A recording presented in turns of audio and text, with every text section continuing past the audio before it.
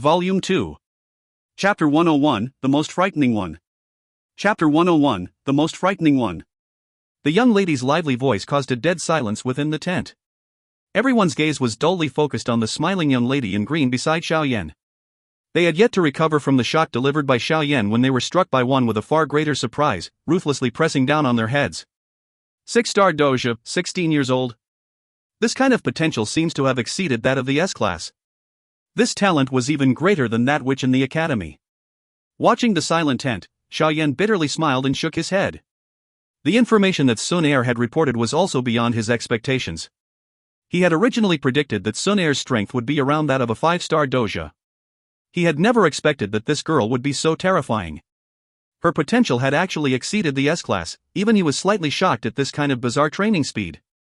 Within the tent, Xiao Yu was also totally stunned upon hearing Xun Er's words. In their clan's home, she had never witnessed Xun Er fight, so she was uncertain of her exact strength. Additionally, no one had ever told her about Xun Er's secret identity. In her eyes, Xun Er was just a member of the younger generation in the Xiao clan who was blessed with great talent. She had never expected that her talent would actually be this great. The witch in the academy will finally meet her match. Xiao Yu suddenly muttered as she laughed bitterly and shook her head. At the corner of the tent, Luobo and Gula stared at the green-clad young lady with their faces filled with terror. Recalling their previous attempt at making things difficult, cold perspiration immediately appeared. In their hearts, they silently rejoiced. Luckily, they had not really offended the little beauty just now. As the pair rejoiced, however, they did not know that from the moment they provoked Xiao Yan, they had already left the worst possible impression in Xun Er's heart. The silence in the tent continued for a long while before everyone slowly began to recover. They exchanged glances with each other, their hearts palpitating slightly. TSK, I did not expect that I would actually meet a new student whose potential exceeds S-class. Kuko, it seems I really have good luck. The shock on her face slowly receded as teacher Ruolin's glowing eyes stared at Xun Er. A moment later, she abruptly smiled. This time around, the most outstanding new student in Jianan Academy is undoubtedly Xun Er. Hearing teacher Ruolin's evaluation, Xun Er smiled but, contrary to expectations, she shook her head. Being stunned by Xun Er's action, Ruolin uncertainly blinked her eyes and hesitatingly asked in a disbelieving voice, "Is there someone more outstanding than you?" "Yes, teacher Ruolin." Xun Er crisply nodded her head. Her limpid eyes formed a moon-like smile, looking extremely cute. Compared to him, Xun Er is nothing great.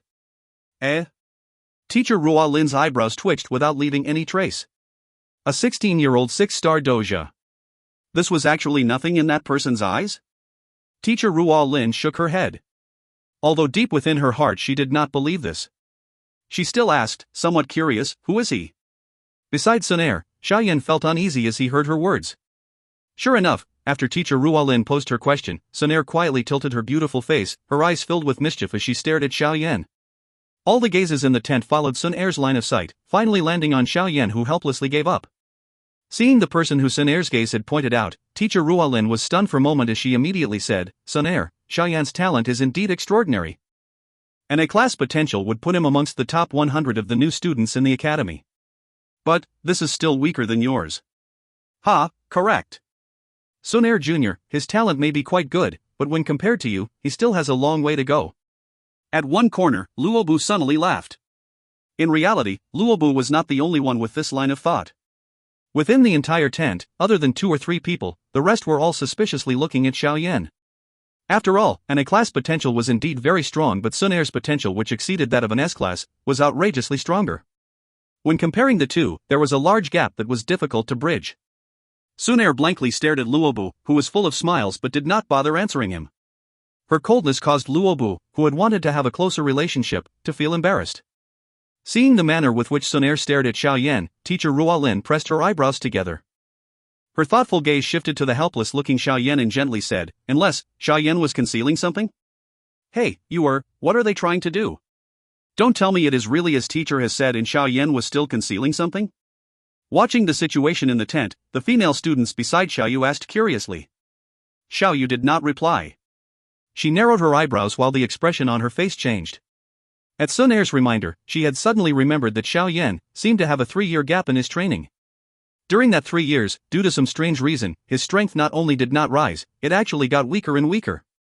Then in this 1.5 years, Xiao Yan seemed to forcefully rise from having a 3 Dou Qi to become a 4-star Dou Qi. If one were to break it down into different time blocks, this frightening training speed was something even Xun Er would not be able to compete with. Recalling this information that was almost forgotten due to Xiao Yan's strength, Xiao Yu gradually let out a cold sigh. Only now did she truly understand how terrifying that young man who usually loved to infuriate her was. It cannot be considered as concealing. My situation is something that everyone in Wu-Tan City would know a little about. Being the focus of everyone's attention, Xiao Yan was first silent before he shrugged his shoulders and smiled. Can you tell me about it?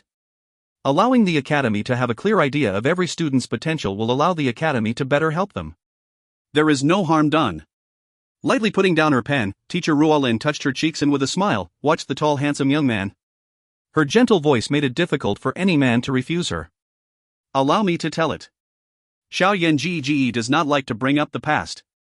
Seeing the hesitation on Xiao Yan's face, the understanding Xun Er quickly said. It is just as well. Teacher Ruoning nodded her head. The gaze she gave Xun Er was a searching one. With Ruolin's experience, she had naturally discovered some clues from the way Xun Er constantly attempted to protect Xiao Yan. From the manner Xun Er was acting, it was obvious that she was trying to brag to everyone about something that she was most proud of. No one was allowed to tarnish this thing that she was meticulously protecting. This guy seems to have very good luck with women. Teacher Ruolin laughed in her heart as she lazily threw a glance at Xiao Yan. Having reached this stage, Xiao Yan had little choice but to nod his head. Seeing Xiao Yan nodding his head, Xun Er smiled sweetly. She knitted her eyebrows and arranged her memories before she slowly began. Xiao Yan Ge started training Dou Qi at the age of 4. Listening to the first sentence, teacher Ruolin nodded her head. Starting to train Dou Qi at the age of 4 was considered neither early nor late. He reached 9 Duan Qi at the age of 10. The soft voice that Xun Er continued with caused all those in the tent to be shocked. The early stages of training Dou Qi were very tough. This was something recognized by everyone. Usually, if one started Dou Qi training at the age of 4, even with better than average talent, one should be around 15-year-old before he could reach 9 Duan Qi. For those who are more outstanding, they may be able to achieve this at the age of 13 or 14. Reaching 9 Duan Qi at 10 was a frightening speed. At 11, he was promoted to a doja. After listening to this point, the gaze that everyone gave Xiao Yan turned slightly strange. An 11-year-old doja. This was something that no one in Jianan Academy could compete with. Following Xun Er's words, teacher Ruolin's eyes grew brighter and brighter as she sat on the leader's chair. Her beautiful eyes were filled with radiance. Next, at this point, Xun Er pursed her lips and said softly, from 12 to 15, Xiao Yan Ge was demoted from a doja to someone with 3 Duan Qi. Hearing this, the numerous side conversations in the tent died down. The face of most people petrified. Demoted to 3 Duan Qi? These words that seemed to have come from some fantasy novel caused teacher Ruolin's beautiful face to register a stunned expression. This ever-changing situation gave her the feeling that she was listening to a tale. Teacher Ruolin covered her red lips. It was a long while later when she finally recovered from the strange situation. Immediately, she hurriedly asked, what happened next? Next, Xiao Yan Ge, who was unable to train for 3 years, once again recovered his frightening and incredible talent. After he was 15, he managed to rise from having 3 Duan Qi to a 4-star doja within 1.5 years. Pouting her small mouth, Xun Er said with a smile, so, Xiao Yan Ge's current strength is the result of his 1.5 years of training while my strength is the result of 16 years of training. You can easily tell the stronger one from the weaker one. As Xun Er's words died down, everyone in the tent once again took in a cold breath. Each and every gaze that was directed at Xiao Yan was filled with shock in the face of his terrifying talent. In a corner, Luobu and Gula forcefully swallowed their saliva. They looked at each other, finding fear and horror in each other's eyes. Teacher Ruolin shrunk her eyes and gradually sighed. She slowly opened her beautiful eyes and stared at the young man. In a gentle voice, she said, unexpectedly, you are the most frightening of all, you silent boy. Had Xun Er not said anything this time, you would have really escaped unnoticed. If you find any errors, ads pop up, ads redirect, broken links, non-standard content, etc. Please let us know report chapter so we can fix it as soon as possible. Chapter 102, Requesting for Leave. Chapter 102, Requesting for Leave. Eyeing teacher Ruolin who was staring at him with a fake smile plastered across her face, Xiao Yan could not help but spread out his hands before feigning an evil and firm glance at Xun Er who had covered her mouth to hide her laughter. Let this conclude today's registration, we will still be spending another 7 days here. Congratulations to all the new students who have passed today, from now on you will be a member of Jianan Academy. I hope that all the students will finish their preparations within 7 days, after which the Jianan Academy's flying envoy will arrive at Wutan City and we will be able to fly directly to the academy. Teacher Ruolin rolled up the sheepskin scroll in her hand as she softly laughed. At these words, the faces of all the people in the tent lit up with happiness. Xiao Yan gazed at the slightly smiling Teacher Ruolin as he took a step forward and made a dry smile. Teacher Ruolin, I still have something else. Oh? Xiao Yan, the little genius, what else do you have to discuss with teacher? Teacher Ruolin lifted her pretty and charming face as she answered in a teasing tone. The awkward nickname caused Xiao Yan to let out an embarrassed smile as he shook his head and probed, I'm thinking if I could possibly not follow you all to Jianan Academy because I still have an important thing I need to do. Teacher Ruolin, is it possible for me to request for some leave? Request for leave? Slightly stunned, Teacher Ruolin knitted her brows together before softly replying, according to the rules, besides some designated days, new students have no leaves during the school year. But I have a truly important matter. Xiao Yan shrugged his shoulders and added in a solemn voice, extremely important, to the extent that I have no choice but to go. Right beside him, Xun Er's delicate face turned a shade darker at Xiao Yan's words, her hands started to fiddle with her hair. She had originally thought that her journey to Jianan Academy would be in high spirits, but now her enthusiasm suddenly waned. Requesting for leave? Likewise, Xiaoyu was shocked at Xiao Yan's words. She stared at Xiao Yan, unable to make heads or tails of the situation. As Teacher Ruolin looked at Xiao Yan's solemn face, her brows knitted together. A while later she finally gently nodded and softly said, okay then. How long a break do you need? If it is not too long I could possibly help you with the authority I have. Xiao Yan looked into Ruolin's gentle eyes and suddenly felt his face flush. After a moment of silence, he awkwardly answered, probably. About a year. Once these words left his mouth, the entire tent was suddenly quiet. One by one, astonished gazes rapidly turned towards the youth who was smiling awkwardly. About 1 year? At this moment, every person thought that there was a problem with their hearing. Even though they had seen requests for leave before. Requesting for a year's leave just after registering. This was the first time this had happened since the founding of Jianan Academy. You are. This guy from your clan. Is way too overbearing, right? 1 year? Does he intentionally not want to go to Jianan Academy? Xuanai stared at Xiao Yan, dumbstruck, as she rapidly shot questions at Xiaoyu in a startled voice. Xiaoyu laughed bitterly as she shook her head, she too did not understand where Xiao Yan was coming from. Are you joking with me? Teacher Ruolin blinked her long eyelashes as she did not know whether to laugh or cry at Xiao Yan's words. Requesting for a year of leave? This was almost a third of the total time spent in the academy. Xiao Yan helplessly shook his head and said, I am seriously discussing this matter with teacher.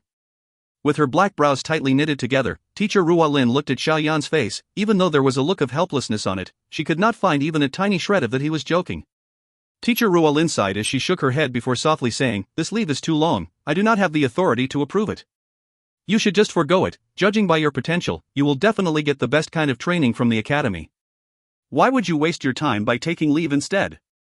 Hearing Teacher Ruolin's advice, Xiao Yan let out a bitter laugh. This is already the most conservative estimate.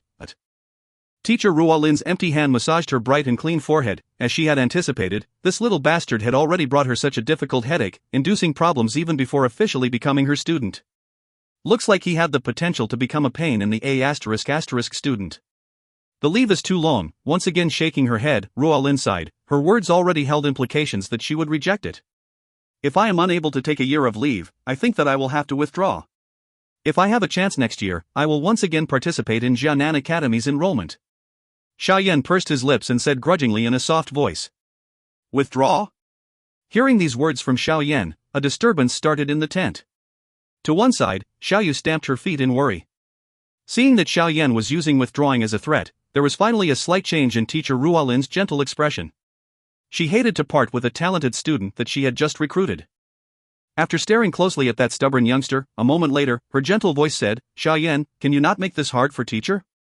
The leave that you request for is way too long. Mixed with a trace of beseechment, the combination of Teacher Ruolin's gentle voice together with her sweet face pulled at men's heartstrings. Most men were practically unable to reject her. Many of the male students within the tent were already involuntarily nodding their heads after hearing her words. It was only when they finally regained their senses did they flush red with embarrassment. Under the attack of this delicate beauty, Xiao Yan's heart was likewise beating rapidly, yet his self-control was far stronger than that of a normal person. Slowly spitting out a breath, under everyone's gaze, he shook his head and earnestly said, Teacher Ruolin, I need this 1 year of leave. Nothing can change that, Adot. Teacher Ruolin eyed the youngster who had replied with extreme resolution, once again feeling a headache. Her empty hand lightly massaged her bright and clean forehead again. A moment later, finally a little enraged by Xiao Yan's stubbornness, she suddenly sat up and while gritting her teeth, she quickly walked forward until she stopped in front of Xiao Yan, angrily saying to his face, You little bastard, can't you take my feelings into account? What good does asking for such a long leave have for you? Watching Teacher Ruolin, who had unexpectedly been angered by Xiao Yan, everyone's faces were filled with shock, after which they could only helplessly shake their heads. This bastard could even infuriate a dead person to life. Meeting him is really teacher's bad luck.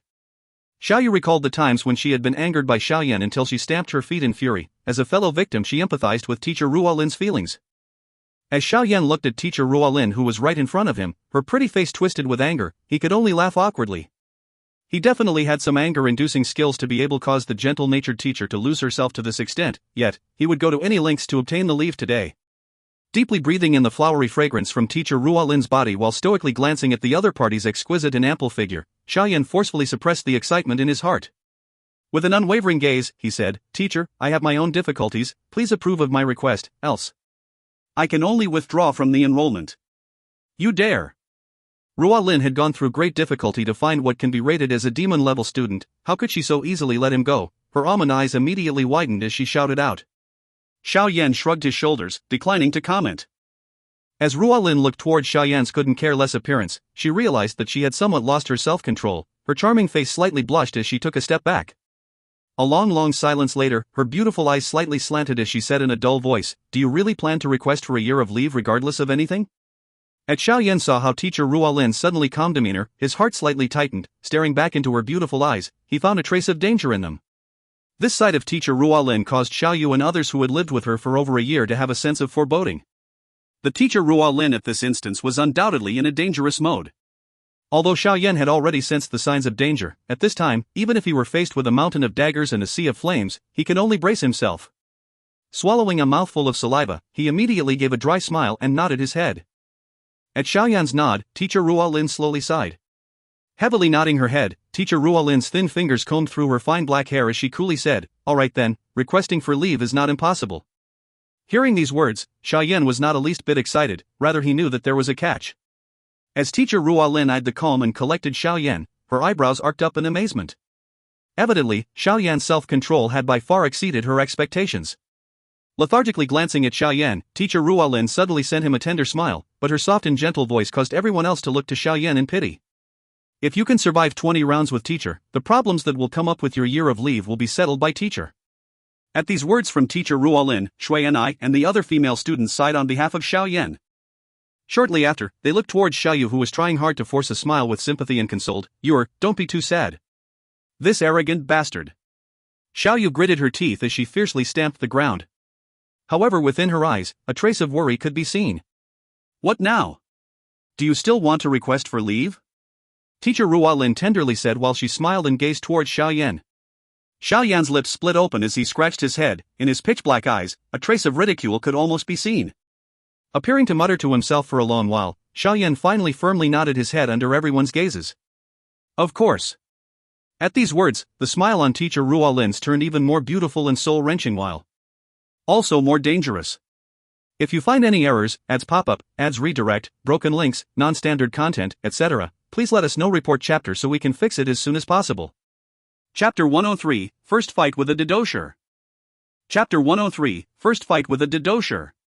Listening to Xiao Yan agreeing with Teacher Ruolin's condition, everyone threw him a respectful gaze.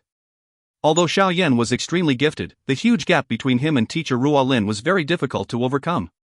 The difference between a dojo and didosher was not something that one could make up through one's talent. Xiao Yu was also stunned by Xiao Yan's response. A moment later, she helplessly sighed. It seemed that this guy would not turn back until he hit a wall. This place is a little small. Let's go outside. Smiling at Xiao Yan, Teacher Ruolin led them out of the tent. In the blink of an eye, her voluminous and exquisite figure released a mature and attractive loveliness. Xiao Yan rubbed his nose, nodded and followed. After a brief hesitation, everyone in the tent also came rushing out. The sun was already setting. Its last pale red light covered the plaza with a layer of red carpet. The rocks and ground were also beginning to cool after being baked under the sun for an entire day. Standing in the middle of the plaza, one could occasionally catch a glimpse of the much smaller crowd outside. A fresh and cool wind blew across the middle of the plaza, providing comfort to Xiao Yu and the others who had just exited the tent. Under the gaze of numerous people, Xiao Yan walked to the middle of the field and stood with a smile opposite of teacher Ruolin. In a dry voice he said, "I hope that teacher will be merciful." Hearing this, the corner of teacher Ruolin's mouth curled into a gentle smile. She slowly raised her empty white hand. The green storage ring on her finger flashed and a long blue whip appeared. The entire length of the long whip was dark blue. On top of it there was a rich amount of energy oscillating. At the grip of the long whip was a carefully sculpted serpent's mouth with a deeply embedded magical stone that was as big as a baby's fist. Along the long whip were inscriptions of Dou Qi symbols that emitted a faint glow. Just by looking at the molding of the long whip, anyone would know that the item in teacher Ruolin's hand was a magic core weapon that had been meticulously made. Eyeing the gentle aura of the weapon, it was obvious that the weapon's attribute was similar to that of teacher Ruolin. By using this weapon to fight, the latter's strength would be boosted by at least 1 or 2 levels. TL, magic cores are the cores of magic beasts. Faced with Xiao Yan's dry smile, teacher Ruolin directly used her actions to prove, "There was no chance that you will get a 1-year leave from me." Watching the beautiful lady with the long whip and standing prettily before him, Xiao Yan pulled at the corner of his mouth and shook his head. "Hey, just choose a weapon to use." Waving her hand, teacher Ruolin withdrew a steel sword from within her storage ring. Her finger lightly flicked, turning the sword into a black shadow which quickly flew toward Xiao Yan. Xiao Yan did not move as he eyed the metal sword flying toward him at a frightening speed, allowing it to sweep towards him with great strength. When the metal sword was about half a meter from Xiao Yan, it suddenly stopped and dropped, inserting itself into the gap of a black rock. Shrugging his shoulders, Xiao Yan extracted the metal sword and slashed it about without any order. He had never learnt any sword do techniques, so he was quite unfamiliar with a sword. Xiao Yan's calmness caused teacher Ruolin to raise her dark eyebrow. Her beautiful eyes were full of praise. With this kind of mental strength at such a young age and adding his natural talent, teacher Ruolin had a premonition that this person was likely to become very, very strong. "Shall we start?" Teacher Ruolin's long whip struck the ground in front of Xiao Yan. The water energy within it immediately left droplets of water on the rock floor. She slowly raised her head and asked with a smile. Xiao Yan slowly nodded his head, his face becoming more serious. This was the first battle with a Dou Qi. Although he had Yao Lao's secret help, directly confronting such a strong person was giving Xiao Yan quite a bit of pressure. Watching the stage where the fight was about to take place, Xiao Yu could not help but tighten her hand in anxiety. The worry on her face was difficult to hide. Ha, what a presumptuous person. Daring to fight with the teacher Ruolin, a 5-star Dou Qi by relying on his little talent, what an arrogant person. Eyeing Xiao Yu's worried manner, Luobu, who had originally restrained himself after witnessing Xiao Yan's talent, was overcome by jealousy and once again ridiculed him. "What did you say?" Hearing those words, the formerly worried Xiao Yu promptly straightened her eyebrows, angrily turned around and demanding. "I'm only speaking the truth." The anger that Xiao Yu displayed had little effect other than increasing Luobu's jealousy. "What right do you have to criticize him? Do you even dare to fight with a Dou Qi? All you know how to do is to show that hypocritical smile of yours. But when you meet something troublesome, you are the first to hide. I feel most disgusted by this kind of two-faced man. Even if I die, I will never like you." Xiao Yu's face was utterly cold as she spoke chillingly. Her merciless and disdainful words caused those around them to be stunned. Having known her for so long, they had never seen her speak in such a manner. Luobu's face alternated between black and white for a moment before he shifted his twitching eyes away and stared at the young man on the battlefield. An obscured poisonous hatred flashed in his eyes. The sarcasm and cold voice outside the battlefield did not affect the intense atmosphere within. Xiao Yan was intently staring at teacher Ruolin, his body repeatedly shuddered slightly. He knew that an attack by a Dou Qi would far exceed the speed, strength and experience that his usual opponents had. Hence, he can only focus all his attention and stare at every single-minute movement of the other party and attempt to predict her next attack. Briefly glancing at the readiness Xiao Yan displayed, teacher Ruolin gave a brief smile and waved her hand. Like a snake leaving its hole, the long whip left a faint blue line in the air before striking straight down onto Xiao Yan. As the long whip passed through midair, moisture was added to the cool air. Seeing the long whip which had crossed a distance of over 10 meters, Xiao Yan's eyes narrowed and he slowly let out a breath. Just as it was about to hit head, he suddenly shifted his body slightly to the left. The long whip along with its breaking wind, came lashing down along the side of Xiao Yan's clothes and finally landing heavily on the rock ground. A huge water stain quickly appeared on the ground. After dodging Teacher Ruolin's attack, Xiao Yan's face appeared imposing as he stepped heavily off the ground. He compressed his body, then shot toward Teacher Ruolin like an arrow that had left a bow. The short 10 meters was a distance that could be covered in the blink of an eye. As Xiao Yan was about to enter his attacking distance, however, a great force came charging from his back. Xiao Yan's face changed and he suddenly threw himself flat on the ground. A blue-colored shadow glided closely to the back of his head before continuing on horizontally. With his body prone on the ground, Xiao Yan struck his hand fiercely on the ground. A strong yellow shapeless force heavily hit the ground. Immediately, the counterforce pushed Xiao Yan's body into the air. In midair, Xiao Yan rapidly rotated his body. The metal sword in his hand borrowed the momentum from his rotation and, after thrown, shot toward Teacher Ruolin. The metal sword lacerated the air. Its black figure carried a sharp strength much like lightning. Staring indifferently at the metal sword penetrating through the wind, Teacher Ruolin lightly flicked her hand. The long blue whip she held returned towards her and mystically entangled itself in the air to form a blue wall. Ding! As the metal sword and the blue wall came into contact, a clear clashing sound was immediately released. The great shock from the contact broke the sword into numerous pieces. Watching the sword that had broken into more than 10 pieces, Teacher Ruolin raised her moist red small mouth and was about to launch her attack when her face changed. The 10+ broken pieces, in midair, were suddenly picked up by a shapeless force and flew toward where Xiao Yan was. The small metal pieces pierced through the air and swept toward Xiao Yan. The sharp breaking wind was much stronger than the metal sword that was swung and thrown earlier. After the 10+ metal pieces flew half the journey, a ferocious pushing force suddenly erupted from Xiao Yan's palm. At Xiao Yan's strike, even the dirt on the ground was scattered throughout the air. Xiao xiao xiao. The ferocious pushing force easily overcame the energy of the small metal pieces. After which, these 10+ metal pieces suddenly changed direction. With much more aggressive speed and strength, they headed towards Teacher Ruolin like bolts of lightning. This little boy certainly has some ability. Seeing how Xiao Yan could use just the strength of a doja to attract and repel objects over space, an act that required the strength of a didosher, Teacher Ruolin let out a surprised praise. Her empty hands swiftly formed a palm in front of her. The Dou Qi in her followed fixed Qi paths and started revolving rapidly. Weakening water mirror. Following Teacher Ruolin's voice, a huge piece of pale blue Dou Qi spewed out from her palm, forming a round blue water mirror in front of her. Weakening water mirror was a defensive Dou skill that could only be mastered by those who practiced water-type Dou Qi. It was not a very high-level skill, only high Huang. However, it was very practical. In the Dou Qi continent, many strong people who were well-versed in water-type Dou Qi could use their strong Dou Qi to create this strange water mirror that had the ability to reduce the strength of an attack. The water mirror, which was over half a meter thick, emitted both blue and red lights under the setting sun. Puff, puff, the 10+ metal pieces that were piercing through the wind made contact with the water mirror and instantly penetrated it. However, after entering the mirror's interior, each piece's strength was eliminated by the torrent of water. Dang, having lost the force behind it, the pieces of metal weakly fell onto the stone floor with a desperate clang as they left the water mirror. If you find any errors, ads pop-up, ads redirect, broken links, non-standard content, etc., please let us know. Report chapter so we can fix it as soon as possible. Chapter 104, Forcefully Resisting Middle Shen Dou Skill, Water Python. Chapter 104, Forcefully Resisting Middle Shen Dou Skill, Water Python. After watching the lightning-fast exchanges on the battlefield, the surrounding audience gazed at Xiao Yan in surprise. They did not expect that this guy, in the face of a strong didosher, would dare take the initiative and launch his own attack. Although the attack did not achieve much effect, Xiao Yan was not too disheartened by it. He understood that had he not relied on Vacuum Hand and Fire Palm's brilliant combination, he would have been defeated by an attack by the ghost-like Long Whip.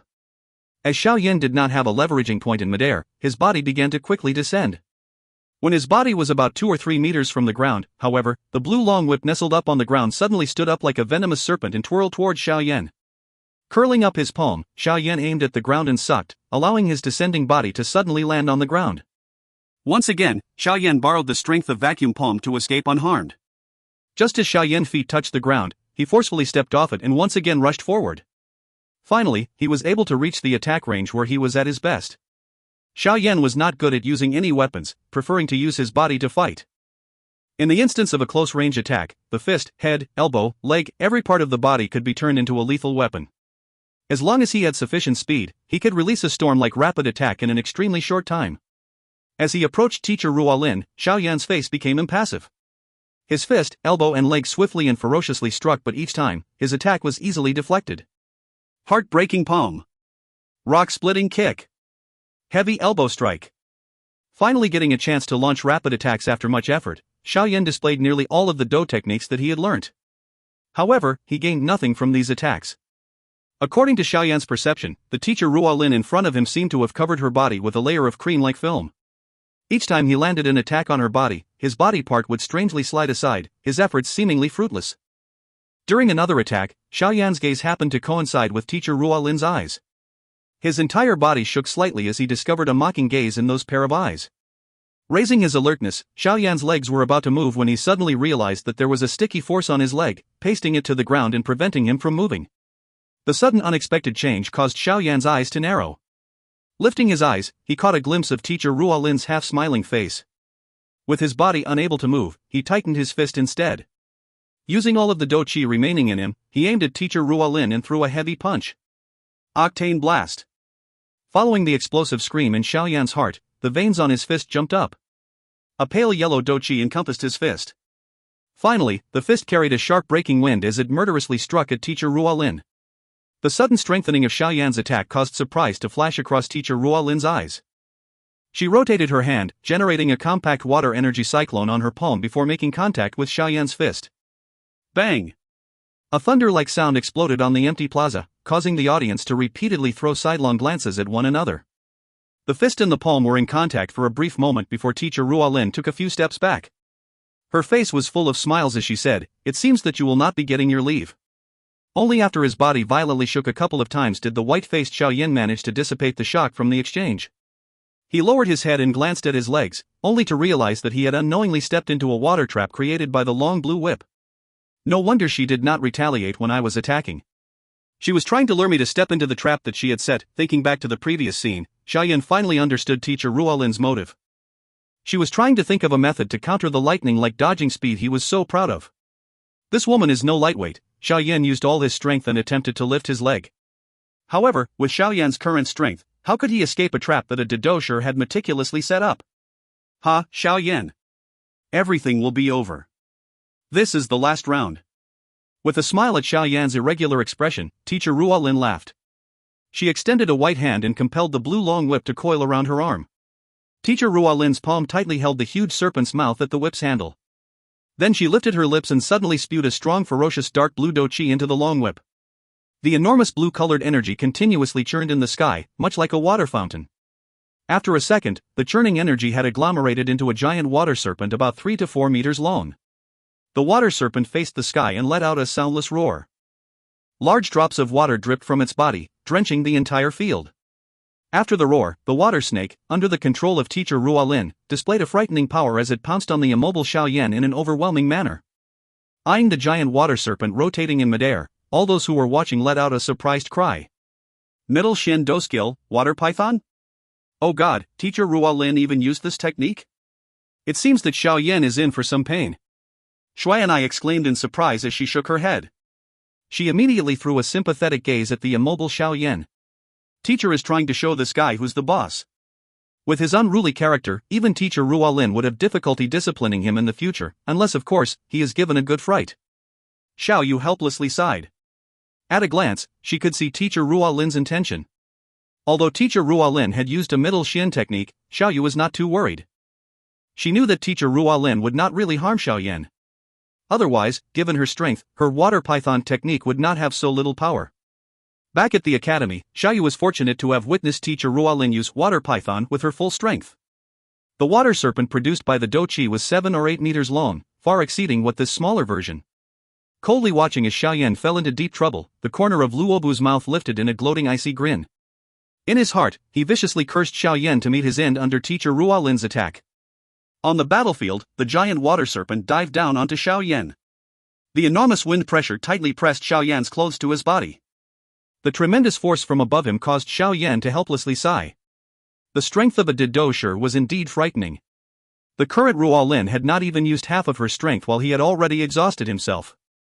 Gradually lifting his head, Xiao Yan faced the giant water serpent which appeared somewhat sinister under the afterglow of the setting sun. He closed his eyes and he bitterly laughed as he whispered, "Oh. Yao Lao, do it. A Dou is not someone I can fight against with my current strength. Ha ha. Little boy. You finally understand your current strength. In the eyes of a true strong person, you are actually nothing. You have only took a single step on the road to becoming strong. A bland, aged voice sounded within Xiao Yan's heart. Is indeed very strong. Xiao Yan nodded and tightened his fist. His narrowed gaze passed through the transparent water snake and stared at the smiling gentle beauty standing a distance away. But I believe that I will be much stronger than her in the future. Boom! The giant serpent was finally just above Xiao Yan's head. Finally, it ferociously exploded onto Xiao Yan's body. The ground trembled and water sprayed high into the sky. Watching the location where a curtain of water had almost concealed everything from sight, teacher Ruolin smiled. Considering the strength that she had used, this attack should be sufficient to barely knock Xiao Yan out. You backslasher, please carry him out. Soaking in the water for too long is not good for the teacher. Ruolin tilted her head and said to Xiao Yu. Before she could finish her sentence, however, her face abruptly changed. She gradually turned her head back and stared intently at the water-filled field with her pair of pretty eyes. A faint fog penetrated throughout the small plaza. Light footsteps could be heard from inside the mist as a young man's tall figure slowly walked out. Finally, he paused in the middle of the plaza and observed teacher Ruolin's astonished face. The young man rubbed his head and laughed. Teacher Ruolin, I'm sorry. It seems that you cannot run away from this one-year leave, Seeing the smiling face of the young man standing under the mist, everyone's face registered a great shock. Eyeing Xiao Yan, whose clothes were not even the least bit wet despite standing under the curtain of water, the shock on teacher Ruolin's face slowly receded. After observing the smiling young man once again, she gently said, little boy seems to have some ability. I seem to have underestimated you. Haha, I was only lucky. Had teacher Ruolin used her full strength, I would not have been able to hold out for 3 rounds. Xiao Yan said as he shook his head. If I had to use my full strength against a new student who was a 4-star doja, how would I continue to survive at the academy? Hearing his words, teacher Ruolin threw Xiao Yan a disdainful look and said in a displeased voice. Since you have met my condition, I will grant you this 1-year leave. Teacher Ruolin lightly sighed and shook her head as she said helplessly. It was clear that even after Xiao Yan had met her condition, she was still unwilling to approve the 1-year loan leave. Ha ha. Thank you for your help, teacher Ruolin. Hearing her approval, Xiao Yan, in his heart, heaved a great sigh of relief. On his face, there was a glut of happiness. Other people anxiously wished to spend more time at the academy, but you, little freak, want to take such a long break? You really know how to give people a headache. After returning to the academy, I will be busy settling your leave problem for quite a while. Teacher Ruolin smiled bitterly as she watched Xiao Yan's excited manner. Xiao Yan gave an embarrassed smile, but he remained silent. Regarding such matters, he did not want to say more than what was necessary. Alright, let's end today's recruitment. For the next 7 days, we will continue to be in the city recruiting new students. Seeing that Xiao Yan had no intention of explaining himself, teacher Ruolin could only helplessly shake her head and return her long whip as she gently spoke. Xiao Yan nodded. At that moment, the burden in his chest was completely lifted. Now that most of the matters in Wu-Tang City were settled, he would only require another 2 or 3 days of preparation before he could reassuringly leave with Yao Lao to train. Teacher, during the time you spend in Wu-Tang City, why don't you come to the Xiao clan to stay? Eyeing teacher Ruolin, who was about to turn around to leave, Xiao Yu hurried forward and pulled her hand as she said with a smile. Go to the Xiao clan? Slightly stunned, teacher Ruolin pressed her eyebrows and asked with hesitation, the Jianan Academy already has a special reception area in Wu-Tang City. And going to the Xiao clan's home, won't it be a bother? Ha ha. It is not a problem. It is our clan's honor to be able to invite a teacher from Jianan Academy. I think that everyone in the Xiao clan would be more than happy to have teacher Ruolin as a guest. Xiao Yan said as he slowly stepped forward. Being a renowned academy in the Dou Qi continent, Jianan Academy's influence in Jiama Empire was extremely great. If one were to compare the strength and ability, even the Primer Auction House was a far cry from them. As an extremely strong power, Jianan Academy adopted a condescending attitude to the small local forces in Wu-Tang City. Because of this attitude, the recruitment party over the years had little interaction with the different forces in Wu-Tang City, much less accepting an invitation to stay at a clan's home. Under such circumstances, the various forces in the city also knew their limits. They understood the gap between them. Can the weak expect the strong to be polite towards them? With such a mindset present, none of the various forces in Wu-Tang City were crazy enough to have their good intentions snubbed. Hence, when it came to the recruitment party from Jianan Academy, they had kept a respectful attitude from afar. They neither dared to offend nor did they thicken their skin and try to form a relationship lest they end up becoming a mockery. After living in Wu-Tang City for over 10 years, Xiao Yan naturally understood just what kind of aloof force the Jianan Academy recruitment party was. If he could let teacher Ruolin stay in the Xiao clan's home, it would once again significantly raise the influence of the Xiao clan in Wu-Tang City to the extent that it may not be weaker than the primer auction house. With teacher Ruolin's special status, as long as she expressed a favorable impression of any force, regardless of how small they were, that party would experience an unending stream of visitors the next day. Putting it in this manner may be exaggerating, but when all was said and done, teacher Ruolin held the power to decide who could enter the Jianan Academy. For those who were anxious to send their children into the academy, they would not give up even the slightest bit of chance to do so.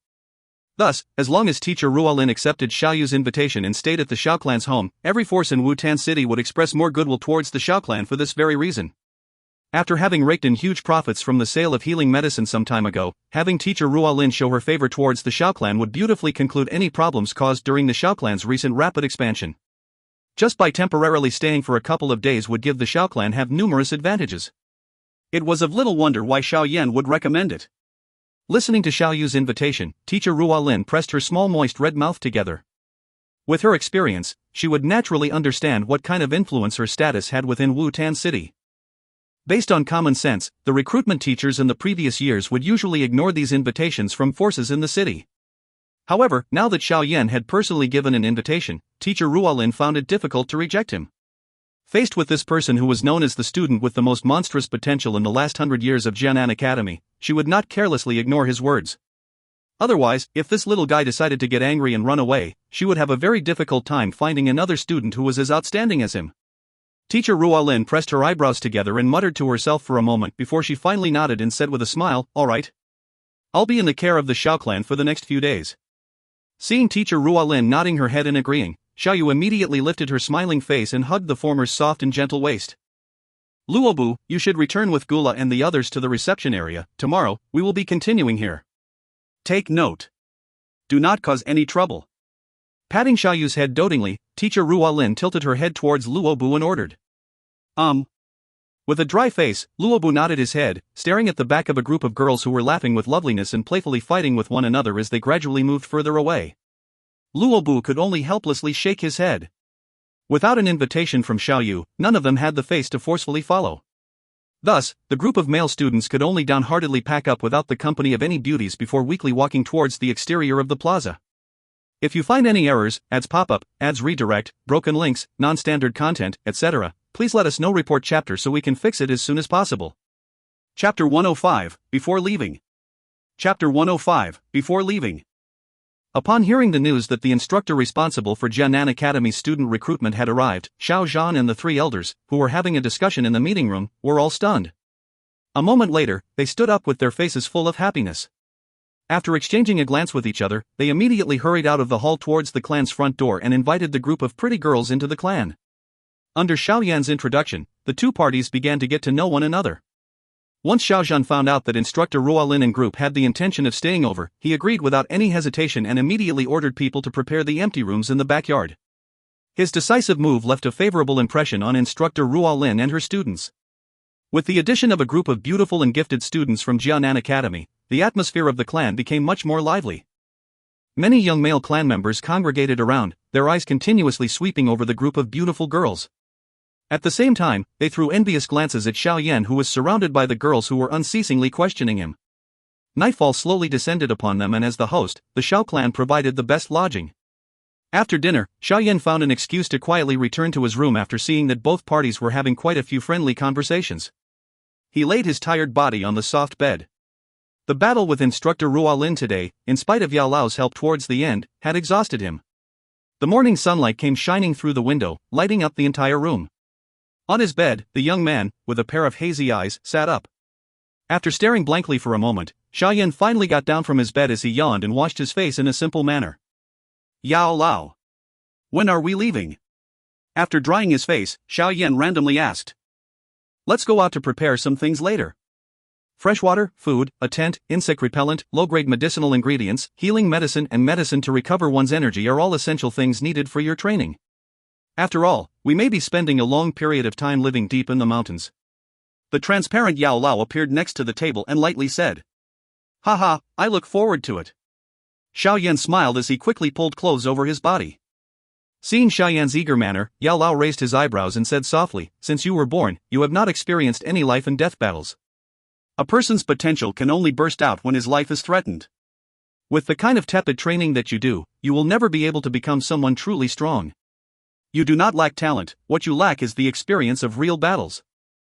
Carelessly playing with the teacup in his hand, Yao Lao glanced at Xiao Yan, whose speed of putting on his clothes had slowed, and casually said, "Only after experiencing bloodshed will you truly undergo a change." Xiao Yan slowly tightened his fist as he raised his face and smiled at Yao Lao. "I believe I will be able to overcome it. It's good to have confidence." Yao Lao, who was extremely satisfied with Xiao Yan's confidence, smiled and nodded his head. "Ha ha.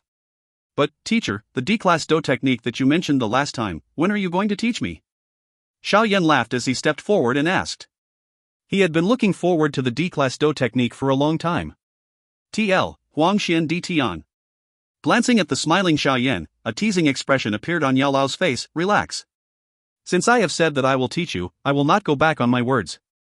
Wait until we leave Wutan City, be prepared to slowly learn from me." Watching Yao Lao's manner, Xiao Yan's heart suddenly felt uneasy. He let out 2 bursts of dry laughter but did not continue the meaningless conversation. After putting everything into his breast pocket, he opened the door and left. At that time, Instructor Rualin and the others had once more rushed to the plaza from yesterday and began recruitment. The clan's home had once again become much emptier. After taking a few small turns, Xiao Yan swaggered out of the front door of his clan's home. Watching the scene outside, he suddenly became stunned. The wide road outside the front entrance was already packed with carriages. On these gorgeously adorned carriages, there were many crests. From these crests, Xiao Yan could recognize that most of belonged to fairly strong forces in Wutan City. TSK. They have heard of the news pretty quickly. Xiao Yan shook his head and sighed in surprise. Once again, Xiao Yan appreciated the enormous influence of the Jianan Academy student recruitment party in Wutan City. After letting his gaze drift randomly, Xiao Yan finally retrieved it. He ignored these people as he widened his footsteps and walked straight ahead. Walking along the road that had become lively because of Jianan Academy's student recruitment, Xiao Yan slowly strolled towards the auction house in the middle of the city. As he was about to approach his destination, he patiently pulled the large black cloak over him just as he did many times before. Only then did he reassuringly walk into the auction house, which was even more crowded than usual. Yafei elegantly sat on a chair with her right leg crossed over her left, revealing an attractive whiteness below her long dress. At that moment, Yafei was holding a long scroll of paper in her hand. It took her a long while before she finally finished going through the list of ingredients. A surprised expression appeared on her enchanting face. Raising her head, she had the black-cloaked man beside her and asked in a surprised voice, "Xiao Yan Didi, why did you list so many things that are needed to survive outdoors? Don't tell me you are planning to go on a journey?" I will be leaving Wutan City in the next few days. Perhaps, it may be a year or 2 before I return," Xiao Yan said as he lightly sipped his tea. 1 or 2 years? Yafei was stunned after hearing those words as she asked, "Why do you need so long? What do you intend to do?" I'm already an adult, so I wish to go out and gain some experience. I do not wish to be bottled up in this small Wutan City, Xiao Yan smiled faintly. With your talent, staying in Wutan City may hinder your ability to become really strong, Yafei said softly as she inclined her head. That mysterious alchemist will also be leaving with you, won't he? Yafei asked after a brief silence. Yes, he's my teacher. No wonder, Yafei suddenly nodded her head and stared deeply at Xiao Yan. She speculated, then, you can also be considered an alchemist, right? The healing medicine of the Xiao clan was refined by me. Xiao Yan replied with a smile and didn't hold anything back. He. Uncle Gu and I managed to find some clues from the level of refinement of the blood-clotting powder. The only reason why he hasn't guessed that it was you is because he does not know the relationship between you and the alchemist. Yafei simply nodded calmly at Xiao Yan's words, without displaying much surprise. It was obvious that she had already guessed some of the truth. Please help me prepare all the items and deduct the costs from my card. Don't reject me. I do not want to owe any favors before I leave. Xiao Yan took out a pale golden card from his breast pocket and handed it to Yafei. The card contained over 400,000 gold coins, which was his share of the profits from the Xiao clan's sale of healing medicine. All right. Feeling somewhat helpless, Yafei nodded and received the card. She waved for a female servant and handed both the card and the paper scroll over, ordering the servant to quickly see to it. After I leave, I hope that the Primer auction house would take care of the Xiao clan. In the future, if Yafei Jia has anything that she needs help with, I will definitely not put it off. Xiao Yan said, smiled as he raised his head and looked at the glamorous woman in front of him who could be called a stunner. He, since you have already addressed me as Yafei Jia, how could I reject you? Anyway, I would do anything to try to get into the good graces of an alchemist with limitless potential, even if it costs me my life. Xiao Yan's manner of addressing her, which was filled with significantly more sincerity, caused Yafei's beautiful long narrow eyes to curl into an attractive angle. Her hand held her fragrant cheeks as she stared at the corner of the young man's face unhidden by the black cloak while she blinked her eyes in a wavering manner. A faint enchanting allure surfaced on her bewitchingly mature face. A numbing sound that was filled with temptation caused Xiao Yan's heart to tremor. Immediately, he shook his head. This woman was a natural stunner that was designed to seduce men. Had this been a private place void of people and had he been another man with weaker control, he would have been overwhelmed by lust and forcefully have her on the ground. Cuckoo, I will stop teasing you. The slightly hurried breath under the black cloak caused Yafei's moist red lips to curl into a triumphant smile. She loved causing this overtly calm young man to reveal a shyness that someone of his age ought to have in front of her. Xiao Yan DD, I look forward to seeing what kind of strength you will achieve when you once again return to Wutan City. Yafei said softly as her charming smile faded from her face. I am also looking forward to it. With a smile, Xiao Yan raised his head and eyed the female servant hurrying towards him from beyond the curtain. He gradually sat up, waved his hand and said, I'm leaving. This is likely the last time that I will be here before I leave. Gracefully standing up, Yafei prettily stood in front of Xiao Yan as she watched this young man whom she had gotten along with for the last 1 to 2 years. Although most of their relationship was calculated by business, Yafei had another kind of love for this slightly younger and different-looking young man. This love was not that of a man and a woman. Instead, it was somewhat like the feeling between a brother and sister. Reaching out her hand, Yafei patted Xiao Yan's shoulders. A slight sadness appeared in her vivid eyes. Take care. Raising his eyes, Xiao Yan fixed his eyes on this famous beauty that few in Wutan City did not know of. He suddenly smiled, stepped forward and reached out his hand and lightly grabbed Yafei's snake-like curvy waist that was filled with temptation. As Xiao Yan's hand hugged this perfect waist that an uncountable number of men in Wutan City had drooled over, he could feel that her body had stiffened. Only a long while later did it start to return to its original softness. Yafei froze on the spot. Being bid farewell by Xiao Yan in such a special manner had caused her face to turn slightly red. However, she was lucky that Xiao Yan did not make the next move, otherwise, she would have really thought that the lust of this little boy had swelled. Take care, Yafei Jia. I know that your identity is not merely that of a chief auctioneer, but I would like to seriously tell you something. Placing his chin on Yafei's shoulders, Xiao Yan deeply sniffed her faint body scent. The corner of his mouth rose teasingly. In the future, you should never allow another man to hug you in this manner. Because other than me, other men would be thinking of how to take you to bed when they hug you. Hearing this, Yafei was startled. Immediately, an attractive blush covered her face as she scolded, Little boy, how dare you mock me? I think that you are the one who thinks like this.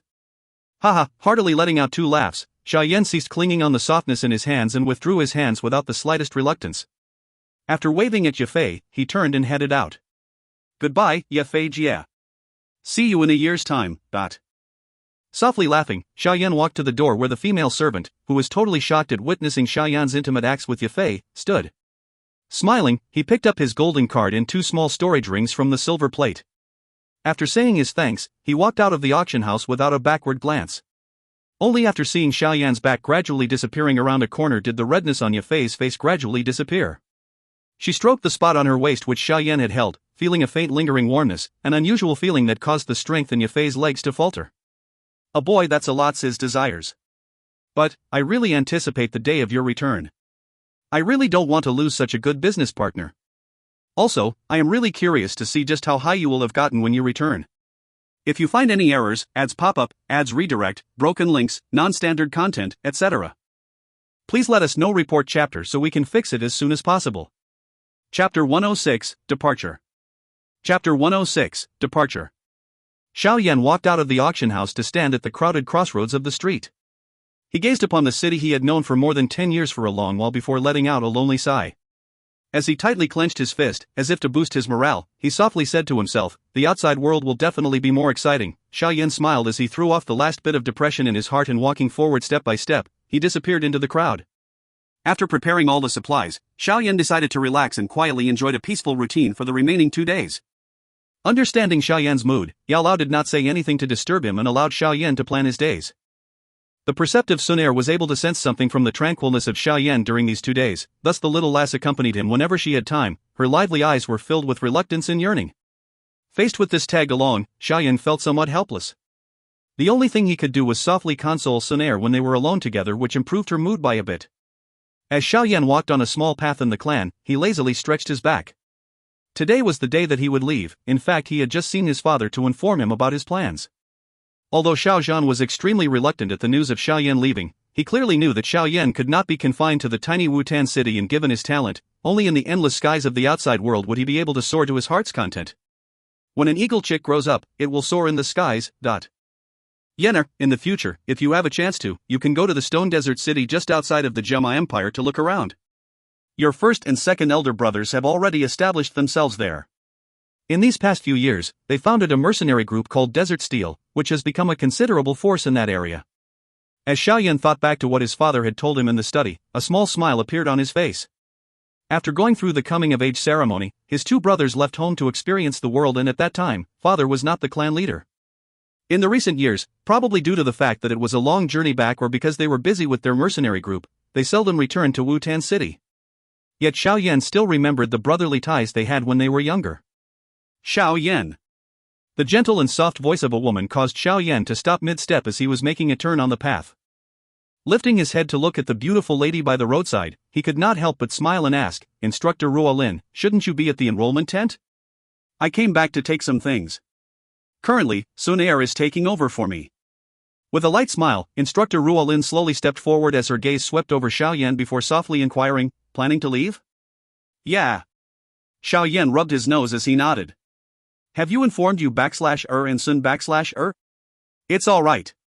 Else they become emotional when we part, it is better to quietly leave." Shrugging his shoulders, Xiao Yan smiled. "It might be easy for you, but others might be saddened by this." Instructor Ruolin gave a stare of rebuke to Xiao Yan before lapsing into silence for a moment. Soon after, she tenderly said, "I hope a year later, I will hear news of someone clashing with the Misty Cloud faction." Slightly shocked, Xiao Yan smiled and nodded. After having stayed in the clan for a few days, there would be a few loud mouths who would talk about the situation between Nailin Yenran and himself, thus Xiao Yan did not inquire on how she knew. "Actually, I am really interested to know, when she finds out how much strength you have now, what kind of expression she will have." A mischievous smile suddenly appeared on Instructor Ruolin's face. Spreading out his hands, Xiao Yan continued to converse with Instructor Ruolin for a while before leaving. Under her attentive gaze, he slowly faded away at the end of the pathway as he walked away. Xiao Yan followed along the small path and entered his room. From under the pillow, he retrieved 3 storage rings. Wearing one of the dark red rings on his finger, he carefully placed the other 2 in his bosom. Although the 3 rings were all of a low grade, they were still priceless objects. While traveling outside, one should not blatantly show one's wealth. Xiao Yan clearly understood this principle. The things that Xiao Yan brought with him were very simple, all of his stuff was stored in the rings. As he stood at the door, Xiao Yan gazed upon the now empty room and let out a dull laugh which was accompanied by the soft creaking sound of the closing door. From between the cracks of the door, the final ray of sunlight gradually disappeared. Xiao Yan's departure did not disturb anyone. A youth clothed in common garb walked out the main entrance with empty hands before slowly disappearing at the end of the street under the respectful gazes of the clan guards. Perhaps these guards did not know that when he left this time, it would be a year before he would return home. Xun Er's mind was not at ease. On the young maiden's brow, melancholy could be seen.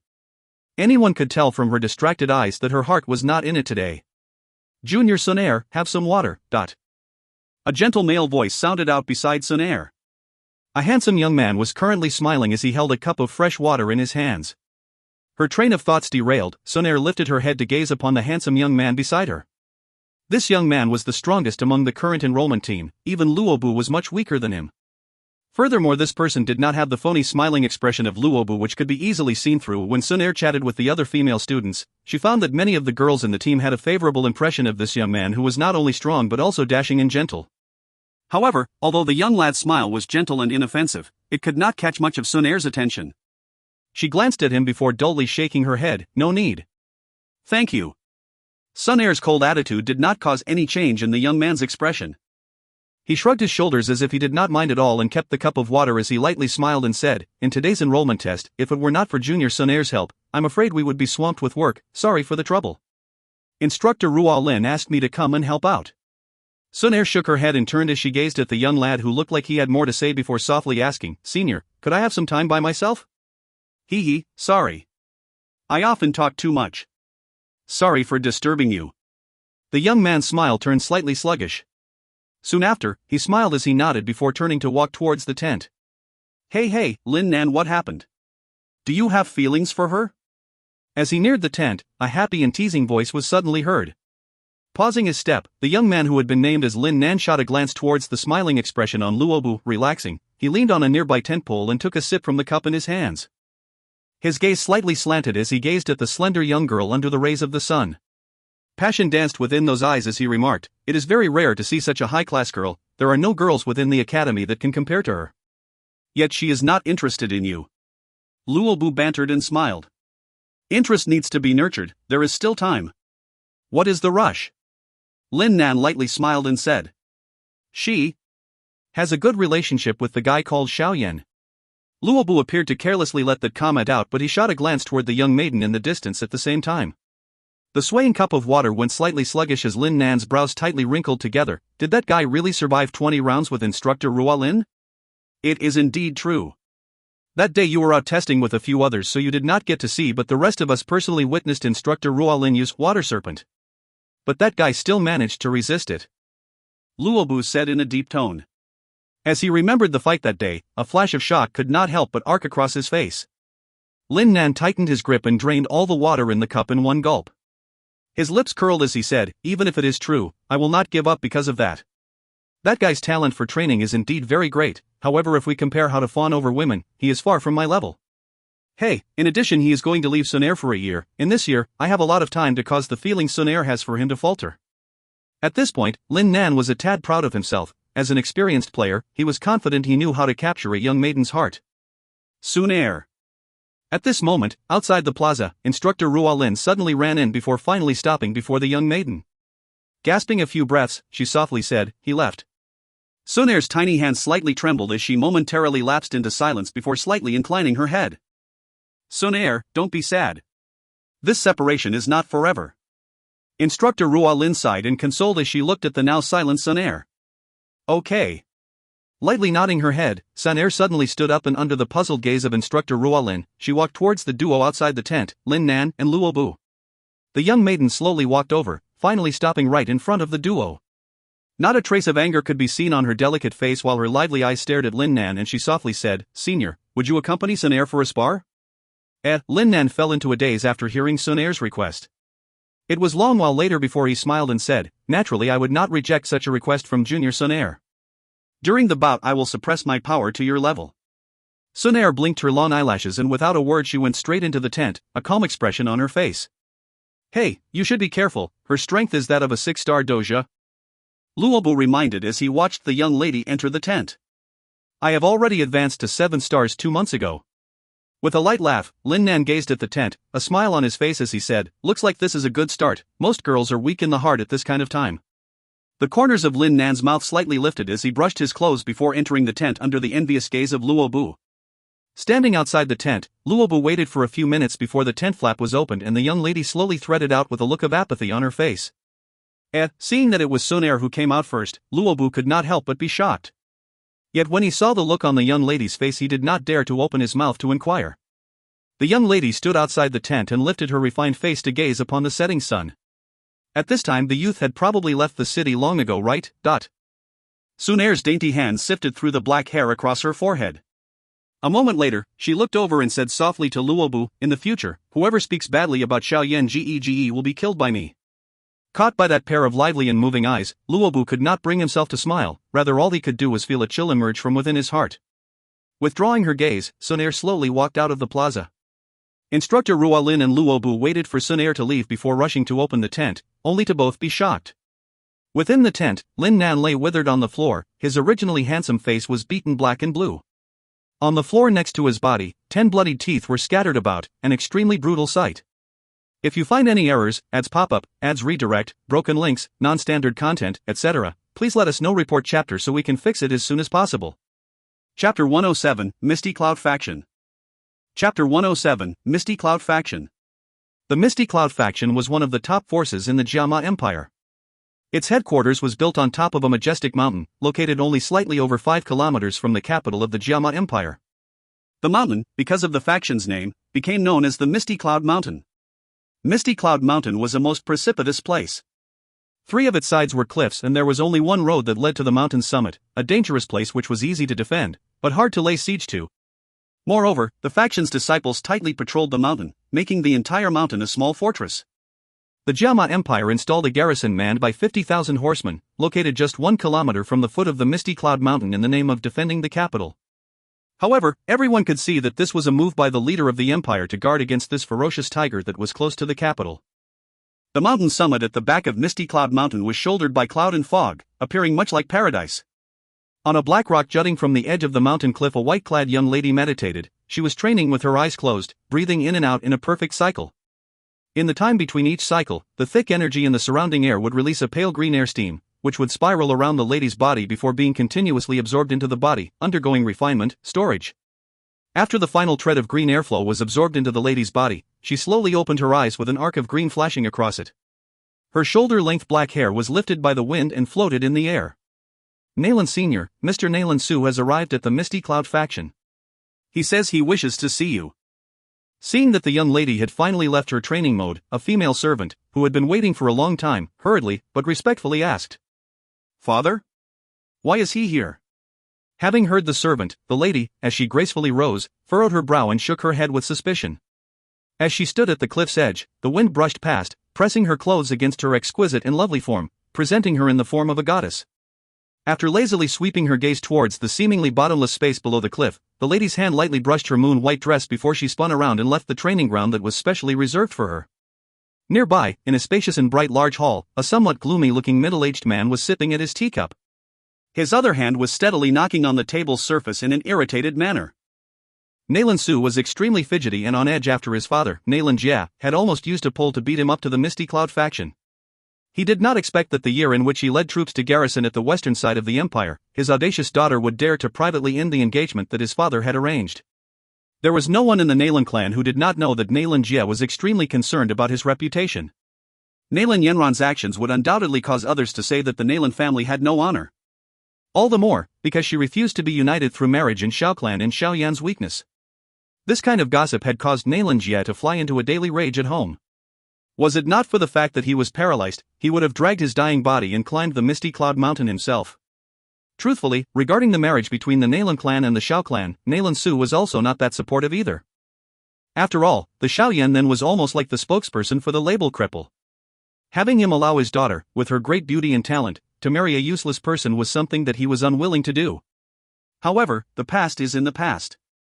According to the latest news, that little boy from the Xiao clan had not only gotten rid of the cripple label, but had also demonstrated a training speed that was even more frightening than when he was young.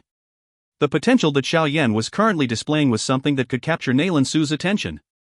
However, Nalan Yenron's independent action had resulted in an extremely icy relationship between the two clans and caused great embarrassment to Nalan Su. If such a relationship was to be prolonged, it might result in him not only losing a son-in-law with incredible potential but might also result in the latter harboring hatred towards the Nalan clan. Just thinking about having a person with the potential to become a Dou Huang that looked at the Nalan clan with enmity was something that both frightened and angered Nalan Su. This girl. Her rebelliousness is growing stronger and stronger. The more he thought about it, the angrier he became. The teacup in Nalan Su's hand suddenly landed heavily on the table, splashing tea all over it. Beside him, the female servant who was waiting on him received a shock. She quickly but carefully replaced the cup. "You should have informed Xun Er before coming to the Misty Cloud faction." TL, Xun Er, referring to herself. Just when Nalan Su was extremely angry, a clear female voice suddenly sounded from the large hall. A moon-white figure came strolling out from under a curtain as she sweetly spoke with a smile. "Hoof. Do you still see me as your father? I thought that after becoming a disciple of the Yun, you had forgotten all about the Nalan clan." Seeing the growing charm of his daughter, Nalan Su's anger was slightly abated as he coldly barked. Eyeing the awful expression on Nalan Su's face, Nalan Yenran helplessly nodded her head. She waved her hand at the female servant beside her father, ordering her to leave. "Father, you have not seen me for over a year and yet you start lecturing me the moment we meet. The next time I return home, I will definitely tell mother about this." After waiting for the female servant to leave, Nalan Yenran immediately lifted her nose and sat beside Nalan Su as she hummed like a spoiled child. Return home? You still dare to return home? Hearing her words, the corner of Nailan Su's mouth cracked. If you dare to return home, we will see whether your grandfather will break your leg or not. Pressing her lips together, Nailan Yanran, who was well aware of the situation, clearly understood the meaning of Nailan Su's words. You should be aware of my motive for being here, no? After fiercely drinking a mouthful of tea, Nailan Su said with an icy expression. It is regarding the breaking off of my engagement, right? Nailan Yanran's delicate hand played with her long hair as she faintly said. Seeing Nailan Yanran's calm manner, Nailan Su instantly became extremely furious. His palm slammed heavily on the table as he scolded. The marriage was something that your grandfather had personally promised back then. Who told you to cancel it? That is my marriage. I don't want to follow your wishes and marry whoever you pick. I will make my own decision in all my business. Regardless of who made the promise, all I know is that if I follow the agreement, the one who will marry is me, not grandfather. Bringing up the matter had caused Nailan Yanran's face to show displeasure. As an independent person, she hated it when she had to follow the directions of another in regards to the important matters in her life, even if this person was her elder. Don't you think that I am ignorant? This is nothing more than you feeling that the useless person that Xiao Yan was then was not good enough for you. But his current potential is now no longer lower than yours. With your position in the Misty Cloud clan, you should have received news on the elevation of his strength. Nailan Su said angrily. Nailan Yanran seized her eyebrows. In her mind, she recalled the young man filled with stubbornness back then. Pausing her red lips, she said indifferently, I have indeed heard some news about him. I did not expect that he could actually get rid of the title cripple. This has surprised me. Surprised? One word surprised and it's all right? Your grandfather has spoken, ordering you to find time to go to Wu-Tan City. It would be best if we apologized and smoothed out the stiff relationship. Nailan Su creased his eyebrows and said. Apologize? No way. Hearing this, Nailan Yanran's eyebrow abruptly shot up. Rejecting without the slightest hesitation, she coldly said, although that Xiao Yan is no longer useless, I, Nailan Yanran, will still not marry him. Don't even mention of going to apologize. If you like, you can go by yourself. In any case, I will not go to Wu-Tan City again. You don't have any room to say no. This mess was caused by you, so you must go and clear it up for me. Seeing that Nailan Yanran actually rebuffed him, Nailan Su suddenly became terribly furious. I won't go. With a cold face, Nailan Yanran lifted her snow-white chin. Her face was carrying a fragileness that she was born with. Isn't that Xiao Yan very capable? Since he dared to agree to a 3-year challenge back then, I, Nailan Yanran, will be waiting for him to challenge me here at the Misty Cloud faction. If I lose to him, I will be his servant and he can do as he pleases. Otherwise, there is no way I will apologize. Bastard, if you lose at the end of the 3-year agreement and become a slave, won't you bring shame to the Nailan clan? Nailan Su angrily scolded. Who said that I will lose to him? Even if Xiao Yan has regained his talent, do you think that I will lose to him? Not only does the Misty Cloud faction possess numerous high-level Qi methods, they also have an even greater number of high-level Dou techniques. Additionally, I even have the Pill King Gu He helping me make medicine. All of these things are out of his reach as the young master of a small clan. Putting it bluntly, just finding a high-level Dou technique or Qi method may take him many decades. After being looked down upon by Nailan Su, Nailan Yanran was like a cat whose tail had been stepped on. What she hated the most was for others to say that she could not be compared to the cripple she had looked down upon. TL, Yi, elder that's male and close to the person calling Yi. Seeing his daughter making a din in front of him, Nailan Su was incensed with rage. He abruptly stood up and raised his hand, preparing to give Nailan Yanran a slap. Brother Nailan, please do not be reckless. Eyeing Nailan Su's action, a white figure hurriedly swept into the hall and stood defensively in front of Nailan Yanran. Gu Yi, you bastard. I was told that you were the one who accompanied her the last time she went to the Xiao clan. Seeing the person blocking him, Nailan Su grew even more furious as he scolded furiously. With an embarrassed smile, Guya bitterly said, this was the faction leader's decision. Even I can't do anything about it. What is Yun up to? She actually let Yanran do these foolish things? If she were to lose to Xiao Yan after 3 years, won't she have to become someone's slave? Hearing the 2 words faction leader, Nailan Su slightly calmed down. However, his voice was still laced with anger. After all, anyone who, in the blink of an eye, lost a son-in-law with great potential and made an enemy out of the same person would not feel good. Kuko, brother Nailan, you need not worry. This matter is already done, so what is the point of arguing over it? And even if you get Yanran to apologize, it would still be difficult to repair the relationship between the two clans, so why do you want to go and get insulted? As for the 3-year promise, you need not worry about it. The faction leader has personally left the mountain to prepare the last ingredients of a medicine. Once Elder Dou Qi refines it, Xiao Yan will definitely not be able to catch up with Yanran in terms of training speed.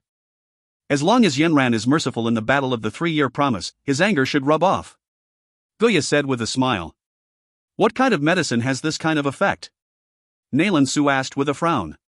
Ka. This, I cannot say. The recipe was something that was accidentally discovered by Elder Dou Qi from deep within the mountains during his training last year. It should be something that was left behind by people from the past. As for the medicinal effect, you will know when the time comes, Guya secretly said. Seeing that Gola was not willing to say more, Nalan Su could only wave his hand helplessly. He glanced at the stubborn-faced Nalan Yanran who was hiding behind Guya and helplessly stomped his feet.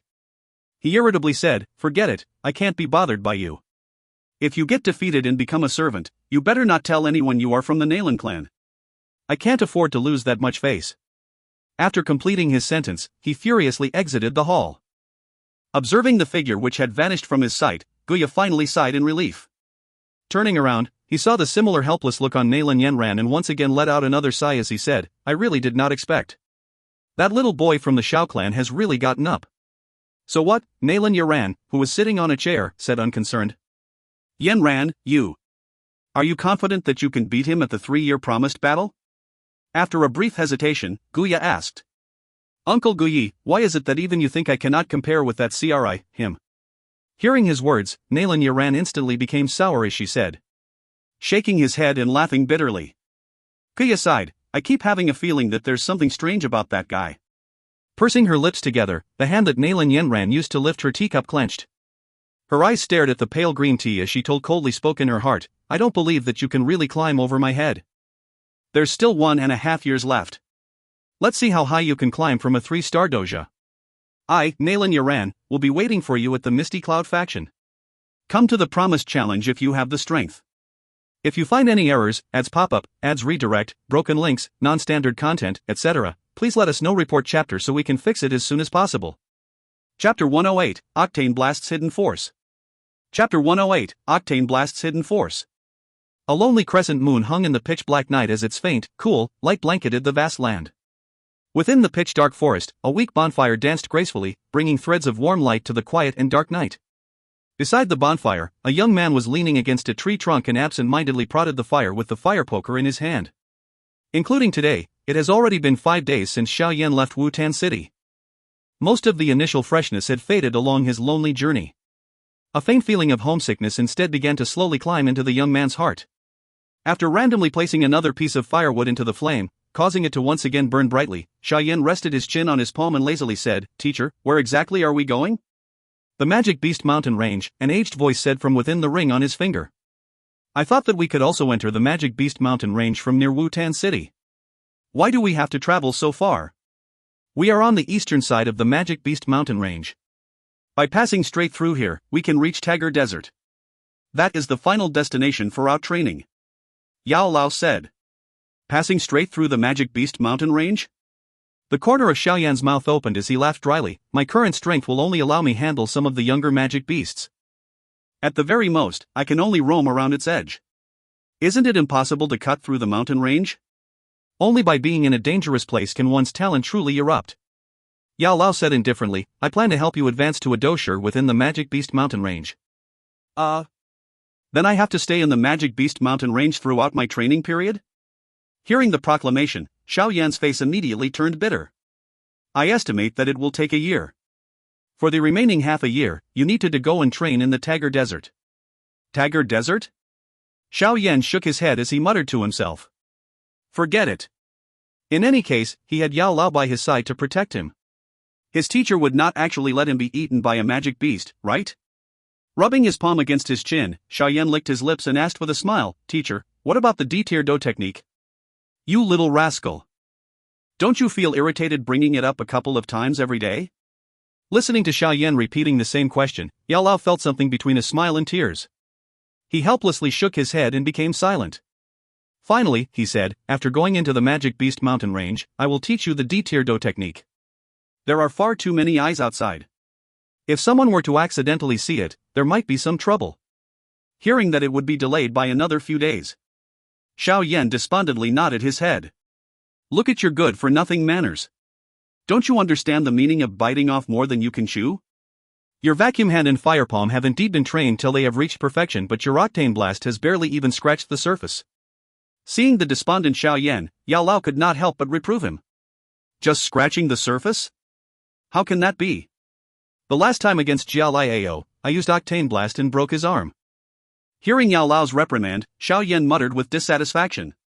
Haha, correct. You may have broken his arm, however, did not your leg become totally numb in the process? If it was not for you catching Jiao Liao off guard, at best your fight would have ended in a draw. Yao Lao said with a laugh, the attack power of octane blast is sufficient to be compared to that of a low Dido technique. If it is trained properly, it is not difficult for your actual fighting strength to exceed someone who is stronger than you by 2 to 3 stars. But in your hands, it nearly caused a situation where both parties being injured despite your opponent being same star as you. Xiao Yan became mute. He tightly pressed his eyebrows together and became deep in thought. In his mind, he suddenly recalled the introduction to the octane blast from the time when Yao Lao had transferred the Dou technique to him. Octane blast, High-Xian tier Dou technique, is a close combat Dou technique that focuses on having a great number of attacks. When mastered, its blast is composed of 8 pulses that join together with an attack power equal to that of a low Dido technique. The 8 different forces must be progressively accumulated during training. How many forces have you actually mastered? Ha ha. It seems that other than the force on the surface, there is not the slightest hidden force, right? Yao Lao said blankly, if you can secretly add a hidden force on top of the surface one, you would have been able to catch Jiao Liao by surprise in your battle with him back then and would not have had such a difficult time. How do you train the hidden force? His face gradually became imposing as Xiao Yan finally realized this crucial problem that he had neglected. When you used the octane blast in the past, you had simply viciously struck out in one go, without the slightest technique. I have never brought this up before for 2 reasons. One is that your strength was still too weak. The other reason is that you never discovered this. Xiao Yan scratched his head embarrassingly.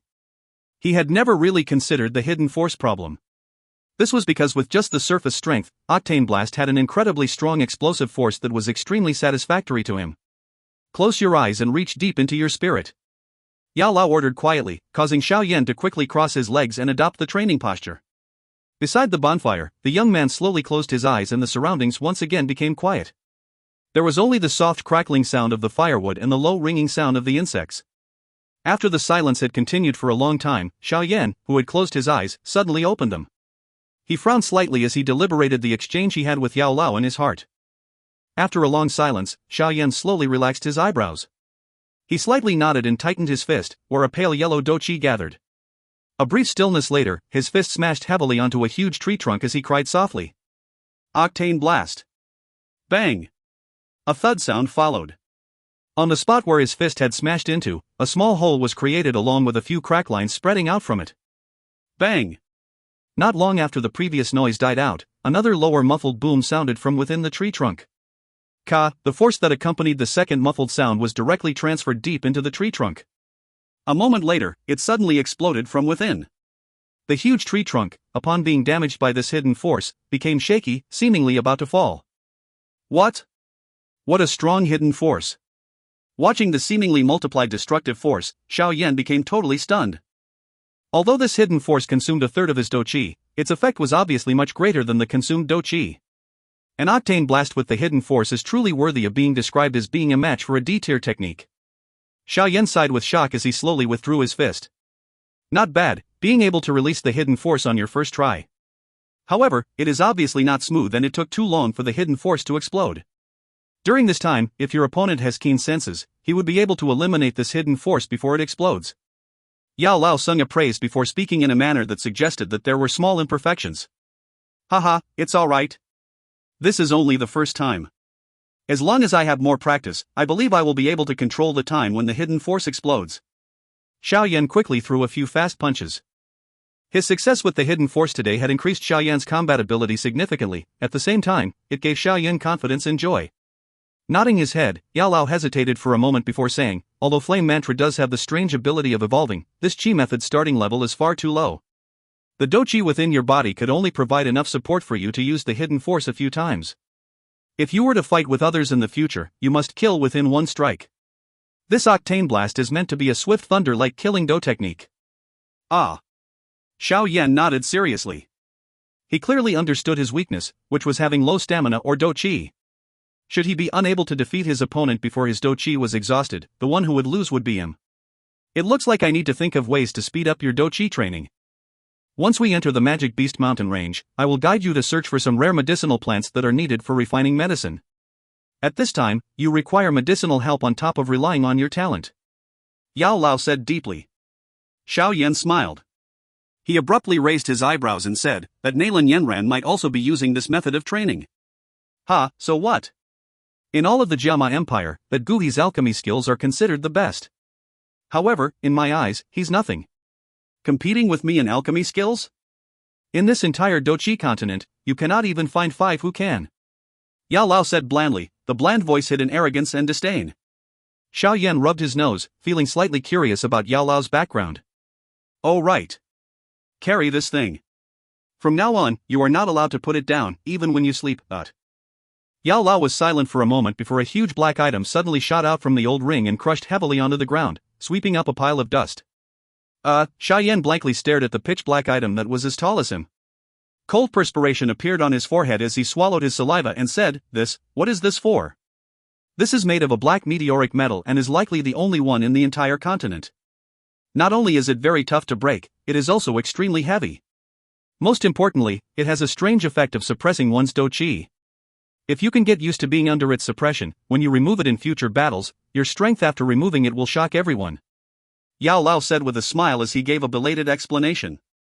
And the D-tier Dou technique I will be teaching you in the future is related to this. If you find any errors, ads pop up, ads redirect, broken links, non-standard content, etc., please let us know. Report chapter so we can fix it as soon as possible. Chapter 109, Blood Lotus Essence. Chapter 109, Blood Lotus Essence. The scorching sun blazed as the high temperature caused the surface of the ground to crack open. When the soul stepped on the hard soil, a sudden heat wave would rush into the soul, causing travelers to drip with sweat while cursing at the awful weather. On the wide yellow road, a youngster dressed in common clothes was sweating heavily as he struggled to walk. Every step the youngster made smashed heavily into the ground as if it was not a foot but a ton of weight, splashing forth a cloud of yellow dust. If one were to take a closer look, one would be surprised to see that the youngster carried a humongous black broadsword on his back. Rather than saying it was a broadsword with no edge or a sharp tip, it might as well be called a giant metal ruler. At the top, it was as if it had been cut in half by a knife, revealing a horizontal smooth mirror-like surface. On the surface of the pitch-black broadsword, there were fuzzy and bizarre veined patterns. The veined patterns continued until the hilt, nearly pervading every inch of the sword. These patterns gave the ruler a special mysteriousness that overwhelmed its simple pitch-black color. The length of the monstrous broadsword almost exceeded the youngster's height. This bizarre combination caused the occasional travelers to cast looks of curiosity towards him. Having once again traveled a few hundred meters, the youngster finally could not take it anymore. Like a windmill, his mouth continuously gasped for air as he dragged his feet, which felt like they weighed 1,000 pounds, towards the shade of a big tree by the roadside. As the youngster reached the bottom of the tree, he immediately collapsed, face toward the sky. With his head planted on the cooling grass, the sweat on his forehead flowed downward like a small stream. Teacher, this thing. It's too terrifying. After carrying it on my back, the Dou Qi circulating within my body became slow and sluggish. Furthermore, isn't this godforsaken thing way too heavy? What should have been a one-day journey has already become 2 days, moreover we have yet to reach our destination. Xiao Yan heavily gasped as he spit out these words, his voice was already somewhat hoarse from the overexertion. Hey. The training has already formally started, you couldn't have expected that it was as simple as roaming about, right? Since it is called tough training, you should prepare to enjoy the most hellish treatment. The cozy life in Wutan City is already far from your reach. Within the ring, the sadistic and aged laughter of Yao Lao could be heard. Hearing these words, Xiao Yan smiled bitterly and shook his head, slightly leaning to one side. From the corner of his eye, he looked at the bladeless black broadsword on his back with horror. He did not expect that this ordinary-looking object would be so frightening. Not only did it turn the rapid Dou Qi within his body sluggish, it was also disgustingly heavy, such that Xiao Yan almost broke his back while using all his strength to make his Dou Qi flow. During these 2 days, Xiao Yan finally tasted the true meaning of weariness. When Xiao Yan carried this weird black broadsword on his back, his fighting strength was comparable to that of a newly advanced doja. Although the black broadsword constrained him greatly, this constraining effect helped to ease Xiao Yan's worries of letting his true strength be found out by others. As he was just a lone traveler journeying through unfamiliar places, it would be foolish of him to so easily reveal his true strength to others. Lightly rubbing the storage ring on his finger, a light green pill appeared in the palm of his hand. This was a pretty effective qi recovering pill which was able to increase one's Dou Qi recovery rate over a short period of time. The pill was specially refined by Yao Lao for Xiao Yan in the days before they left Wutan City. But the ingredients needed for this qi recovery pill were extremely rare. Even with the influence of Primer Auction House, only enough ingredients for 30 pills were collected. Thus, normally Xiao Yan did not dare to use it freely, however the current situation did not allow him the luxury to be frugal. Cautiously sweeping his gaze over the nearby road, Xiao Yan made sure that no one was around before swallowing the pill in his mouth with one gulp. He leaned against the tree as he unhurriedly waited for the pill to take effect.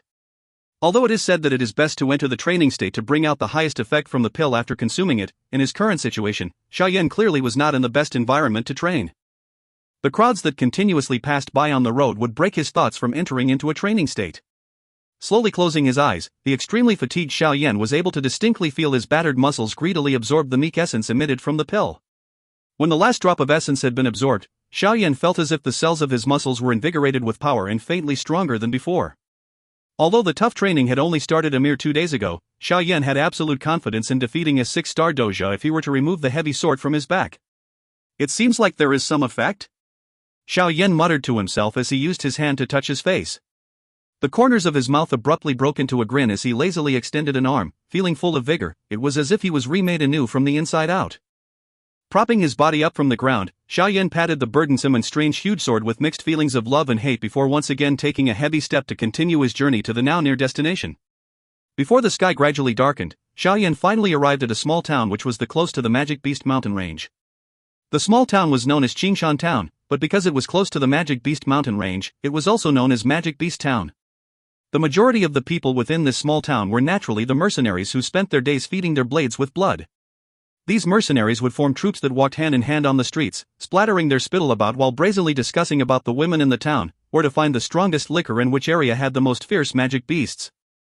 As Xiao Yan walked on the street which was made of limestone while carrying the huge sword that looked out of place on his back, curious gazes were naturally attracted to him. However, he ignored the gazes as he wiped off the sweat on his forehead while slowly following the path along the street. Many stores dotted both sides of the street, and with their favorable location, they could be said to be rather popular. Xiao Yan swept an interested gaze across the brightly lit stores before finally stopping at a rather spacious medicine ingredient store. He paused his step, muttering to himself before once again moving to enter the medicine ingredient store called Thousand Medicine Place. Xiao Yan did not have much interest in things like weapons or armor, but he had a huge interest in the various treasured medicine ingredients.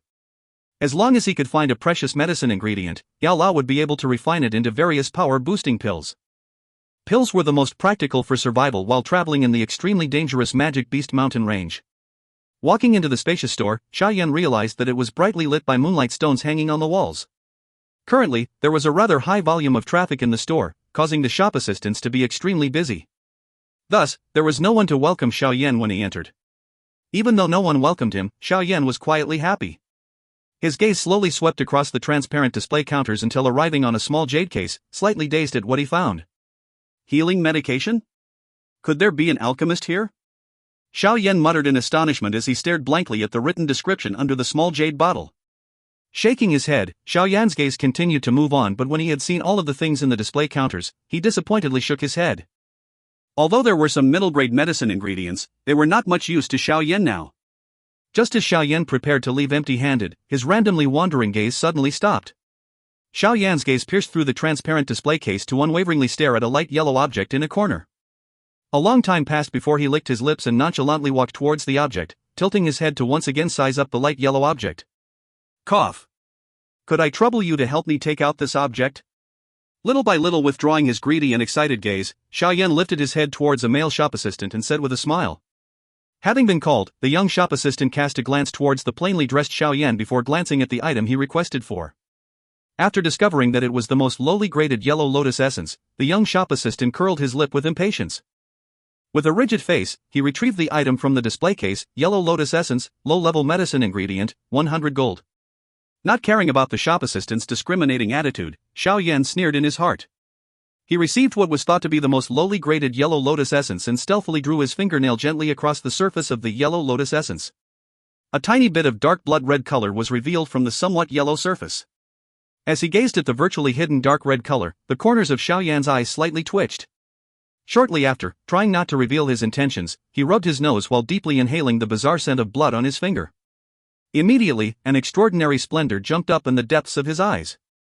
Sure enough, it is a blood lotus essence. As Xiao Yan's heart beat rapidly in excitement, Yao Lao's slightly astonished voice suddenly resounded in Xiao Yan's thoughts. Little brat, your luck is not bad, you actually managed to find such a rare medicinal herb. If you find any errors, ads pop up, ads redirect, broken links, non-standard content, etc., please let us know. Report chapter so we can fix it as soon as possible. Chapter 110, Fairy Doctor. Chapter 110, Fairy Doctor. Blood lotus essence was an extremely rare high-grade medicinal ingredient. This kind of medicinal ingredient usually grew together with the yellow lotus essence. Its rarity and similar appearance with the yellow lotus essence made it difficult for someone who was unfamiliar with them to differentiate between the two. Had Yao Lao not exclaimed when Xiao Yan first saw this item, a novice like him would never have been able to discover that this ordinary-looking thing was actually a rare medicinal ingredient that he had been searching for. Blood lotus essence was also one of the key ingredients in making a blood lotus essence pill. When speaking of the blood lotus essence pill, it was also necessary to bring up the strange Qi technique flame mantra that Xiao Yan was practicing. It should be known that the evolution of flame mantra requires the consumption of a heavenly flame. Swallowing the heavenly flame, however, was not something safe. The heavenly flame was extremely violent and it also possessed terrifying destructive properties. Even the special metals that were renowned for its hardness would be unable to withstand being barbecued to the high temperature of the heavenly flame, much less a person's body. Thus, in order to successfully consume the heavenly flame into the body, refine, then absorb it, some extremely cumbersome things must be prepared. This blood lotus essence pill was the most important one amongst them. After consuming the blood lotus essence pill, a strange bloody layer will be formed on the surface of a person. This bloody layer can withstand being exposed to extreme heat. Only with its help could one get close to the heavenly flame and search for a chance to undertake the next step. Xiao Yan had tried looking for necessary items that Yao Lao had told him of within Wutan City, but it was to no avail. He did not expect that not long after reaching a new place, he would luckily find this rare blood lotus essence. Xiao Yan's great mental strength allowed him to completely hide the extreme happiness in his heart, and under the impatient eyes of the shop assistant, he randomly played with the blood lotus essence in front of him. After being silent for a while, he smilingly asked, "Are there any more yellow lotus essence in this stop? I would like to buy in bulk." Hearing this, the shop assistant was slightly stunned. He suspiciously swept his eyes across Xiao Yan. Although the yellow lotus essence was only priced at only 100 gold apiece, if it was bought in bulk, it would still require quite a hefty price. After his suspicious gaze was shifted to the space ring on Xiao Yan's finger, the misgivings on the shop assistant's face quickly disappeared and was replaced with a flattering smile. "Mister, please wait for a moment. I will immediately go and get them." Xiao Yan nodded with a smile. He did not continue to focus his attention on the rare blood lotus essence in his hand. Instead, he searched the countertop for other things, acting as though nothing had happened. Not long after the shop assistant left, he hurriedly returned and placed the small wooden box he was carrying on the countertop. He smiled and said, "Mister, there are 53 yellow lotus essences here. Are you planning to buy all of them?" Xiao Yan smiled but did not answer. His gaze swept across the yellow lotus essence in the wooden box. A moment later, disappointment flashed across his eyes. He did not find a second blood lotus essence amongst the yellow lotus essence. Xiao Yan let out a disappointed sigh from his heart but maintained a smiling face. From within the box, he randomly chose over 20 pieces before placing the blood lotus essence among them. Facing the shop assistant, he said, "Help me pack this and calculate." "Mister, the bill amounts to 2,400 gold coins." The shop assistant announced the price after counting the number of yellow lotus essence with his sweeping gaze. Xiao Yan nodded his head slightly and lifted his finger. He handed the pale green card containing 5,000 goen coins that had appeared in his hand to the shop assistant before hurriedly storing the bunch of yellow lotus essence into his storage ring. Instantly, he felt a great relief. After a brief silence, Xiao Yan suddenly faced the shop assistant who was swiping the card and asked, "Are the yellow lotus essences here from the Mystical Beast Mountain Range?" The Mystical Beast Mountain Range is full of medicinal herbs. Our 1000 Medicine House has our own team to gather medicinal herbs. But each time we enter the Mystical Beast Mountain Range, we have to spend large amounts of money to hire mercenaries as guards. The shop assistant, having completed a transaction, happily answered as he returned the card to Xiao Yan. Xiao Yan kept his things and nodded slightly. He was preparing to leave when he noticed that there was a sudden commotion at the entrance of the medicinal shop. Wow, it actually is the fairy doctor. How beautiful, tisk tsk, what a narrow waist. Idiot, do you wish to die? More than half of the mercenaries in Qingshan town have been saved by the fairy doctor. If someone heard you, you may well lose your tongue. Two men standing a short distance from Xiao Yan were conversing. When one of them uttered some dirty words, his companion quickly stopped him with a quiet lecture. I was just speaking trash, ha ha ha. Feeling the unfriendly gaze from those around him, that man slightly paled and with an embarrassed face, hurriedly escaped from the medicinal shop with his friend. That fairy doctor. Does she have such a great reputation here? Xiao Yan was somewhat surprised by the exchange of the two men and the reaction of the mercenaries. Standing at a distance, he tilted his head and barely caught a glimpse of female figure in a white dress through the gaps in the crowd. Following the dispersal of the crowd, Xiao Yan finally managed to clearly see the face of the lady whom the crowd had clustered around. The lady was wearing a pale white dress. She was not extremely beautiful but could be called an uncommon beauty. Her lightly smiling face emitted a fresh aura that was unique and greatly increased her charm. Xiao Yan's gaze swept across the lady's body before finally landing on a narrow waist that was bound by a green belt. Seeing the narrow waist that could not fill a hug, amazement flashed across his eyes. Amongst the ladies Xiao Yan had come to know, Xun Er was the most enchanting with her beauty and mystery that one could not find fault with.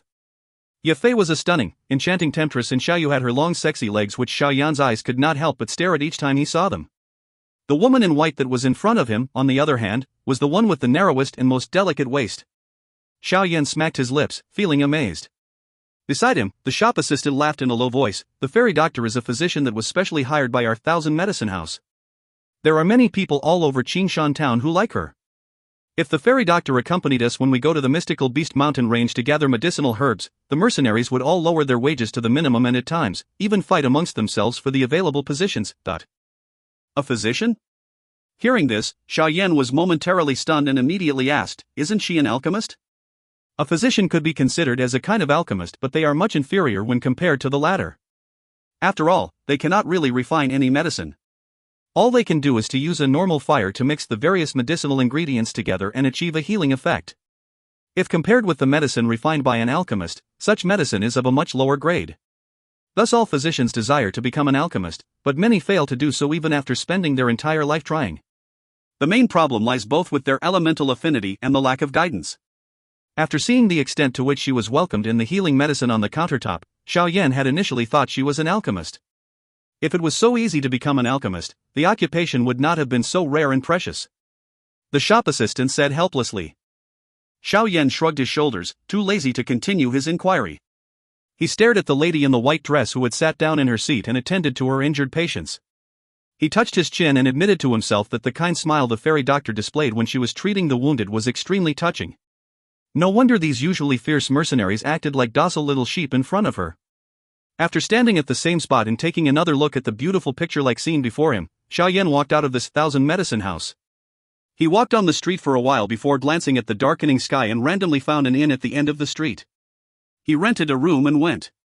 In the room, he slightly curled his legs and let out a heavy breath.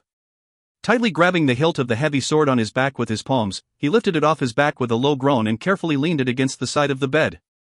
Although Yao Lao had said that Xiao Yan cannot remove the heavy sword even when he was sleeping, the current Xiao Yan simply did not have the ability to do so.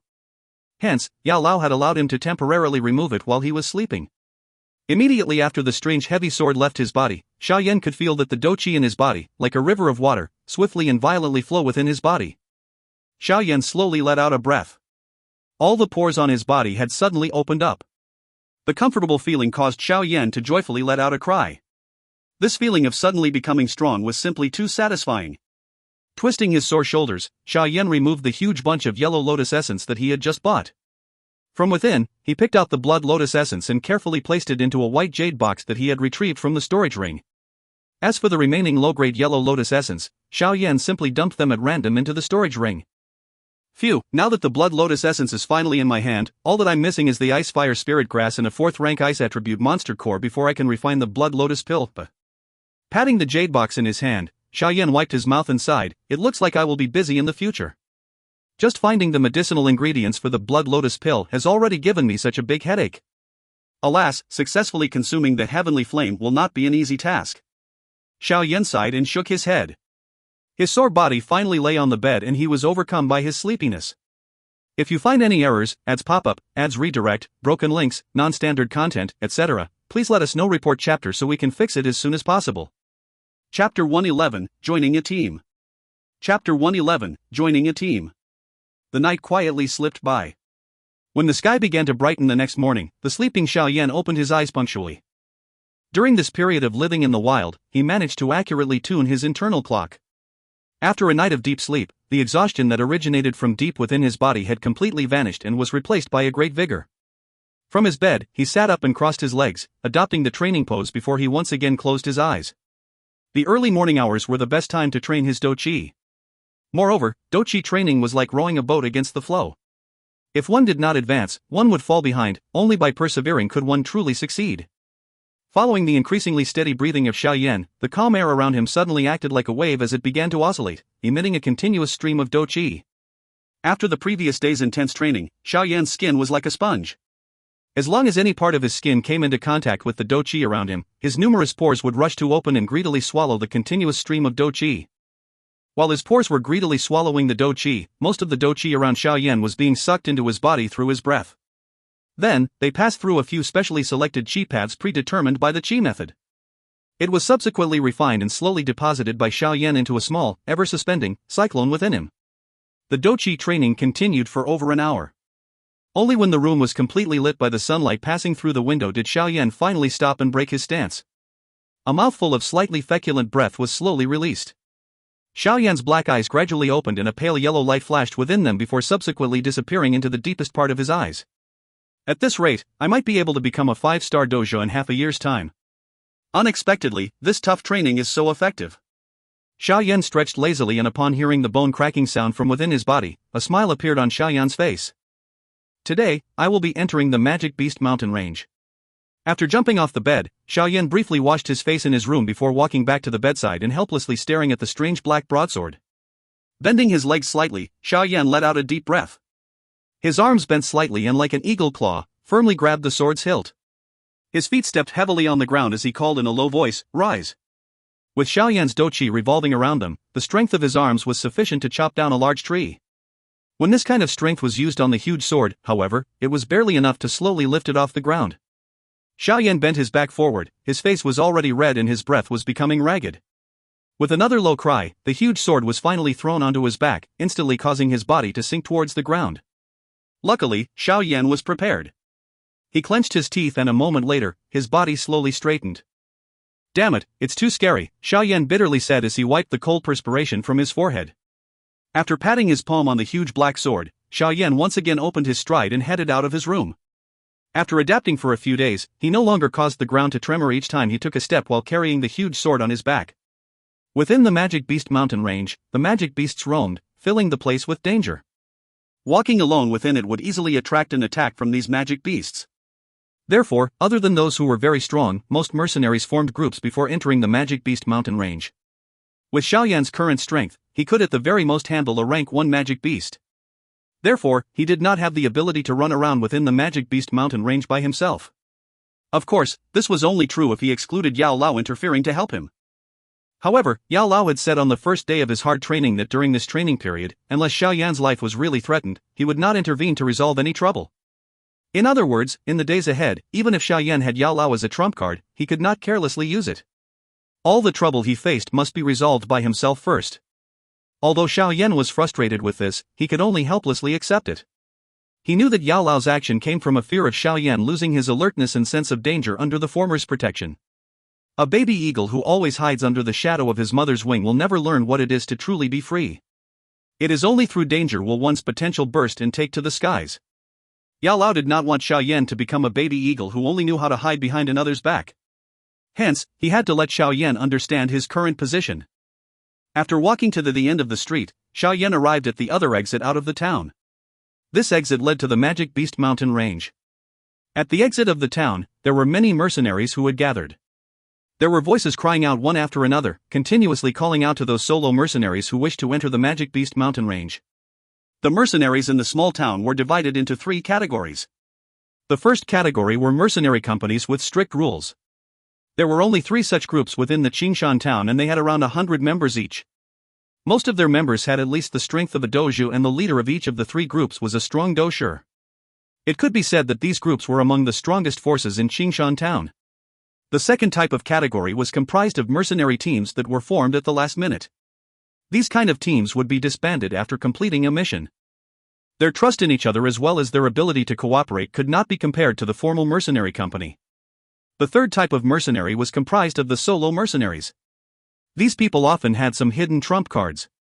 The currently shouting mercenaries at the entrance of the small town belonged to the second type. Standing at one corner, Xiao Yan did not immediately join any mercenary team. Instead, he was secretly observing which group was more professional. After all, within the Magic Beast Mountain range, any negligence could lead to their death. Just as Xiao Yan was looking for a satisfactory team, a commotion erupted at the entrance of the small town. An excited shout echoed, "The Thousand Medicinal House is planning to enter the Magic Mountain range to gather medicinal herbs. Accompanying them will be the fairy doctor. There are only 50 slots.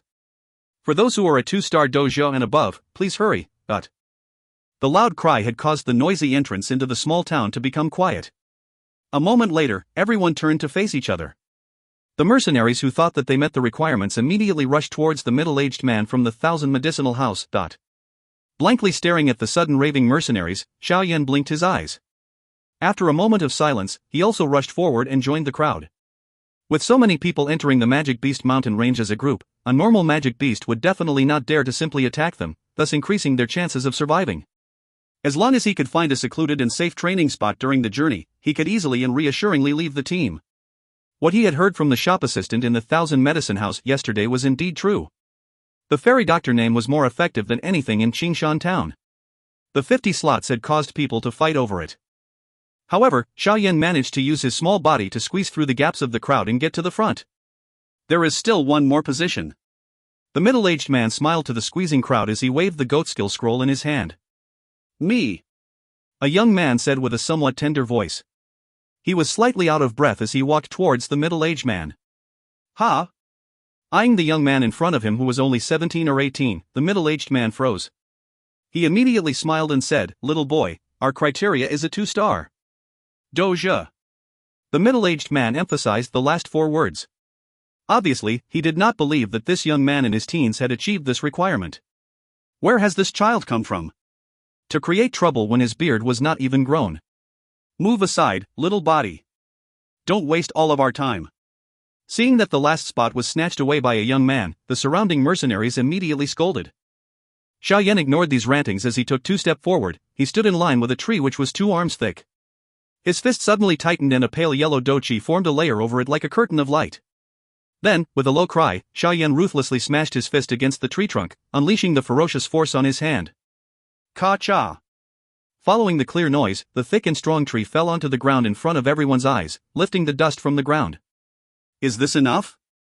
Clapping his hands, Xiao Yan asked the stunned middle-aged man. "Kiki, little boy, you do have quite a great talent. To be able to reach a 2-star dojo at your age, a genius." Nodding his head in amazement, the middle-aged man spoke to Xiao Yan with a smile. "All right, this last spot is yours. The pay is 500 gold coins and your job is to escort the Thousand Medicine House medicine gathering team. I will pay you half of it first. The other half will be paid when we return." "All right." Xiao Yan smiled as he nodded. He was not interested in the 500 gold coin remuneration. What he needed was for the team to help him find a safe place to train.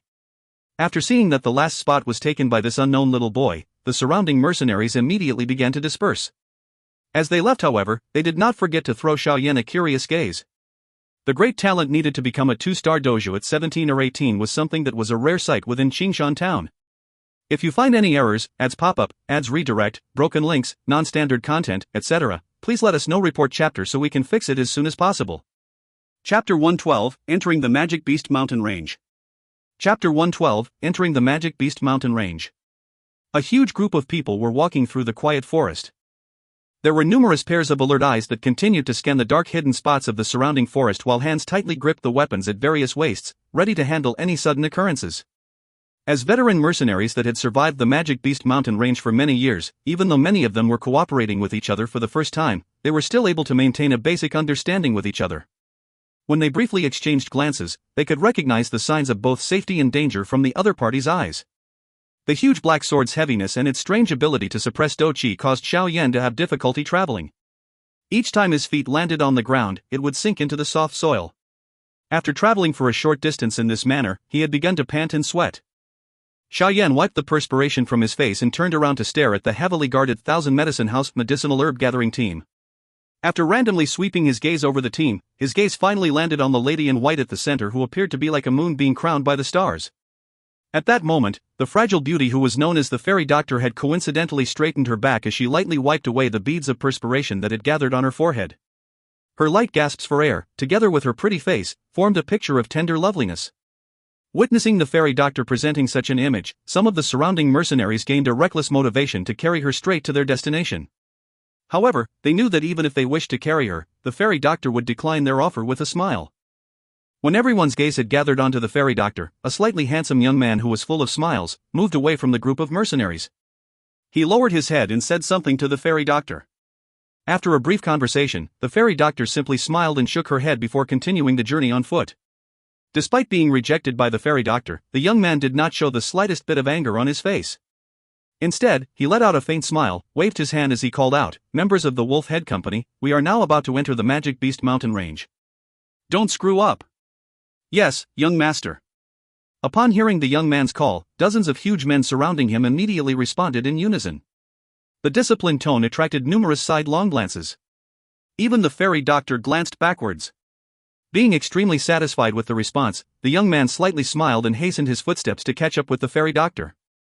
Walking alongside her, he enthusiastically provided her with close protection. Damn it! All he relies on is his father's position as the head of the Wolf Head Mercenary Company. Does he think that he can win the fairy doctor's heart just because of this? Eyeing the young man who could get close to the fairy doctor and conversing with her, one of the mercenaries beside Xiao Yan immediately quibbled with a voice full of jealousy. Xiao Yan narrowed his eyes and swept his gaze over the young man. His eyes finally landed on a badge on the latter's chest. On it was a carving of a wolf head with a single eye. Leaping his gaze over the young man, Xiao Yan noticed another 30-plus mercenaries with the same badge and blinked. It appeared that the group was part of the Wolf Head Company, one of the 3 big mercenary companies in Qingshan town. Seeing the extent of protection that the Wolf Head Mercenary Company offered to the members of the medicinal herb gathering team, it was obvious that they were specially hired by the Thousand Medicinal House to offer their protection. Moreover, it appeared that the trust the Thousand Medicinal House placed on the Wolf Head Mercenary Company was much greater than that placed on the other mercenaries ahead.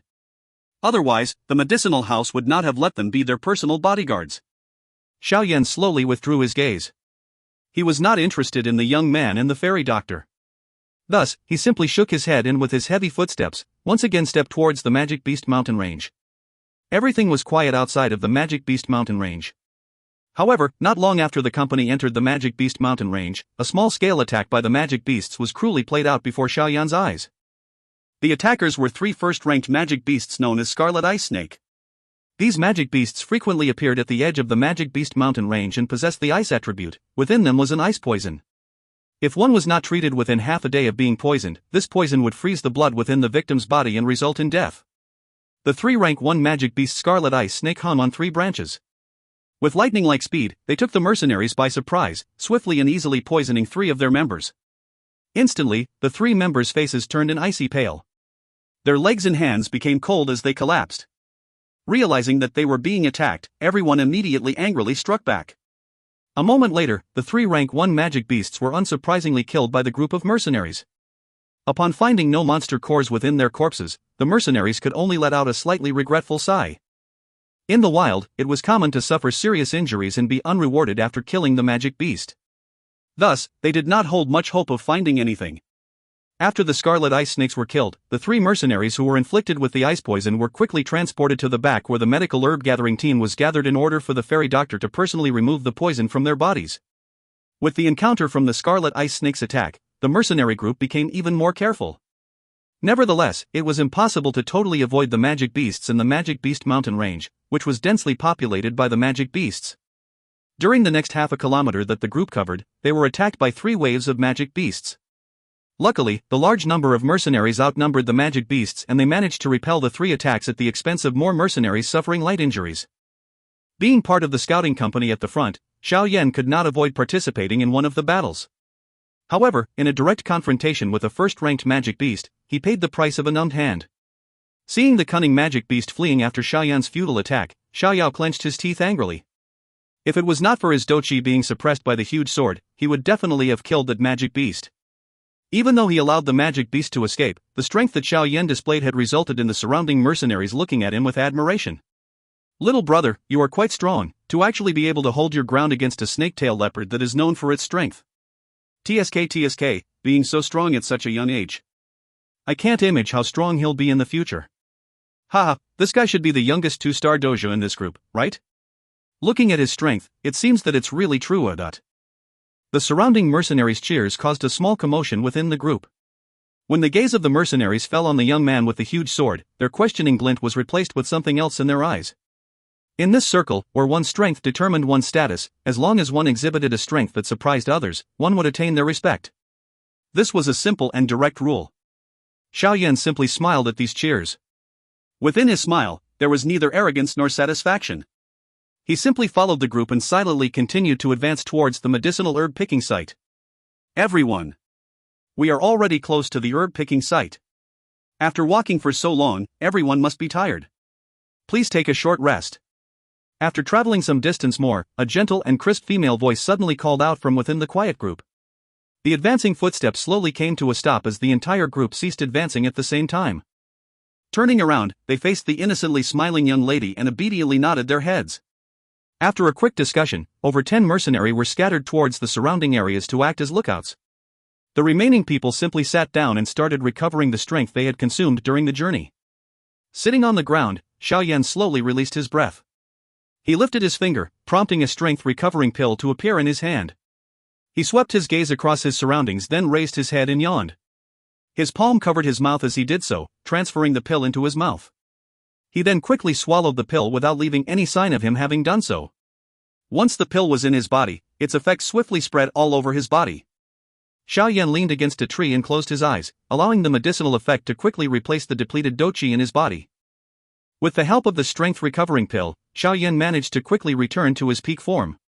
Surrounding him, the other mercenaries were still waiting for their strength to recover.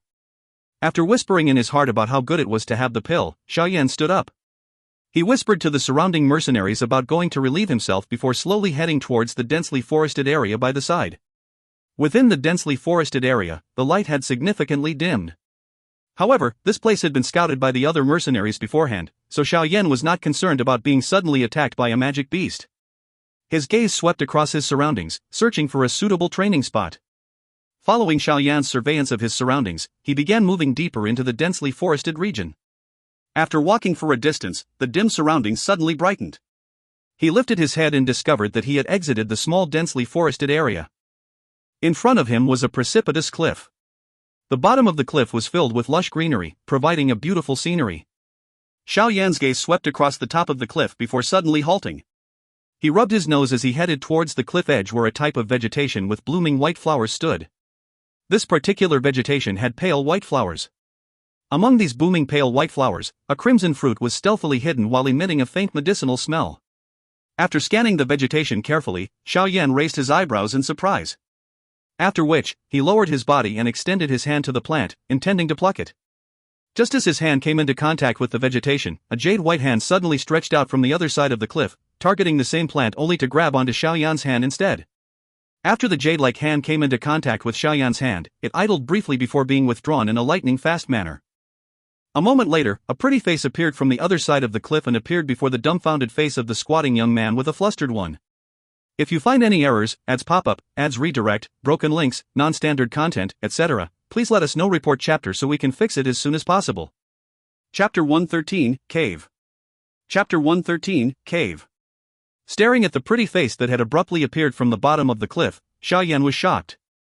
However, he managed to quickly recover and upon a closer look realized that the lady was the fairy doctor from the medicinal herb gathering team. On the cliff, the two gazes continued to stare at each other. Presenting a strange scene. Can you pull me up? After staring at each other for a moment, the fairy doctor was first to break the awkward atmosphere with her somewhat gentle voice. Xiao Yan blinked his eyes and nodded as though nothing had happened.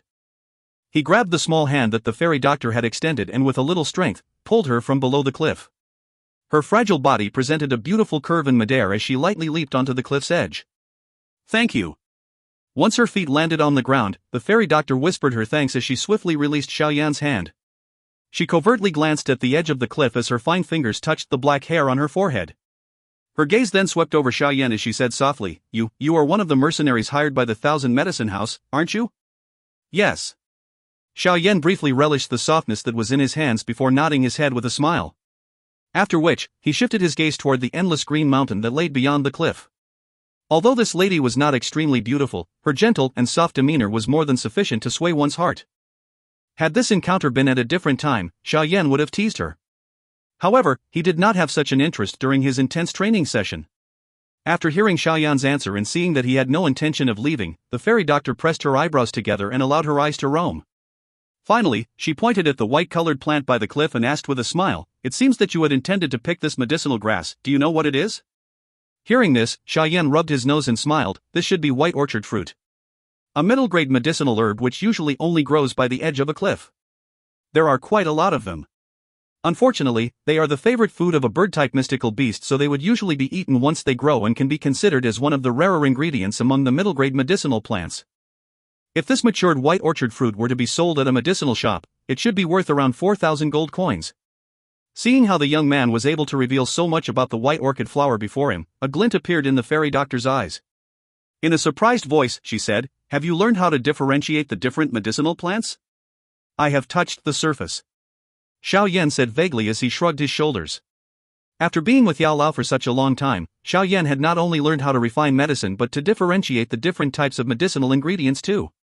With Yao Lao's experience, he had seen all kinds of rare medicinal plants, and as his disciple, Yao Lao had naturally imparted all this knowledge to him.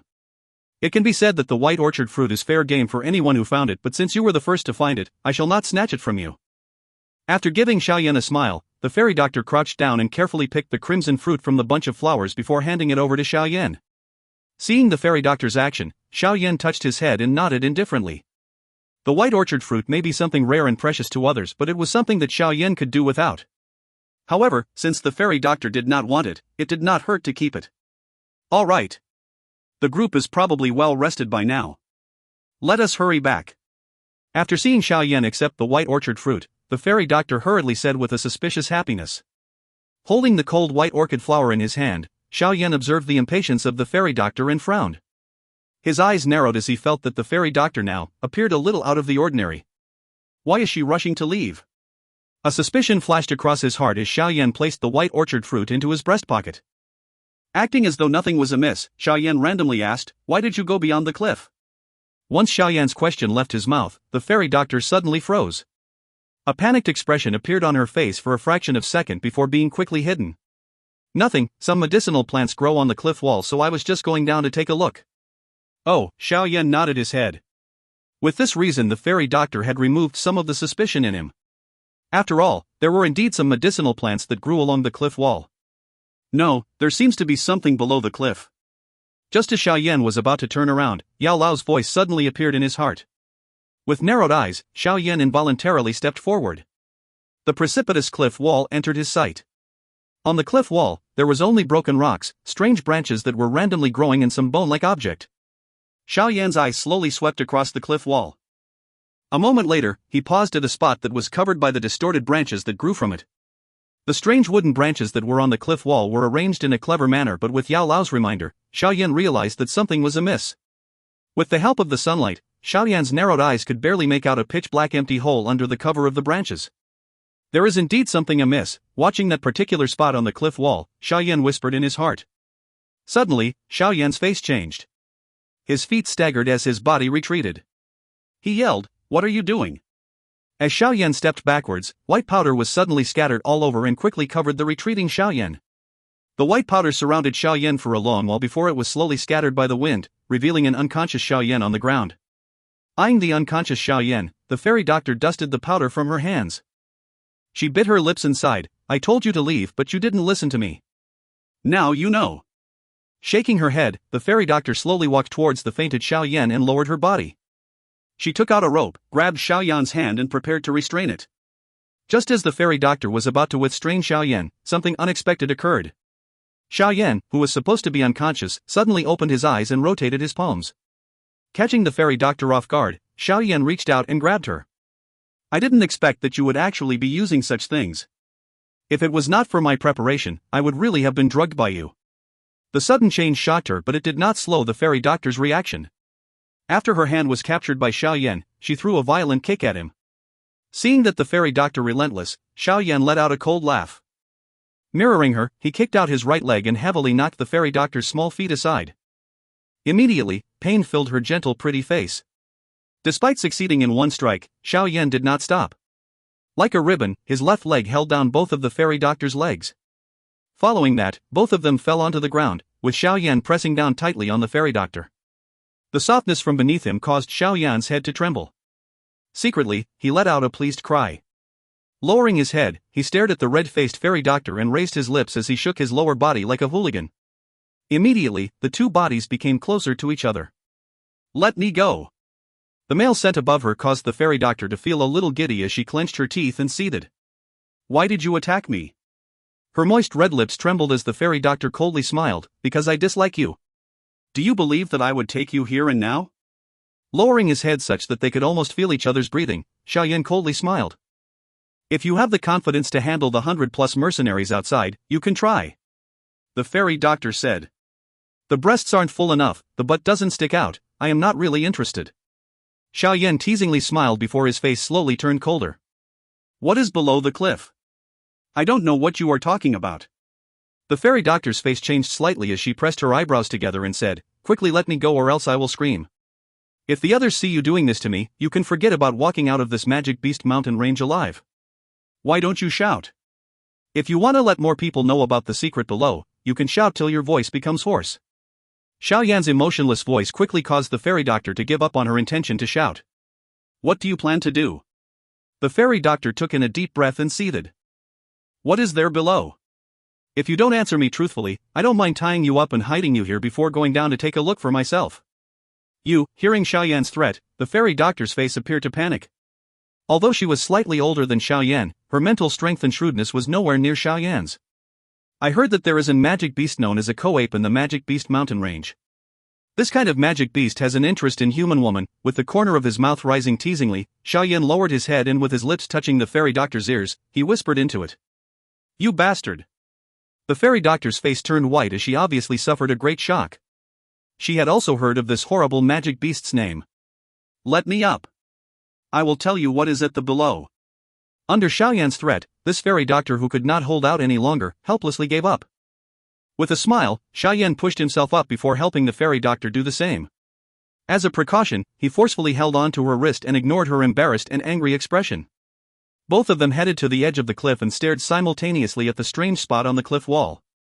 A while later, the fairy doctor's red lips slightly opened and somewhat unwillingly said, "That is something that I have accidentally found when I was gathering medicinal herbs. Hidden behind the strange branches is a cave that is hard to notice. The cave should contain some things that some ancestor left behind. However, I have never entered it, so I am uncertain about its interior. However, from some of the clues that were left behind, the ancestor who left this should be very strong. If you find any errors, ads pop-up, ads redirect, broken links, non-standard content, etc., please let us know. Report chapter so we can fix it as soon as possible." Chapter 114, Treasure Hunt. Chapter 114, Treasure Hunt. A cave? Lifting his eyebrow, Xiao Yan watched the fairy doctor with great interest as he said, "You were trying to enter it a moment ago, weren't you?" "Yes, but the cliff is too steep. I cannot get in." The fairy doctor threw a glance at the eager Xiao Yan and said blandly, "I can share this secret with you, but you better not have any ideas about trying to pocket it all. Otherwise, I will not allow you to smoothly obtain the things. Believe me, my strength may not be comparable with you, but as a 2-star doja, you cannot be considered to be strong within the entire Qingshan town."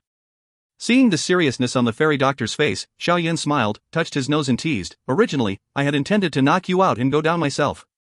But seeing your confidence, to be on the safe side, I better dismiss this notion." Hearing this, the fairy doctor snorted and threw Xiao Yan a cutting gaze. She did not expect that this person actually possessed such an idea. "Do you want me to try now?" Taking a step forward, Xiao Yan stared at the dangerous position of the strange branches before tilting his head and asked. "Forget it. We have already been away from quite a while. If we do not return, Muli will become suspicious. The medicinal herb picking team will be staying at the Magic Beast Mountain range for a night, so why don't we come tonight?" Shaking her head, the fairy doctor voiced her thoughts. "Muli. He's Wolf Head Mercenary Company's young master, right? Yes. The fairy doctor nodded her head slightly, obviously unwilling to talk more about this person. After staring at Xiao Yan, she softly asked, "Your name?" "Xiao Yan." Without saying a word, the fairy doctor nodded, turned around and walked towards the dense forested area. Watching the graceful figure slowly disappear into the shadows, Xiao Yan simply shrugged. He turned around and once again threw his gaze at the barely visible cave entrance and excitedly waved his hands. When he was conversing with the mercenaries back at Wutan City, he had been very interested in this kind of adventure and treasure hunting. Was it not for his agreement with the fairy doctor, he would have immediately left the group and searched for the treasure alone. After a quiet laugh, Xiao Yan also turned around and headed towards the dense forested area. He did not expect that his random stroll would actually grant him such a big reward. By the time the pair had returned to the troop, they found that the resting mercenaries were already gathered and waiting. "Fairy doctor, if you were missing any longer, we would have sent people to look for you." Seeing the fairy doctor walking out from the dense forested area, a figure hurried over. However, his footsteps paused when he noticed Xiao Yan appearing behind her. He asked with a smile, "Who is this young boy?" "He's one of the mercenary guards. I coincidentally met him." The fairy doctor replied nonchalantly before softly continuing, "Young Master Muli, let's get going.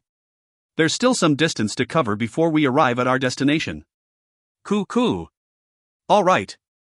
The young man who was addressed as young Master Muli nodded with a smile. He shifted his body and allowed the fairy doctor to pass. However, when Xiao Yan was walking past, he reached out his hand and halted him.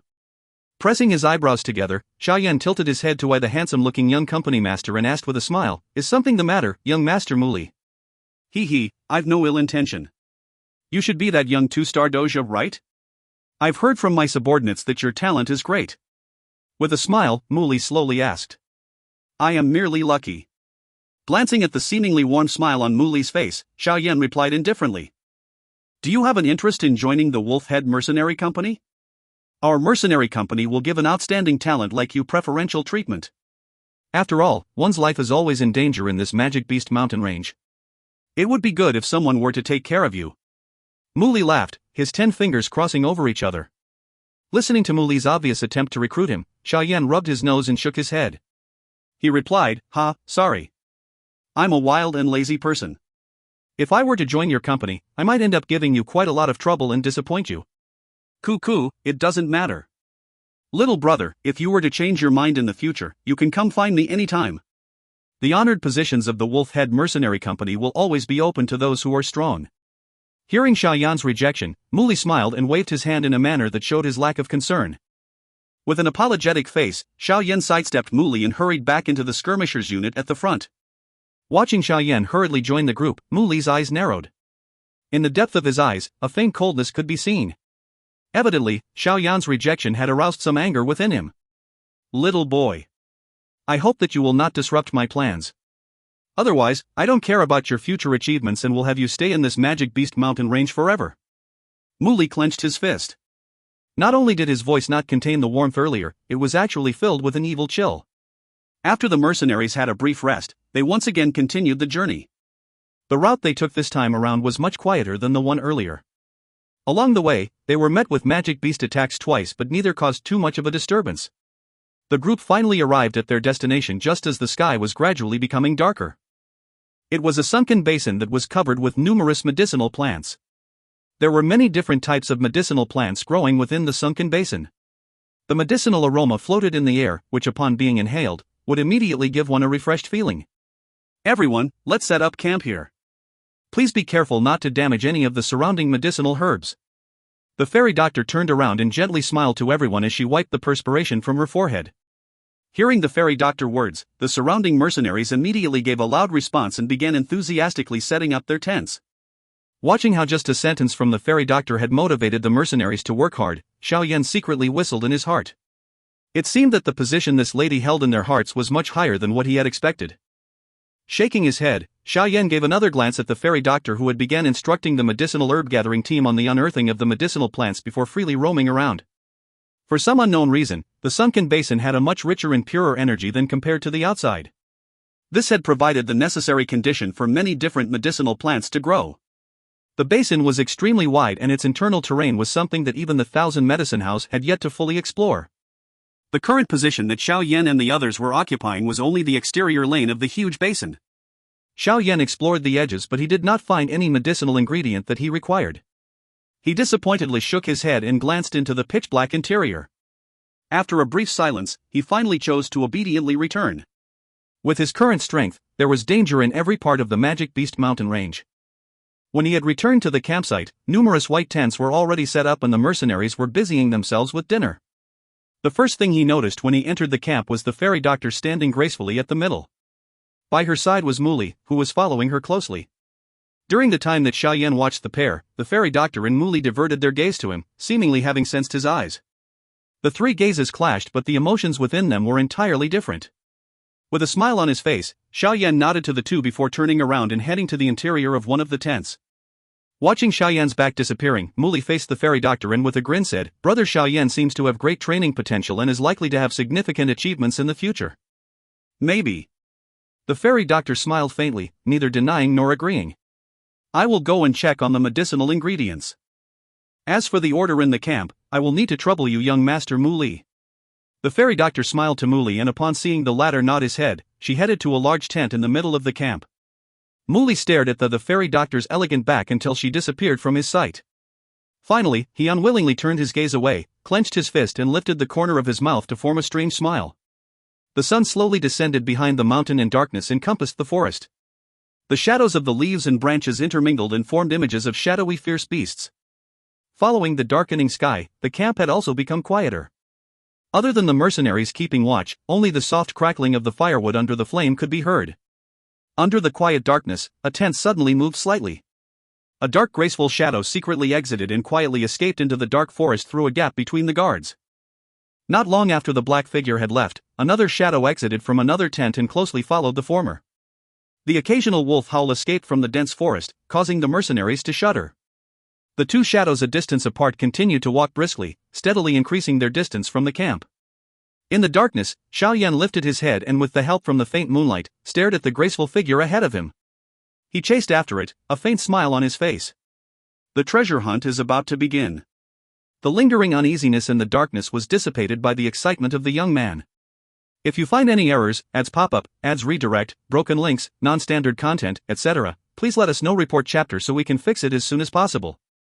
Chapter 115, Danger at the Cave Entrance. Chapter 115, Danger at the Cave Entrance. On the precipitous cliff, two shadows appeared under the bright glow of the moon. "Shall we start?" Xiao Yan took a step forward to gaze at the pitch-black space beyond cliff before turning to smile and ask the fairy doctor, who was clothed tightly in black. Slightly nodding her head, the fairy doctor squatted down to pick up a few pieces of dry sticks before swiftly binding them together, forming two torches. She sprinkled some light yellow powder over them and then found a fire source to light the torches. "Take this." Handing over the torch to Xiao Yan, the fairy doctor once again fished out a long rope and waved it at Xiao Yan, smiling while saying, "As a man, you won't let a weak girl like me be the vanguard, right?" Xiao Yan held up the torch and pulled at the rope with all his strength, after making sure that there were no problems with it. He then cast a glance towards the smiling fairy doctor, shook his head, and coolly replied, "Let us go down together. I can't be at ease if I trust my back to someone I have not known for long." "You? Do you really have no manliness?" Being doubted by Xiao Yan made the fairy doctor feel indignant. Usually, the mercenaries she met were rather outspoken and straightforward. She rarely saw someone like Xiao Yan who was cautious even towards a weak girl like her who was only a doja. "I only have one life and I can't afford to gamble with it. Acting like a hero in front of a beauty would put myself into danger." Chuckles, "Might as well forget it." Xiao Yan ignored the fairy doctor, his tone remained as calm as water. "You? Still planning on going down? If there are any more delays, it would be morning." Xiao Yan slanted back his head as he smiled while asking, "Go." Gazing at Xiao Yan's repulsive smile, the fairy doctor could only grit her teeth and stamp her little feet hatefully. With a faint smile, Xiao Yan tied the rope to a large and sturdy tree. Once more testing it with all his might before spreading his arms to gesture for the fairy doctor to enter his embrace, "Come here." "I have my own rope, I don't need your help."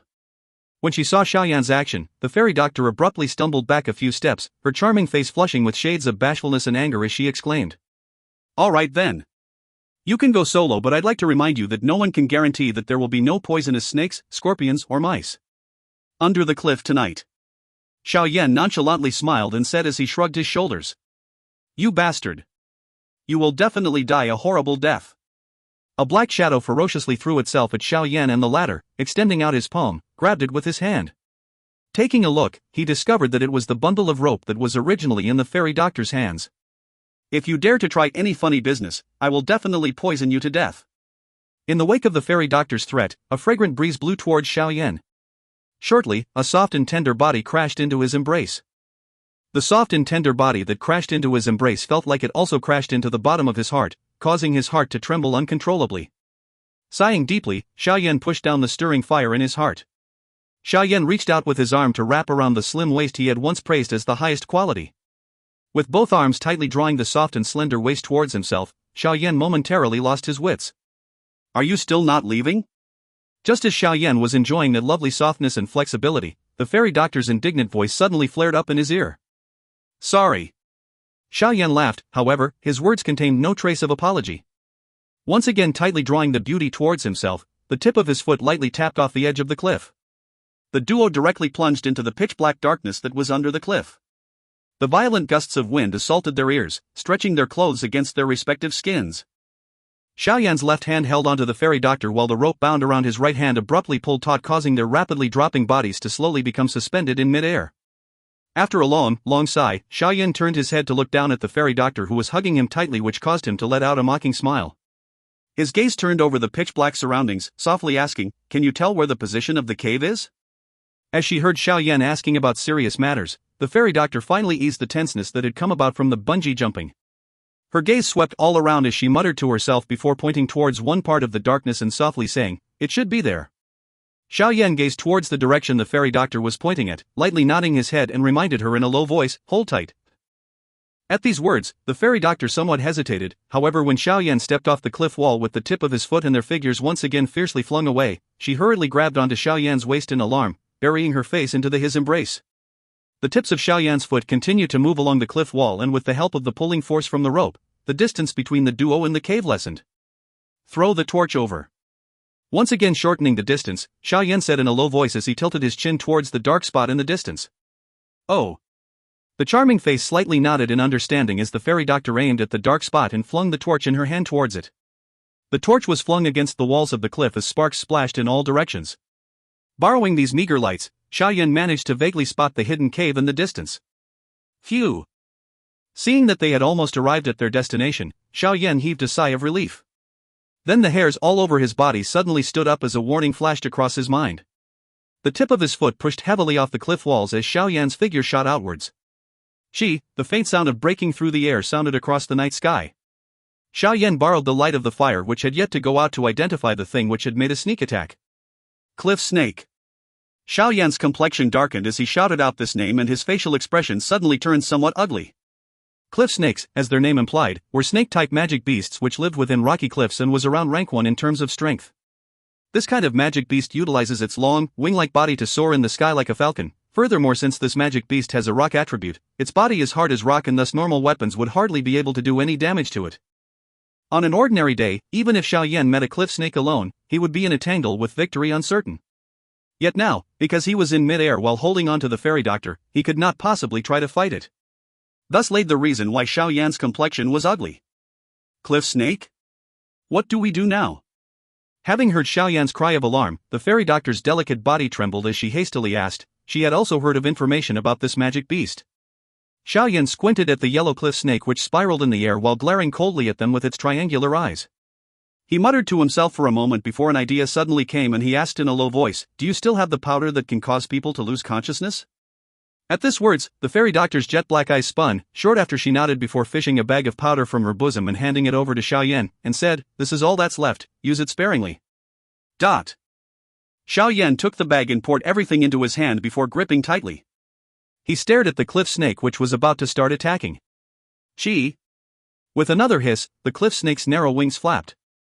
With an ominous glint in its eyes, it dived toward Xiao Yan. In its huge mouth, sharp fangs shined with a cold light.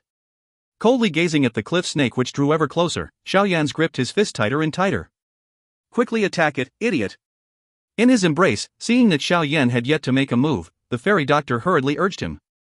Ignoring her urgings, Xiao Yan maintained his silence, yet the Dou Qi within his body had already started to flow through his arteries and veins. Eyes on the cliff snake, which was already almost within 10 meters of them, the fairy doctor clawed at Xiao Yan's back in anger. Bastard, I'll be killed because of you. Just as the cliff snake was about 10 meters from the duo, Xiao Yan finally made his move. His tightly closed fist suddenly opened and within his palm a violent chi burst out, carrying the white powder. Like a white arrow, it smashed towards the cliff snake. The white powder crashed against the cliff snake, suddenly exploding into a cloud of powder, engulfing the cliff snake within. Thud. A yellow figure struggled in the white powder for a moment before rigidly falling from the sky, heavily smashing into the deep valley. Gazing at the cliff snake as it disappeared into the darkness, Xiao Yan finally sighed in relief. At this height, even if its body were as hard as rock, it would also turn to mincemeat, right? Xiao Yan lifted his head to take a look at the white powder floating in mid-air. Once again waving his palm, a violent chi suddenly pushed forward, immediately sweeping through the air. I can't believe that you have other skills besides knowing how to bully women. Although Xiao Yan somewhat cheated in that fight, his calmness even in the middle of that dangerous situation could be clearly seen. Even the fairy doctor started to feel a new level of respect for him. Unenthusiastically smiling, Xiao Yan finally carried the fairy doctor in his arms while slowly descending to a spot just outside of the cave. As he gazed upon the cave entrance, he found it densely covered with rubble and the odd bits of wood. His brows wrinkled together and soon after he shook his head helplessly. It looked like there was another round of bitter work in store for him. Xiao Yan slowly opened his palm, taking in a deep breath. He shouted out in his mind, "Fire palm!" As the shout resounded in his mind, a huge pushing force gushed forth from the center of his palm. Like a gale sweeping through fallen leaves, it blew the piles of broken rock and timber into the pitch-black space between the mountains. Having completed the task, beads of cold sweat appeared on Xiao Yan's forehead while his breathing also became somewhat hurried. Under the suppression of the pitch-black broadsword on his back, the amount of Dou Qi he could use was not even 60 to 70% of the Qi vortex. After panting slightly for a while, Xiao Yan cast his sight towards the now cleared cave entrance. Now that the wood and rock wreckage was gone, borrowing the faint moonlight, Xiao Yan and the fairy doctor were finally able to catch sight of the cave which had been left behind by some predecessor. The cave entrance was not very wide, at most it could only fit about 2 or 3 people at once. The cave was dark but one could notice a faint light from within, giving it a look of mysteriousness. Around the entrance of the cave, there were many blade marks but perhaps because of the long passage of time, these blade marks were extremely faint. If it were not for Xiao Yan's keen eyesight, perhaps he would never be able to find them. We're finally here. Laughing with excitement, Xiao Yan hugged the fairy doctor. With one last push off the cliff wall, the two figures flew across the air before finally landing steadily at the entrance of the cave. After landing, the fairy doctor quickly separated herself from Xiao Yan's embrace before sizing up the cave entrance with a look of happiness on her charming face. Let's move and find out what kind of things we might obtain. I hope that they will not disappoint me. Xiao Yan lightly smiled at the fairy doctor and fishing out a torch, he led the way into the pitch-black cave. Gazing at the pitch-black interior of the cave, the fairy doctor was somewhat hesitant. A moment later she stamped her feet and gritted her teeth before catching up. If you find any errors, ads pop up, ads redirect, broken links, non-standard content, etc., please let us know. Report chapter so we can fix it as soon as possible. Chapter 116, Ice Spirit Blazing Grass. Chapter 116, Ice Spirit Blazing Grass. The coldness and darkness of the surroundings engulfed the two as they walked within the quiet mountain cave. Amidst the silence, only the soft footsteps of 2 people could be heard. The surrounding atmosphere caused the fairy doctor to instinctively hug herself. She raised her head and watched Xiao Yan walking slowly ahead of her. A brief hesitation later, she increased her pace and closely followed behind him. In this environment, only the young man in front of her gave her some sense of security. After walking for over 10 minutes in the quiet atmosphere, the fairy doctor started feeling that the insanely quiet atmosphere was unbearable. At that moment, however, the young man in front of her abruptly stopped. The fairy doctor failed to react in time and knocked softly into Xiao Yan's back. The intimate encounter caused the fairy doctor to take a step back with an extremely red face as she embarrassingly said, "What are you doing?" The earlier soft contact had also caused Xiao Yan to take in a deep and heavy breath. He coughed drily as he pointed towards a rock door where a faint yellow light was emitted and helplessly said, "It's a dead end." Hearing this, the fairy doctor pressed her eyebrows together and took 2 steps forward. Facing the door, she said in a deep voice, "Behind the rock door ought to be our destination. If the ancient elder had built a cave here, I don't think that he would have created one that leads to nowhere." Xiao Yan stepped forward and touched the rock door. After estimating its thickness, he slowly shook his head. The rock door is very thick and requires the strength of a Dou Qi to forcefully break it. All that you know is how to use force. Look at the yellow light that is emitted from the rock door. This is obviously a ground element trap technique. If you pay more attention to the details, it isn't difficult to open it. After giving Xiao Yan a disparaging look, the fairy doctor placed her thin hand on the rock door, which began to slowly move. You know about trap techniques? If I recall correctly, that is something a wood or ground element dojo is good at. Seeing the serious face on the fairy doctor, Xiao Yan could not help but curiously ask. It's just that I have read some books on trap techniques. I cannot be considered competent, but it should not be a problem if I use it to probe around. The fairy doctor carelessly answered as her hand's action remained as graceful as ever. Xiao Yan nodded his head but did not disturb her surveillance. His gaze moved away from the rock door and, using a faint light, sized up the surrounding rock walls. On the rock wall were some faint carvings. They had grown blurry, but Xiao Yan could make out a couple of human shapes which were likely left behind by the cave owner. Found it! Just as Xiao Yan was studying the rock wall, the fairy doctor's happy voice prompted him to shift his gaze. Beside the rock wall, the fairy doctor was already squatted down, her thin hand was touching a small protruding spot on the rock wall. When she pressed on it, a creaking sound slowly echoed through the cave. Watching the rising rock door, Xiao Yan heaved a sigh of relief and gave the fairy doctor a thumbs up. Following the rising rock door, a faint light emitted from behind it, chasing away the darkness around them. Seeing the bright interior behind the rock wall, the fairy doctor smiled but retreated 2 steps. Then she faced Xiao Yan, raising her chin, and smiled. Please, go in. Shrugging his shoulders, Xiao Yan picked up a few stones and violently threw them into the cave. He felt slightly reassured when he did not notice any reaction. You're really an overly cautious person. Seeing that Xiao Yan did not forget to be careful even at this moment, the fairy doctor could only shake her head helplessly. Thanks for your compliment. Smiling indifferently, Xiao Yan stepped carefully across the rock door and entered the interior. Seeing that Xiao Yan had stepped forward, the fairy doctor followed closely behind. Upon stepping into the interior of the cave, their range of vision suddenly widened. Beyond the rock door was an enormous room which appeared somewhat simple and empty. Mounted on the walls were moonstones that were used as a source of light. At the center of the room was a chair that seated a skeleton with its fallen skull placed on its thigh bone. This scene, when viewed from this quiet atmosphere, appeared quite ghastly. In front of the chair was a wide and long black stone table. 3 locked stone containers were neatly placed on it. Additionally, there were large numbers of shiny gold coins and other precious items in the other 3 corners. Just by the number of the gold coins, the total wealth in this room was over the hundreds of thousands. Valuables and money were not something that Xiao Yan lacked, and from the way these valuables were randomly placed, it seemed that their owner did not hold them in high regard either. Xiao Yan shifted his gaze away from the shiny gold, moving them to the last corner of the room instead. Happiness surfaced on his face when he did. The last corner of the room was a flower bed made by piling soil together. Within it grew numerous different flowers and plants that shrouded the flower bed with fragrances.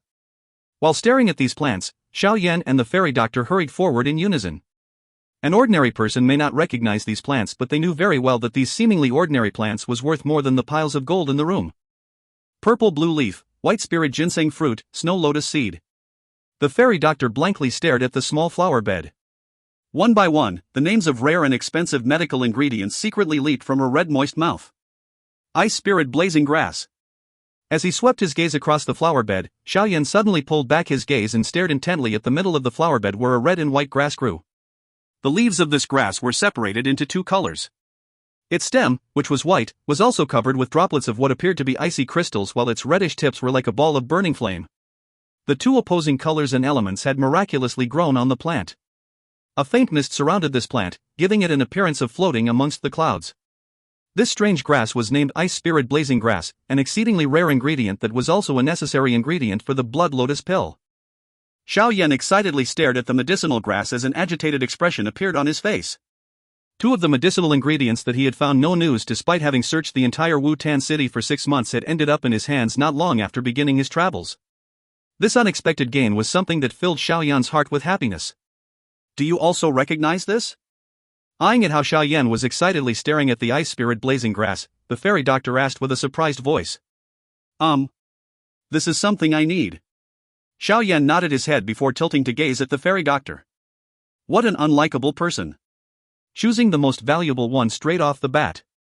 Hearing Xiao Yan's words, the fairy doctor immediately raised her eyebrows and muttered in an unwilling manner. Smiling embarrassingly, Xiao Yan waved his hand. I'm sorry, but I really need it. I've been searching for it for quite a while, but... Seeing that the fairy doctor still appeared depressed, Xiao Yan could only helplessly said, why don't we do it like this? I will take the Ice Spirit Blazing Grass. As for the remaining medicinal herbs here, you will take 2/3 and I will take the remaining 1/3. Hearing Xiao Yan's suggestion, the fairy doctor nodded her head, the color of her face appearing slightly better. Xiao Yan let out a breath when he saw the fairy doctor nodded her head. Without worrying about drawing suspicion, he extracted many exquisite jade bottles from his storage ring and a jade shovel. He carefully dug away the soil surrounding the ice spirit blazing grass and finally placed the plant, together with the soil, into a jade bottle.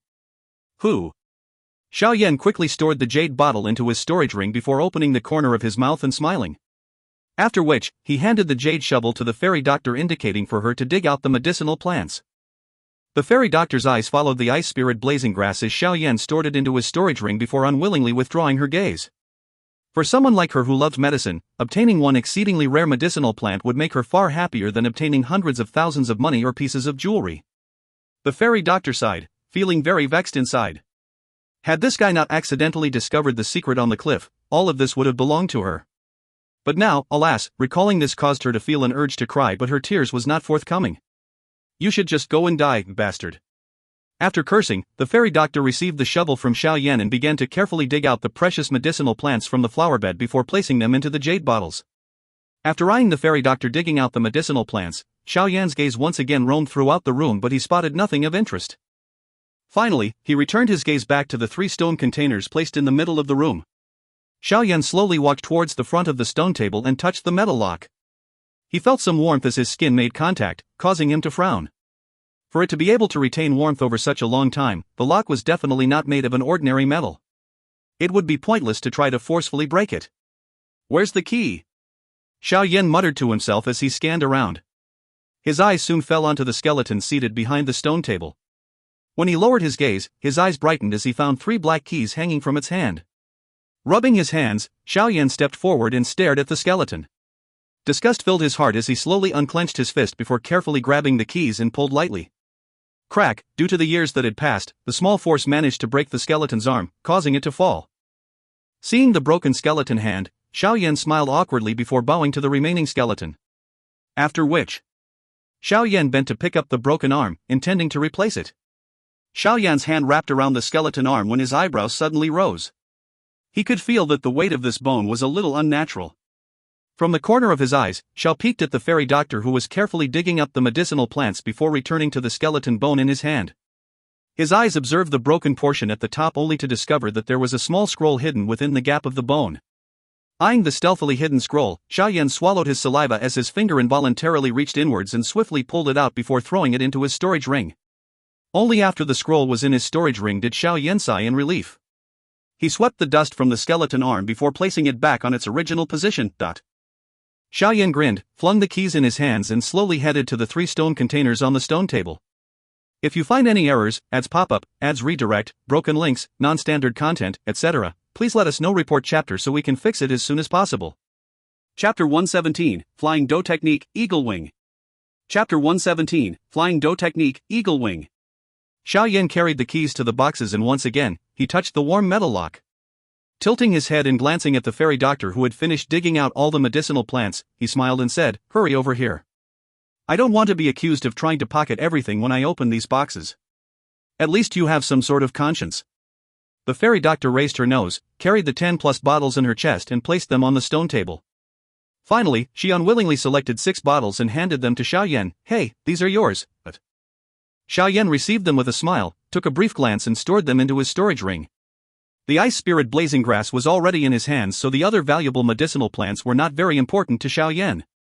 Xiao Yan waved the 3 black keys in front of the fairy doctor and smiled, "Then I will be opening them." "Open them." After throwing Xiao Yan an irritated look, the fairy doctor quickly slotted the jade bottles around her waist and chest. Immediately, her narrow waist appeared much fuller than before. Xiao Yan licked his lips as he stared at the stone containers. He randomly selected one of the keys, lifted the first lock and carefully inserted it. Not this, the key stuck halfway, causing Xiao Yan to shrug and replace it with a second key. Wrong again. Helplessly shaking his head, Xiao Yan held the last key tightly and once again carefully inserted it into the keyhole. Seeing the key slowly disappearing into the lock, Xiao Yan and the fairy doctor both unintentionally held their breath. The only noise in the entire room came from the key being pushed through the keyhole of the metal lock. Clang! Suddenly, a light clear noise was emitted from within the room, prompting Xiao Yan's hand to freeze. "It's unlocked." Seeing the lock shackle being launched from the lock, Xiao Yan let out a relieved sigh and said, "Hurry up and open it." The fairy doctor's face was full of desire and happiness as she said in an impatient voice. Xiao Yan glanced at the anxious fairy doctor but did not heed her call. Instead, he grabbed her hand and stepped back. He then lined up his palm with the box and unleashed an intense force from his palm which lifted the lid of the stone box. After the lid was lifted, Xiao Yan waited a moment longer and sighed in relief after seeing that there was no reaction. Glancing at the fairy doctor who had her hands around her chest while coldly staring at him, Xiao Yan simply shrugged. "It is always good to be a little careful. If you are thrown into the Magic Beast Mountain range, I think that you will have a happier time living there than in the outside world. The reason being that even those magic beasts are not as careful as you are." The fairy doctor curled her lips and said, "I share the same thoughts." Xiao Yan touched his nose and laughed. After throwing a cutting gaze at the shameless man beside her, the fairy doctor walked towards the stone table. She looked into the open stone box and was shocked. With a face filled with joy, she quickly reached her hand into it and retrieved an ancient rainbow-colored scroll. "What is this?" Xiao Yan curiously looked over and asked. "A poison book that records the methods of making poison." The fairy doctor flipped open the scroll and said with a smile, "A poison book?" Raising his eyebrow in surprise, Xiao Yan took the scroll from the fairy doctor's hand and glanced through it. Seeing the few words written on the side of the 7-colored scroll, Xiao Yan said in amazement, "Rainbow poison book? There is actually something that focuses on how to create poison? Don't tell me that the one who left this behind was also a physician?" Physicians were usually the only ones in the Dou Qi continent who used poison to protect themselves. These people who excelled at using such positions were usually called poison master within the continent. However, the status of a poison master was still a far cry from that of an alchemist. "Perhaps so. But you're not allowed to split this with me. Due to my elemental affinity, I cannot become an alchemist, so I can only rely on these things." A dejected expression appeared on the fairy doctor's face after she spoke. It was clear that her greatest desire was to become an alchemist and not a poison master that people both hated and disliked. Eyeing the dejected-looking fairy doctor, Xiao Yan smiled, handed over the 7-colored scroll and said, "This is quite a good thing, but it would require much time and effort in order to master it. Just training. Dou Qi consumes all of my energy. I'm not stupid enough to start on something else, biting off more than I can chew. Thanks." The fairy doctor felt a deep relief in her heart upon hearing Xiao Yan's words and gave the latter a grateful nod. "You can put away what you have in your hands. I may not be considered a gentleman, but given our current relationship as partners, I would not try to take everything for myself." Eyeing the fairy doctor who was slowly putting away the rainbow scroll, Xiao Yan smiled and said in a bland voice. The fairy doctor's face was stunned as embarrassment surfaced. She unclenched her hand, revealing a small bag of green powder on it. Being caught red-handed by Xiao Yan, the red-faced fairy doctor was at a loss for words. "Forget it. Being a woman, it is only natural for you to take some preventive measures when you come with me in search for treasures." Xiao Yan shrugged and said indifferently, "Thank you." Once again, the fairy doctor gave a grateful thanks as she hurriedly put away the green powder in her hand. Xiao Yan touched his face and shifted his gaze towards the second stone container. He inserted a key in and slowly probed the interior. What was the effect of the green powder? As the key in his hand was slowly being inserted deeper into the lock, Xiao Yan randomly threw out a question. This was made with drunken dragon grass and a couple of other medicinal ingredients with a sedative effect. Once it is breathed into the body, it would cause one to fall asleep for at least half a day. But this powder is only a simple poison. Anyone with some strength would be able to use Dou Qi to suppress the effect and force it out of the body. The fairy doctor embarrassingly replied. "Luckily it is not some lethal poison. At least you are not so vicious." Xiao Yan rubbed his lips together, rotated his wrist and smiled. "It's opened." Following Xiao Yan's voice, the tightly shut stone box began to slowly open. Under the light of the moonstones, everything in the stone box was immediately revealed to Xiao Yan and the fairy doctor. "Another scroll?" Xiao Yan lifted his eyebrow upon noticing a black scroll that was placed in the box. He reached his hand into the box, took the scroll out and flipped through it. Finally, his gaze paused on the small words at the edge of the scroll, Hai Xian Flying Dou Technique, Eagle Wing. Flying Dou Technique? Xiao Yan's eyes gradually became bigger as he muttered the unfamiliar words. In his shock, he said with a hoarse voice, "This is actually a rare Flying Dou Technique? Flying Dou Technique? What is that?" Hearing this name for the first time, the fairy doctor blinked her eyes doubtfully. She had heard of attack Dou techniques, defense Dou techniques, agility Dou technique and many others, but it was the first time she had heard of a flying Dou technique. As the name suggests, this Dou technique can allow a person to fly in the air. Xiao Yan smacked his lips in surprise as he explained. Fly? Isn't that something that requires the strength of at least a Douling? The fairy doctor displayed an initial shock at the explanation before appearing confused.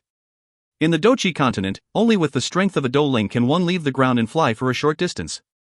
Only after one's strength had reached that of a Dou Wang or Dou Huang can one use the Dou Qi to form a pair of energy wings on one's back. These wings would enable them to overcome their bond to the ground and fly amongst the clouds. As for the flying Dou techniques, they were a strange secret technique that could enable the practitioner to form two small extensions that protruded from the veins on one's back. With these two extensions, one would be able to form a pair of wings and fly in the air even if one did not possess the strength of a Dou Wang. Flying was something that was a great temptation to many. In order to fulfill this temptation, many strong people put in all their effort to reach for the unreachable dream of becoming a Dou Wang. At the same time, there were also many who wanted to find a shortcut by finding this rare and valuable flying type Dou technique. Xiao Yan slowly let out a long breath as he held the black scroll in his hand. He forcefully suppressed the happiness in him before waving his hand at the fairy doctor. I know. This goes to you, right? Having observed Xiao Yan's action, the fairy doctor understood his intention and helplessly nodded. Ha, everyone takes what they require. Xiao Yan grinned. His acquisitions today had almost caused his face to be paralyzed from smiling. There's still one more. Let's hurry. We will leave once we open it. The fairy doctor shifted her gaze to the last stone box and urged. With his two acquisitions, Xiao Yan's body was full of energy. He held the last key that was not used and prepared to open the stone box. The spacious room once again became quiet. Just as Xiao Yan bent his body and was about to open the box, he suddenly stiffened. He quickly turned around and his face suddenly became dark. Someone's coming. What? Hearing the words, the fairy doctor was also shocked. An instant later, she shook her head. That's impossible. Only the two of us know about this place. I have not misheard. There are quite a few people. Xiao Yan looked at the fairy doctor with a terrible face. A coldness flashed in his eyes. You suspect that I have called these people over? Seeing Xiao Yan's expression, anger erupted on the fairy doctor's face. Had I wanted to harm you, you would have died many times over. Seeing that the anger on the fairy doctor's face appeared genuine, Xiao Yan pressed his eyebrows together and quickly turned around. He attempted to insert the key in his hand into the lock, but in his anxiousness, he repeatedly failed to do so. Damn it! Letting out a cry of anger, Xiao Yan grabbed the stone box with both hands in an attempt to lift it. Unfortunately, he found that the container was stuck onto the stone table. Stupid! Xiao Yan once again scolded with an ashen face before slowly letting out a breath. In a cold voice, he said, "They are here." Hearing Xiao Yan's words, the little doctor quickly directed her gaze towards the rock door. Her ears had also picked up the sound of footsteps approaching. Cuckoo, fairy doctor. Thank you for leading the way. It seemed that the information we managed to get was true. Over 10 figures slowly entered from the darkness outside the door while the familiar and pleased laughter echoed within the room. Muli. Upon hearing the voice, the fairy doctor immediately clenched her teeth tightly. If you find any errors, ads pop-up, ads redirect, broken links, non-standard content, etc., please let us know. Report chapter so we can fix it as soon as possible. Chapter 118, Life or Death Escape. Chapter 118, Life or Death Escape. Outside the rock door, over 10 figures slowly appeared, blocking the entrance. Another figure strolled in from behind them. Under the light from the moonstones, the figure's face was finally revealed to identify to the young leader of the Wolf-Head Mercenary Company, Muli. When his gaze initially swept over the piles of shiny gold at the corners, a greediness revealed in his eyes. He licked his lips before redirecting his gaze towards the two stone boxes that were opened by Xiao Yan. He smiled and said, "I'm sorry to disturb the both of you." Xiao Yan slowly tightened his grip on the key in his hands. His face turned a little gloomy as he glanced at the frowning fairy doctor beside him, coldly saying to Muli, "You followed us?" It cannot be considered as following. A few days ago, I had received information that the fairy doctor had found a treasure cave. Because I didn't know about the exact location, Muli shrugged his shoulders and said, "How did you get hold of this information? I have only told my assistant Li Fei about this." You bribed her?" A suspicion flew across the fairy doctor's face, but was quickly replaced by anger. "Cuckoo, that woman's pretty stupid. With just some sweet words, she obediently told me everything." Muli smiled, not denying the fairy doctor's speculation. "You bastard." With straightened eyebrows, the fairy doctor screamed. I'm sorry, but these things here are too important to our wolf-head mercenary company. Once we possess them, we would easily be able to absorb all the factions in Qingshan town. When that time comes, we would have the ability to develop beyond the town. Our vision lies beyond this small little town. Muli said emotionlessly. Hand over the things to me. Fairy Doctor, you ought to be very clear about my feelings for you. As long as you are willing to become mine, I will definitely not mistreat you when I finally take over the Wolf-Head Mercenary Company. Muli gave the Fairy Doctor a gaze filled with emotion as he spoke in an increasingly gentle tone. Become yours? Just talking to you now repulses me. The Fairy Doctor's voice was mean as her red moist lips opened to mock him. It appeared that Muli's act of bribing those around her had incited her fury. A chill flashed across Muli's eyes as he smiled and said softly, "It matters not. I will forcefully keep you by my side." After saying these words, Muli shifted his eyes to the quiet Xiao Yan beside her and laughed. "I have already told you to join the Wolf-Head Mercenary Company, but you refused to listen to me. Now, it's too late even if you wish to join. A mercenary company without even a Dou Qi is actually this arrogant?" Xiao Yan rubbed his nose and provokingly shook his head. "At least it will be easy to kill you." Muli revealed a smile that was full of killing intent. "Hand the things over. I'll let you die in one piece." Muli coldly stared at Xiao Yan with his hands crossed over his chest. Xiao Yan icily pulled his mouth. His gaze scanned over the badges on the chests of the 10-odd mercenaries blocking the exit, getting a glimpse of their strength.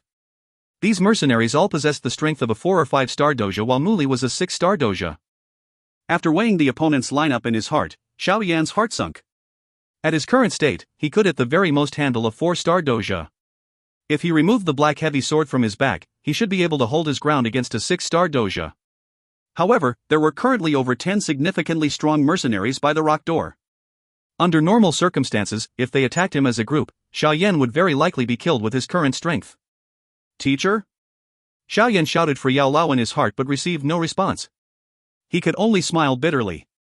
It seemed that it was impossible to get Yao Lao to help him get out of this mess. Muli hugged his arm and stood at the middle of the rock door. His sinister-looking face stared at the rapidly changing face of Xiao Yan and felt like a cat playing with a mouse. "Although you have great potential, it has yet to be developed. To be honest, I'm afraid that you will seek revenge in the future. In order to avoid feeling worried about such a possibility, I will have to kill you here and now." Lightly tapping his fingers on his hand, Muli spoke with a smile. Since he was a child, his father had warned him, if possible, to kill anyone whom he had offended and not allow the other party to have any chance of returning to seek revenge. Xiao Yan stared at Muli, who was full of smiles, and his eyes narrowed. In all these years, he was the one who had always bullied others, but he had never witnessed this kind of group attack with the intention to kill. "You are right. If I have the chance to leave, I would definitely create trouble for the Wolf-Head Mercenary Company."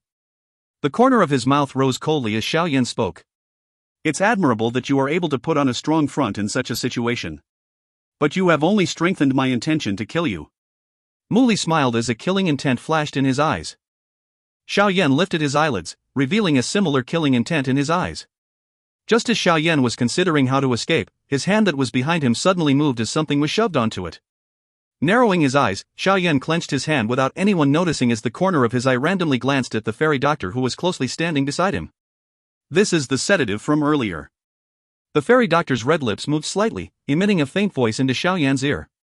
Inclining his head slightly, Xiao Yan swept his gaze across the walls in the room. When he noticed the 3 moonstones that were emitting a faint light, an idea was born in Xiao Yan's heart.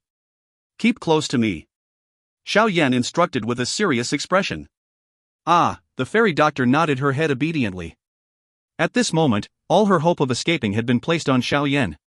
"Do it. Kill that boy. Remember not to hurt the Fairy Doctor. That is my woman." Watching the pair, Muli tensely waved his hand and ordered. "Yes." Having heard Muli's order, 5 of the 10-odd mercenaries behind him instantly stepped forward and with a vicious expression charged at the pair. Seeing that the rock door was still tightly blocked despite losing 5 men to attack, Xiao Yan frowned. These cautious mercenaries were giving him a headache. Bang! After glancing at the mercenaries charging at him, Xiao Yan extended his palm. The strong force threw the bag of sedatives into the air, which subsequently exploded. The scattered powder instantly covered the entire room. "Hold your breath.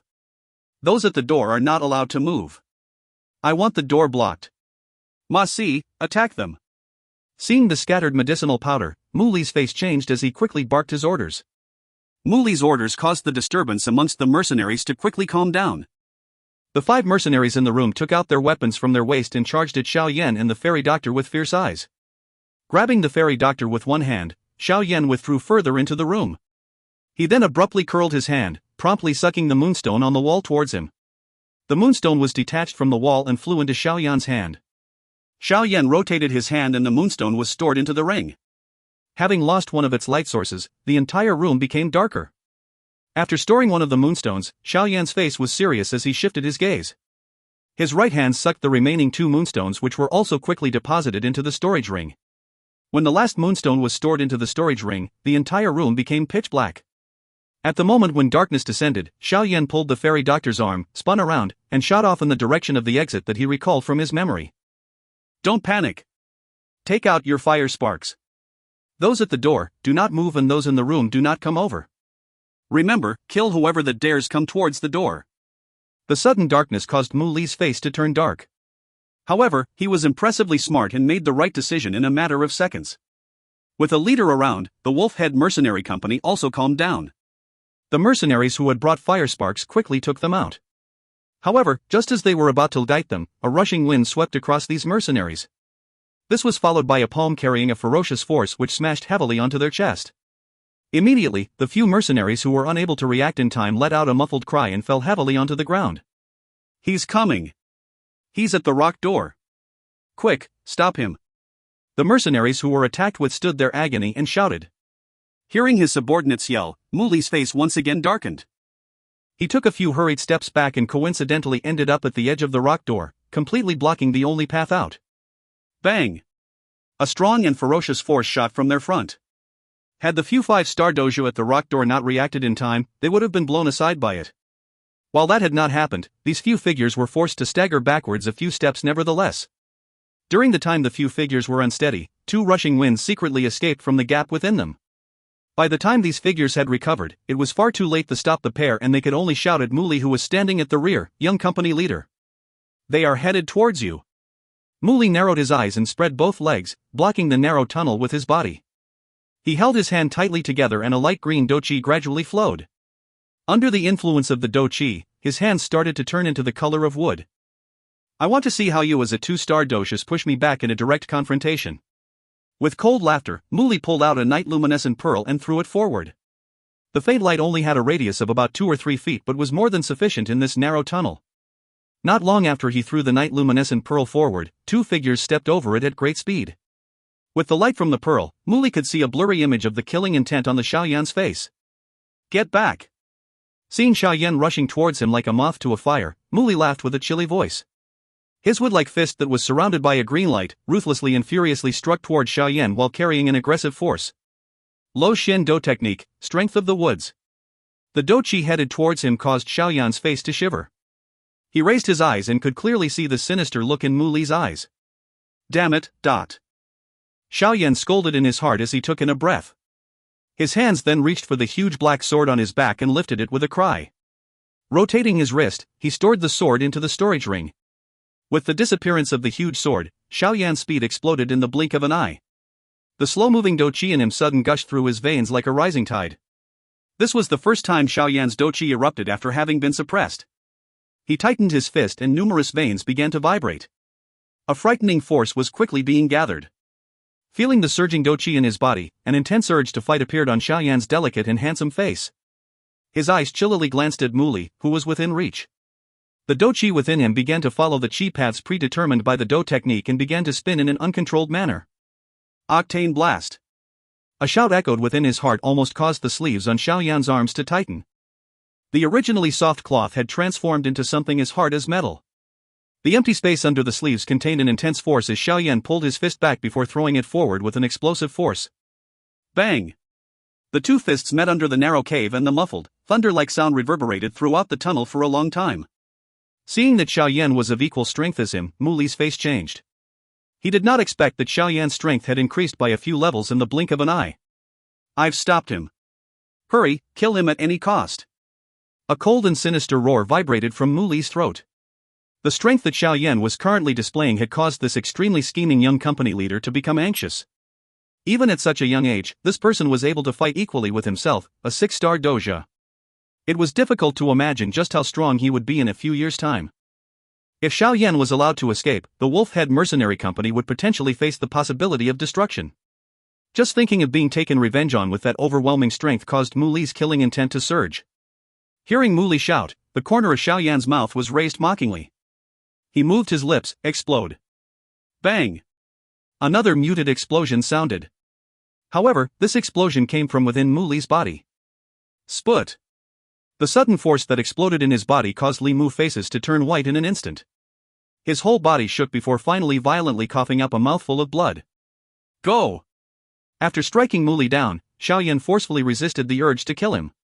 He promptly pulled the fairy doctor and without looking back, charged towards the dangerous cliff outside. Immediately after Xiao Yan ran off, over 10 mercenaries charged from within the rock room. Upon seeing the pale-faced Mu Li on the ground, aghast filled their faces. The 6-star Dou Qi young company leader was actually beaten by that young man? This horrible reality before them caused them to be in momentary states of shock. Idiots, what are you standing there staring at? Go and chase him. We must kill that boy. Once we leave, release our signal and get those in the ambush outside to kill him. Seeing the blank faces of his subordinates, Mu Li once again coughed up blood as he angrily cried. Yes. Mu Li's cry prompted the mercenaries to recover from their shock as they hurriedly replied. After that, they faced the exit and hurriedly chased Xiao Yan and the fairy doctor. With great difficulty, Mu Li pulled himself up and leaned against the rock wall as he let out a long breath.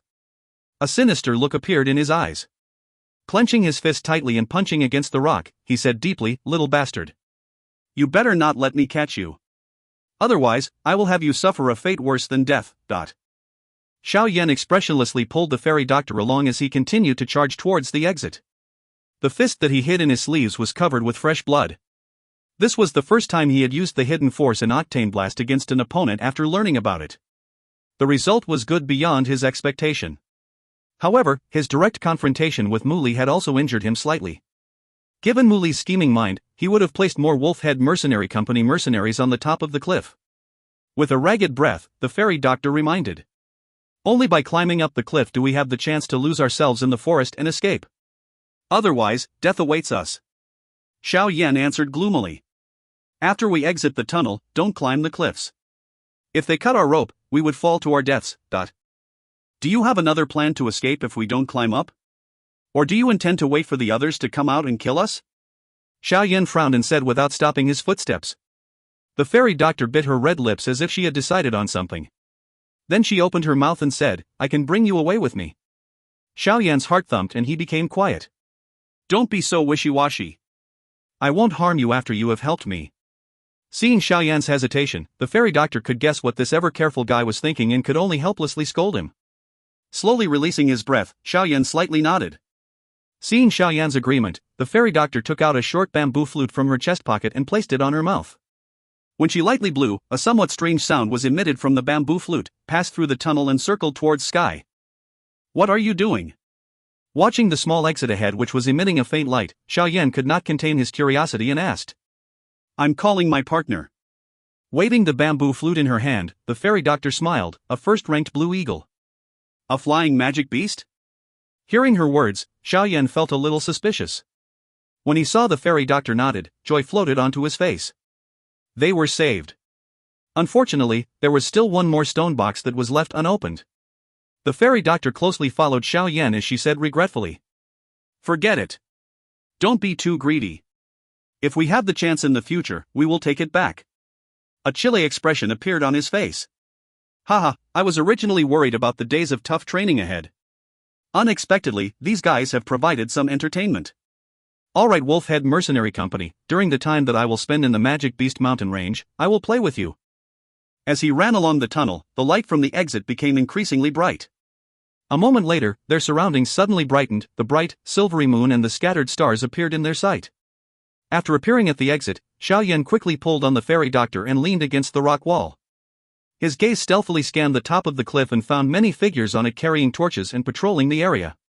There really is something awaiting us here. Xiao Yan vented his anger before placing his ear on the ground. Immediately he said gloomily, our pursuers are arriving. Where's that flying magic beast of yours? The fairy doctor's eyes scanned the night sky. Once again, she placed the bamboo flute in her mouth. The strange sound silently spread across the sky. Screech! Not long after the whistle sound was released, a sharp screech sounded within the night sky. With the help from the moonlight, Xiao Yan could see a blurred image of a large old eagle with a lush blue-colored body near the deep regions of the mountain ahead. It flew quickly and within a moment, was floating up from the lower edges of the cliff. Let's go! Seeing the arrival of the blue eagle, the fairy doctor let out a sigh and waved at Xiao Yan. After Xiao Yan nodded, he turned around and saw a few figures within the cave. With a cold laugh, his hand hugged the fairy doctor's narrow waist and leaped, landing on the back of the huge blue eagle. Xiaolan, let's hurry! Once they were on the eagle's body, the little doctor hurriedly urged. Hearing the fairy doctor's voice, Blue Eagle immediately flapped its wings. A huge gust of wind passed by with a thud sound. After which, together with the two people on its back, the eagle rose towards the sky. Shoot it down! Gazing at the duo that had actually managed to mount the Blue Eagle, the 10+ mercenaries who had appeared at the cave entrance hastily shouted to their comrades on top of the cliff. Xiao, Xiao, Xiao! TL, sound of arrows! Hearing the shouts from below, the cliff top was in confusion for a moment, but soon after a rain of arrows suddenly flew across the sky, urgently aiming at the Blue Eagle. As he gazed upon the rain of arrows, Xiao Yan's was slightly alarmed, but just as he was about to deflect them, the Blue Eagle below him suddenly shook its wings and a light green gale blew out, immediately causing the first wave of arrows to fall into the depths under the cliff. As the fairy doctor squat down, the gale caused her long hair to be blown into a mess.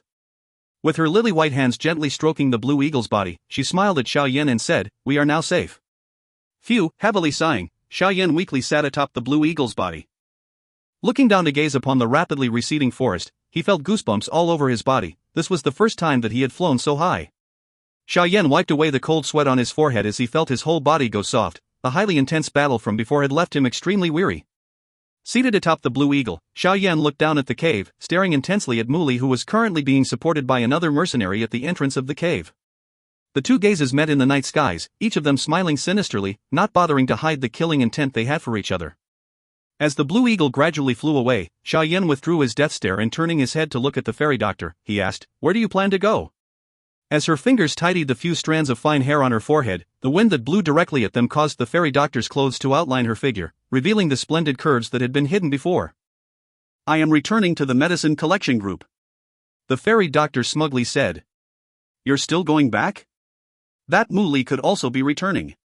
Hearing her words, Xiao Yan asked, somewhat amazed. Asterisk chuckles asterisk, once I've returned to the medicine collection group, he will not dare to do anything to me. The fairy doctor lightly smiled as she said. With the reputation she had in Qingshan town, Muli would not dare to make a move on her unless he wanted to incur the wrath of the mercenaries in town. Furthermore, once we return to Qingshan town, he would even more so dare not to make a move. The power of 1,000 medicinal house is not weaker than that of the wolf head mercenaries. In addition, the leaders of the other two big mercenary groups also owe me a favor. If it is like that, then do as you want. Lightly nodding his head, Xiao knew how much popular the fairy doctor was from the gazes that the mercenaries used to look at the fairy doctor. Thus, he was not too worried about her safety. What about you? Turning her head, the fairy doctor smiled as she inquired. Me? Heh, I am not returning. I do not have the kind of popularity that you do, and if Muli wants to kill me, no one would step in to stop him. Moreover, given the power that I've shown, that kid would definitely try to find any means possible to kill me. Thus, I cannot return to the little town of Qingshan. Xiao Yan chuckled as he tightly gripped onto the Blue Eagle's feathers. You want to leave? At these words, the fairy doctor somewhat hesitantly asked. Leave? Hey, I would never do such a thing as run with my tail between my legs. In the near future I will be training in the Magic Beast Mountain Range for a period of time, after which I will find the wolf head mercenaries to slowly settle my debts. Xiao Yan grinned viciously as he declared. The commander of the wolf head mercenaries is a 2-star dosher. If you plan on taking revenge, you need to be careful. The fairy doctor was silent for a while before silently warning Xiao Yan. Relax, it's not like I have never seen a mere dosher before. Leisurely moving his arms to and fro, Xiao Yan laughed out indifferently. At that time, even a dosher like Zhao Lai Bai had his clan crushed by Xiao Yan. Seeing the confidence in Xiao Yan, the fairy doctor could only nod her head, not saying anything more. Turning her head, she directed the Blue Eagle to fly towards the mountains. On the back of the eagle, as the mood gradually fell into silence, the duo slowly pondered on their exciting close brush with death. Hey, you little brat, not bad. To actually be capable of escaping that dangerous scenario at such a minimalistic cost, it has already somewhat exceeded my expectations, thought. Just as Xiao Yan closed his eyes to recover qi, Yao Lao's satisfied laughter suddenly sounded out in his mind. Having heard Yao Lao finally speak, Xiao Yan frowned before groaning to Yao Lao in his mind, I thought that you had disappeared. Haha, brat, you are so petty. If I don't let you personally experience this kind of danger, how can your potential explode? Yao Lao laughed heartily as he continued to speak. Furthermore, how was the feeling of throwing off the restrictions? Not bad. Xiao Yan rubbed his nose as he smugly said. Hey, do you want vengeance? Yao Lao's laughter was like that of a treacherous old fox, filled with enticement. When have you ever seen me being bullied without any retaliation? Since that bastard wants me dead, how can I let him off? Though Xiao Yan had a small smile on his face, there was a cold glint in his eyes. You've heard what the little miss said, the commander of the Wolf-Head mercenaries is a 2-star Dou Qi. Yao Lao laughed before continuing, thus if you want revenge, you need to advance to Dou Qi as fast as possible. Of course, during this time I will be secretly training in the Magic Beast mountain range. No matter what kind of arduous training methods teacher uses, I will overcome them all. Xiao Yan shrugged his shoulders. Ha, good. Since you have this kind of determination, I will use the fastest method without any negative repercussions to make you a Dou Qi. Yao Lao immediately became delighted when he heard Xiao Yan's words. Hate truly was the greatest medicine to advance a person's progress. After circling in the sky for a while, the eagle finally folded its wings upon landing on a hilltop. The medicine collecting group area is under us, and since you are not going back, I will place you here. Wait until tomorrow before you leave by yourself, is that okay? Gazing at the bonfires below, the fairy doctor said as she turned her head to lightly smile at Xiao Yan. Okay. Xiao Yan smiled and nodded his head. He clasped both fists together and held them up to the fairy doctor, and with a bright smile, he replied, then let us part ways here. When we next meet, a long time may have passed. Yes. The fairy doctor's snow-white chin lightly nodded as she slightly hesitated before finally retrieved a small bag of medicine and passed it over to Xiao Yan. Though the effectiveness of this medicine powder is not huge, they should be just barely enough for your protection. Receiving the bag, which still held a trace warmth from her body, Xiao Yan felt somewhat moved. Truthfully, the fairy doctor and him were only strangers that met by chance, not to mention that he had also shamelessly taken half of the treasures that was meant to be solely hers. Although he saved her as they were escaping, in that kind of situation, any man would have done the same. Xiao Yan rubbed his nose and smiled before nodding. He waved towards the fairy doctor and then turned around to walk towards the dark forest. See you again. When we next meet, I will demolish that lousy mercenary group for both of us. I will be waiting. With a charming wink, the fairy doctor laughed out. She watched as the youth's figure slowly faded into the darkness before turning her head towards the camp, uttering in a soft yet cold voice, Muli, just wait and see. A woman's grudge is more terrifying than you could ever imagine. Her fury knew no bounds and her hatred would last for an eternity. All that would be left is a lingering thought which wondered what mercy was. With an icy sneer, the fairy doctor once again leapt onto the blue eagle before slowly spiraling down and finally disappearing into the darkness of the night. As she slowly faded away, the first rays of dawn spilled out from the horizon, shining on the white tentage. When the fairy doctor woke up from her sleep, she heard a disturbance outside her tent accompanied by a nauseating and familiar voice. A malicious intent stirred in her rosy and tiny smile, and languidly getting off her bed, she changed her clothes before slowly walking out of the tent. Outside the tent, 7 or 8 mercenaries were currently tightly guarding the entrance. At this moment, these mercenaries were barring a young man from entering with solemn faces, but when they saw the fairy doctor come out, they hastened to greet her. Chuckles young Master Muli, why are you trying to barge into my tent so early in the morning? As she graced the few mercenaries with a small smile, the fairy doctor slanted her head to smile at Muli, who had a somewhat uncomfortable expression on his face. Nothing much, it's just that it's getting late and I thought that I would come by to call the fairy doctor to continue on our journey. Muli's gaze swept around the area behind the fairy doctor, and finding nothing, he wrinkled his brows together before smiling as he said. Lightly nodding her head, the fairy doctor waved a hand to dispatch the few mercenaries. She took 2 steps forward and smiled while looking at Muli. Young Master Muli, the mantis stalks the cicada unaware of the oriole behind. To be the oriole is such a great strategy. What a pity that the mantis was too cunning. Muli smiled, a coldness in his expression. Once again sweeping his gaze on the tent behind the fairy doctor as he coolly said, I know that since you have returned here, I cannot do anything to you, but my target is not you. Hand over Xiao Yan and I will not make things difficult for you anymore. He laughed. The fairy doctor spread out her hands and smiled as she said. Laughed? Muli's eyes withdrew as his expression turned even uglier. You could not possibly think that he would foolishly return to the campsite, right?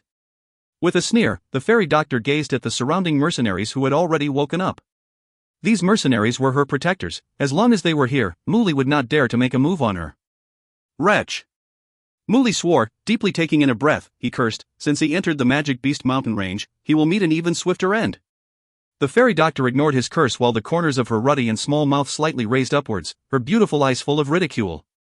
Miss Fairy Doctor, we are almost done with the gathering of medicine ingredients, shall we return? A member of the medicine collection group from the Thousand Medicinal House quickly walked up before respectfully reporting to the fairy doctor. Okay, let us set out. The fairy doctor smiled as she inclined her head, sweeping her beautiful eyes over the entire camp. She suddenly said in a gentle tone, everyone, because the wolf-head mercenaries have met with some slight problems, I want to invite everyone to help take over their job of being my personal bodyguards. Would this be possible? Having heard the fairy doctor's words, the mercenaries, originally shocked, abruptly threw down the things in their hands and hastily rushed towards the fairy doctor in excitement. Muli gazed at the fairy doctor who was happily arranging the mercenary squads, the corners of his mouth slightly twitching. He knew that this was the fairy doctor's way of guarding against him. After arranging her personal guards, the fairy doctor turned her head to look upon Muli, who had yet to move from his original position. Smiling, she said, young Master Muli, when Xiao Yan was leaving, he asked me to help him pass you a message. As long as he hands over everything he obtained in the cave, I can let go of the fact that he injured me. Muli sneered and said, Ha, young Master Muli, you are wrong. What Xiao Yan wanted me to tell you was that he will be back. With a gentle smile, the fairy doctor softly said. The skin around Muli's eyes tightened as he deeply spit out a sigh, a killing intent obvious on his brow. It was only a long while later before he icily nodded. Good, as long as he is able to survive in the Magic Beast mountain range, I will await his vengeance. Done talking, Muli fiercely swung his sleeves in anger before bringing the few men under him to leave the place. As she gazed at the leaving Muli, the smiling expression on the fairy doctor's charming face gradually changed as a familiar coldness flitted across those beautiful eyes.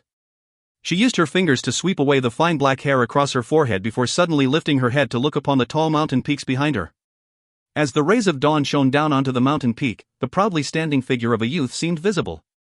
Xiao Yan stood on the mountain peak as he gazed at the leaving mercenaries, twisting his head from side to side slowly. He firmly gripped his fist and sneered, son of a b*tch, just wait for me.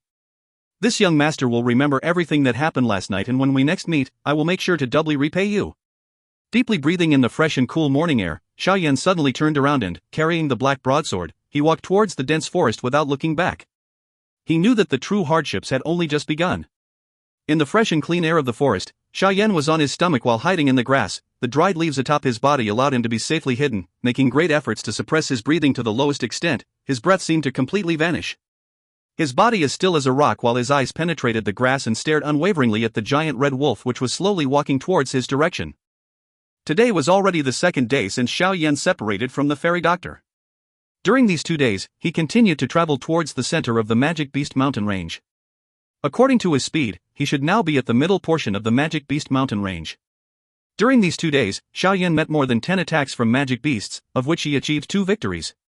As for the rest, they ended in him fleeing for his life. However, although he ran many times, the life and death battles with the magic beasts helped Xiao Yan to emit a sense of genuine bloodthirst. These last 2 days, Xiao Yan had continuously tried to search for a training location that Yao Lao requested but had yet to find an appropriate location. Thus he could only continue to move about and brave the dangers from magic beast attacks as he continued his cautious ways of survival. The giant red wolf in front of Xiao Yan was a matured rank 1 firewolf. Its strength was comparable to that of a human 6-star Dou Qi. In the many scuffles with magic beasts before, he had met a firewolf before, but because of the restrictions the heavy sword on his back placed him under, he ultimately ended up fleeing. With a finger lightly touching the ground, Xiao Yan gazed at the giant red wolf which was already within hand's reach. His body suddenly slightly arced, maintaining his position for a little bit. Then, like a drawn bow, he shot out from the grass like a flash of lightning, causing the dried leaves to fly up and fill the air before slowly floating back down. Xiao Yan's body passed through the falling leaves to arrive at the back of the giant wolf. Tightly clenching his fist, with a violent chi energy, the fist smashed heavily onto the back of the giant wolf. Octane blast. As the echoes of the inward shout faded, a huge chi energy caused the giant wolf to whimper as its body was ruthlessly swept for over 10 meters across the ground before finally smashing into a tree trunk. Its forelimbs stiffened as it tried to fight back before eventually, unwillingly softening in defeat. With the soles of his feet stepped heavily on the ground, Xiao Yan let out a long sigh. Having stayed in a creeping position for a long time, his arms and legs had become slightly numb.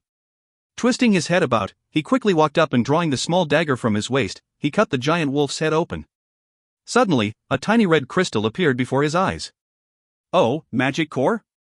Xiao Yan gazed distractedly at this red crystal. Soon after he happily extracted it, not caring even the slightest about the blood and gore. Cleaning it against his clothes, this was the first magic stone he had been rewarded within 2 days. After removing the magic stone, Xiao Yan threw the wolf's corpse to one side. He lifted his head to try and gain his bearings before dashing towards the faint sounds of water. Nimbly passing through layer upon layer of branches in the forest, Xiao Yan rapidly traveled for a short period before his line of sight suddenly widened before him. The rumbling sounds from a waterfall caused a wild glee to fill his face. As he tread past the last giant tree, Xiao Yan could not help but take in a deep breath at the scene that appeared before his eyes. Within Xiao Yan's view, a huge waterfall that looked like it was coated in a layer of silver furiously fell from the tall mountain peaks. The water smashed onto a giant stone, causing vapor to fill the air. On the two sides of the waterfall were a few precipitous mountain walls. On the mountain walls, each and every naturally formed cave caused Xiao Yan to be overjoyed. As long as he stacked up some rocks at the cave entrance, he could keep the magic beasts at bay. Never again would he have to worry that he would find a savage poisonous snake by his side when he awoke from his training. Finally found the best training spot. Xiao Yan mumbled before he opened up his arms widely and deeply inhaled the air that was saturated with water vapor. Rubbing his nose, Xiao Yan's palm turned as 2 scrolls appeared in his hand. These 2 scrolls were obtained by Xiao Yan in the cave, and due to his dangerous circumstances for the past 2 days, he did not have the time to study them in detail. Now that he had found a safe haven, he could finally be at ease and start to study the scrolls. If you find any errors, ads pop up, ads redirect, broken links, non-standard content, etc., please let us know. Report chapter so we can fix it as soon as possible. Chapter 119, Purple Cloud Wings. Chapter 119, Purple Cloud Wings. Leaping across the valley, Xiao Yan leisurely headed towards the waterfall. His gaze cautiously scanned the surrounding area, and only after finding that there were no magic beasts nearby, did he finally sigh in relief. Arriving at the precipitous mountain wall, Xiao Yan took a long time in carefully selecting a cave that was 4 to 5 meters from him. Carefully climbing up the slippery rocks, Xiao Yan was just like an agile monkey and quickly spelunked into the cave he had previously selected.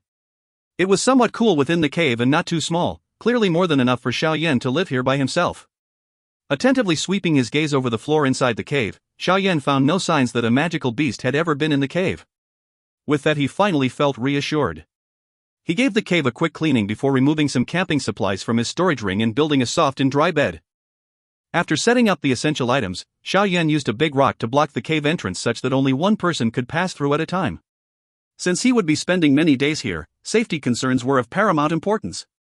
Finishing these tasks, Xiao Yan clapped his hands together to remove the dirt on them. As he gazed at the somewhat dusky cave, he mused for a moment and then took out the 3 moonstones that he had taken from the treasure cave and placed them in the grooves on the walls. Immediately the gentle light caused the cave to brighten up. As he looked upon the completely new cave, Xiao Yan grinned and sat on the soft bed with a long sigh.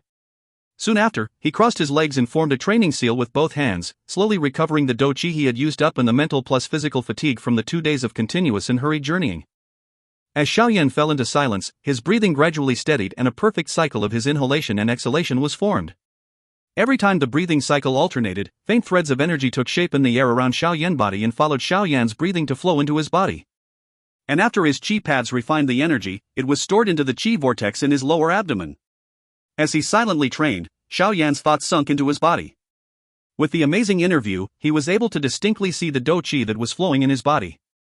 His thoughts passed through several core qi paths before finally arriving at the lower abdomen area. As the foundation of the Dou Qi, the vortex slowly spun as it appeared in his sights.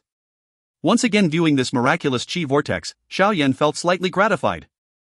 After almost a year of training, the thumb-sized milky white qi vortex from the time when he had just advanced to become a doja had changed to a light yellow color due to the qi method. Furthermore, it was much wider than before.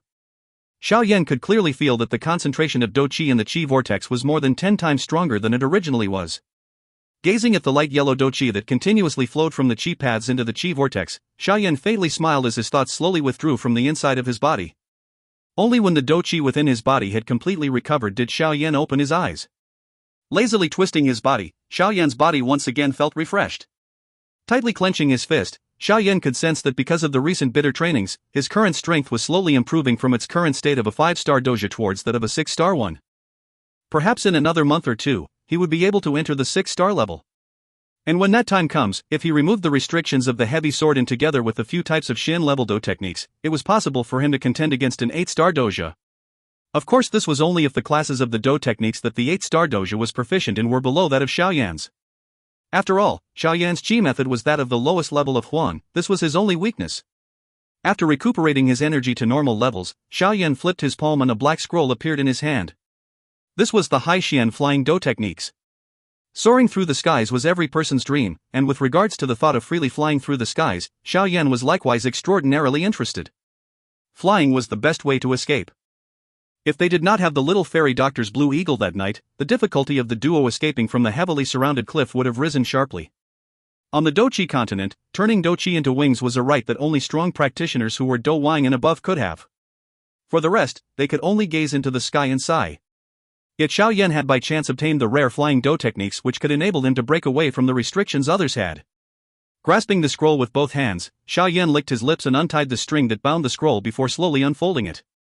As the pitch-black scroll unfolded, 2 pitch-black eagle wings that caused him to slightly tremble appeared before his eyes. Since this pair of eagle wings were painted on the scroll, they were not too big. However, they faintly emitted some warmth. Looking at this mysterious sight, it was obviously not just a simple picture. The eagle wings were dark black in color with purple clouds faintly showing. If examined closely, the pair of wings was actually like black steel, possessing a special type of metal texture.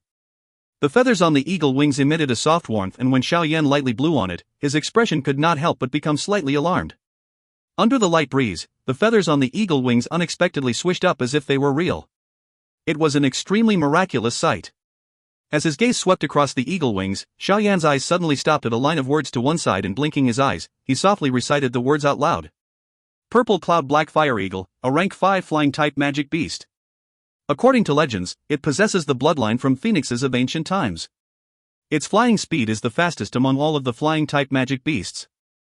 By nature, it is both cunning and cruel, extremely hard to capture, and only lives in the misty mountain areas at the north of the continent. Rank 5 magic beast? Shocked, Xiao Yan swallowed drilly. That was no less than a Dou Wang human practitioner. The name of this Dou technique is eagle wings, also known as purple cloud wings. It took 3 years for me, the author, and a few friends to successfully capture a purple cloud black fire eagle.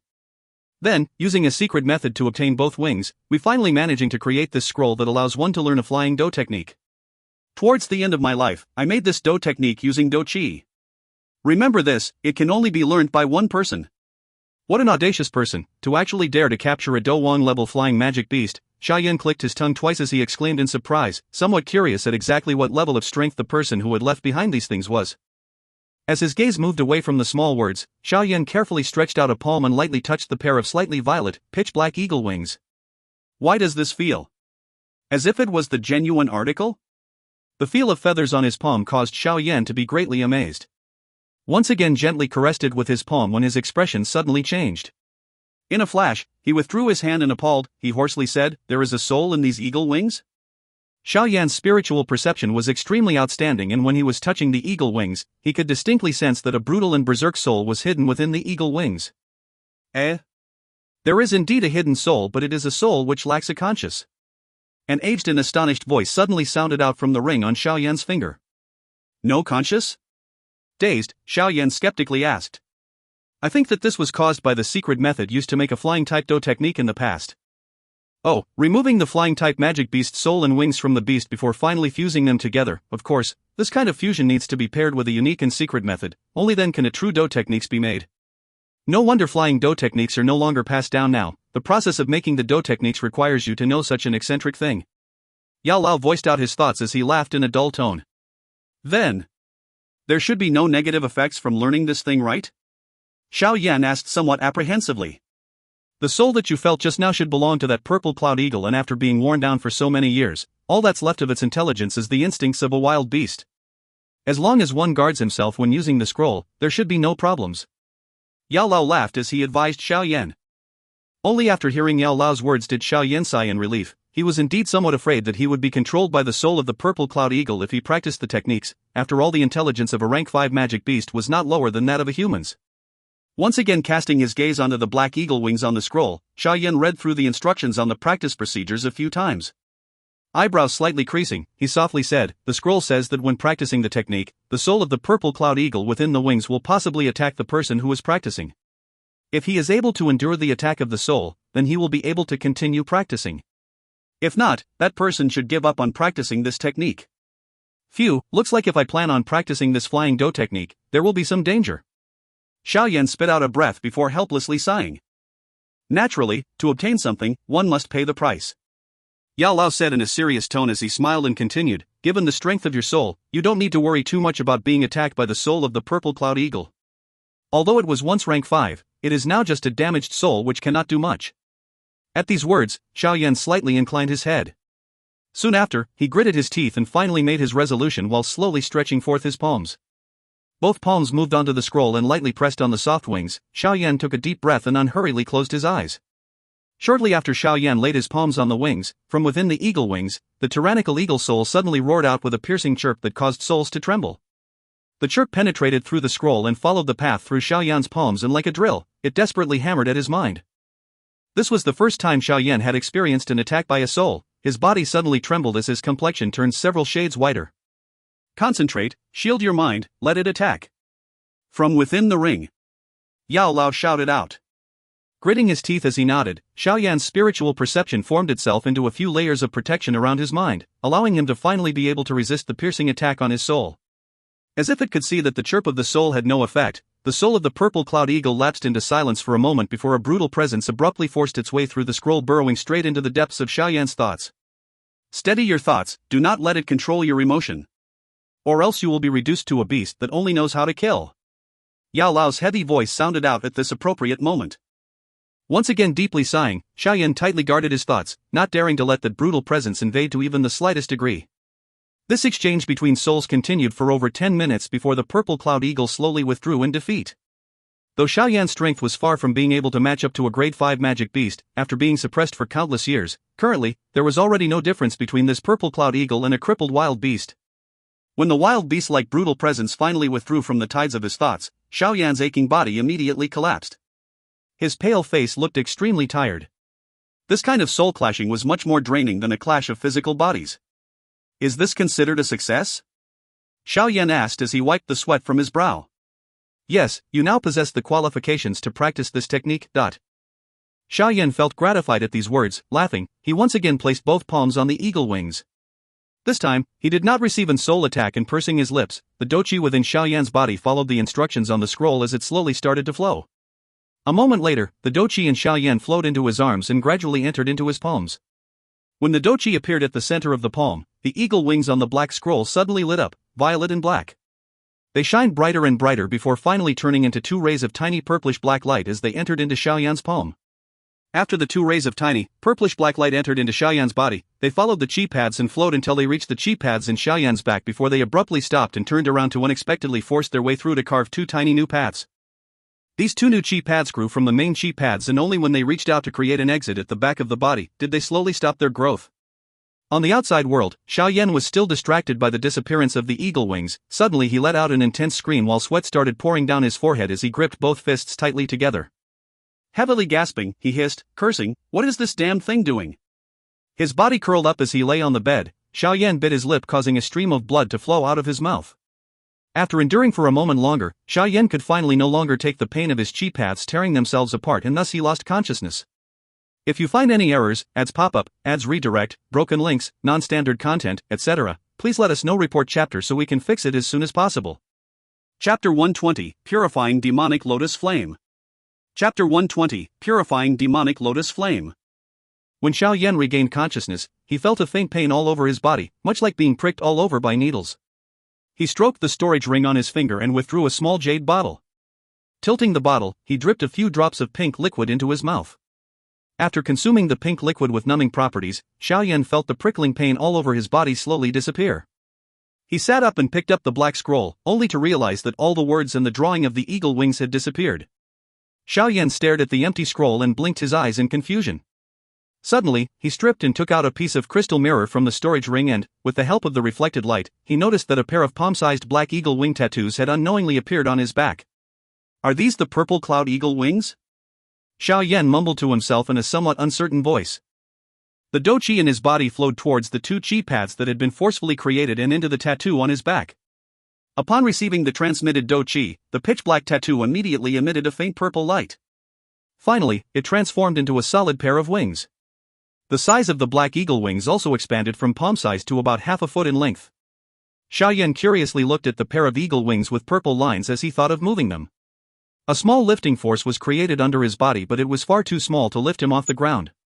In order to fly using the purple cloud's wings, it will require a large amount of Dou Qi. With your current strength and your lack of practice controlling the wings, I'm afraid that you can only glide over a short distance. Seeing the somewhat comical actions of Xiao Yan, Yao Lao could not help but laugh. Xiao Yan grinned and nodded his head. From the beginning, he did not expect to be able to fly immediately. The slight result he currently had was already very satisfactory. After all, everything had to be done slowly. When Xiao Yan stopped transferring the Dou Qi, the eagle wings on his back once again nestled up on his back and transformed back into the pitch-black tattoo of a pair of eagle wings. Xiao Yan gradually and lazily stretched his back before keeping the blank black scroll in front of him. A brief silence followed. Then he once again took out another extremely old scroll from the storage ring. After sizing up the ancient-looking yellowish scroll, Xiao Yan rubbed his hands together. For the ancient elder to hide this in a secretive place like between the gap of a bone, it was very likely that this was no ordinary item. Xiao Yan untied the scroll before slowly spreading it. When he saw the interior, however, he froze slightly. What's this?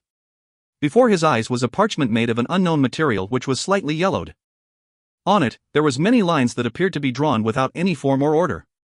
Xiao Yan slowly traced one of the lines with his finger but found nothing as it finally reached the edge of the parchment. What kind of nonsense is this? Xiao Yan said with a frown as he stared at this secretive item that held a talisman-like appearance. TL, the talisman refers to a Taoist talisman. The black ring on his finger trembled slightly and Yao Lao appeared. The latter swept his gaze over the ancient-looking parchment, pressed his eyebrows together and said in a deep voice, "It seems like a fragment of a map." Map? And a fragmented one? Hearing Yao Lao words, Xiao Yan rolled his eyes. His interest immediately died. Ignoring Xiao Yan's disinterest, Yao Lao slowly spread out the entire parchment and studied it carefully. When his gaze landed on the bottom corner of the parchment where the blurry image of something that appeared like a lotus, his face suddenly changed. Once again, he bent down and carefully studied the lotus-shaped mysterious drawing. The lotus-shaped object appeared faintly yellow and blurry, possibly a result of its age. However, its general appearance was still visible. The entire lotus was black, with a thin black flame appearing to coagulate on the surface. When looked upon seriously, the entire lotus gave one a demon-like feeling. "Teacher, have you found something?" Xiao Yan was slightly shocked after witnessing Yao Lao's manner. After being with him for so long, this was the first time that he had seen Yao Lao revealing such a demeanor. Don't tell me that this is the purifying lotus demon flame? After staring intently at the strange black lotus and studying it carefully, Yao Lao suddenly mumbled in astonishment. Purifying lotus demon flame? Xiao Yan blinked his eyes uncertainly before an idea finally struck him. He probed, "Is this a heavenly flame?" "Yes. This is one of the heavenly flames and it is the most mysterious one amongst the heavenly flames ranking." Yao Lao nodded his head in a serious manner as he spoke in a deep voice. The purifying lotus demon flame is ranked third on the heavenly flames ranking. It has the special ability to cleanse everything. Any object that is slightly exposed to it would be cleansed into nothingness, an extremely frightening strength. This kind of heavenly flame is extremely rare with only around 2 or 3 flowers of it existing, but no one has an idea about where they are. I don't know who actually recorded their existence, but nobody has ever seen this flame. The only reason that I could recognize it was because I had luckily found some rough clues about it when I was looking for heavenly flames. TSK. Don't tell me that this map would lead the way to a purifying lotus demon flame? Yao Lao exclaimed as he stared at the ancient-looking parchment with shock. It's too bad that this is only a map fragment. With such vague information, we have no hopes of finding it. Xiao Yan's interest had spiked, but when he recalled that it was only a fragment of a map, he felt regretful. It is already quite lucky to find this little piece of information about the clean lotus demon flame. Even if you manage to find the flame now, you do not have the ability to do anything about it. Let's take things slow. You may find the other map fragments in the future. Yao Lao smiled and said, "If you can successfully swallow the purifying lotus demon flame, it is difficult to predict just what level your flame mantra would evolve to. Isn't the highest the high Tian level?" Xiao Yan spread his hands and muttered. "That may not be true." Yao Lao laughed softly before suddenly becoming silent. He waved his hand and said in a bland voice, "The Dou Qi continent is very huge. Once you have reached a certain level, you would naturally realize just how big it is. For the current you, it is better to honestly climb from the bottom. Don't forget that just a small wolf-head mercenary troop was enough to cause you to be badly battered." Xiao Yan eyed the mysterious Yao Lao and helplessly nodded his head. He rubbed his lips together and said, "Who doesn't climb from the bottom?" Yao Lao smiled and with a slight quiver, turned into a stream of light which returned into the ring. As he did so, he laughed one last time, "Rest for today. From tomorrow onwards, we will begin the training." Hearing this, Xiao Yan touched his face and grinned, "I'm looking forward to it." The warm sunlight shined upon the land. Under it, the huge waterfall surged forward with all its might, finally turning into a silvery line as it rushed down from the cliff like a furious dragon. Instantly, a roar reverberated throughout the small valley. Standing under the waterfall, Xiao Yan took in a deep breath of the moist air. He raised his head and watched the towering huge waterfall. Within his chest, his heart could not help but tremble. In the empty land behind Xiao Yan, dozens of wooden poles were affixed into the ground. About 2 meters above them, there were another 10+ wooden logs that hung from the tall branches, swaying in all directions when the fierce wind blew. The black ring trembled slightly and Yao Lao unsteadily came out of it. He smiled and nodded when he noticed the dozens of wooden logs. With a slightly apologetic gaze, he looked at Xiao Yan, pointed to the wooden logs and smiled, "Every morning from now on, you will be training on these logs. I will manipulate these hanging logs to attack you. You must dodge them and you are not allowed to remove the heavy sword. Oh, I almost forgot. You have already started calling it Heavy Xian Ruler. When you dodge, you are not allowed to remove the Heavy Xian Ruler. On top of this, you are not allowed to use vacuum hand or fire palm." Hearing this, Xiao Yan inclined his head slightly, his face filled with eagerness. He was fairly confident about his dodging speed. "Do you want to try?" Seeing Xiao Yan's expression, Yao Lao suddenly smiled and said. The smile was somewhat crafty. "If you are willing to." Shrugging his shoulders, Xiao Yan's feet stepped off the ground, propelling his body elegantly onto one of the wooden logs. His tall frame gave him a slight superior disposition as he waved his hands at Yao Lao and said, "Come. Let me see just how tough this thing that teacher designed really is. You have a good attitude. Let me see how many logs you can withstand." Nodding with a smile, Yao Lao waved his sleeve. And strong gale rushed forth from the sleeve. Immediately, one of the 10+ wooden logs swaying randomly in midair hurtled towards Xiao Yan. The faint pressure emitted from the hurling wooden log caused Xiao Yan's face to become serious. His eyes locked onto the approaching wooden log before he suddenly bent over. The wooden log was close to his back as it dangerously flew past him. Before he had time to recover from bending down, another wooden log shot towards him. Xiao Yan stepped onto the wooden pole beneath his feet and tried to jump up to dodge the wooden log. His face suddenly changed when he realized that the foot he had used to step on the wooden pole appeared to be stuck to it. The unexpected change shook Xiao Yan up. However, his mental strength was quite good. He freely manipulated the Dou Qi in his body and quickly transferred it to his foot. Once again, he stepped heavily and his leg was finally freed. At the same time, he dodged 2 other wooden logs that were headed for him.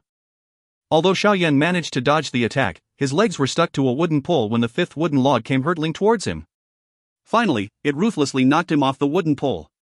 Watching the moaning Xiao Yan on the ground, Yao Lao asked with a smile, "How was it? What did you do to the wooden poles?" Xiao Yan rubbed his swelling chest as he groaned. "The wooden poles are covered with black glue. Each time you move, you need to use Dou Qi to overcome the stickiness. Otherwise, you won't dodge in time and be knocked out. Therefore, you will need to continuously maintain the flow of Dou Qi in your body while dodging. After maintaining this state for a long time, you will gain a lot." Yao Lao faintly smiled. "This thing here is meant to train your agility and your control of Dou Qi." Yao Lao turned around, pointed to the wooden poles and smiled. "If you find any errors, ads pop up, ads redirect, broken links, non-standard content, etc. please let us know. Report chapter so we can fix it as soon as possible." Chapter 121, Promotion to 6 star. Chapter 121, Promotion to 6 star. The surging waterfall angrily smashed against the rocks as the resulting water vapor enveloped the small valley. On the empty ground beneath the waterfall, a topless young man carrying a strange-looking black sword was dodging whizzing attacks from wooden logs with a serious face. The occasional leaping and swift dodging that he performed was as nimble as a monkey. Under the sunlight, his tall strong body appeared to be relaxed. A month had passed since Xiao Yan had arrived at the valley. During this period, Xiao Yan spent most of his time on the wooden poles, which resulted in many injuries and bruises on his body that came from being knocked down by these wooden logs. Naturally, with effort comes reward. The current Xiao Yan was already able to dodge around 12 wooden logs at the same time. This was a great improvement compared to a month ago when he met a shameful end under 5 wooden logs. On a huge rock outside the wooden log area, Yao Lao was seated with a smiling gaze as he observed the young man continuing to dodge in between the 12 wooden logs. He nodded slightly and swung his sleeve. One of the last 3 wooden logs hanging in midair suddenly rushed at Xiao Yan ferociously. The unexpected attack promptly broke the equilibrium that Xiao Yan and the 12 wooden logs had. The little gaps that Xiao Yan could use were entirely blocked by the newly added wooden log. Xiao Yan's face turned serious as his eyes stared intently at the 13 wooden logs that were coming at him from all directions. In the next moment, a wooden log neared his body, carrying an intense wind pressure that caused Xiao Yan to hold his breath. Releasing a deep breath, the Dou Qi in Xiao Yan's body surged forth as he tilted his body and dodged the 2 wooden logs that were headed for him. Before he could recover from the angle which he used to dodge, Xiao Yan's feet suddenly stepped on the wooden pole, allowing his body to jump to another wooden pole. He moved his head slightly back as another wooden log dangerously flew past his ears. After 1 month's adaptation, Xiao Yan's dodging speed had far surpassed what it was a month ago. Although the 12 wooden logs' continuous chain of attacks were always perilously and narrowly avoided, it was difficult for any of them to actually hit his body. The strong pressure that the wooden logs carried as they narrowly passed him caused pain to well up on Xiao Yan's skin. However, he did not dare use any Dou Qi to protect his body. At such a moment, every thread of Dou Qi must be used at the most appropriate place. Otherwise, once his Dou Qi was exhausted, what awaited him was the terrible end of being knocked off the poles. Such an ending was what had been accompanying him during this period of time. A low Huang Qi method was far too insufficient to support any squandering by Xiao Yan. Hence, he needed to be extremely thrifty when deciding how each thread of Dou Qi was to be spent. If only the Qi method could evolve. Then I would not need to be so thrifty, Xiao Yan could not help but think after dodging the 11th wooden log. Just as the wooden log skimmed past Xiao Yan, the 12th wooden log came shooting towards him. However, Xiao Yan, who was already prepared, turned his feet on the wooden log. Only his toes were hooked onto the wooden log as he inclined his entire body at a strange angle. Schwaff, the wooden log whizzed past him with just a mere half an inch of space. The sharp wind caused Xiao Yan to grimace in pain. When the tail of the 12th wooden log passed him, Xiao Yan's face changed. Behind him was another log that was headed for him at an even faster speed and with greater strength. In order to adapt to the 12 wooden logs' attack, Xiao Yan had to spend over 20 days to grasp their timing and attacking orbit. The 13th log that Yao Lao added had caused him to be at a loss. Feeling the approaching wind, Xiao Yan slowly let out a breath in his heart. He suddenly closed his eyes at that moment and listened to the sound of the pressuring wind behind him. The sweat pores on Xiao Yan's back swayed like tentacles. With the help of the pressuring air, a faint image tracing the wooden log's attack appeared in the mind of the close-eyed Xiao Yan. In this timeless mental space, Xiao Yan managed to completely trace the orbit of the attack and the strength it possessed. The best position to dodge it naturally surfaced in his mind. In the real world, Yao Lao's eyes brightened when he saw Xiao Yan suddenly closing his eyes. In a somewhat shocked soft voice, he whispered, "This little boy actually knows how to use his spiritual perception?" When the wooden log appeared in his mind, Xiao Yan's body became strangely distorted. His 2 hands hugged his head and his body fell in an upright manner. At the moment he fell, the huge wooden log narrowly passed by his face. The pressuring wind caused Xiao Yan's ears to swell slightly. After hazardously dodging the 13th wooden log's attack, Xiao Yan's feet stepped on the side of a wooden pole, shooting his body upwards and finally landing on the ground. He grabbed his clothes and carelessly pulled them over his body. Xiao Yan let out a breath and, before hearing Yao Lao's words, sat upright on the ground and immediately took out a small bottle from his storage ring. He tilted the mouth of the bottle and 2 medicinal pills rolled out. Ha! Have I consumed all the energy recovery pills? It looks like I will have to go and pick some medicinal ingredients. Seeing that there were only 2 pills remaining, Xiao Yan helplessly shook his head. He placed one of them in his mouth and quickly went into his training form. Seated on the ground, Xiao Yan swiftly entered the training mode. After months of training, he knew that the time after his Dou Qi was exhausted was the best time to train. At this time, all the cells and muscles in his body were far more greedy for qi than usual. Following his entrance into training mode and his calm breathing, a faint energy flow spiraled around Xiao Yan's body. Any energy that came into contact with his skin was greedily consumed, much like a liquid being absorbed by a sponge. As the training continued, the energy surrounding Xiao Yan's body grew increasingly dense without any sign of diminishing.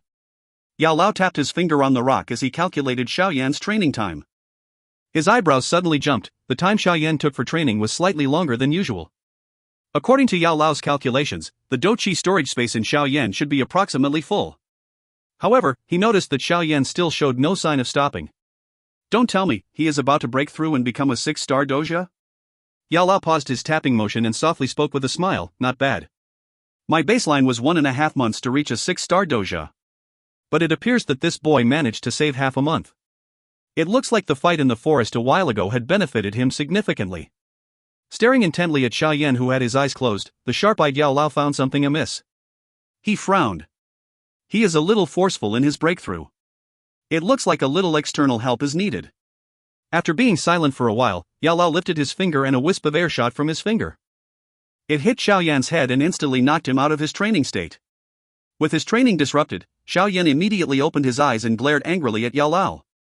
This kind of opportunity to break through was not something that could be easily encountered. Stupid. Had you continued to forcefully break through, you would have to take a month to fully recover even if you did successfully become a 6-star doja. Hearing this, Xiao Yan promptly languished. Exchanging a month's worth of time for a breakthrough was clearly a losing proposition. Sighing, Xiao Yan regretfully wailed, "What a good opportunity." Rolling his eyes, Yao Lao opened his mouth and scolded, "I didn't say there was no chance. Get onto the wooden poles immediately. I will use all 15 wooden logs." 15? Pulling the corner of his mouth, Xiao Yan wanted to point his middle finger at Yao Lao. His limit was 13 wooden logs. If there were 15 wooden logs, he would be instantly knocked off of the wooden poles. Idiot, don't you know to remove the heavy Xian ruler? Eyeing Xiao Yan, who was staying put and refusing to get on the wooden poles, Yao Lao could neither smile nor cry as he scolded, "All you require now is an opportunity and you would be able to successfully break through. Stop procrastinating." Hearing that he could remove the heavy Xian ruler, Xiao Yan's eyes brightened. He bent his legs and with a low groan, he grabbed the ruler's handle and pulled it off with his strength before stabbing it into the ground. Once the heavy Xian ruler left his body, Xiao Yan felt that his body appeared to be floating. The Dou Qi inside him exploded like a volcanic eruption and surged through his qi paths. A feeling of increased strength spread throughout Xiao Yan's body, accompanied with the continuous cracking sound of his bones. Once again Xiao Yan felt as if he had been reborn. This feeling was like taking a sip of water on a hot day. All of his pores emitted a relaxed feeling that came from deep within him. Stepping lightly on the ground, Xiao Yan felt that his body was as light as feather. He raised his head and watched the 15 wooden logs that were hanging in midair. Grinning, he stepped off the ground, shot his body onto a wooden pole like a cannonball and stood upright. "Come." Xiao Yan spread his arms and waved at Yao Lao. After being relieved of his burden, he was confident that he could withstand being attacked by 15 wooden logs simultaneously. Good attitude. Seeing that Xiao Yan's confidence had grown, Yao Lao smiled. With a wave of his sleeve, a violent wind blew and the 15 logs shook. A moment later, they were accompanied by a ferocious force as they rushed at Xiao Yan from all directions. Watching the wooden logs that were smashing through the air towards him, Xiao Yan pursed his lips. His feet stepped lightly on the wooden pole and proactively moved towards it. Under the control of Yao Lao, the 15 wooden logs above the wooden poles formed an attack without any gaps. Under their simultaneous attacks, a strong wind blew the leaves and grass off the ground and scattered them in the air. Without the burden of the heavy Xian ruler, Xiao Yan's speed increased by over 2 times. The dodging motion of his body appeared totally natural and the black glue under his feet was no longer able to slow him down. Under the heavy attacks, the figure of the young man on the wooden poles continuously appeared and disappeared. The 15 wooden logs' repeated attacks were totally evaded by Xiao Yan, who had been relieved of his burden. Seeing Xiao Yan astutely dodging within the training ground, Yao Lao nodded his head. A hint of admiration briefly appeared in his old eyes. Xiao Yan's performance without his burden had exceeded his expectation. After the last wooden log was precariously dodged by Xiao Yan, the 10+ wooden logs that were shaking unsteadily in midair suddenly stopped. Slowly letting out a breath, Xiao Yan stood like a stilt on a wooden pole as he swallowed the last energy recovery pill. After a brief silence, a faint energy flow suddenly and strangely swarmed around him and wildly flowed into his body. As more and more energy was poured into Xiao Yan, a pale yellow light appeared on his body. His delicate and handsome face was like a piece of warm jade, and after a while, he opened his eyes, revealing an essence like light in his pupils. After taking a long and deep breath, Xiao Yan tilted his head and eyed Yao Lao behind him. His face was filled with a brilliant smile. "I've broken through." Hearing this, Yao Lao smiled and nodded. His gaze carried some satisfaction. Upon breaking through to a 6-star doja, Xiao Yan's strength was once again enhanced significantly. Additionally, he was also able to dodge all 15 wooden logs with the heavy Xian ruler on his back after another 3 days of training. This obvious improvement caused him to smile widely. Having become accustomed to the attack by 15 wooden logs, Xiao Yan was finally able to avoid being bruised all over like he had been in the past when training against the logs. The peaceful days that followed gave Xiao Yan great joy. Under the dense cover of trees, Xiao Yan walked with the heavy Xian ruler on his back. His gaze continued to sweep around him. After the day's training was over, he had come out of the valley to look for the medicinal ingredients for the energy recovery pill. The energy recovery pill was something extremely important to Xiao Yan's training. With it, he could save more than half the time he needed to recover his Dou Qi. Most importantly, time was something that Xiao Yan currently needed. Although Xiao Yan had finally become a true first-tier alchemist with the growth of his strength, the energy recovery pill was a second-tier medicine that he, with the ability of a first-tier alchemist, could not refine. Hence, refining the energy recovery pill was something that he had to rely on Yao Lao for. Additionally, the medicinal ingredients needed to refine the energy recovery pill were quite rare. Back then in Wutan City, Xiao Yan could only find enough medicinal ingredients to refine 10 pills. Under normal circumstances, just finding the medicinal ingredients would consume a significant amount of Xiao Yan's time. However, Xiao Yan could sigh in relief as this was the mystical beast mountain range where there was an abundance of medicinal ingredients. Out of the 5 medicinal ingredients needed to refine the energy recovery pill, 4 had been found by Xiao Yan in significant quantity. If he could find the last and the most important ingredient, red spiritual recovery fruit, a sufficient number of pills could be refined for Xiao Yan's use. The red spiritual recovery fruit usually grew in places where energy was dense. Of course, this was not always a given, but it was better for Xiao Yan to search along the lines of this clue than to blindly look for it. Relying on his outstanding spiritual perception, Xiao Yan could vaguely feel the surrounding energy abundance and rough positions of high energy places. His current path was headed towards a place where he sensed the energy was the most dense at. Noon was a time that the magic beasts seldom roamed around. Understanding this, Xiao Yan picked this time to search for the medicinal ingredients. During his journey, he rarely met any magic beast roaming in search of food. The 1 or 2 of them that he occasionally found were avoided when he detected them. Xiao Yan's figure quickly passed through the cover of some bushes. Following which, a small pile of rubble became visible to his eyes. Behind the pile of rocks was a mountain wall with green ivy creeping all over it. Eyeing the pile of rubble, Xiao Yan rubbed his hands. From his spiritual awareness, the energy that was aggregated around that area was the densest in the surrounding region. Xiao Yan's gaze, which was focused on the pile of rubble, was slowly sweeping the area, and a moment later, it paused on a purple-colored sapling on the mountain wall. The sapling grew from within the mountain wall. On it, green and red colors were interwoven because hiding under the green leaves were stealthily hidden red fruits that were emitting a faint fragrance. Red spiritual recovery fruit. Staring at that sapling, Xiao Yan smiled and heaved a sigh of relief. After searching for 2 days, he had finally found it. The medicinal ingredient he needed was just in front of him, but Xiao Yan did not hurry out. He knew that where there was a dense energy and rare medicinal herbs, there was likely a magic beast guarding it. Xiao Yan's eyes cautiously swept across his surroundings but did not find the trace of any magic beast. He frowned. After another brief silence, Xiao Yan slowly left his hiding place when he found no sign of any magic beast appearing. Then he slowly and carefully headed for the purple-colored small tree. As his footsteps approached the tree, a cold feeling suddenly appeared in his heart. He halted his footsteps and pressed his eyebrows together before turning around and runing. Bang! Just as Xiao Yan turned around, a huge white figure suddenly descended the peak of the mountain wall, smashing onto the ground. Like a small hill, it completely blocked Xiao Yan's path of retreat. Seeing the sudden appearance of a huge magic beast, Xiao Yan felt a chill run down his spine. His body froze on the spot, not daring to move. The beast that had appeared before Xiao Yan was a huge white magic ape. This magic ape was around 2 to 3 meters tall and its entire body was covered by long, snow-white hair. Its white fangs extended out of its sinister, huge mouth. From its pair of blood-red eyes, a brutal killing intent was being emitted. Xiao Yan's eyes scanned the magic ape's white body and took in a cold breath. A rank 2 magic beast, blizzard magic ape? Bang, bang. The magic beast held a coarse breath, its pair of blood-red eyes stared intently at the human who had trespassed on its territory. Its huge claws smashed onto the ground, turning a couple of rocks to dust. Eyeing the magic ape, which showed no sign of hiding its killing intent, Xiao Yan swallowed his saliva. A rank 2 magic beast, its strength was equivalent to that of a human Dou Qi. With his current strength, fighting a rank 2 magic beast was no different than seeking death. Teacher? Xiao Yan shouted in his heart, but there was no response. His face became bitter. Stop fooling around. This is a rank 2 magic beast. After his fruitless attempt at calling for help, Xiao Yan could only return his gaze to the magic ape's body and study it carefully. When he did so, he found that there was a terrifying gash on the abdomen of this magic ape.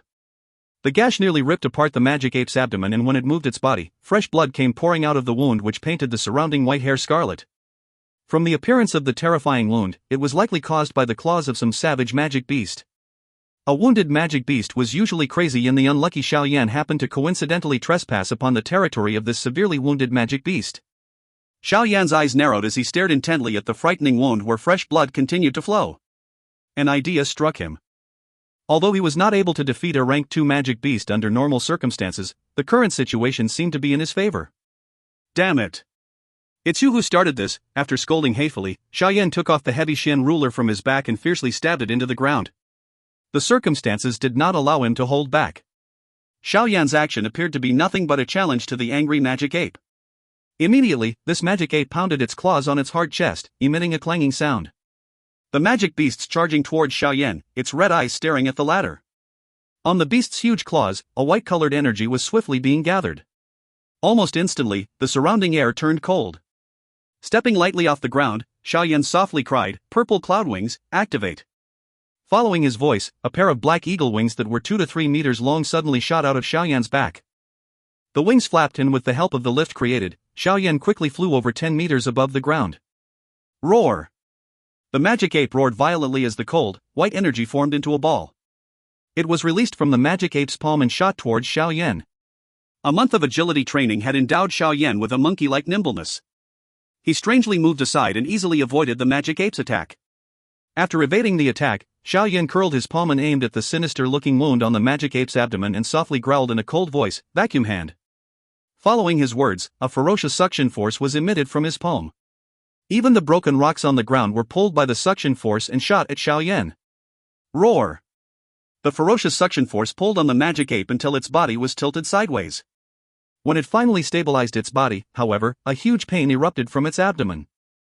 Lowering its head, it found that blood continued to flow out like water from the wound that had yet to completely close. The intense pain caused the mad magic ape to lose its sense of reasoning. With footsteps that vibrated the ground, it stomped towards Xiao Yan with killing intent. Using his litheness, Xiao Yan managed to avoid all of the magic ape's attacks. His palm repeatedly emitted a suction force that drew more fresh blood from within the magic ape. On the pile of rubble, a strange scene was being enacted. The exceedingly mad magic ape unceasingly and angrily smashed at the small human figure beside him. Having lost its reasoning, it was no different from an ordinary magic beast. The human figure beside him was like a mosquito that continued to draw a large amount of blood from the magic beast's abdomen each time he waved his hand. The pile of rocks were entirely covered by bright red fresh blood, giving it a frightening appearance. After a while of running around the magic ape, Xiao Yan was at his limit. He pulled out another suction force and this time around, pulled the intestines of the magic ape out along with more blood. Being struck by a fatal blow, the magic ape roared a final time before dying. It fell heavily like a small hill, collapsing while keeping its huge blood-red eyes open. At the moment when the magic ape fell, Xiao Yan's weakened body also collapsed onto the ground. He ignored the blood blanketing the ground as he laid on the ground and took in huge gulps of breath. After lying on the pile of rocks for a long while, Xiao Yan finally managed to slowly regain some of his strength. He had the magic ape's corpse a short distance away and could not help but feel a lingering fear in his heart. Had he not risen to a 6-star dojo, or had the magic ape not been seriously wounded and lost its sense of reasoning due to the pain, it was likely that the one who would have died here today would have been himself. Little boy, you actually managed to kill a rank 2 magic beast. TSK, amazing. Yao Lao floated out from the ring and smiled when he observed the huge corpse. Xiao Yan threw the smiling Yao Lao a disdainful look. He got up snappily and threw a phrase, "Watch my back," before forming his training pose and recovering the exhausted Dou Qi in his body. Watching Xiao Yan close his eyes and recover his energy, Yao Lao floated in midair and acted as his guard. Half an hour later, Xiao Yan finally slowly opened his eyes. His hands felt a little numb, but his body was finally filled with Dou Qi. The energy here is quite good, Xiao Yan mumbled as he stood up. He patted his hand and frowned. The current flame mantra is really too lousy. It only supported me for 10 minutes. Had the magic ape held on a little longer, the one who would have fallen would have been me? Humph. It is really lousy. Yao Lao was fairly honest regarding this point. Even if the flame mantra had great potential, its starting point was too low. Its stamina or endurance in battles was plainly too weak. Ugh. When can I find a suitable heavenly flame? Xiao Yan faced the sky and sighed. The pre-evolved flame mantra was going to be his weakness for quite a long time. Xiao Yan shook his head inside as he walked towards the small sapling. He plucked the 30+ red spiritual recovery fruit on it, placed them in a small jade bottle and stored it in his storage ring. Once the red spiritual recovery fruit was properly taken care of, Xiao Yan took out a dagger from the storage ring and headed for the Blizzard Magic Ape's corpse. He then proceeded to cut open its head. There was a magic stone. Cutting open the magic ape's head, a snow-white magic stone which emitted a slight chill appeared within Xiao Yan's sight. Xiao Yan happily retrieved the magic stone. This was the first time he had encountered a magic stone of this grade.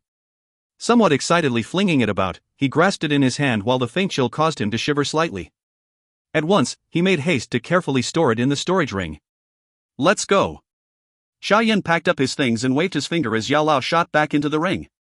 Rubbing the simple ring on his hand, Xiao Yan lifted the black Xian ruler onto his back before taking firm and stable strides as he traveled slowly down the path he had come from. Leaving the pile of rubble, Xiao Yan traveled through the dense forest to quickly return to the valley. As a result of the battle, Xiao Yan was covered entirely in blood, thus he applied a layer of grass paste over his body which helped mask the scent of blood. It was an essential item while in the forest.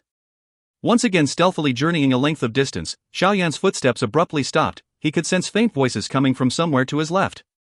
Xiao Yan's brows slightly wrinkled as he swept his gaze over the area before rapidly burrowing into a nearby thicket. Through a small crack in the grass, he unhurriedly observed the surroundings. Not long after Xiao Yan had hidden himself, two figures slowly appeared within Xiao Yan's line of sight. When he moved his gaze to sweep across the duo's chest, the look on his face slightly changed. In his heart, he cursed in a cold and soft voice, "They are from the Wolf Head mercenaries? I think we had better stop here. If we continue, we would be entering into the intersection of the Magic Beast mountain range. The magic beasts there could easily kill us with a single swipe." Slowly walking over, one of the mercenaries suggested, a look of worry on his face. At his companion's words, the other mercenary also somewhat helplessly nodded his head in agreement, swearing, "Damn it, where exactly is that brat hiding? The commander has already given the death order. We must find that bastard dead or alive. Maybe he has already been eaten by a magic beast and become mud." That could be possible. Looking at his age, he doesn't seem like he has much experience in the forest given his age. Forget it, let our search end here today. We'll return to report and continue tomorrow. One of the mercenaries said as he frowned before pausing his steps to peer into the already somewhat dark forest. Too bad, that brat is worth 8,000 gold. If we have the good luck to encounter him, judging by both of our strengths as 5-star dojas, stopping him should not be difficult. The other mercenary nodded before regretfully voicing his thoughts. Lucky him, let's go.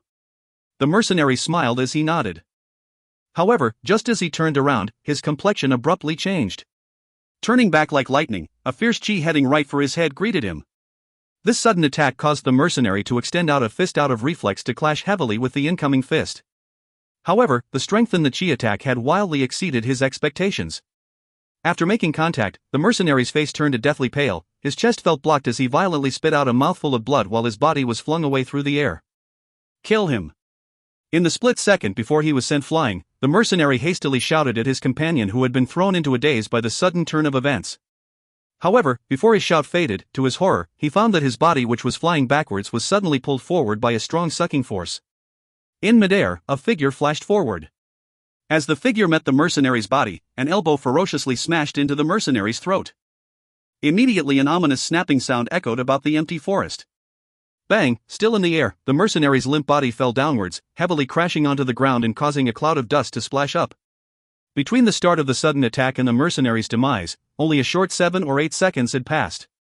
By the time the other mercenary regained his senses, he found that his companion had already lost his breath of life. Overwhelmed with shock, the remaining mercenary lifted his head as he gazed in alarm at the nearby figure who was soaked in a layer of blood. Somewhat stuttering, he yelled, "Who are you? Why did you attack us? Weren't you all looking for me?" The figure raised its head, revealing the smiling face of a handsome youngster. "You're Xiao Yan?"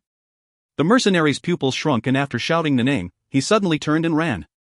While escaping, his hands quickly fished out a signal beacon. Just as he prepared to fire it, the sucking force behind him rose sharply and the signal beacon flew out of his hands. Easily catching the signal beacon, Xiao Yan fiddled with it for a while before storing it in the storage ring. He pressed down lightly with his foot and his body suddenly shot towards the mercenary.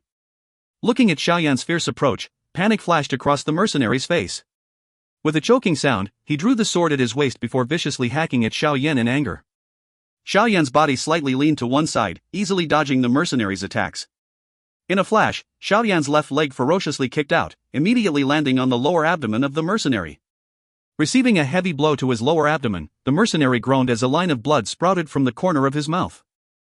Staggering back a few steps, he saw the figure in front of him flash as the sword in his hand was snatched away, which was followed by an ice-cold feeling of metal on his neck.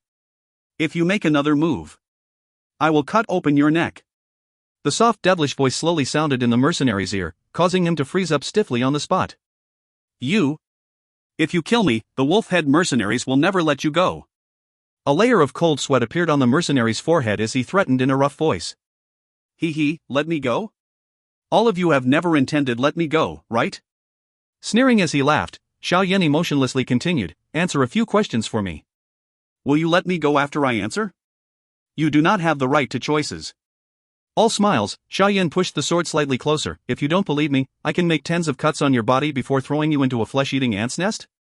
At these words, the mercenary's face immediately turned a few shades paler.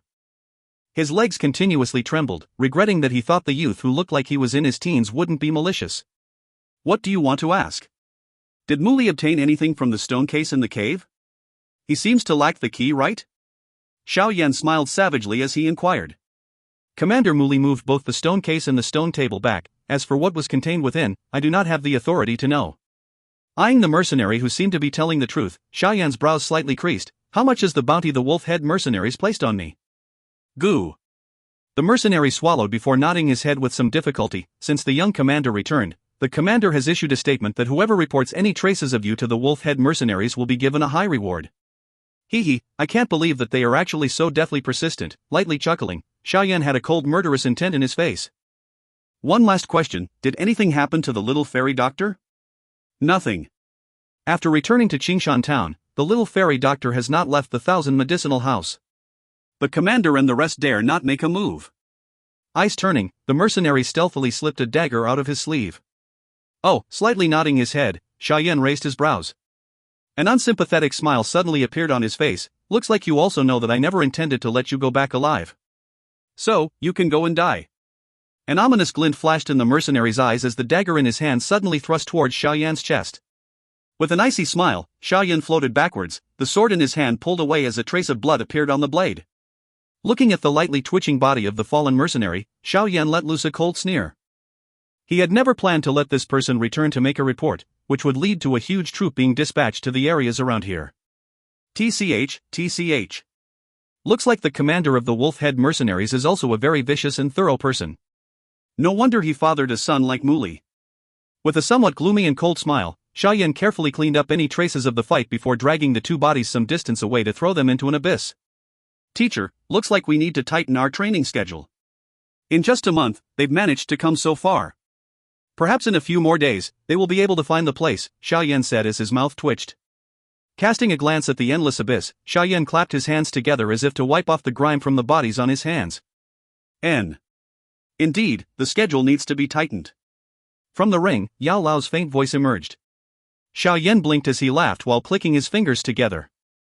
A small smile on his face, he asked, "Teacher, when will you honor the promise of the D-rank Dou technique?" "Ha, little brat, don't think that a D-rank Dou technique is the same as a Xian-rank Dou technique. To learn this thing, you need to be prepared for a world of pain."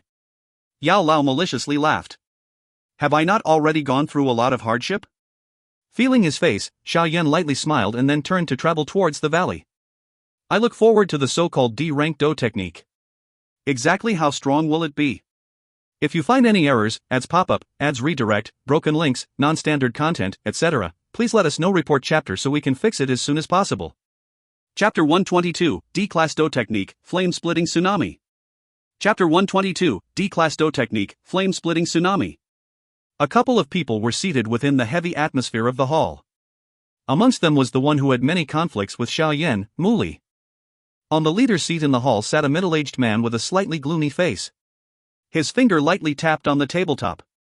Finally, he was the one who broke the silence in the room. "I've just received news that amongst the groups that we had sent out to search, a two-man team went missing within the middle part of the Magic Beast mountain range." The slightly hoarse voice of the middle-aged man slowly sounded in the room. Father.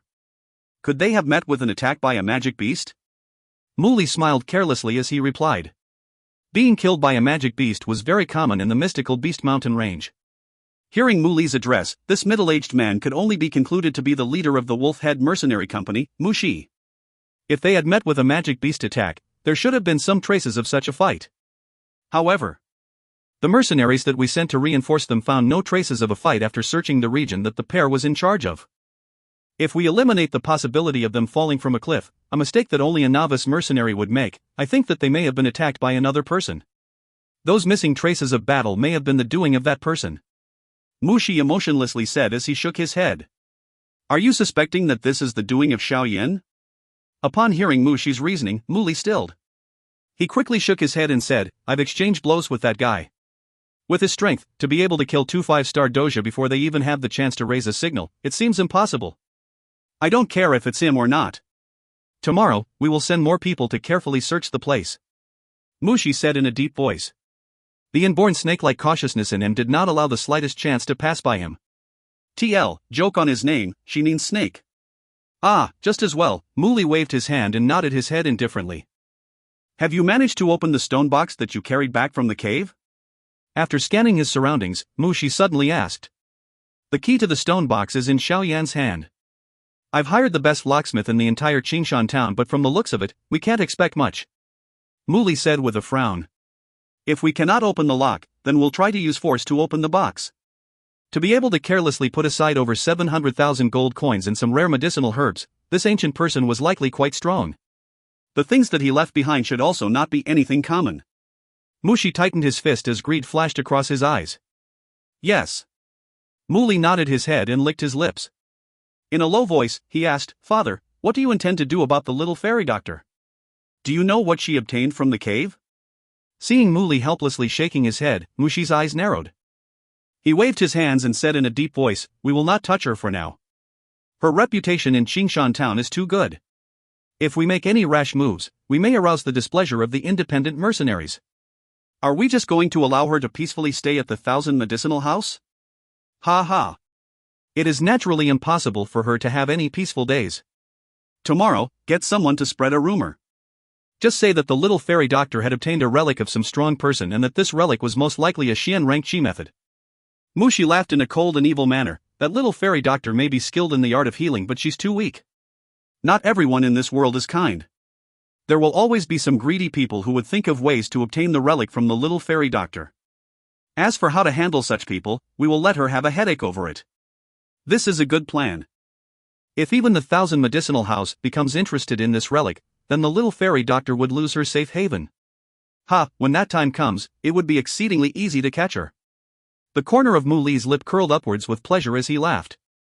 Dou Qi nodded his head slightly as he lightly rubbed the scar below his ear. He said flatly, the little fairy doctor is not much of a threat. What I'm really worried about is the boy whom you spoke of, Xiao Yan. Stopping there, Dou Qi's eyes showed a glint of resolve. In order to be able to reach a 2-star dojo or higher at such a young age, his potential must be very strong. What really attracts my attention is that a boy younger than 20 did not show any arrogance someone his age should have and instead was able to hide his true strength so well. Had it not been for the life and death situation at the last minute, it was likely that no one would have guessed that he could push you back with just one strike. As his voice died down, a cold killing intent surfaced on his face. An enemy with such a potential must be killed before he has the chance to grow. Otherwise, we will not be able to afford it when he returns to seek revenge in the future. Dou Qi's finger pressed hard on the scar under his ear as he coldly spoke. Recalling how Xiao Yan managed to choose the perfect escape plan even when facing the dangerous predicament in the mountain cave, Muli's finger trembled slightly. Having such an enemy was giving him sleepless nights. Tomorrow, I will double the number of people in the search party. The monetary reward will be tripled. We must find that guy in the shortest amount of time. Muli said in a thick voice as he clenched his fist. Seeing how the father and son were so alert even when dealing with a young man in his teens, the top brass of the Wolf-Head Mercenary Company seated in the hall wanted to snort with contempt. However, on the surface, they respectfully accepted their orders. The galloping waterfall heavily smashed on the rocks, emitting a muffled sound of thunder that reverberated throughout the small valley. Standing beside the lake under the waterfall, Xiao Yan stared at the 10 huge wooden stakes under the pounding waterflow. His face could not help but turn bitter as he smiled at Yao Lao beside him. Teacher, you don't intend for me to go down and train, do you? Your answer is correct.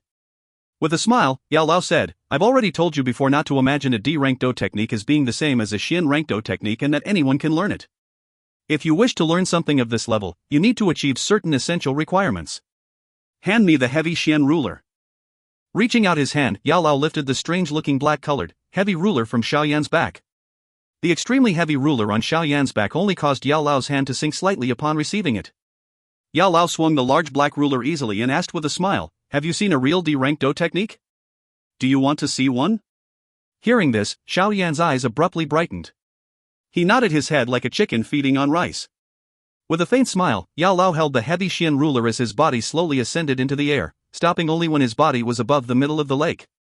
Yao Lao lowered his head and looked at the lake surface 4 or 5 meters below him before raising his head and watching the silver, dragon-like, gigantic waterfall. Yao Lao took in a slow breath and narrowed his eyes. A moment later, he suddenly opened them. Instantly, an unfamiliar and frightening force like a dragon being awoken was emitted from Yao Lao's body. In the face of this force, the calm lake surface beneath Yao Lao's feet suddenly had white bubbles rolling over like it was being boiled. The bubbles being thrashed around under Yao Lao's feet began to spread until they encompassed the entire lake surface. Xiao Yan was shocked as he stared at the scene of the lake with a stunned face. The current Yao Lao was entirely different from the lazy and indifferent old man that he usually was. At the moment, he was like a chilling knife being unsheathed, carrying a sharp, imposing force that one did not dare directly look at. I'm afraid that this is someone who is truly strong, Xiao Yan whispered in his mouth. A moment later, Xiao Yan's eyes suddenly blazed. He believed that one day, he would also be able to achieve this strength. Above the lake, Yao Lao indifferently and slowly lifted the black ruler in his hand. On the surface of the ruler, the numerous bizarre lines that Xiao Yan had once been confused about were emitting a fiery red light. When the surface of the ruler passed through empty space, the surrounding air suddenly became illusionary and blurry. Tightly grabbing the black ruler which had turned into the fiery redness like that of the sunset, Yao Lao let out a soft low cry and suddenly moved his body. His feet slowly stepped on the empty space as a blurry afterimage shockingly appeared under the light of the setting sun. Looking at the blurry afterimage in the empty space with a shocked expression, Xiao Yan became speechless. He did not expect that Yao Lao's speed was frightening to this extent. As the blurry afterimage scattered, Yao Lao's body appeared to have teleported to a spot under the huge waterfall that was over 10 feet away. Compared to the huge waterfall, Yao Lao's small body was like an ant that did not attract anyone's attention. However, it was this ant-like small figure that was currently carrying a force that was more frightening than the waterfall. The intense wind pressure that the waterfall carried as it descended did not even cause the small and weak-looking Yao Lao to move. Yao Lao's body, which had shot forward abruptly, came to a stop. His feet stepped on the empty air and spun 180 degrees. The light emitting from the black ruler in Yao Lao's hand grew increasingly bright. Moments later, the brightness forced Xiao Yan to narrow his eyes. D-rank Dou technique, flame-splitting tsunami. In the empty space of the valley, a muffled sound like thunder exploded.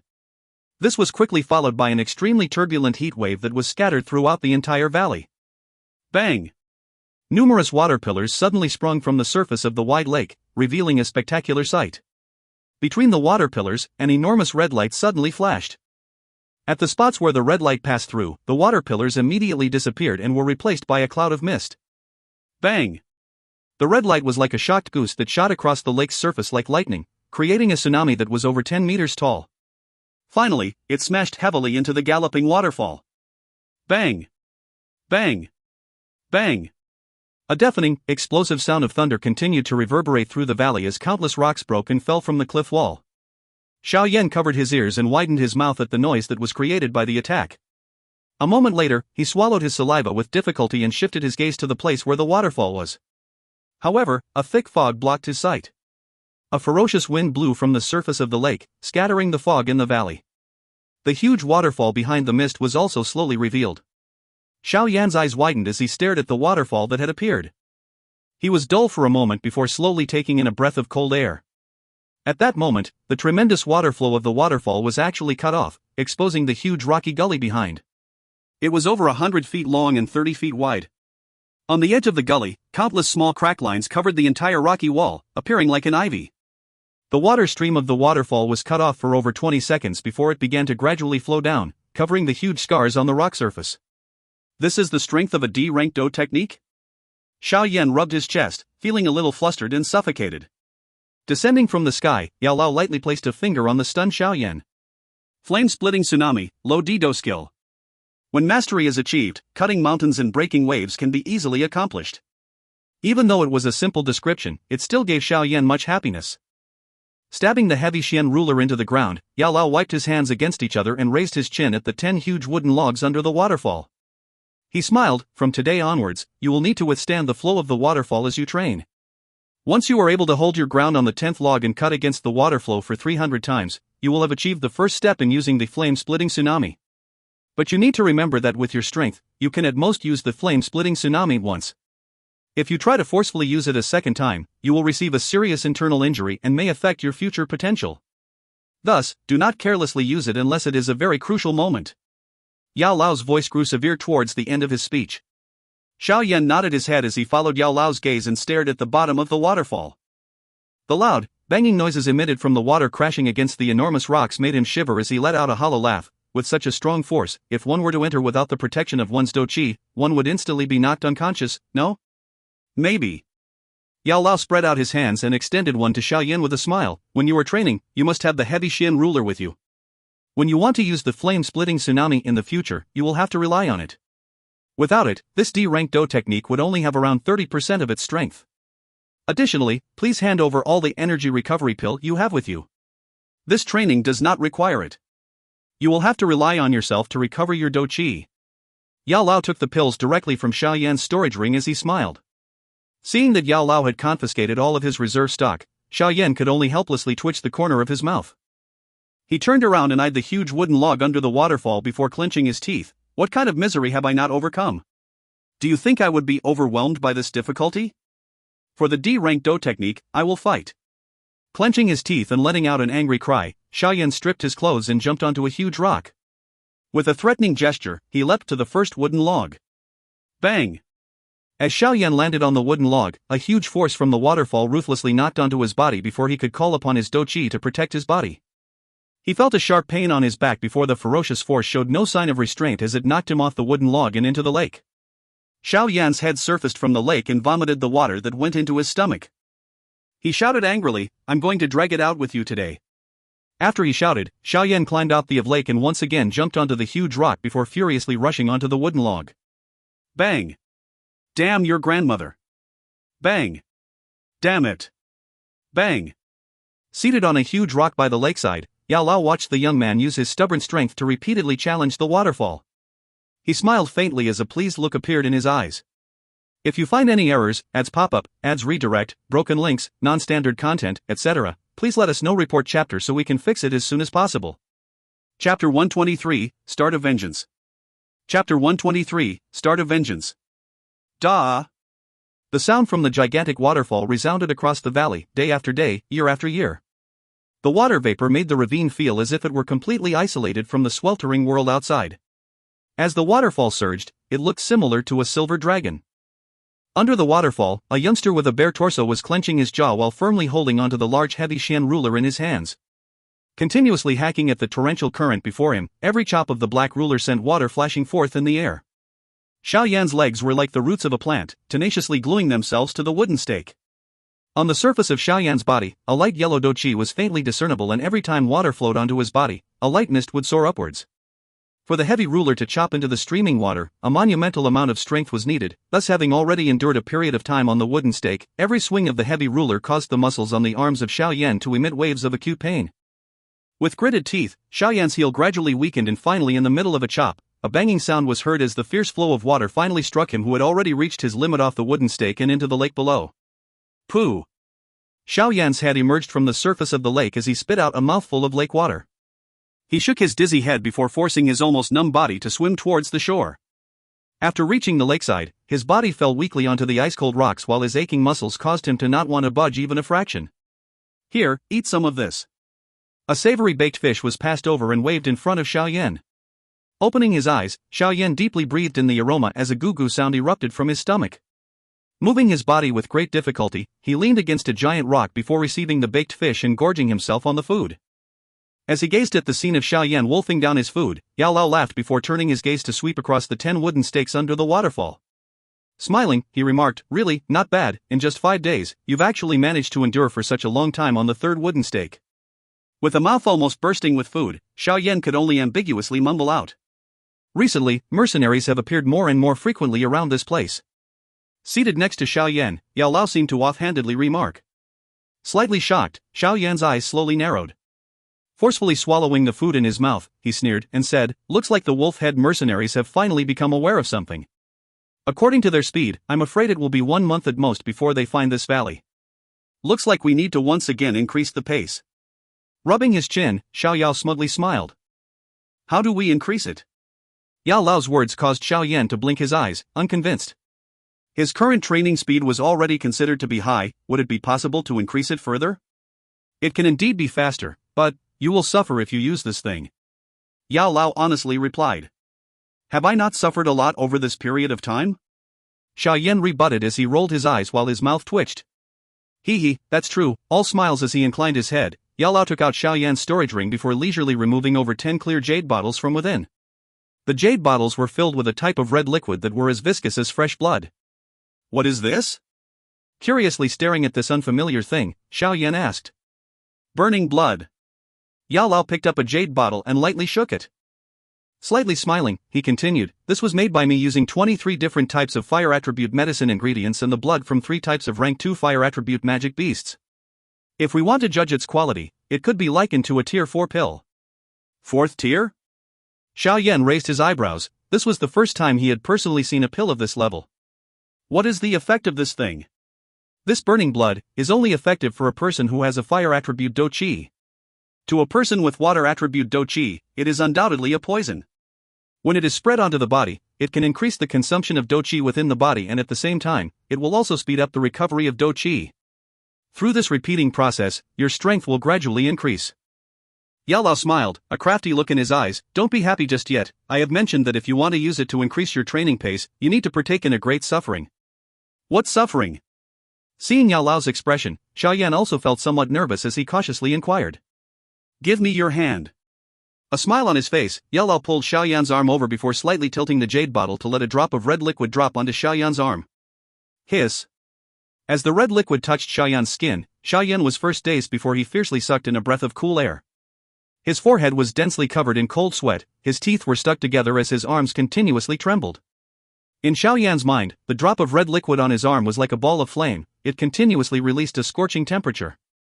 This burning sensation felt as if he had thrust his arm into a burning bucket of coal. As if he had predicted what kind of reaction Xiao Yan would have, Yao Lao smugly smiled. Once again taking something out of the space ring, a small jade plate made of white jade was used to slowly spreading the drop of red liquid, causing the area it had covered to gradually expand. In the wake of the expanding reach of the red liquid, Xiao Yan's arm trembled even more violently. On his arm, even the veins seemed to twist about, creating an extremely terrifying sight. The red liquid adhered to the surface of Xiao Yan's skin while traces of faint tepid steam continuously emitted forth. Xiao Yan's arm also turned a shade redder. This state continued for over 10 minutes before vanishing little by little. After the burning sensation completely faded from his arm, Xiao Yan finally let out a heavy sigh of relief. Wiping away the sweat from his forehead, he once again gazed towards the small jade bottle before him, but this time with a trace of fear in his eyes. "This thing is too terrifying." With a lingering fear in his heart, Xiao Yan patted the arm which had already returned to its regular temperature. Staring at Yao Lao with a bitter look, he said, "We can't be considering to use this to train, right? Steady your mind and sense the flow of Dou Qi in your arm. Are there any changes?" Not answering Xiao Yan's question, Yao Lao asked with a smile. Shrugging his shoulders, Xiao Yan could only comply and close both eyes. His thoughts quickly moved to the qi pads on his arm, and after probing around, to his astonishment, the Dou Qi in the qi pads of his left arm was not only much thicker than the Dou Qi flowing elsewhere, but the energy in this Dou Qi seemed to be somewhat stronger too. Somewhat amazed, Xiao Yan slowly opened his eyes and looked towards the side where Yao Lao was still smiling. He lapsed into silence for a while before resolutely gritting his teeth. "Come on, let's fight it out." Seeing Xiao Yan's resolute appearance, the smile on Yao Lao's face widened even further. He had long ago foreseen that this little brat would not be able to resist the enticement of the high-speed increase of strength that burning blood produced. "Lie on your stomach, from now on we will spread it over your entire body once per day. This will help your training speed increase by a total of 30 to 40%. Yao Lao smiled as he waved his hand. Xiao Yan cracked open his mouth and bit onto a portion of his clothes before tightly gripping a crack in the rocks with both hands. With a muffled voice, he spat out, "Bring it." Gazing at Xiao Yan, who looked as if he were going to face a terrible enemy, Yao Lao grudgingly shook his head. The jade bottle tilted as a red liquid immediately flowed out. Ah! A mournful and miserable howl suddenly resounded once again throughout the valley. While Xiao Yan squeezed in every bit of time he had for training, the search by the wolf-head mercenaries became more and more intense. They paid the price of over 10 of their companions' lives before finally, they started to draw close to the valley where Xiao Yan was. On a certain day 1 month later, when Xiao Yan was finally able to endure on the 8th wooden stake for a long period of time, at last, a member of the wolf-head mercenaries managed to stumble upon this quiet valley. As he stood at the valley entrance, this wolf-head mercenary blankly gazed at the youngster who was training under the waterfall. It was only a moment later when a cold breeze blew by did he regain his wits, and at this time, ecstasy gushed forth in his heart. Without a word, he quickly retrieved the signal beacon from his bosom, but just as he desired to release the signal, an intense, wind-breaking force abruptly attacked from the front. The strength of this attack caused the mercenary, whose strength was that of a 6-star doja, to shiver in his heart. The sole of his foot slammed into the ground as his figure turned to flee. Boom! A black shadow broke through the air and heavily smashed onto the ground. Immediately, dirt was flung about and a monstrously huge black metal ruler was left stuck deep in the ground. His sight on the strange black giant ruler, the pupils of this wolf-head mercenaries member slightly shrunk. This unique weapon had already become a symbol of the youngster they had placed a bounty on. As the dirt flew into the air, covering one's line of sight, this experienced and seasoned mercenary did not show in disappointing display. His figure continuously backed off in a rush as his keen eyes darted back and forth over the surroundings. Just as the mercenary was almost exiting the valley, his spider senses tingled as he abruptly dropped his body to the ground. Ka-cha! Just as his body dropped to the ground, a violent chi energy ruthlessly tore through the area atop his head before finally hitting a big tree to one side. Immediately, cracks appeared across the tree trunk, and following a breaking sound, the tree split at the middle. Gazing at the tree which had been forcefully destroyed, the mercenary on the ground sucked in a cold breath. To create this kind of destructive force, how much strength was needed? As the shock flashed and passed from his mind, this mercenary suddenly placed his palms on the ground. His figure became similar to that of a house lizard. Flicking his palms off the ground, in a weird manner, his body dashed towards the thicket. The fleeing mercenary was very satisfied with this move of his. This Haihuan lizard crawldo techniques had helped him escape from jaws of death many times. From what he knew, among those at the doja level, there were very few people that could stop him as he escaped through the jungle. Just after the mercenary thought of returning to report and being able to receive the large reward before going to tavern to take revenge against the fair and well-developed woman who disdained him, on the path before him, a pair of feet abruptly appeared. The urgently dashing body suddenly stopped as the mercenary lifted his head, terrified, to meet the smile on a handsome face. "You run very fast," the youngster slightly smiled at the mercenary. In his pitch-black eyes an ice-cold killing intent caused the mercenary to tremble uncontrollably. Gazing upon the mercenary who had lost his spirit, the corners of Xiao Yan's mouth curled upwards while the giant black ruler in his hand chopped downwards ferociously. Immediately, a blood-curdling shriek resounded across the forested mountains. Indifferently wiping the blood off the mysterious and heavy ruler, Xiao Yan cast a glance towards the corpse at his feet. His tongue lightly licked his lips as a bloodthirsty look appeared on his face. He softly murmured to himself, "Want to kill me? Good, from today onwards, every member of the wolf-head mercenaries who dares to step into the Magic Beast mountain range will be exterminated. Since you all want to play, then we should up the stakes. My vengeance starts now.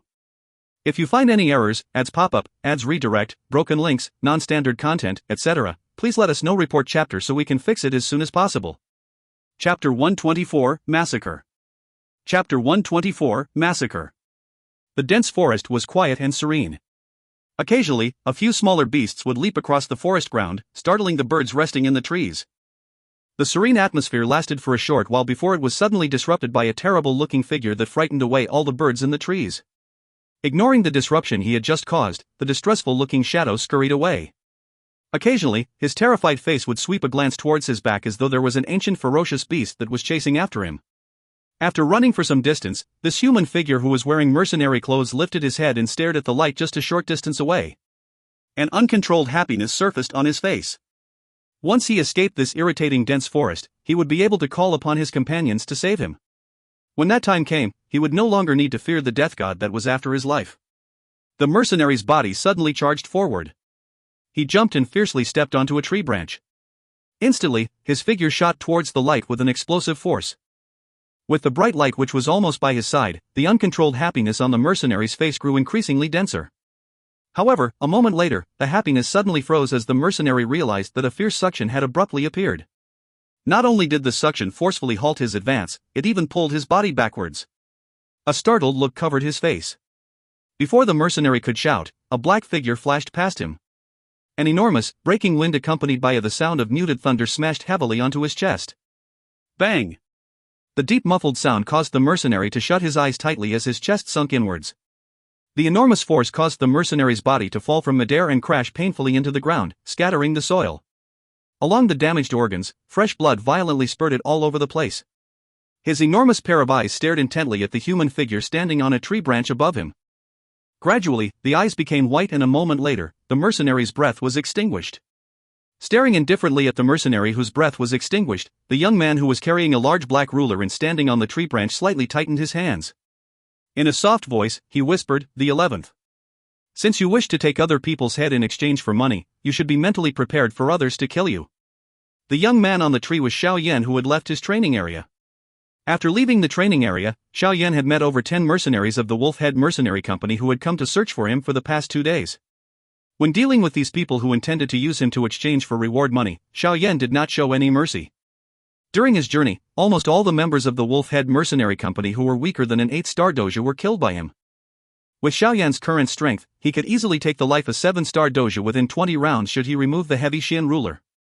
Of course, this was only true if the 7-star doja did not possess a do technique that was comparable to his. However, such a person could not be found in the entire Wolf Head Mercenary Company. Just yesterday, Xiao Yan had managed to learn of some information on the internal structure of the Wolf Head Mercenary Company from one of the mercenaries' mouth. The strongest within the Wolf Head Mercenary Company was the 2-star doja Dou Qi, who was the leader of the company. Under him was a 9-star and an 8-star doja who formed the upper echelons of the Wolf Head Mercenary Company. Other than the three of them, the huge Wolf Head Mercenary Company did not possess anyone who had the strength to have a solo fight with Xiao Yan. After throwing another gaze at the lifeless corpse, Xiao Yan's foot stepped lightly on the tree branch. Using the force, Xiao Yan glided over to the denser parts of the forest. His soft chilling laughter gradually scattered all around him. "Young Master Mu Li, I want to see just how many of your Wolf Head Mercenary Company will die. If you send one, I'll kill one. The game has only just begun. Bastard! Go and die." Within the spacious hall, Mu Xi angrily shouted upon hearing the news that his subordinates repeatedly brought him. In his fury, he shattered the teacup in his hand. Seeing the furious Mu Xi, all of the upper echelons of the Wolf Head Mercenary Company in the hall were silent. None of them dared to provoke him at this moment in time. In just a mere 2 days, we have lost 15 of our important members. If this is prolonged, will there be anyone left in our Wolf Head Mercenary Company? Mu Xi hissed after releasing a few ragged breaths. Everyone was at a loss for words as they stared at each other. The one who did this was definitely Xiao Yan. Mu Xi braced himself and said after staring at the silent hall and coughed dryly. "Didn't you say that his strength was about the same as yours? Why did 3 7-star dojas that we sent out all die to his hands?" Mu Xi slammed his palm on the table as he furiously demanded. Mu Li smiled bitterly as he helplessly replied, 3 months ago, that guy was no stronger than me even after revealing his hidden strength. Otherwise, he would not have been humiliated in the cave by the men that I brought along with me. But the strength he is now displaying is definitely not weaker than that of a 7-star doja. It may even be that of an 8-star doja. Mu Xi's face turned gloomier as he thought of the different possibilities. The corner of his mouth could not help but twitch as a chilliness appeared in his voice. "Don't tell me that the boy has actually grown so much after staying in the Magic Beast mountain range for only a few months?" Hearing this, Mu Li's eyes twitched. A ghast filled his eyes. That guy actually managed to raise his strength by 2 stars in only 3 months? How did this bastard train? This speed, isn't it too scary? It looks like we were right. That guy is no ordinary person. Gradually recovering his senses from his fury, Mu Xi sat on his chair and tapped his finger on the table. After a brief silence, he calculatingly said, "We will temporarily withdraw our men from the Magic Beast mountain range. 2 days later, we will divide our forces into 5-man teams armed with signals that can be used to indicate positions and enter the Magic Beast mountain range together, but I want to create a net that he cannot escape from and see where he will run to." Mu Xi clenched his fist as a sinister killing intent appeared on his face. "Yes, sir." "Oh yes, where's he Meng? Why don't I see him?" Mu Xi lowered his head slightly and swept across the hall before abruptly questioning. Hearing Mu Xi's question, his subordinates froze. A moment later, someone finally laughed dryly. "I heard that the 3rd company leader had brought a few brothers to accompany Madame Lan of the Blue Flowers Hotel into the Magic Beast mountain range to hunt for snow foxes." Mu Xi scolded, "All that this buckethead thinks about is women. Doesn't he know about the predicament the Wolf Head Mercenary Company is currently in? How dare he enter the Magic Beast mountain range without permission? This damn idiot will sooner or later die by the hands of a woman. Company leader.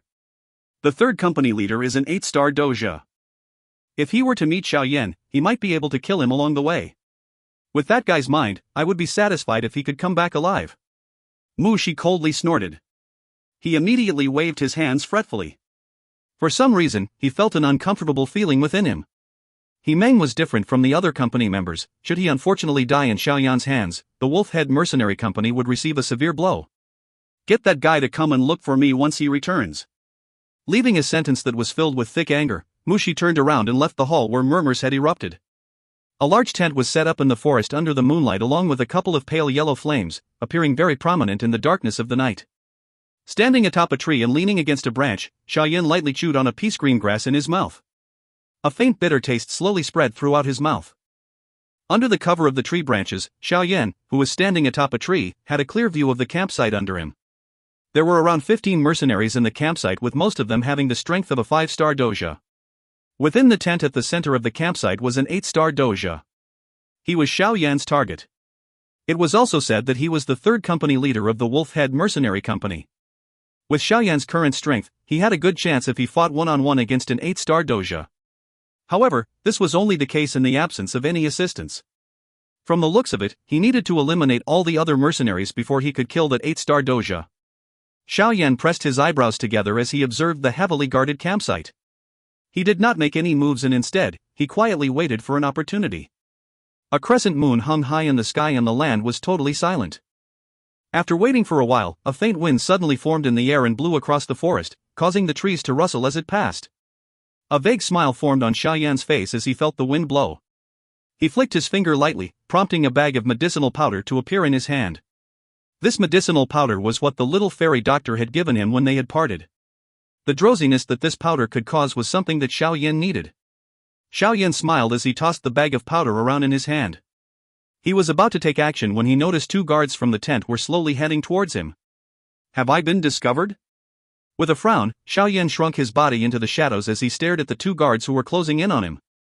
At the same time, the Dou Qi in his body began to flow. Just as the 2 mercenaries arrived at the tree beneath Xiao Yan, they abruptly stopped. The pair took a quick glance at the surroundings before relieving themselves. Xiao Yan sighed in relief upon seeing their action. In his heart, he chided silently. Damn it, that chick is too flirtatious. The big bottom of hers makes me want to press her on the ground and take her. One of the mercenaries vented with foul words as the pair was relieving themselves. Lower your voice.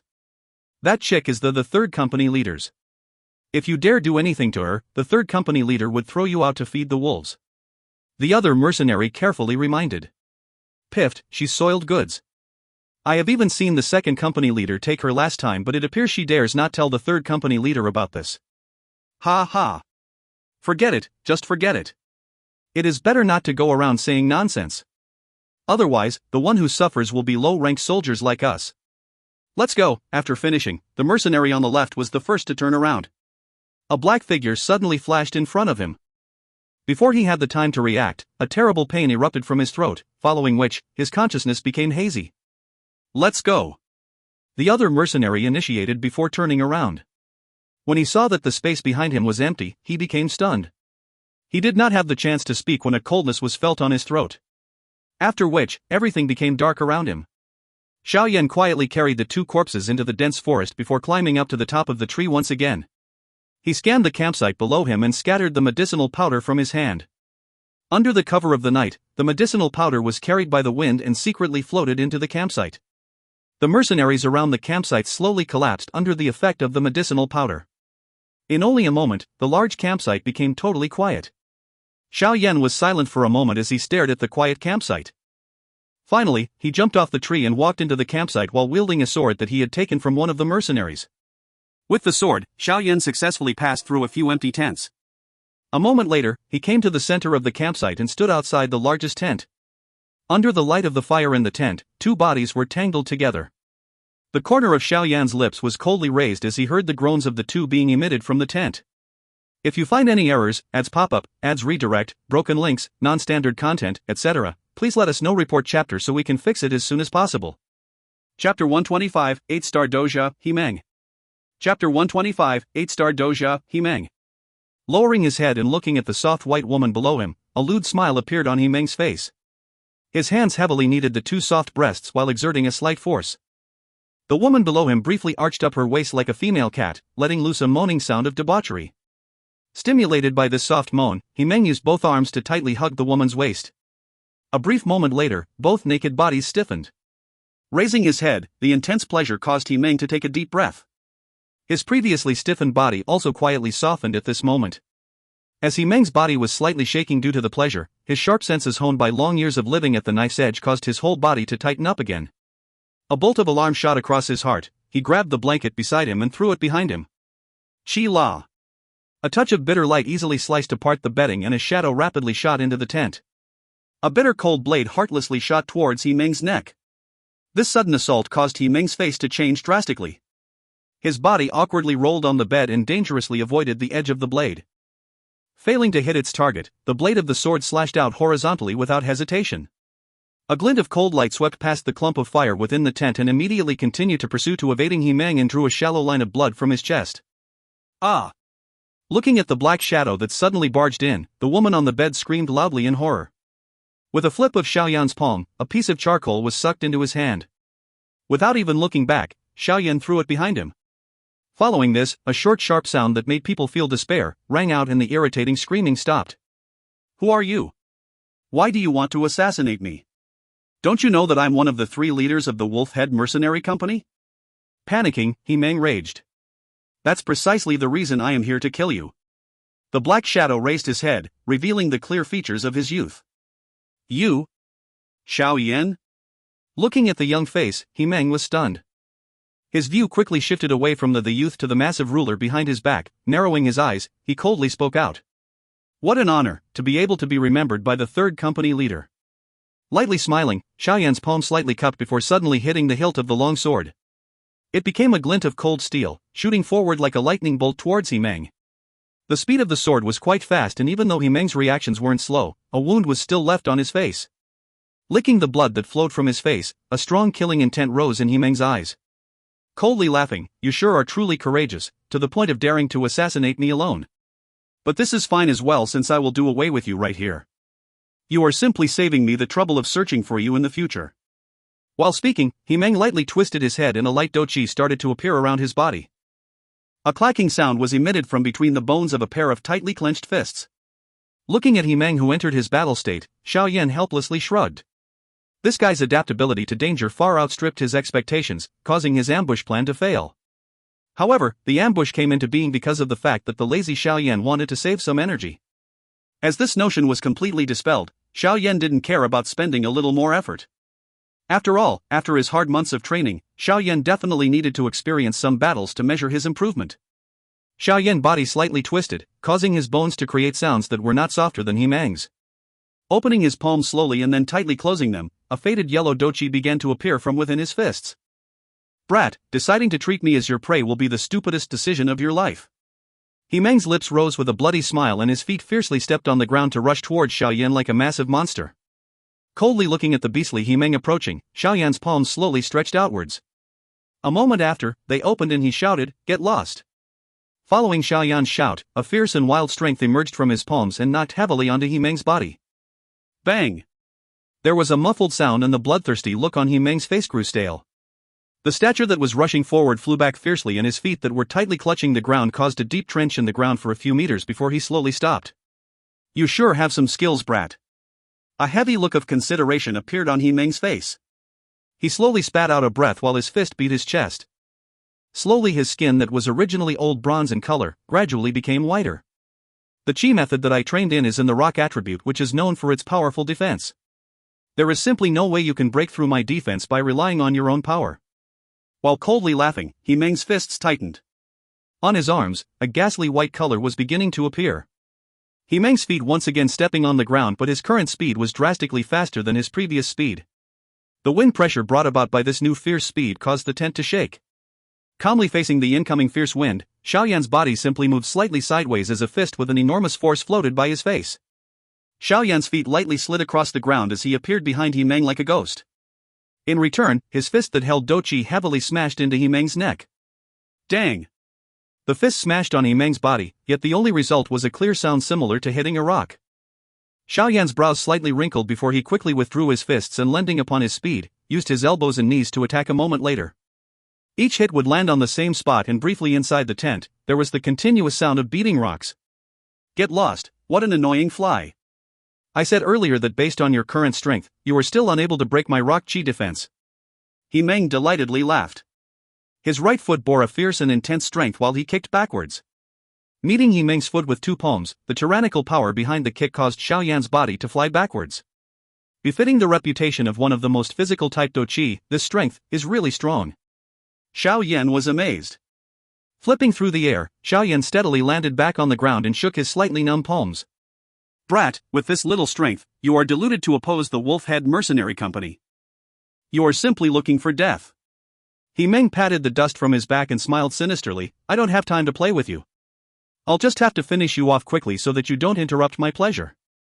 Yimeng spread his palm in front of his chest and bent his legs. The hair on his head stood up as an off-white Dou Qi flashed across his eyes. A white-colored gas was spat out from Mushi's mouth.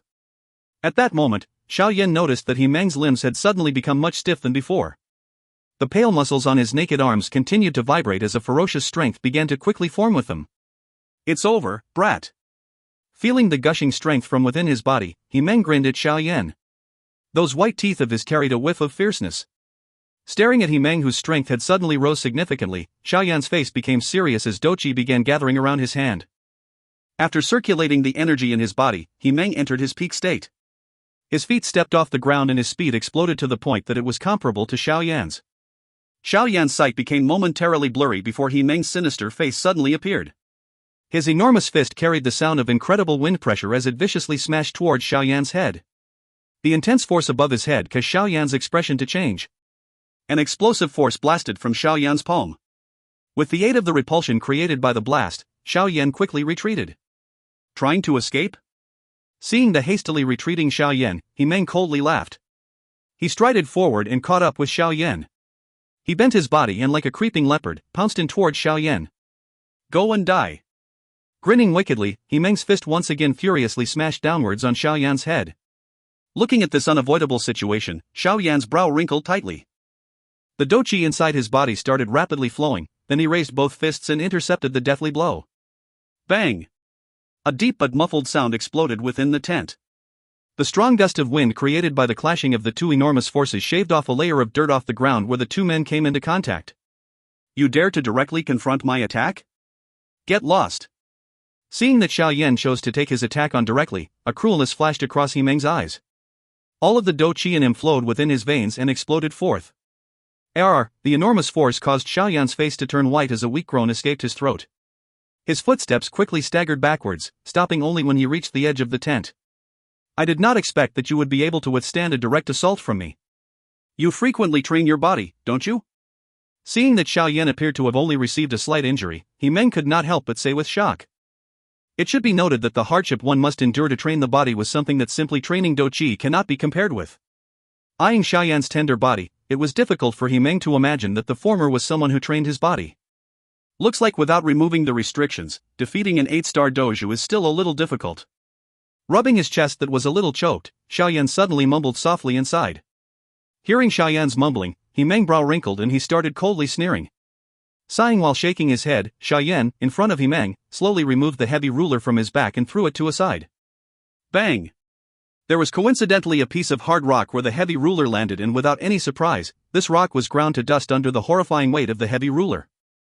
Coldly staring at the pile of white powder, Yimeng's pupils shrank to the size of a pinhole and a sliver of fear slowly rose from within his heart and mind.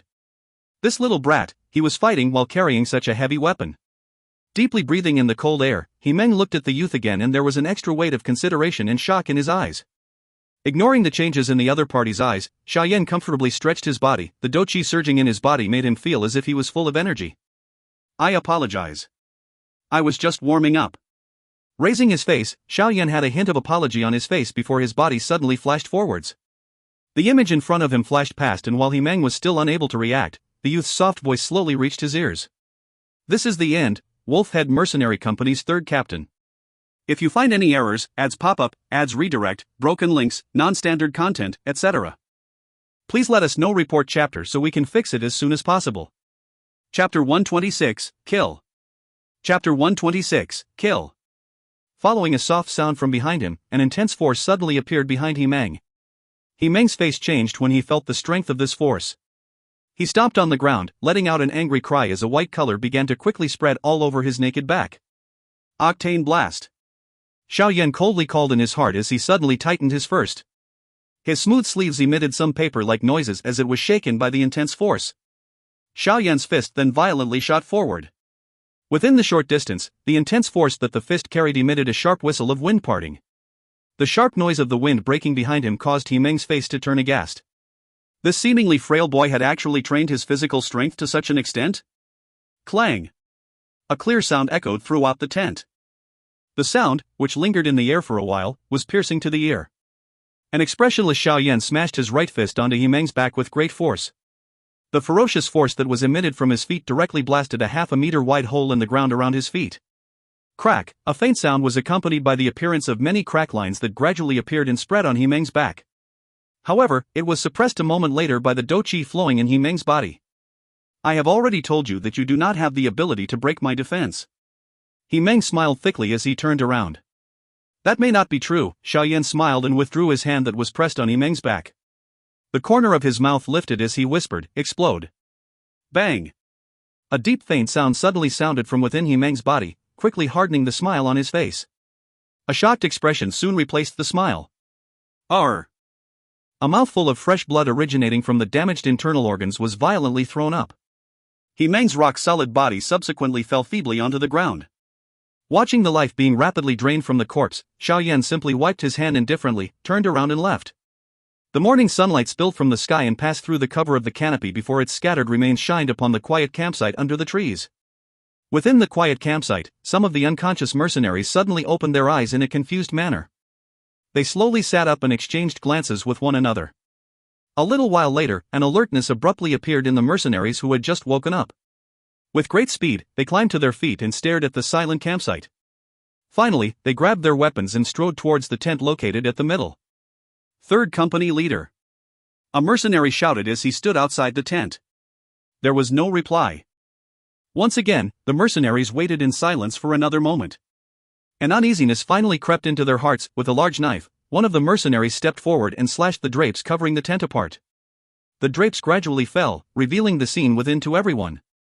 In the interior of the tent, Himeng was lying still on the ground with both his eyes open. On his face was a fear that would remain eternally. A thick pool of fresh blood formed on the floor. The sight constantly provoked the witnesses' shocked hearts, which had already reached their limit. The third company leader was killed? The shocked faces of all who saw the tragic scene turned white and weak. The third company leader of the Wolf Head Mercenary Company was killed? It is said that the one who did it was the young man whom they had put a bounty on. Ha ha! Insider news. That young man who was called Xiao Yan had already killed nearly 20 members of the Wolf Head Mercenary Company. TSK. The members of the Wolf Head Mercenary Company have lost all their face. Being thrown into such a mess by a boy younger than 20, haha, let's see if Mushi can continue acting arrogant. No one knew where the rumor originated from, but within an afternoon, almost everyone in Qingshan town knew about the matter of the third company leader of the Wolf Head Mercenary Company being killed by Xiao Yan. Soon, numerous mocking eyes which wanted to see how things would play out began to turn towards the silent Wolf Head Mercenary Company. In a small silent room, a lady in white was carefully mixing medicinal powder. But when she heard the news from the female servant outside, her hands froze, causing the medicinal powder being mixed in her hands to instantly fail.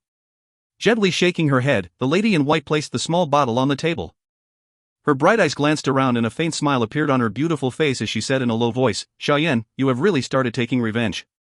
The fairy doctor's hands straightened her white skirt as she elegantly sat on the chair. After which, she took out a 7-colored scroll and pouted as she stroked it gently. Since he's able to kill Himeng, Xiao Yan's current strength should be around that of an 8-star doja. What a frightening training speed.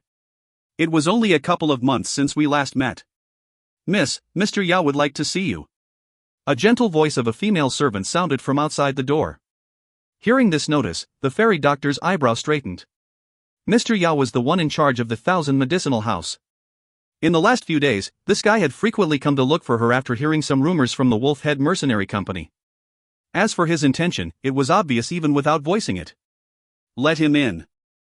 The fairy doctor made sure the 7-colored scroll was properly hidden before she helplessly sighed.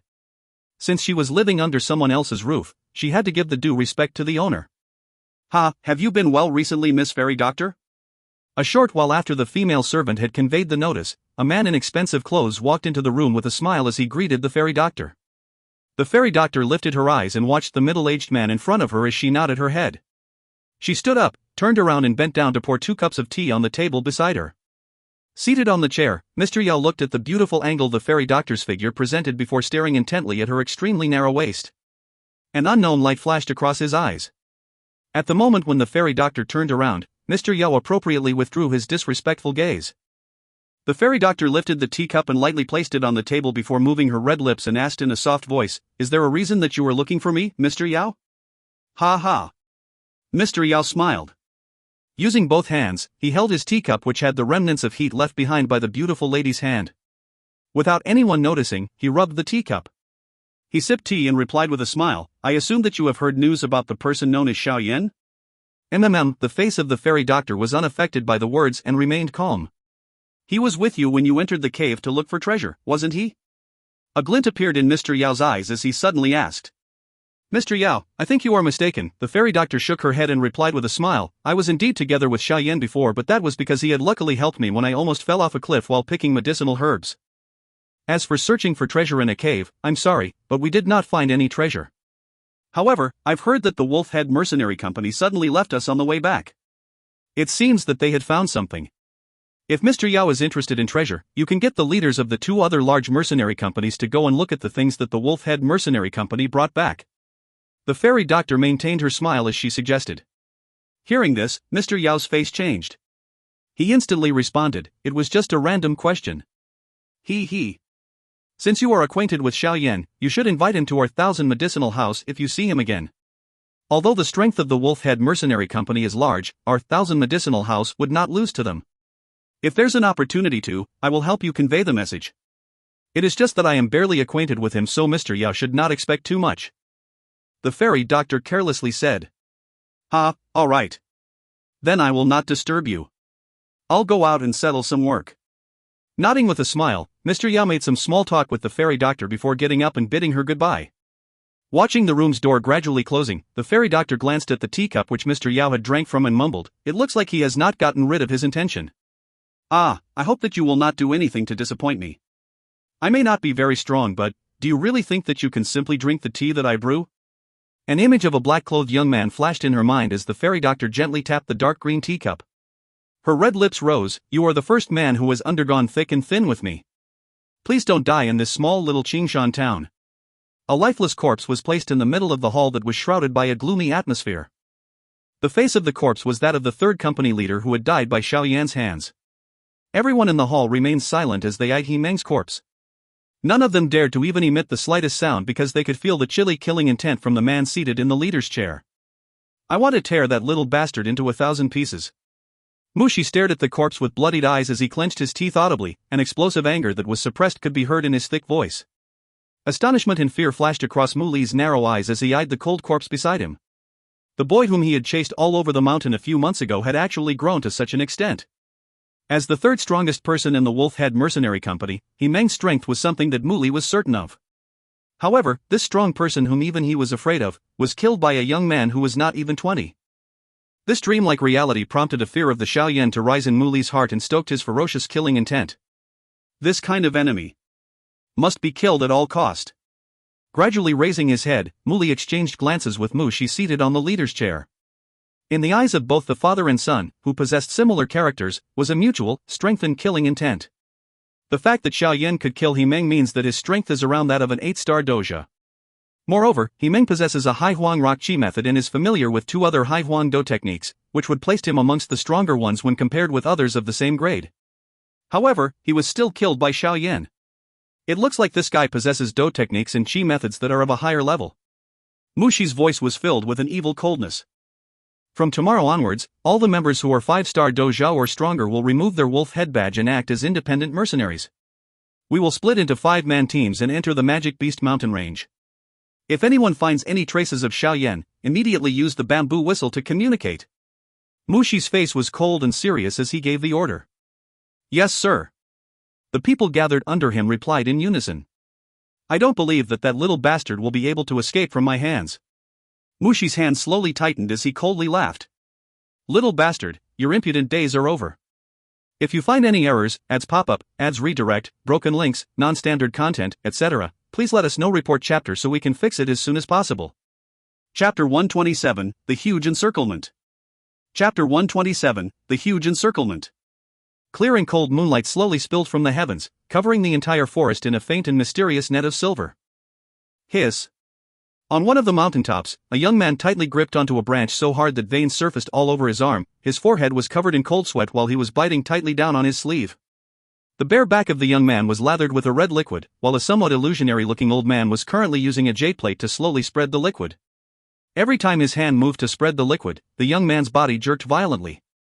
Only when the old man had spread the red liquid until it completely covered the back of the young man did the old man grudgingly stop.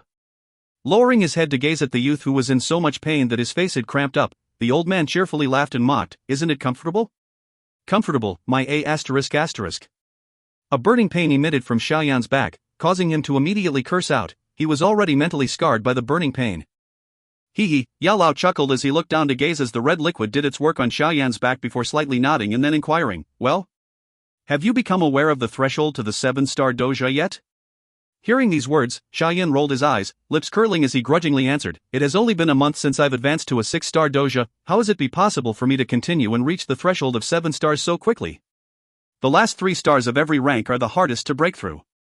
From the time we left on this journey till now, it has almost been 5 months and there is less than a year of time left till the promise you made with the girl from the Misty Cloud faction." Yao Lao smiled as he indifferently said. Slightly dazed, Xiao Yan licked his lips, frowning as he said, "I wonder what level she is at now. 2 years ago she was already a 3-star doju and according to her potential and the power of the Misty Cloud faction, I don't think that she will be any weaker than me. Indeed, although I have many means to abruptly make your strength soar, there will be exceptionally strong repercussions. If these secret methods are used, I'm afraid that you will forever be stuck at that level." Yao Lao slowly explained as he glanced towards the silent Xiao Yan before continuing, "I will never let you use those secret methods. Even if you are eventually defeated by that girl, the price will still be too high. With regards to the 3-year promise, I don't plan on losing to her. You also know how much I have suffered during these 2 years. She is the reason why I have managed to endure all of the hardships and bitter training." Xiao Yan flipped his body and raised his head to gaze at the silver moon in the night skies, reaching out a palm as he narrowed his eyes before voicing out in an icy cold tone. Slowly spitting out a sigh, Xiao Yan leaned his head to look upon the somewhat illusionary figure of Yao Lao, twitching his mouth as he said, "And initially teacher agreed that he will help me catch up to her." "You brat," eyeing the playful rascal Xiao Yan, Yao Lao helplessly shook his head. As he stretched forward his palm, a white and cold flame appeared at the center of his palm. Staring at the ball flame as it gracefully danced about, a faint smile formed on his aged face. "Fret not, if I do not even have this little bit of ability, I would not have the face to boast in front of you. I can help you raise your strength, however, that is only if you have the time to follow my instructions to train. Since you keep being hounded all over the mountains, you've wasted much of your already precious time." Yao Lao bantered. Rolling his eyes, Xiao Yan spread out his arms and helplessly said, "Actually teacher only needs to fart to completely wipe them out, however you refuse to make a move." "Pa!" A palm smacked the back of Xiao Yan's head as Yao Lao smiled while scolding, "If I settle every single problem for you, what is the point of living? Is struggling against others not a way for you to gain wisdom and experience?" Xiao Yan shrugged his shoulders before once again flipping his body around. Vexed, he groaned before cursing to himself, "Those bastards, sooner or later I will get rid of all of them, this is such a waste of my time." Xiao Yan coughed dryly before he suddenly once again bit onto his sleeve and said in a muffled voice, "Teacher, continue." "Eh?" At these words, Yao Lao was slightly shocked. "You can still endure?" I don't have much time to rest." The young man buried his head into his clothes as he replied in a muffled tone. Gazing at the young man who had once again braced himself, Yao Lao was dazed for a split second.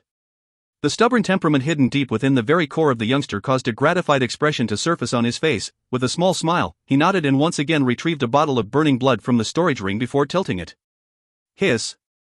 In the quiet night, the trembling misty breaths that escaped from between the young man's teeth slowly circled around without dissipating. The blazing rays of the sun penetrated through the branches, leaving behind countless tiny spots of light in the dense forest, a dazzlingly beautiful scene. Xiao Yan's body was curled up in a concealed spot of the forest as he tightly knitted his brows together as he gazed at a group of mercenaries nearby. This place was the main road into the Magic Beast mountain range. Although normally there were quite a few mercenaries passing through, today, Xiao Yan could faintly feel that something was wrong. Xiao Yan's line of sight passed through the brush to stare firmly at the passing mercenaries. A long time later, his pupils suddenly shrunk. He finally understood why he had felt something was wrong. Many of the teams passing by below looked as if they had been only just temporarily brought together. Yet as they moved out, they tended to display habits that are only shown after a long amount of time and practice together. It truly seems that something is wrong. Eyebrows tightly knitted together, Xiao Yan spit out the grassroots in his mouth. His eyes turned to look about before he cautiously burrowed out of the brush and quietly made his way into the forest. Xiao Yan's clothes were smeared with green stripes that were from grass juices, which allowed him to be extremely safe as he hid himself in the forest. Hidden in a secret spot within the dense forest, Xiao Yan once again saw 2 to 3 waves of 5-man teams. Hiding while carefully observing the movements of these mercenary teams, a moment later, Xiao Yan could finally confirm that these mercenaries who looked like they were here to capture magic beasts were actually looking for something else. Borrowing the cover of the thicket and the smell of the plant juice on his body to conceal himself, Xiao Yan successfully evaded these mercenary teams and the magic beasts wandering about in the forest. After half an afternoon of investigation all over the forest, by chance, Xiao Yan finally understood the identity of these small teams of mercenaries. Wolf-head mercenaries, TCH, looks like by killing their so-called third commander, I've really stepped onto a hornet's nest. Knowing this news caused Xiao Yan to be slightly stunned. Goddammit, hiding for an afternoon and holding back my anger, you all deserve to have bad luck. Hidden in the shadows, Xiao Yan gazed at a 5-man team who were gradually entering into the dense forest as he quietly sneered. This team had been observed by Xiao Yan for a long time. There were 5 5-star doges and Xiao Yan felt like he could dispatch them all, furthermore. And because they entered into the dense forest, he did not need to fear that he would be seen by the other teams and then surrounded like a dumpling. Tailing this team into the dense forest, Xiao Yan was not so stupid as to immediately make his move from the front. Sneakily hiding in a thicket on one side, like a viper stalking its prey, he patiently and quietly waited. After Xiao Yan followed the team for a length of distance, the team finally stopped their progress to rest. When resting, one of the mercenaries left his companions and slowly walked towards a small bush. Turning to stand behind a big tree, just as the mercenary got ready, a darkness fell over his eyes followed by a pain on his neck as his consciousness quickly faded away. Not long after the mercenary left to relieve himself, a shout that had gone off-key due to panic sounded, "There's a magic beast, a rank 3 magic beast." Hearing his shout, the few mercenaries who had just finished their break were suddenly jolted. One of them turned to face their companion who had his head bowed and was escaping over to their direction before light-heartedly scolding, "Damn you, were you sucked dry by a woman last night? This is the outer area of the Magic Beast mountain range, how can there be a rank 3 magic beast?" Before the scolding voice faded away, the mercenary with his head lowered had already rushed to his front. A cold light abruptly shot out as the scolding that had yet to be completely finished by the mercenary was cut short in his throat. Dispatching one of the mercenaries in a flash, the figure with his head lowered suddenly moved. With a lift of his palm, a ferocious sucking force pulled the furthest mercenary, who still had a blank look on his face, towards him. The dagger in his hand fiercely shot out, ruthlessly landing on the neck of the mercenary who had just been pulled over. It's Xiao Yan. Xiao Yan. In a brief 10 seconds, the lives of the 2 5-star doja were easily ended by the disguised Xiao Yan. Finally, the other 2 mercenaries had regained their wits. The older mercenary suddenly kicked his companion beside him towards the swiftly approaching Xiao Yan before quickly drawing a short flute from his cuff and placing it into his mouth. Before he could blow into it, he was interrupted by a black figure that appeared in a flash before him, ruthlessly landing a vicious kick on his chest. Dou Qi, blood violently sprayed from his mouth. Borrowing the pushing force from the Qi energy, the older mercenary's body flew through the air, tracing out a parabola, and with the last bit of strength within his body, he blew the whistle in his mouth, emitting a short but intense sound wave. The sound wave was sent out from the short flute before spreading out in all directions. With a gloomy expression, Xiao Yan's hand raised and the sword fell as Xiao Yan ended the last breath of the dying mercenary. Lifting his head to gaze outside of the dense forest, there, figures were starting to fly over. Crap, I've underestimated these guys, Xiao Yan cursed out in a low voice before he turned to run. GG, when Xiao Yan turned to flee, outside the dense forest behind him, many whistle sounds continuously sounded out. At this time, all of the mercenaries were rapidly rushing towards the direction of the dense forest. Catch him, dot. Behind him, a large group of mercenaries desperately chased after the faintly discernible figure in front of them as shouts continuously sounded out in the dense forest. God, the stakes are really high now. Glancing towards the large group of mercenaries chasing him, the corners of Xiao Yan's mouth pulled taut. Somewhat depressed, he shook his head before borrowing the green streaks on his body as cover to continuously flee through the underbrush. Once again running a length of distance, Xiao Yan's complexion suddenly changed. Turning his head, Xiao Yan saw that at the front of the group of mercenaries, a middle-aged man with a gloomy complexion was madly rushing towards him at breakneck speeds. Seeing Xiao Yan turn his head, a vicious smile appeared on the middle-aged man's face. A low roar passed through the underbrush and tunneled into Xiao Yan's ear. "Little bastard! Today your body will be buried within this magic beast mountain range, but if you find any errors, ads pop up, ads redirect, broken links, non-standard content, etc., please let us know. Report chapter so we can fix it as soon as possible." Chapter 128, Killer's Chase. Chapter 128, Killer's Chase. The calmness of the Magic Beast mountain range was disrupted by the sudden chase. Numerous loud cries and sounds of the pursuit reverberated throughout the calm mountain range. Due to the sheer size of the group involved in the chase, even the mercenaries who were hunting for magic beasts paused their footsteps and stared at the vast group that rushed past them. Being curious, some of the mercenaries joined the large group and began running. They wanted to see just who could attract such a large-scale attack. Catch Xiao Yan. That guy has a Xian class Qi method with him. During the chase, Mu Xi opened his mouth and yelled after noticing that there were many mercenary troops standing at the side observing. Upon hearing their company leader yell, the wolf-head mercenary company behind also intelligently began to repeat their leader's words. Instantly, the cry of Xiao Yan possessing a Xian tier Qi method was spread throughout the entire mountain range. Once the words Xian tier Qi method entered their ears, almost all of the mercenaries halted their work and exchanged greedy glances with one another. After a brief silence, someone was finally unable to resist the temptation of a Xian tier Qi method. He grabbed his weapon and began chasing the disappearing and appearing shadow a good distance away. With someone taking the lead, the surrounding mercenaries that were hesitating also quickened their footsteps and shouted as they joined the troop-giving chase. The cries from behind him also entered Xiao Yan's ears. After a brief glance at the enlarging chase party the color of his face changed as he softly cursed, "What a vicious bastard!"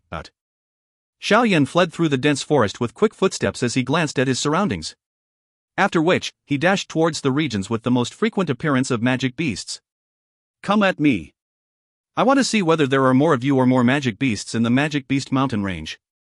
With a laugh, Xiao Yan once again lowered his head and charged ahead. "Brat! Let's see how you're going to escape today." From behind Xiao Yan, Mu Xi's cold voice, which was accompanied by Dou Qi, was like a lion's roar echoing throughout the dense forest. Xiao Yan simply ignored this meaningless threat and instead simply focused on rushing forward. Seeing how Xiao Yan ignored his cry, the corner of Mu Xi's mouth twitched. His shrunken eyes focused on the figure ahead that was slowly increasing his lead and frowned. Xiao Yan's speed had indeed exceeded his expectations. Mu Xi slowly released his breath and shook his body.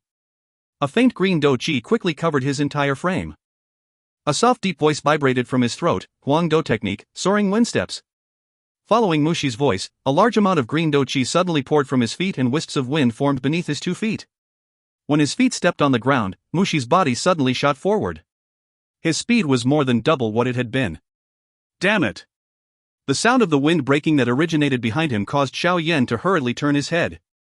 He could not help but be shocked when he saw Mu Xi furiously speeding towards him. Lifting his finger, Xiao Yan drew an energy recovery pill into his palm, which he quickly swallowed. The Dou Qi in his body that had been depleted was gradually recovered. "I will definitely kill you today." Seeing that the distance between him and Xiao Yan was narrowing, a sinister killing intent surfaced on Mu Xi's face as he said thickly, "Kill your mother, you big-headed ghost." Xiao Yan turned around and scolded before waving his right hand to the back. A vicious and shapeless force gushed out from his hand. The force may have been shapeless, but Mu Xi could feel the wind pressure caused by it. Without any delay, he coldly snorted and threw a powerful punch forward. Immediately, a ferocious force surfaced in front of him and exploded forward. Finally, it crashed into the shapeless force. Bang! The smashing of the two intense forces directly shaved a layer off the grass-surfaced forest. Some of the weak tree trunks were also broken. "You do have some power, no wonder you are so impudent." Mu Xi's eyes were filled with surprise after their first exchange. He laughed coldly before violently stepping off the ground once again and shooting his body forward by over 10 meters. "Brat, this is the end." After a few repeated footsteps, Mu Xi was getting increasingly closer to Xiao Yan. He fiercely laughed as he observed the young man running with all his might. "And your mother," Xiao Yan's mouth was filled with vulgar words, angering the chasing Mu Xi to the extent that the latter's face changed color. Tilting his head, Xiao Yan glanced at the dark-faced Mu Xi who was catching up. Not far behind him was the huge mercenary crowd chasing after him. Helplessly sighing, Xiao Yan tightly pressed his lips together and with 2 hands, removed the heavy Xian ruler from his back. His footsteps became heavier as he pulled the ruler off his back, flicked his wrist and stored it into the storage ring. You can slowly chase me. I'm not going play with you. After turning around and mocking coldly, Xiao Yan forcefully stepped on the ground. His speed suddenly shot up. With the green-colored striped clothes, he quickly turned into a green shadow, fleeing into the dark dense forest like a green leopard. Mushi's face changed as he saw Xiao Yan's speed suddenly increase. Instantly, he felt the situation was a little unbelievable. Even with his strength of a 2-star Dou Qi and his agility Dou technique, he was still unable to catch up with a mere Dou Qi. This was a huge blow to him. Looks like he obtained quite a lot from the cave. Being unable to understand Xiao Yan's background, Mushi could only associate this abnormal occurrence to the mysterious treasure in the mountain cave. At the same time he thought of this reasoning, Mushi's determination to kill Xiao Yan grew a little more firm. Raising his head and watching Xiao Yan disappearing into the dense forest, the speed of Mushi's feet once again increased significantly as he charged into the dark and chilly woods.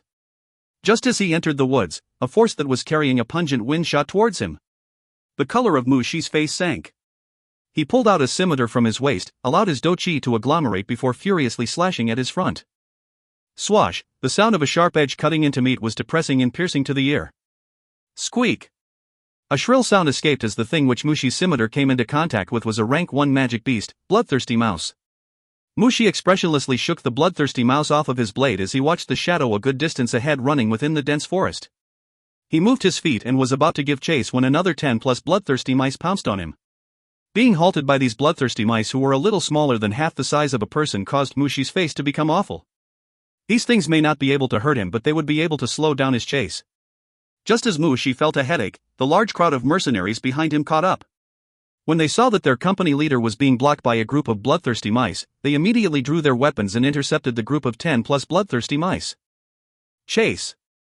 After kicking away a bloodthirsty mouse that pounced at him, Mushi waved his hand and coldly ordered. Following Mushi's order, another unceasing chase began once again. Under the act of fleeing and chasing, the peaceful mountain range was turned into a mess. As the source of all this, Xiao Yan shamelessly dragged the inhabitants of the mountain range into it. Hence, the mercenaries who were giving chase behind him not only failed to hurt Xiao Yan but were subjected to numerous injuries caused by the attacks of various magic beasts.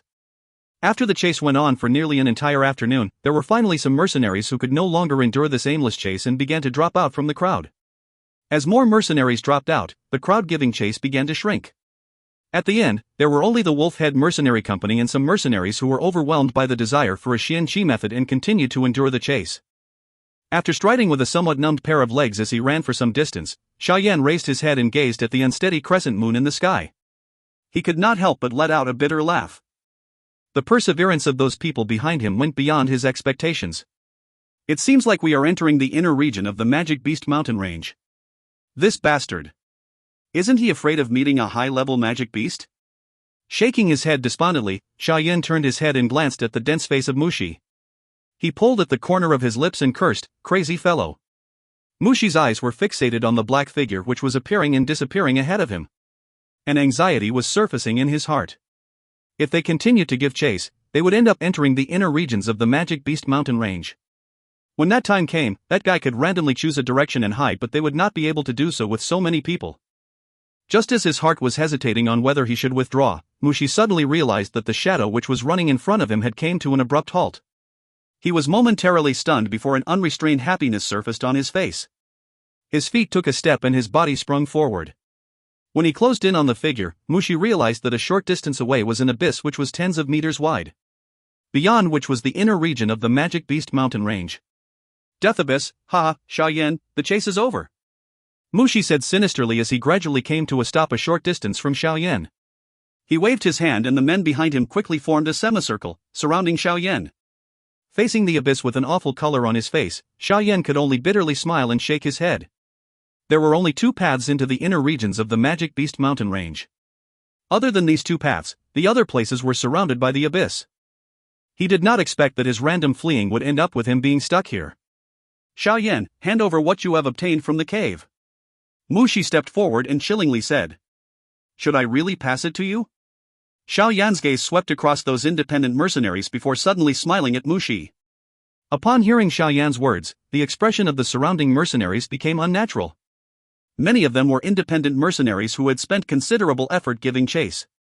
They did not want all the benefit to be given to the Wolf Head Mercenary Company. Mushi stared coldly at Xiao Yan, clearly understanding Xiao Yan's intention to play them against one another. He swept his gaze around him and said, "Everyone, Xiao Yan has killed dozens of people belonging to the Wolf Head Mercenary Company. Even He Mang also died to his hands. This blood score is something that he will pay for with his life. As for the thing that he obtained from the mountain cave, that was originally something my son had found. Today, we are only taking back what belongs to us. I hope that none of you will hinder us. When everything is settled, I will provide a hefty reward." When Mu Shi's words left his mouth, everyone understood his intention. It was obvious that he was intending to pocket everything. Mu Shi swept his piercing gaze across the independent mercenaries. He waved his hand and the members of the Wolf Head Mercenary Company quickly pulled out their weapons from their waist. After which, they coldly stared at those independent mercenaries who were still thinking. Their killing intent was clear. With the Wolf Head Mercenary Company outnumbering them, these independent mercenaries, regardless of how reluctant they felt, could only unwillingly step back. After scaring off these independent mercenaries, Mu Shi finally shifted his cold gaze back onto Xiao Yan. He tightened his grip on the scimitar in his hand and slowly walked toward Xiao Yan, who had his back facing the abyss. "If you hand the things over now, I'll let you have a painless death." Eyeing the sinister face Mu Shi, Xiao Yan simply shrugged his shoulders and sighed. He flicked his palm, causing a huge black-colored heavy ruler to appear in his hand. He lifted his palm and supported it with his shoulder. He then lifted his head slightly, revealing a faint smile. "If you have the guts, come and get it. If you find any errors, ads pop up, ads redirect, broken links, non-standard content, etc., please let us know. Report chapter so we can fix it as soon as possible." Chapter 129, One-on-One Fight with a Dou Qi. Chapter 129, One-on-One Fight with a Dou Qi. Eyeing the young man who had abruptly calmed down, Mu Shi pressed his eyebrows together and tightly held the scimitar in his hand as he coldly mocked, "I don't believe that you can grow wings today and fly away, but..." Striding forward, Mu Shi slowly headed towards Xiao Yan. When he was close enough, his feet suddenly stomped on the ground and his body shot forward. The scimitar in his hand slashed furiously at Xiao Yan. Feeling the force of the sharp wind breaking in front of him, Xiao Yan's face became serious. A Dou Qi and a Dou Qi were basically two different categories. With his current strength it would be difficult for him to even last 10 rounds under Mu Shi's attack. Relying on his outstanding dodging ability, Xiao Yan slightly shifted his body and took a few hurried steps back, avoiding Mu Shi's attack which had been aimed to feel out Xiao Yan's strength. Xiao Yan's feet interwound and strangely appeared at Mu Shi's left. The Dou Qi in his body flowed as he lifted the heavy Xian ruler with his right hand and violently smashed at Mu Shi's head. The furious force above Mu Shi did not cause him to panic. He lifted the scimitar in his hand and fiercely slashed it over his head.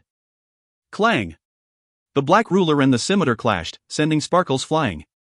A clear metal sound echoed in the abyss. During the first time that he exchanged blows with a Dou Qi, Xiao Yan experienced the extent of the force of the Dou Qi belonging to a Dou Qi. The force that was transmitted through the heavy Xian ruler was enough to propel him to take a couple of steps back. Compared with the numerous steps Xiao Yan took, Mu Shi's action appeared much more at ease, having only taken half a step back before his body gradually ceased moving. "Company leader, kill him. Take revenge for the third company leader. Kill him." Seeing that Xiao Yan was at a disadvantage after one blow, the surrounding Wolf Head mercenaries immediately began crying excitedly. "What a heavy weapon!" With a shocked gaze, Mu Shi stared intently at the heavy Xian ruler in Xiao Yan's hands. He sighed and shook his head as he coldly spoke while staring at Xiao Yan, "If this is all you have, you should just quickly hand the treasure over." Flicking his somewhat numb hand, Xiao Yan stared at Mu Shi with deep and cold eyes. He slowly raised the heavy ruler in his hand and let out a long, dragged-out breath. Next, he closed his eyes in front of everyone. Seeing Xiao Yan's strange behavior, Mu Shi frowned, uncertain about what the former was attempting to do. The surrounding mercenaries were also stunned by Xiao Yan. A moment later, however, they simply folded their arms. The mocking gaze they had was like watching a mouse falling into the paws of a cat and suffering an inevitable death. In their eyes, there was no way Xiao Yan would be able to escape from the hands of a two-star Dou Qi regardless of how much he struggled. As his gaze coldly stared at the closed-eyed Xiao Yan, an uneasiness appeared in Mu Shi's heart. This was especially so when he suddenly felt the surge and the surrounding energy become more violent. This uneasiness instantly appeared on his face. Feeling uneasy, Mu Shi held his scimitar and carefully stepped towards Xiao Yan. He was no confident because of the difference in their ranks. Seeing Mu Shi's serious expression, the surrounding mercenaries also began to feel that something was amiss. They exchanged glances and unconsciously tightened the grip on their weapons. Trying to act all mysterious, go die. Once again, Mu Shi stepped forward and entered his attacking range. A menacing look appeared on his face. Without hesitating, he wielded the scimitar in hand and slashed at Xiao Yan's throat. Too late, the pair of tightly shut eyes suddenly opened as Xiao Yan's mouth spat out the two words. The heavy Xian ruler in his hand was abruptly lifted. An extreme heat that was under the control of Xiao Yan for the first time appeared on the ruler's surface. Flame-splitting tsunami! Following Xiao Yan's cry in his heart, the heaven and earth energy above the abyss suddenly surged. Visible energy crazily poured into the heavy Xian ruler in Xiao Yan's hand as though something was towing them. With the uncontrolled pouring of energy, the intense heat that was emitted from the surface of the heavy Xian ruler grew increasingly hotter. At the same time, the strange lines on the ruler also released a fiery red light. After the cry in his heart, the Dou Qi in Xiao Yan's body began to flow outwards like a rising tide. In just a second, his body that was filled with Dou Qi became empty. Feeling that the Dou Qi in his body was about to be exhausted, Xiao Yan quickly swallowed the energy recovery pill that he had previously placed in his mouth. With the support of the Dou Qi created by the energy recovery pill, Xiao Yan gained the remaining strength to unleash the attack. The heavy Xian ruler, which had already turned into a fiery red color with an exceedingly high temperature, was drawn through the air and slashed towards Mu Xi with his shock-filled face. From a distance, the air that the ruler's body passed through appeared distorted as though something was steaming.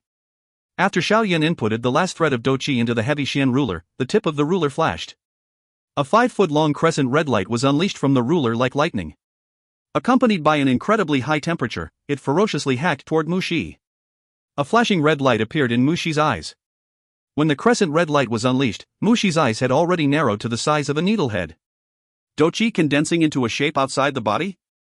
This was something that would require at least the strength of a Dou in order to succeed. How did this brat in front of him, who was only a Dou release such a perfect Dou Qi condensation attack? But the shock in his heart lasted only momentarily. Mu Xi did not have the time to give thought to this question. The Dou Qi in his body flowed violently, and a pale green-colored Dou Qi covered his scimitar, much like sticking a layer of green energy onto the surface of the blade. Dancing wind blade. After releasing a deep breath, the scimitar in Mu Xi's hand suddenly began to dance crazily. Numerous green-colored shadows of the scimitar continued to appear in front of him. In the eyes of others, it was as though Mu Xi had formed a web of knives. This dancing wind blade was the highest level Dou technique that Mu Xi could use, low Xian level. By relying on this Dou technique, he had taken the title of the strongest in Qingshan town. When facing this unknown and mysterious attack, the ever-cautious Mu Xi used his strongest move in order to play it safe. The red crescent light arrived in a flash. Before the surrounding mercenaries could observe what the red light was, a thunder-like explosion suddenly sounded above the abyss. Bang! As the thunder-like sound died off, the soil where Mu Xi stood was scattered throughout the air. After which, a shadow was suddenly shot out of the scattered soil. The shadow's legs dragged the soil beneath it as the shadow was pushed back for over 10 meters before landing heavily on a huge tree. Instantly, the tree burst. Only then did the human shadow gradually come to a stop. When everyone gazed at the shadow figure, they instantly took in a gulp of cold air. The shadow figure, whose appearance was in a mess, was actually the 2-star Dou, Mu Xi. Staring intently at Mu Xi, whose face appeared white and frightened, everyone swallowed their saliva. Next, they coincidentally shifted their gaze towards the spot where the soil was scattered everywhere, finding numerous crack lines spreading from it. These crack lines finally came to a gradual stop after spreading for over 10 meters. At the center where the crack lines originated, a hole 1 meter deep and half a meter wide appeared before their eyes. Above the abyss, all was silent. Everyone stared at the glaring hole and then at the pale-faced Mu Xi before feeling a wave of dizziness. How did someone with the strength of approximately an 8-star Dou was actually able to turn a 2-star Dou who had invoked a low Xian Dou technique into such a terrible state? The brutal reality caused the corner of everyone's mouth to twitch like they were suffering from a stroke. The scattered soil finally settled down, gradually revealing the figure of a young man wielding a heavy ruler in his hand. The young man's face was similarly pale. His hands tightly held the black ruler as his black eyes emitted a fanaticism that caused others to shiver. Although using this Dou technique had almost caused Xiao Yan to experience a dangerous backlash of not spending more Dou Qi than he actually had, Xiao Yan was extremely satisfied with the strength that it unleashed. The gap between a Dou and a Dou was easily filled by the frightening strength of this Dou technique. After violently coughing a few times, Xiao Yan once again took out an energy recovery pill and quickly threw it in his mouth. He swept a thick and cold gaze across the surrounding mercenaries. With the earlier terrifying display, all the gazes that he met quickly avoided him out of fear. Kill him. Do it. Mu Xi violently pushing away the mercenary supporting him. The center of his palm had already burst apart and fresh blood dripped all over his clothes. His face had a menacing look that appeared almost insane. The strength that Xiao Yan had displayed had already caused a terror to rise in the heart of this experienced company leader. With his young age, Xiao Yan had shown to have incredible growth speed. On top of it, he possessed a mysterious yet tremendously powerful Dou technique. This kind of enemy was everyone's nightmare. If there was a medicine that could go back and undo what he did, Mu Xi would have rather not provoked this mysterious young man. Of course, such a medicine did not exist in this world. Thus, the fear in Mu Xi's heart was naturally transformed into a fanatic killing intent. Only by killing Xiao Yan could he find peace.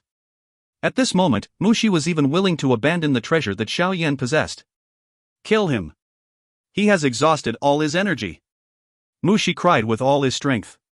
Hearing the company leader's order, the surrounding hesitating mercenaries could only tightly grip their weapons and carefully engulf Xiao Yan as they advanced towards him. You must die today. Mu Xi's threatening voice cried as he stared intently at the young man standing by the cliff's edge. I'm sorry, but I'm afraid you will not get what you wish for. Xiao Yan lifted his head at Mu Xi's face, which was distorted with a sinister expression. A flush appeared on Xiao Yan's white face. His body slightly trembled as half-a-meter-wide pitch-black eagle wings suddenly sprung from his back. When they saw the eagle wings on Xiao Yan's back, everyone was once again stunned. The pair of wings on Xiao Yan's back flapped and he suddenly leaped into the abyss. Under the stunned gazes of everyone, Xiao Yan flapped his wings a couple more times as he flew unevenly towards the cliff on the other side. I will remember today's attempt to kill me and will definitely repay you for it in the future. The young man's back disappeared into the darkness, but his bland and cold laughter continued to echo through the air. If you find any errors, ads pop up, ads redirect, broken links, non-standard content, etc., please let us know. Report chapter so we can fix it as soon as possible. Chapter 130, Breakthrough to 7-star. Chapter 130, Breakthrough to 7-star. Controlling his staggering body, Xiao Yan trembled with fear as he flew tens of meters across the deep abyss. When he reached the other side, he did not even have the time to descend before his body informed him that he was out of Dou Qi, and he quickly retracted the Xian wings on his back. Immediately, in mid-air, the figure of a person let out a sorrowful scream before falling down in a straight line, perpendicularly, into a soft meadow. The body, which had already reached its limit, once again sustained damage from the fall, causing Xiao Yan to black out and finally lose consciousness. Only after Xiao Yan lost consciousness did Yao Lao drift out from the ring. Gazing at the ragged Xiao Yan, he could not help but shake his head in helplessness. With both arms, he supported Xiao Yan before slowly moving towards the deepest part of the Magic Beast mountain range. To go as far as to forcefully use the Dou technique, truly a reckless guy. In the darkness of his sleep, Xiao Yan fuzzily felt that his whole body seemed to be submerged in a cooling liquid. Stream after stream of gentle and mild energy burrowed into his body through countless pores and quietly flowed around within his body. The energy was gradually regaining his chi paths since his overuse of Dou Qi had resulted in somewhat damaged chi paths. After the chi paths and flesh had been repaired to their original state, the gentle energy flowing in the body followed the chi paths, twisting and turning until finally pouring into the Dou Qi vortex located in the lower abdomen.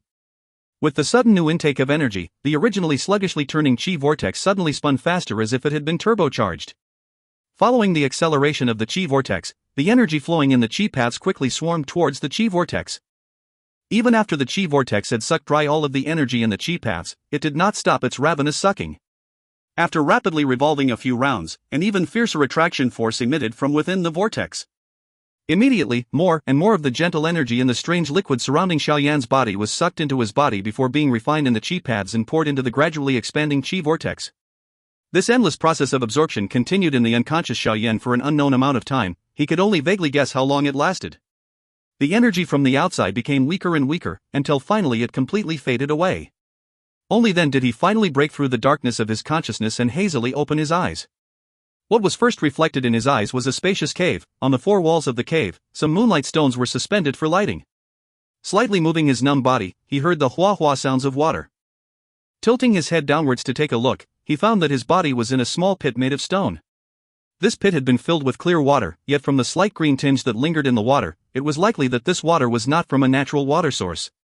Swaying his palm in the water for a while, Xiao Yan realized that there was a strong and pure energy in the light green liquid. He cupped some in his hand and brought it under his nose to take a whiff. Somewhat stunned, he softly said, "It's medicine water?"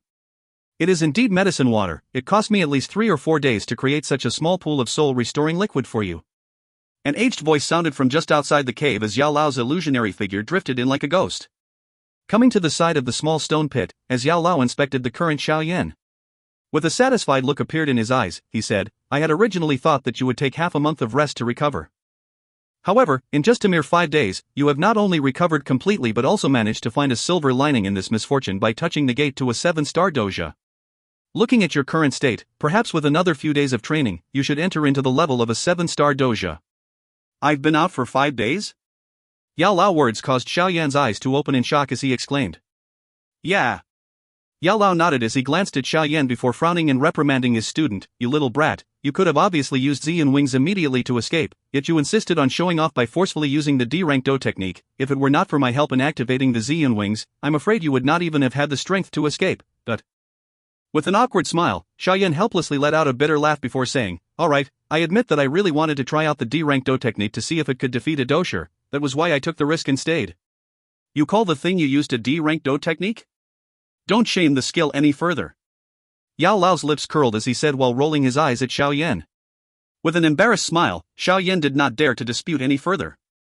Turning his gaze to sweep across the cave, he asked, currently, we should be at the inner area of the Magic Beast mountain range, right? Yeah, this is the place I meticulously picked. All of the high-ranked magic beasts nearby have already been cleaned up by me. You can walk up to 100 meters from this place, but you still need to be careful of magic beasts which might randomly enter. In this place, any magic beast could easily kill you with a single swipe. Yao Lao reminded as he nodded his head. Helplessly nodding his head in understanding, Xiao Yan slowly stood up from the small stone pit before retrieving the clothes to one side and putting them on in a flurry. How long will we be staying here? Xiao Yan jumped down from the top of the pit. The abundant amount of Dou Qi in his body caused him to be somewhat energetic. Vigorously punching the air, he turned his head to inquire. Until you become a dousher. Yao Lao replied as he returned Xiao Yan's storage ring. During this period of time, you can be at ease as you train here. Anything to do with revenge can wait till after you become a dousher. Other than that, you cannot fall behind on alchemy. There are plenty of medicine ingredients in the inner area of the Magic Beast mountain range. Find whatever you need for practice, else you will have to rely on me to help you refine pills every time. Yao Lao instructed as he watched Xiao Yan retrieve the mysterious heavy ruler and place it on his back. With a grin, Xiao Yan nodded and carrying the mysterious heavy ruler, he slowly walked out of the cave. After reaching this safe haven and distancing himself from the annoying chasing and killing, Xiao Yan did not suffer from any disturbances. As he quietly trained, the Dou Qi in his body grew mellow and rich, like the fermentation of good wine. On the 3rd day after he regained consciousness, while doing meditative training, Xiao Yan had a breakthrough and advanced to a 7-star doja. There was not a single bit of resistance in the breakthrough this time, rather it went as smoothly as how water flows through a river. Xiao Yan was also very happy at this increase in his strength.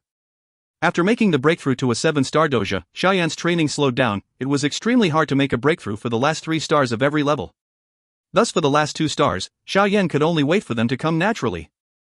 If he tried to rush it, there may be some side effects. Although the time spent on Dou Qi training had decreased a lot, Xiao Yan's schedule for Dou technique practice became tighter and tighter. About over 100 meters from the cave was another waterfall that Yao Lao meticulously found. Here, Xiao Yan, who had already become a 7-star doja, trained for over 10 days before he finally achieved the minimum foundation requested by Yao Lao for him to use the D-rank Dou technique. From under the waterfall, Xiao Yan swam to the shore and wiped the water off of his body. Having completed the task, he let out a long sigh. His once heavy shoulders had become much lighter. It was only now that Xiao Yan was assured that when he used the D-rank Dou technique, he would not end up in such an embarrassing and weak situation like before. Seated on a rock beside the waterfall, Xiao Yan leisurely basked in the rays of the sun. Retrieving the medicine cauldron he had bought in Wu-Tan City from the storage ring, he also retrieved a huge pile of different medicine ingredients, covering the surface of the rock. Gazing upon the medicine cauldron before him, Xiao Yan rubbed his hands together. His left hand lightly stuck onto the fire mouth as he willed a strand of Dou Qi from the Qi vortex to flow to his palm before entering the fire mouth with a muffled pu sound. The Dou Qi went through the bizarre transformation of the medicine cauldron's fire mouth and transformed into a somewhat deep yellow flame. As he eyed the flame, which had become a deeper shade than before, Xiao Yan smiled, satisfied. Waiting till the flame had warmed the medicine cauldron before his right hand started the selection process from the various medicinal ingredients. Xiao Yan did not plan to use Yao Lao's recipe for the alchemy this time. It is known that every alchemist needed to research and create his own recipes. An alchemist without his own personal recipes would only find it awkward when he or she came into contact with other peers. Thus every alchemist would use all of his heart to produce personal recipes from countless medicinal ingredients. Of course, it was better for the recipe to be of high grade. Xiao Yan's palm moved over the 100 different kinds of medicinal herbs in front of him, and with a swift motion, he grabbed a red fruit which emitted a strange smell. Snake passion fruit, normally found growing in dark places that high-grade magic snakes used for copulation, an excessive snake-like character. This fruit had an aphrodisiac effect. After picking the snake passion fruit, Xiao Yan once again grabbed 7 or 8 kinds of medicinal ingredients in succession. All of these medicinal ingredients were all without exception ingredients that possessed an aphrodisiac-like effect. Seeing Xiao Yan practice alchemy, Yao Lao also sneakily floated out of the ring. Yet once he saw the ingredients that Xiao Yan had picked, his aged eyebrows rose up, though soon after he remained silent as he stood behind Xiao Yan.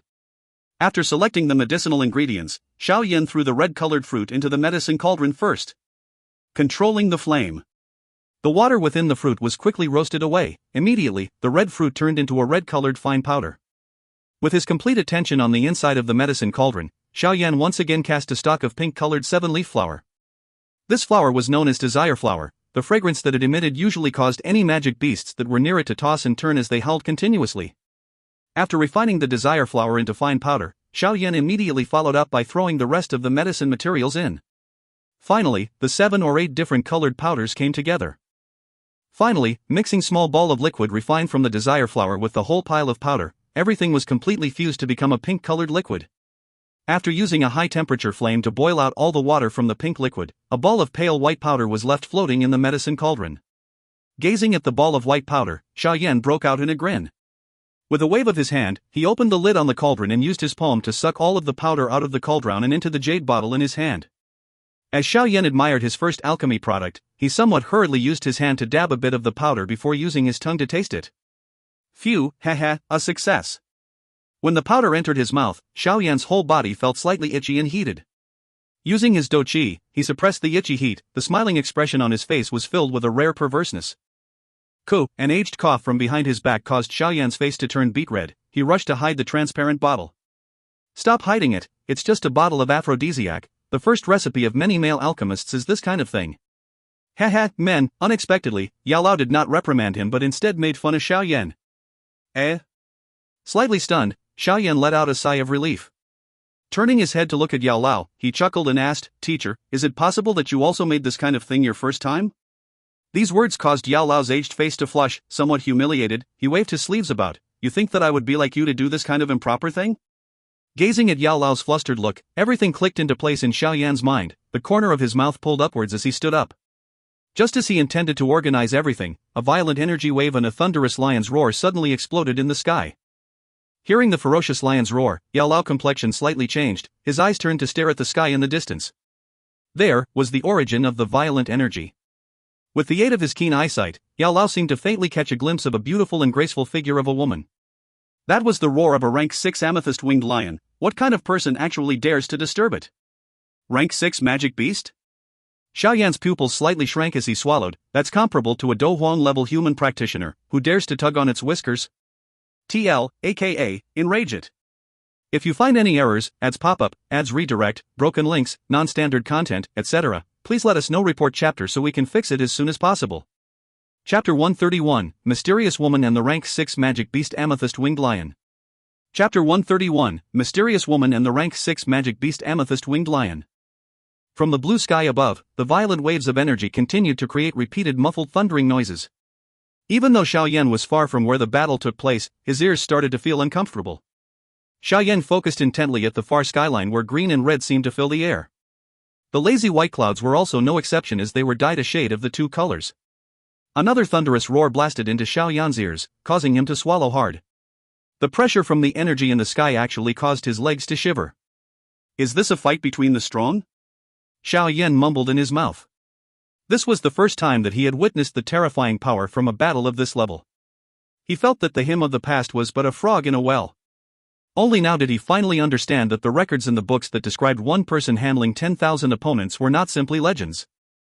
Standing beside Xiao Yan, Yao Lao pressed his eyebrows together and watched the distant battle that occurred at the skyline and muttered to himself, "That female should be a human.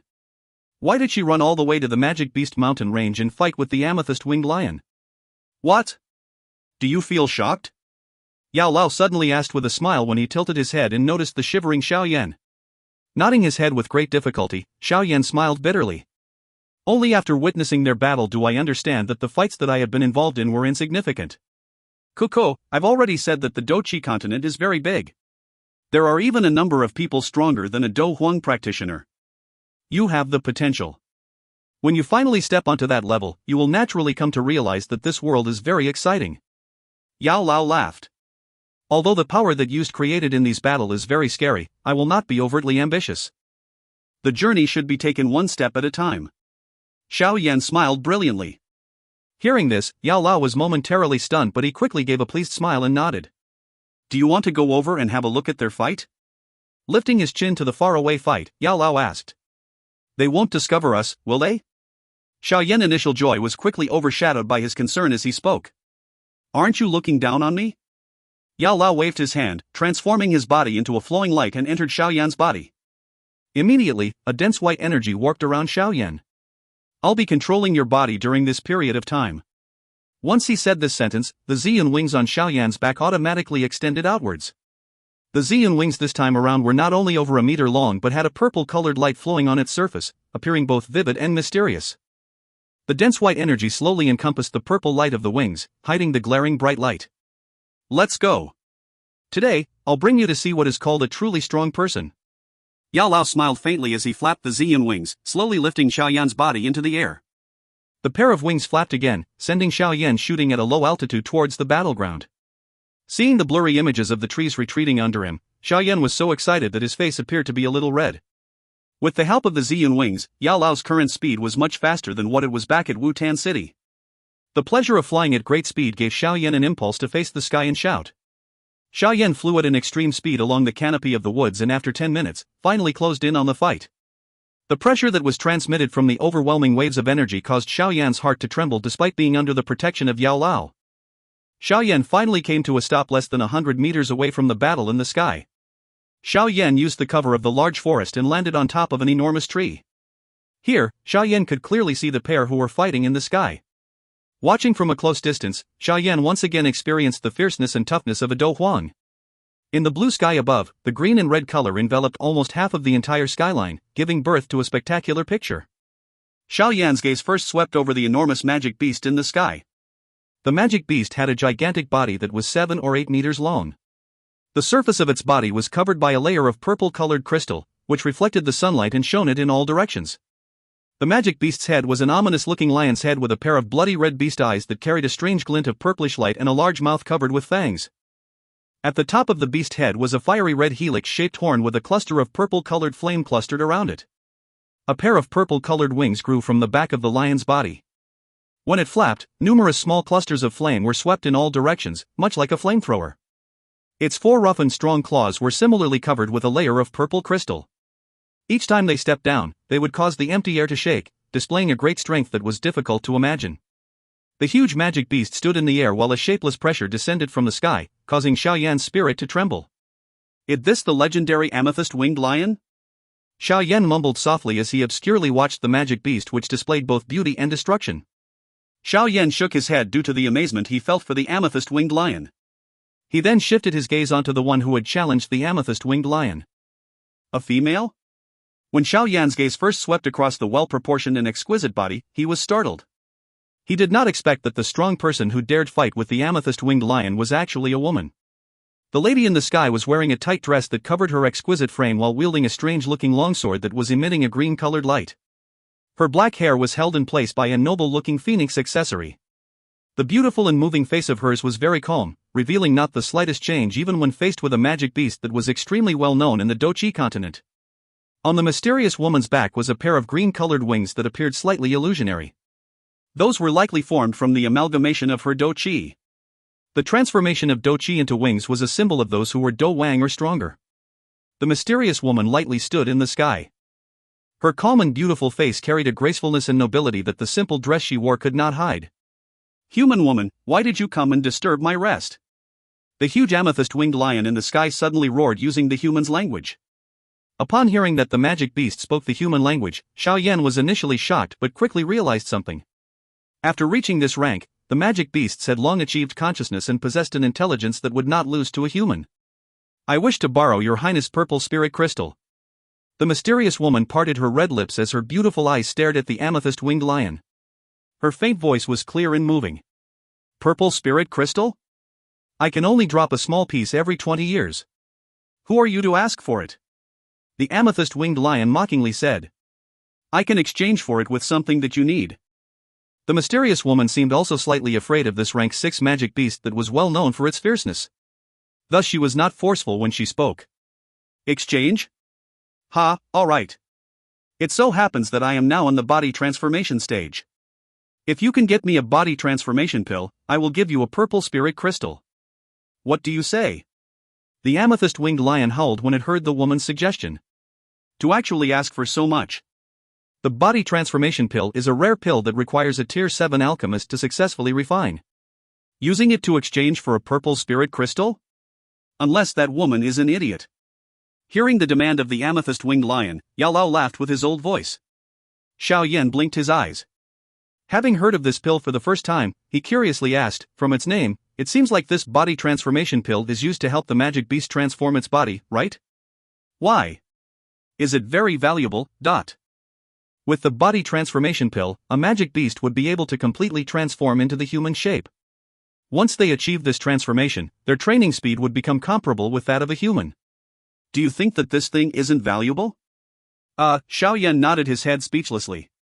The lifespan of a magic beast was much longer than a human's. Although there were some strange pills that could extend one's lifespan, but when compared with a magic beast, especially those of higher ranks, the lifespan of a human was really short. Just imagining a high-ranked magic beast that had successfully transformed and trained continuously for 100 or 80 years would be a creepy thought. As Yao Lao had expected, the mysterious woman frowned and shook her head upon hearing the amethyst-winged lion's demand. With a soft voice, she said, I'm sorry, there are only a few people in the Jama Empire who possess something like a body transformation pill, But if you are willing, I can use 3 rank 5 monster cores and a high Xian Qi method in Dou technique that you can train with to exchange with you. Not interested. If you cannot produce the body transformation pill, then you should leave the Magic Beast mountain range. The amethyst-winged lion shook its large head, not hesitating to reject the mysterious woman's terms. Letting out a soft sigh, the mysterious woman slowly lifted the strange-looking longsword in her hand and said helplessly, if it is like this, then I'll have to use force. Ha ha. Humans are always like this. Seeing the mysterious woman's action, the amethyst-winged lion immediately let loose a thundering laugh. A while later, the laughter finally receded and its voice became cold once more. I know that you are also a Dou Huang, but if we were to really fight, it would be a real question of whether you were able to walk out of the Magic Beast mountain range alive. You don't need to be concerned about that. The mysterious woman responded indifferently as she lifted her hand gently. As she did so, a small wisp of a green-colored tornado suddenly appeared in the air. Initially, the tornado was only 2 meters wide, but a moment later, the tornado began to expand and turned into a huge tornado that was over 100 feet wide. In the space between the sky and the ground, the green tornado whizzed and whirled, constantly uprooting the huge trees on the ground. The ferocious wind quickly grinded the trees down, filling the air with sawdust. The Magic Beast mountain range is not the territory of you humans. You do not have the right to behave so atrociously. The amethyst-winged lion eyed the growing enormous tornado and growled. From its large mouth, a deep roar echoed throughout the mountain range. Following the lion's roar, the amethyst on its body shone brightly. In the blink of an eye, a savage purple flame violently surged forth from its body. The purple flame gradually spiraled upwards, finally forming an enormous pillar of purple that shot towards the sky. The intense heat caused Xiao Yan, who was a kilometer away, to perspire unceasingly. What a frightening condition! Xiao Yan spoke dryly as he wiped off the perspiration on his forehead and watched the distant huge tornado and fire pillar with awe. Teacher, who do you think will win? After wiping his perspiration once more, Xiao Yan asked in a soft voice. At this stage, it is usually difficult to kill off the opponent in one blow unless one possesses an extremely strong trump card. As for who will win or lose, I cannot say for certain. Everything will be known once the fight is over. Yao Lao replied with a smile. Xiao Yan shook his head helplessly. Suddenly, he raised his head, watched the tense atmosphere, and whispered, the fight is starting, but if you find any errors, ads pop-up, ads redirect, broken links, non-standard content, etc., please let us know. Report chapter so we can fix it as soon as possible. Chapter 132, a Dou Huang level fight. Chapter 132, a Dou Huang level fight. During the time when the mysterious woman waved her hand, the enormous green tornado in the sky rushed towards the amethyst-winged lion in an unrestrained manner, carrying a wind that howled frantically. In the areas where the tornado passed, the forest on the ground was uprooted, turning the place into a flat yellow ground while many magic beasts fled everywhere. With Yao Lao's protection, the lucky Xiao Yan was not blown away by the wind. His hands tightly grabbed the tree branch as he stared at the forest that had turned into a mess. Involuntarily, he swallowed his saliva. Humph. Watching the spiraling tornado approaching, the amethyst-winged lion's large mouth let out a loud snort. It flapped its wings and the 20 to 30-foot pillar of purple flame pushed outwards and smashed towards the tornado. The two enormous objects collided in the sky. The moment they did, there was a dead silence in the air. Bang! A roar of thunder abruptly blasted in the sunny sky. The tornado and the fire pillar violently collided, unleashing an uncontrolled and frightening energy. At the point of contact, ripples seemed to appear in the air. Bang! A few minutes after the tornado and the fire pillar collided, they seemed to have exhausted their strength and died down with an explosive blast that echoed throughout the mountain range. When the tornado and the fire pillar disappeared, the mysterious woman who was quietly standing in midair finally started to move. The green wings on her back flapped and like lightning, her body instantly passed through the area where the energy was still in a turmoil and appeared behind the amethyst-winged lion. The strange longsword in her hand stabbed forward. A spinning wind blade was formed at the sword's tip and spiraled at an incredible speed, much like a green-colored ball with numerous blades growing from it. Clank clank, the longsword carrying the wind blade slashed at the body of the amethyst-winged lion, creating a clear sound in midair. However, the flashing slashes of the longsword only left a number of white scars. These white scars were present for a short moment before they disappeared. Ignoring the ordinary attack from its opponent, the amethyst-winged lion swung its head, shooting a strong large purple flame about half a meter in size from the red helix-shaped horn on its head. The blazing purple flame caused the mysterious woman to knit her eyebrows together as her empty hand formed a strange-looking seal in front of her. Wind-pushing force. As her clear soft voice died off, a ferocious swirl of green-colored wind was immediately summoned in front of her, blocking the purple-colored fireball. Seeing that the attack by the purple-colored flame was ineffective, the purple glint in the amethyst-winged lion eyes grew brighter. Its huge claw smashed at the mysterious woman while carrying a beautiful purple light. Wherever the claw passed, it tore apart the air pushing against it, emitting a sharp screech in midair. Eyeing the physical attack by the amethyst-winged lion, the mysterious woman's face became more serious. A wind shield about 2 to 3 meters long suddenly congregated in front of her. Crack, the enormous claw crushed the green-colored wind shield. Under the magnificent purple-colored light, a clear cracking noise sounded, immediately splitting the wind shield into numerous pieces that scattered with the wind. The physical attack of the amethyst-winged lion possessed a strength that could not be underestimated. The amethyst-winged lion let out a low roar as its attack broke through the opponent's defense. It twisted its large body, unleashing another ferocious attack with a speed that did not match its enormous body size. Faced with the amethyst-winged lion's relentless attack, the mysterious woman could only choose to dodge. After all, it was foolish to attempt to take on the abnormal strength of the former. In the sky, the amethyst-winged lion's body continued to make quick motions and that mysterious woman repeatedly retreated. It appeared that she had fallen into a disadvantageous state, but thankfully, she did not receive any injuries from the beast. Xiao Yan secretly let out a whistle as he lifted his head to face the beautiful battle, admiring its sound effects and the unceasing ripples in the air. Just the strength from the aftermath of their battle was possible to destroy a Dou Qi or even a Dou Qi. The amethyst-winged lion has a very strong defense and endurance, while the woman seems to know numerous Xian wind-type Dou techniques. Both of them are also Dou Huangs, with similar strengths. If they continue to fight like this without revealing their trump cards, it is not possible to determine a winner. Yao Lao carelessly said. It shouldn't end like this. The amethyst-winged lion is of the fire affinity. His combat power would be strengthened under the hot sun while it would be weakened in the night. It will likely try to quickly end the battle before sunset. Xiao Yan spoke as he lifted his head and watched the pursuit going on in the sky. Ha, you seem to have made a detailed observation. In such a short period of time you actually discovered that the amethyst-winged lion relies on the hot sun. Hearing Xiao Yan's analysis, Yao Lao could not help but smile somewhat strangely. From what I see, the amethyst on its body seems to be absorbing the sun's energy. The purple-colored flame in its body should also be from those amethysts. Xiao Yan blinked and suddenly asked, Teacher, can the purple-colored flame of the amethyst-winged lion be refined by an alchemist into a flame seed and stored within the body? You have a great imagination. After being stunned by the ridiculous thinking Xiao Yan had, Yao Lao shook his head and explained, it is very difficult for an alchemist to refine this kind of flame.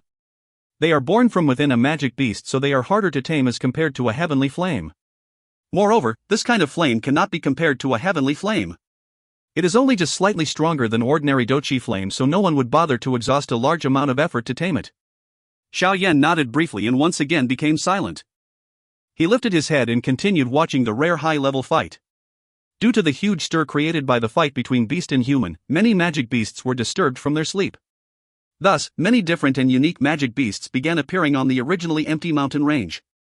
In order to survive in the inner region of the Magic Beast mountain range, the strength of these magic beasts were basically at least rank 3. At this rank, the magic beast has gained an initial consciousness and were entirely different from those in the outer regions who basically only had instinct. In the world of the magic beasts, there was an extremely strict hierarchy. Among those magic beasts which had just appeared, the lower ranks consciously fled with their tails behind their backs to the outer regions of the battlefield. The magic beasts that had the qualification to pause nearby and observe the fight were extremely few in number. Xiao Yan had secretly counted them. There were 3 large magic beasts which stood upright on 3 of the mountain peaks, appearing to look down upon the rest. Their gazes were entirely focused on the battle occurring high up in the air. As for these 3 magic beasts' rank, Yao Lao had informed him that they were rank 5, similar to a Dou Qi practitioner amongst the humans. Staring at the legendary and well-known ferocious beasts, Xiao Yan could not help but moan in his heart. This was only the eastern regions of the Magic Beast mountain range, yet a rank 6 magic beast, 3 rank 5 magic beasts, and several other magic beasts of various ranks had already appeared. The power of this frightening group could easily destroy an entire army. While many magic beasts appeared, not one of them showed any signs of stepping forward to help the amethyst-winged lion. They clearly understood that it would be an insult to the king of the eastern mountain region if they interfered. The fight in the sky continued from noon all the way until the sun was about to set. Seeing the large sun beginning to disappear into the horizon, the amethyst-winged lion which had been attacking tirelessly suddenly stopped. Its red eyes with a purple glint carried an intolerant and majestic appearance as it stared intently at the noble-looking lady. "Human female, you have eroded much of my limited patience." The low roar of the amethyst-winged lion shook the woods and the mountains. "As long as your highness is willing to hand the purple spirit crystal over to me, I promise that I will not disturb you again." Despite being hunted for an entire afternoon, the mysterious woman still appeared both graceful and noble. A fierce swirl of wind appeared and disappeared around her when she spoke. "Since you are so ungrateful, don't blame me." A lion's roar carrying a faint trace of anger escaped from the amethyst-winged lion's large mouth. The light on its body grew increasingly intense until the bright light finally began to eclipse that of the setting sun. "It is showing its true strength." Witnessing the power on the body of the amethyst-winged lion, anticipation welled up in Xiao Yan as he whispered. Seeing the intense purple light on the amethyst-winged lion in the air, the surrounding magic beasts which were observing the fight suddenly panicked and began to swiftly move back. Even the 3 gigantic rank 5 magic beasts were no exception. The strange state of the amethyst-winged lion was also something the mysterious woman was cautious of. Her face gradually grew even more serious as she felt the unnatural flow of the energy around her. A violent gale began to blow within an area that was dozens of feet wide. The purple-colored light began to envelop the entire place. After a moment of preparation, the light abruptly shrank, and in just the blink of an eye, the wide hovering light had shrunk into a deep purple light pillar that was half a foot wide. "It's a seal?" Feeling the energy from the purple-colored pillar, Yao Lao could not help but whisper in an astonished voice. "A seal?" Xiao Yan quickly asked when he heard the term. Some of the strange high-ranked magic beasts have an inborn knowledge of how to use seals. It is really unexpected that this amethyst-winged lion knows how to use it. That woman is in for some deep trouble. As Yao Lao's explanation receded, the dark purple light pillar shot out like lightning. Its speed was exceedingly frightening and leaped twice before appearing a short distance away from the mysterious woman. Amethyst seal. As the purple light flickered, the amethyst-winged lion's roar reverberated throughout the mountain range. At the instant when the dark purple light pillar appeared, the mysterious woman's face changed. The powerful Dou technique was quickly released before it could finish. Splitting wind dance. Following the call of the mysterious woman, the space in front of her began to fluctuate. Numerous huge dark green wind blades that were over 100 feet in size appeared in the air. Then they linked together, forming something that appeared like a cylinder of blades that spiraled at extreme speed as it moved forwards. Bang! Bang! The space where the purple-colored light pillar and the spiraling wind blade passed through became distorted. An instant later, the two crashed against each other, releasing a frightening sound similar to 2 meteorites colliding. Briefly after the purple-colored light pillar and the spiraling wind blades crashed into each other, the spiraling wind visibly appeared to be weaker. In just a short moment, the spiraling wind suddenly exploded while the purple-colored pillar merely dimmed slightly. After overcoming the spiraling wind blades, the purple-colored light pillar appeared to be at ease as it broke through tens of wind shields that the mysterious woman had put up. It finally shot into her body. Right after the attack by the purple-colored pillar of light succeeded, the amethyst-winged lion's huge body appeared in front of the mysterious woman. Its huge claw unleashed 5 extremely sharp purple-colored spikes that viciously shot towards the latter's head. Wind's Peak, Killer Meteorite. Just as the huge claw was about to penetrate the mysterious woman's body, the strange sword in her hand suddenly trembled. A thin mysterious beam of light that was about the size of a thumb instantly shot outwards. The light beam even made the air quivered. Crack! The beam of light shot towards the amethyst-winged lion's head, but the beast's astuteness led it to lower its head slightly, resulting in the beam of light hitting the red horn on its forehead. In an instant, the hardest part of its body was cleanly cut in half. The sliced horn caused the amethyst-winged lion to feel an immense pain. It let out a violent lion's roar as its claw slashed forward with fierce force, smashing heavily against the mysterious woman's chest. Following a piercing metal clashing sound, the mysterious woman who received the heavy blow threw up a mouthful of blood. With a pale face, she abruptly turned around and flapped her green wings. Her body flickered mysteriously and an instant later, disappeared into the horizon. Eyeing the frightening speed she displayed despite being injured, the amethyst-winged lion, which had temporarily lost his strength due to the broken horn, released a wild roar that was filled with killing intent. Under the influence of this roar that was filled with a wild energy, the bases of mountains in the mountain range shook unceasingly like an earthquake. Some of the peaks of the mountain were even broken off by the vibration. Go and search. Find that human woman. The amethyst-winged lion let out a menacing roar that was filled with killing intent as its large head faced the bottom of the mountain range and stared with its bloody red eyes. As a result, all the magic beasts in the mountain began to hurriedly and frantically move. If you find any errors, ads pop up, ads redirect, broken links, non-standard content, etc., please let us know. Report chapter so we can fix it as soon as possible. Chapter 133, Fascinating Treatment. Chapter 133, Fascinating Treatment. While the magic beasts of the mountain were in search of the mysterious woman, Xiao Yan, who was still under Yao Lao's protection, stealthily rushed back to his hiding place without alerting any magic beasts. That was so exciting. That last attack by that woman was so strong. If the amethyst-winged beast had not dodged in time, its head would likely have been penetrated. Recalling the thrilling and beautiful fight in the sky, Xiao Yan's heart started beating heavily. The scene of a fight between strong beings was not something that one could easily find. Xiao Yan carefully returned to the area around the waterfall and packed up the medicinal cauldron and other things that he had left lying around.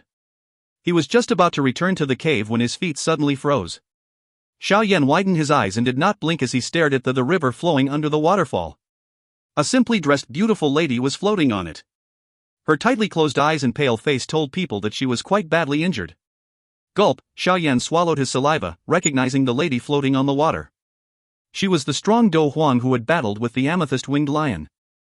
From her appearance, it appeared that she was unconscious. Xiao Yan's heart instantly hesitated. Should he rescue her?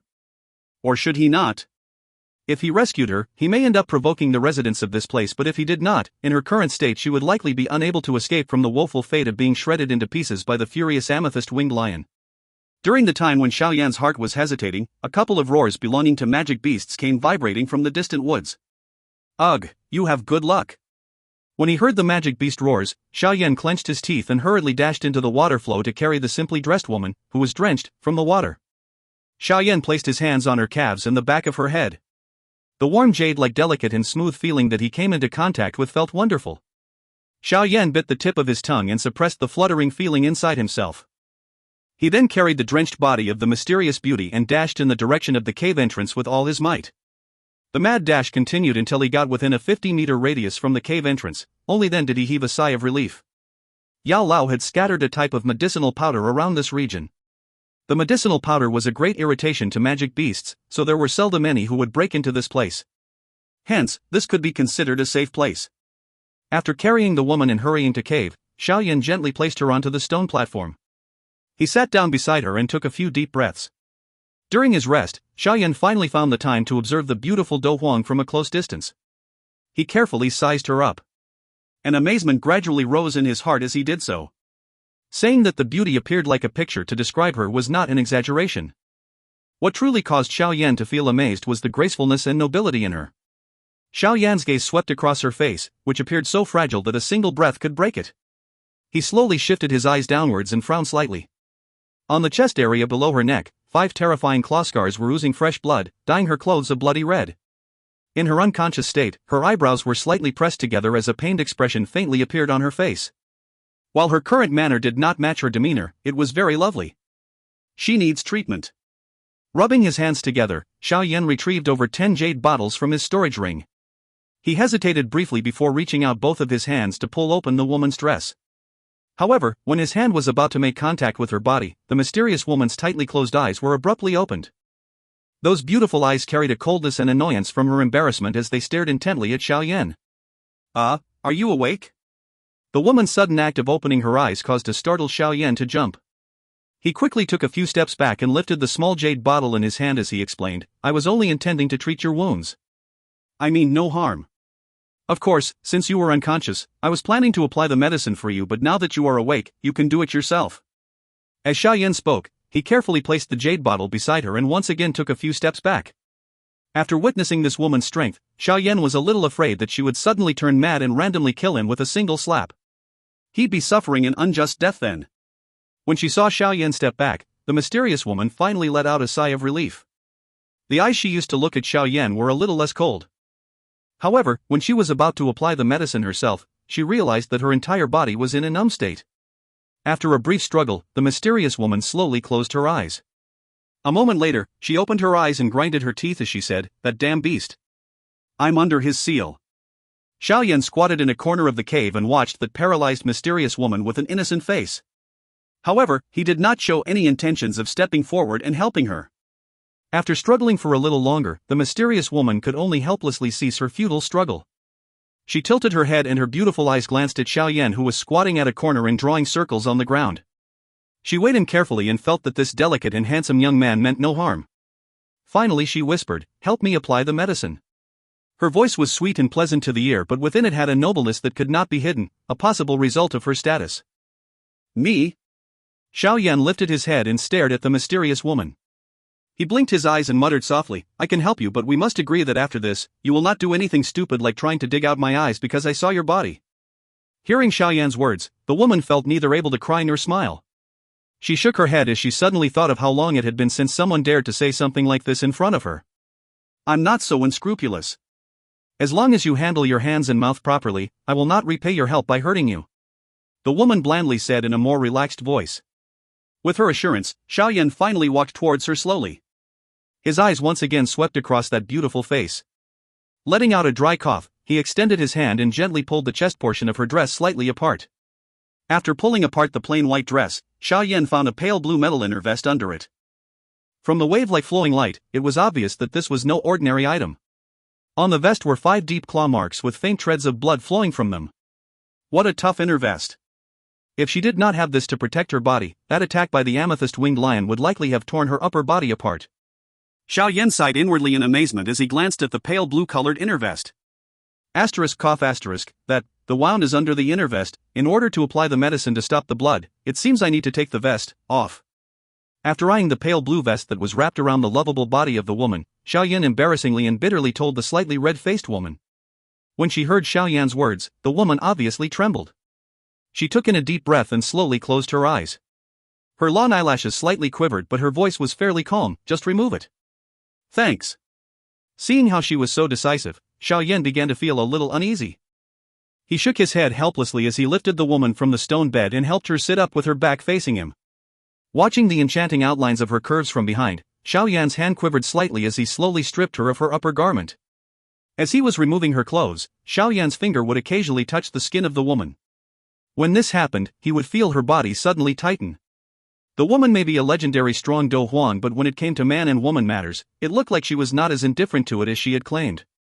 After Xiao Yan slowly pulled her clothes down to her narrow waist, he vaguely saw the metal buttons on the inner vest and gently undid them one by one. After undoing the last button, Xiao Yan carefully pulled the vest from the woman's body. Despite his carefulness, however, the woman still took in a couple of cold breaths when the metal rubbed against the wound.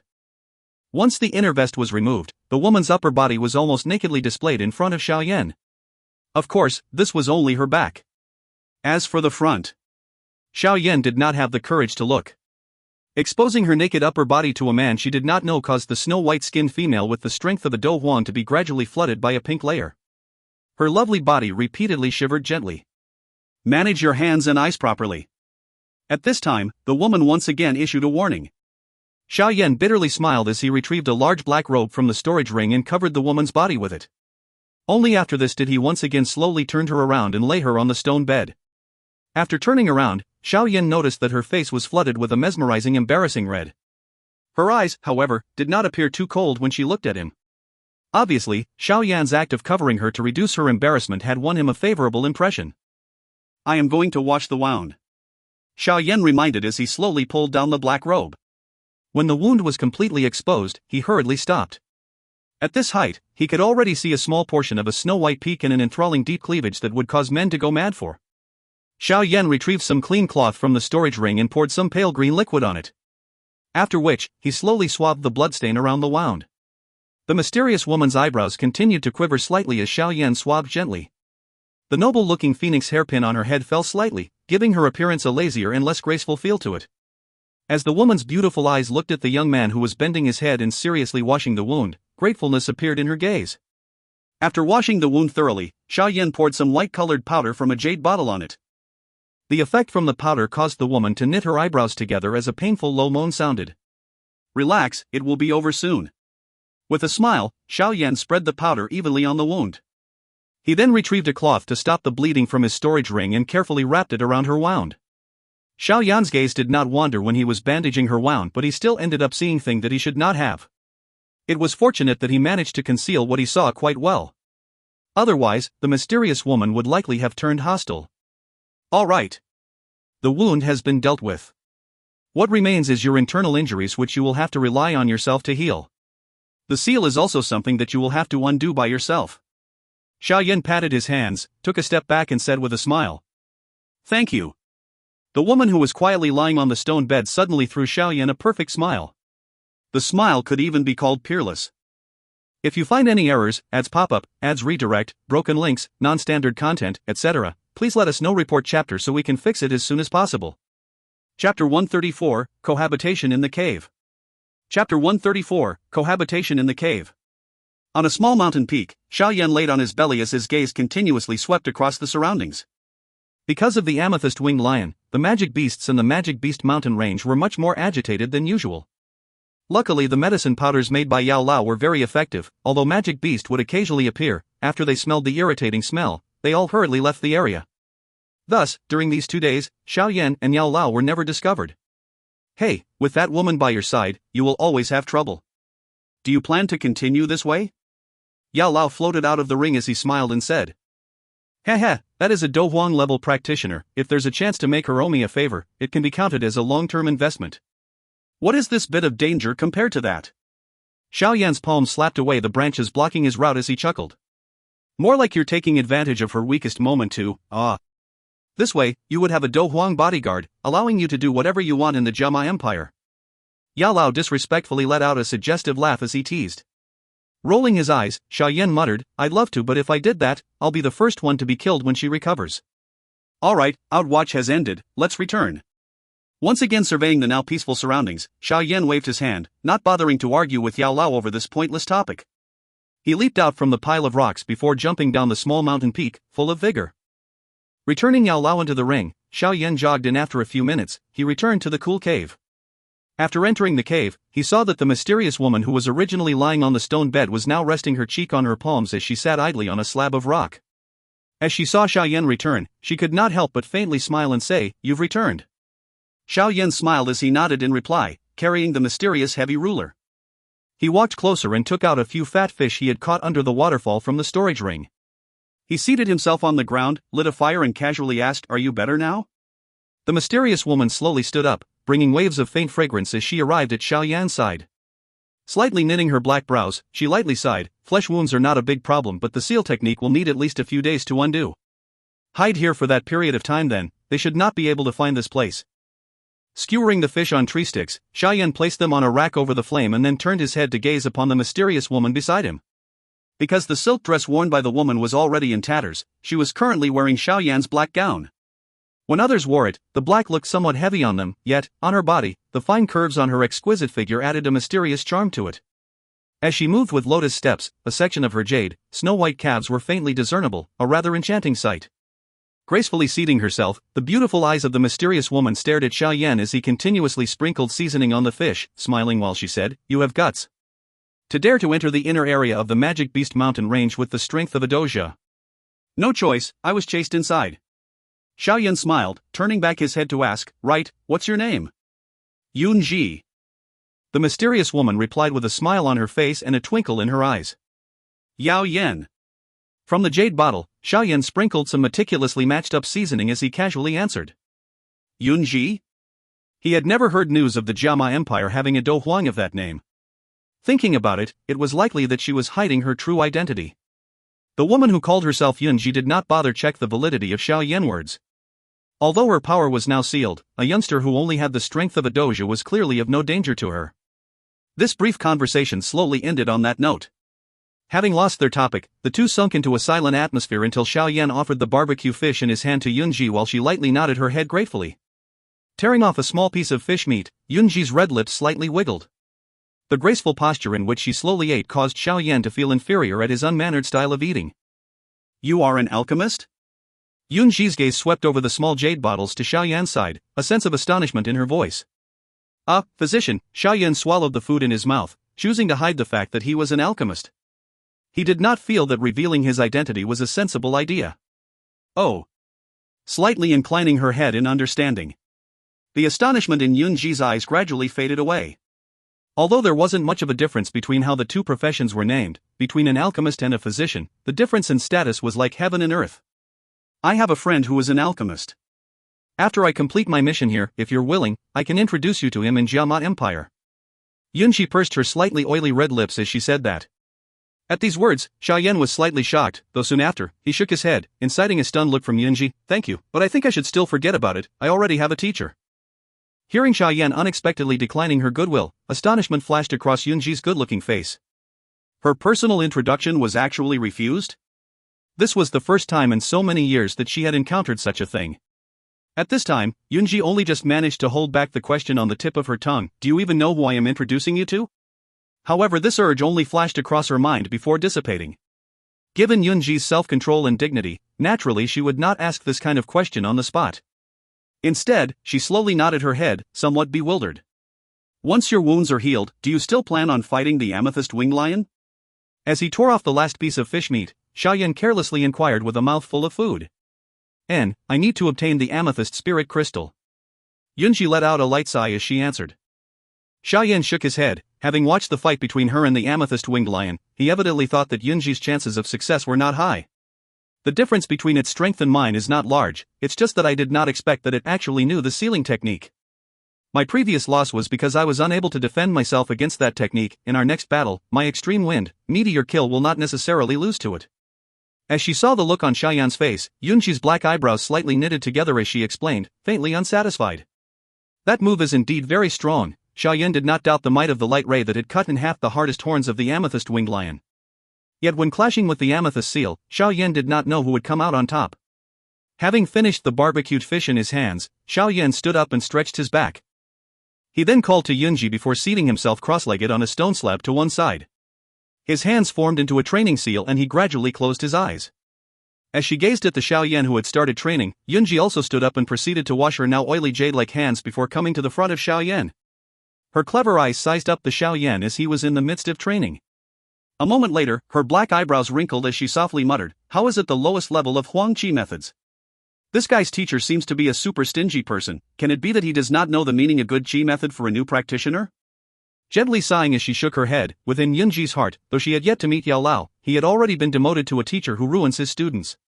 "After completing my task, I will help him out. Such a good sapling should not be trampled on." Yunji shook her head as she also sat herself down and closing her eyes, she gradually started to work on dissolving the amethyst seal in her body. During the few days that Yunji was breaking the seal, because of Xiao Yan's excellent hospitality, the relationship between two gradually grew more familiar and perhaps because of the existence of the seal. Now, whenever Yunji spoke with Xiao Yan, the noble tone, that was analogous to that of a person who would live in a high position for a long time, had gradually weakened. This caused Xiao Yan to become slightly more carefree. After all, what he disliked that arrogant and prideful tone. Life in the cave together continued in tranquility for 2 days. However, on the third day, it was broken by the sudden arrival of a wolf's howl. Just after finishing lunch in the cave, Xiao Yan's complexion suddenly changed when he heard a wolf howls from somewhere nearby outside the cave. Hastily standing up, he exchanged a glance with Yunji while his brows tightly knitted together. "How could we have been found?" Xiao Yan paced about, thinking. Every day his body was sprayed with a medicine powder that could mask his scent. Magic beasts could not possibly tail him to this location. With his brows tightly knitted together, Xiao Yan suddenly cast his sight towards the apologetic look on Yunji's face. Slightly stunned, a thought crossed his mind. He forced out a smile as he asked, "You can't be telling me that you went out today?" Gazing at the look on Xiao Yan's face, Yunji's good-looking face flushed scarlet with regret. With an embarrassed voice, she softly admitted, "Sorry, I left to take a bath today." Xiao Yan was somewhat speechless at these words. He let out a sigh as he tightened the mysterious heavy ruler on his back. Clenching his teeth, he instructed Yunji, "You stay here, don't try anything funny, I will go out to lure the magic beast away. Your strength, it would be better to let me go." Gazing at Xiao Yan as he turned around with the intention of going out, the regret in Yunji's heart grew even deeper as she hastily stood up and said, "You better stay here without moving." Xiao Yan suddenly stopped and turned his head, shouting out in a low voice, "If you go out, you will only attract more magic beasts." At Xiao Yan's sudden outburst, Yunji was slightly shocked and scared. As she foolishly looked towards the former, her brain suddenly could not process what had happened. Did this guy actually yell at her? "Don't take another step out of the cave or else we will both die here." At this time, Xiao Yan did not have the mood to care that the woman behind him was a Dou Qi practitioner. After saying that sentence in a severe tone, he quickly rushed out of the cave. Yunji stood on the spot as she watched the back of the youngster disappear from her sight and out of the cave. Her jade-like hands absent-mindedly swayed before her as if unable to decide what was the appropriate expression for this situation. A long time later, she finally snapped out of it and stamped her feet, annoyed. "Such a tender age, yet so merciless when he's angry. To think that I had planned to help you. Since you like to act brave and show off, then go settle it yourself."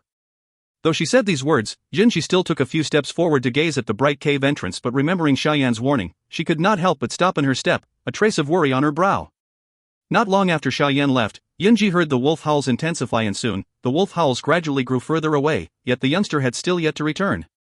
Once again waiting for a period of time, Yunji finally lost her patience and gritting her teeth, she flicked her jade-like hands as the bizarre sword shot out while icily declaring, "Amethyst-winged lion, you bastard.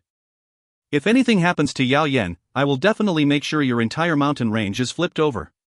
As she said these words, Yunji moved to rush out of the cave. However, at this time, a figure suddenly stumbled in from outside the cave. "Xiao Yan? Are you alright?" Seeing the figure, Yunji's good-looking face burst into happiness as she ran forward to inquire about his well-being. "Miss, please don't go out anymore. If more magic beasts comes, I will really die." Covered in blood, Xiao Yan let out a bitter smile as his vision turned black and his body fell to the ground. In the moment when he fell, Xiao Yan could vaguely feel that he seemed to have fallen into a soft and warm embrace. If you find any errors, ads pop-up, ads redirect, broken links, non-standard content, etc., please let us know. Report chapter so we can fix it as soon as possible. Chapter 135, The Trouble Caused by the Aphrodisiac. Chapter 135, The Trouble Caused by the Aphrodisiac. When Xiao Yan finally regained consciousness, he vaguely felt a gentle and warm arm on his waist. His head also seemed like it was leaning against something. Most importantly, his back was pressing tightly against two soft molds. Gradually awaking, Xiao Yan felt his lips gradually become cool as a large mouthful of cold clear water was somewhat forcefully poured into it. Due to the poor skill of the person pouring the water, quite a bit of it ended up being poured into Xiao Yan's nose. Cough, cough. Xiao Yan's eyes suddenly opened as he hurriedly lowered his head and violently coughed. Eyeing Yunji, who was carrying a bowl of clear water behind him and looking as though she did not know what to do, the corner of Xiao Yan's mouth twitched as he laughed bitterly. "You're trying to choke me to death, aren't you?" Hearing this, shame appeared on Yunji's pretty face. This was the first time that she took care of someone. It was already quite good for her to achieve this result. Putting down the bowl in her hands, Yunji asked with a smile, "Are you alright?" "I'm quite fine." Xiao Yan shook his head and rubbed his somewhat dizzy head as he said, "Luckily, it was only a rank 2 magic beast. If it was rank 3, I'm afraid that I would not have been able to return. I'm sorry, I did not think that something like that would happen." Perhaps it was because her strength was temporarily sealed, but in the last few days, the apologies from Yunji's mouth had increased.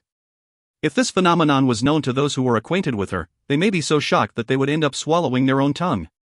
After smiling bitterly, Xiao Yan waved his hand and said, "Forget it. It was my fault for not being clear with you." At this point, Xiao Yan's stomach suddenly growled, causing him to feel a little embarrassed. Listening to the sound from Xiao Yan's stomach, Yunji burst out laughing. Her laughter was both clear and enchanting. She reached out her hand, stopping Xiao Yan, who was about to get up to prepare food, and said with a smile, "You are now a patient. I'll grill the fish today." "You know how to grill fish?" Hearing her suggestion, Xiao Yan immediately directed his stunned gaze towards the beautiful woman who obviously had a high status. I have learnt a little after watching you do it for the last 2 to 3 days. With a smile, Yunji turned around and walked towards the stone platform, leaving Xiao Yan with a sight of her beautiful and mesmerizing back. Watching Yunji squatting on the ground and lighting a fire to grill the fish, Xiao Yan simply smiled and let out a long sigh. His hands displayed the training form and he folded his legs. A moment later, he entered the training mode. Squatting beside the fire, Yunji was sweating heavily as she flipped the fishes. Occasionally, she would turn around and watch Xiao Yan training with his eyes closed and involuntarily whispered, "No one else has eaten the fish that I have grilled." You little brat, actually daring to look down on me. Turning the wooden handle once more, Yunji swept her gaze across some jade bottles on the stone table. She knitted her eyebrows together as her hands slowly moved.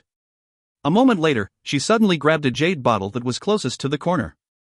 The seasoning is this bottle, right? Lifting the transparent bottle, Yunji studied the white powder within it. Feeling that it appeared similar to the one Xiao Yan had used before, she poured it onto the grilled fish. A clear laughter prompted Xiao Yan to withdraw from his training state. He blinked and stared at the slightly burnt grilled fish that was placed in front of him. The corner of his mouth twitched as he lifted his head and watched Yunji, who was staring at him with her beautiful eyes. He involuntarily laughed dryly. Was this fish grilled by you? This is the first time I have grilled any food. Even if it doesn't taste good, you must also finish it. Else when I recover. Seeing Xiao Yan's expression, Yunji raised her red lips and waved a grilled fish in her hand. In her bland voice was a threat that was understood even without being voiced. Big sis, I am a sick person. It's fine if you don't give me the best care, but are you trying to poison me? Hearing her words, Xiao Yan immediately whimpered but was ignored by Yunji, who simply chewed a small piece of fish meat. She instantly frowned, obviously not pleased with her cooking. Seeing that he was ignored, Xiao Yan could only helplessly shake his head. He repeated that he was immune to poison in his heart before taking a bite. The burnt fish caused his mouth to turn a little black, but there was nothing that Xiao Yan could do. He chewed the food in his mouth and swallowed it. However, when he was halfway through with the grilled fish, his eyebrows were slowly pressed together. His body also began to twitch uncomfortable. That.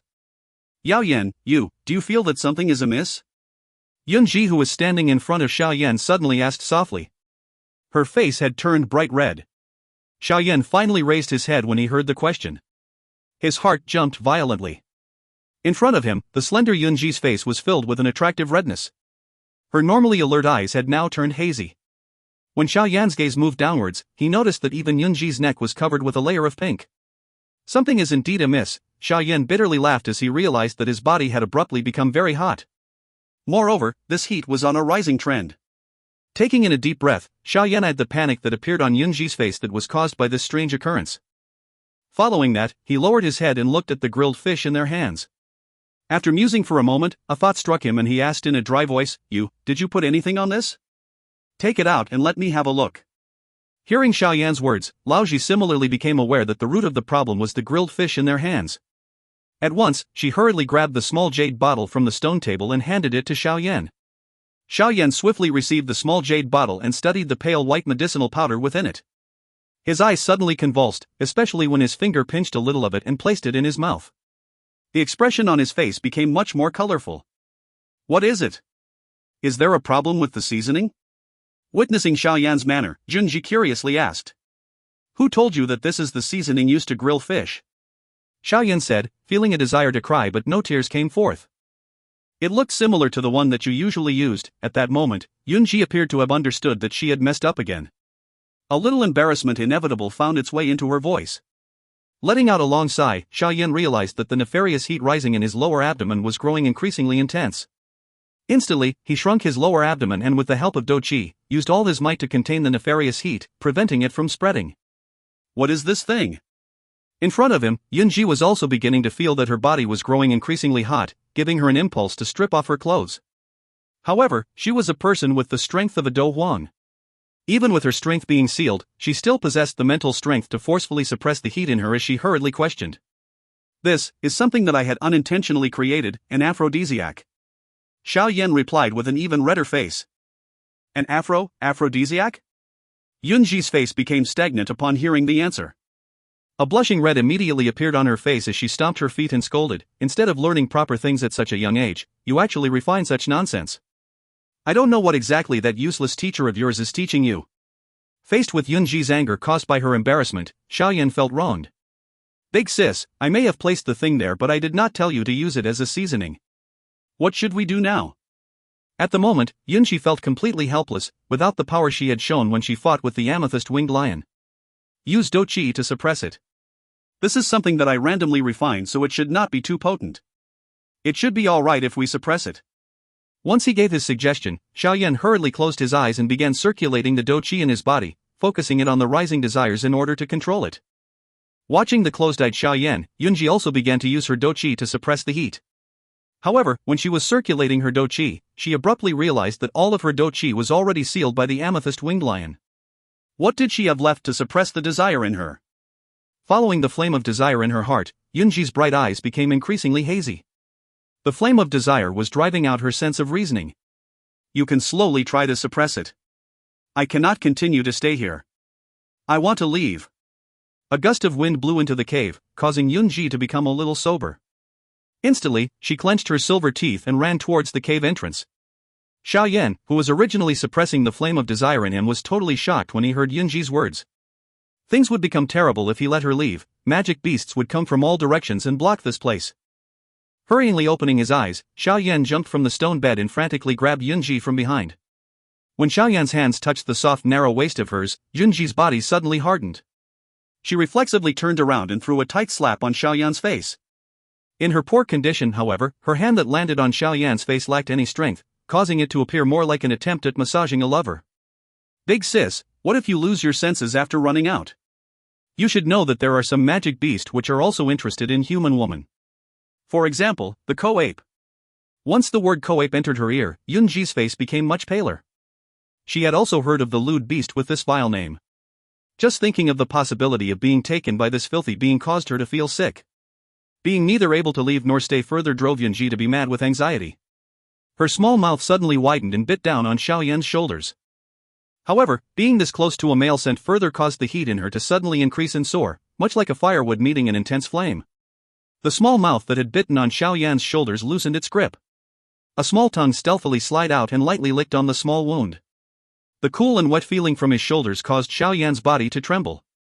The flame of desire that he had suppressed with much effort suddenly exploded and soared once again. His arm gradually used more strength as he tightly hugged the soft, narrow waist in his arms. In his dazzled state, Xiao Yan lowered his head and felt a softness on his lips. He opened his mouth, allowing a small moist tongue to mysteriously enter.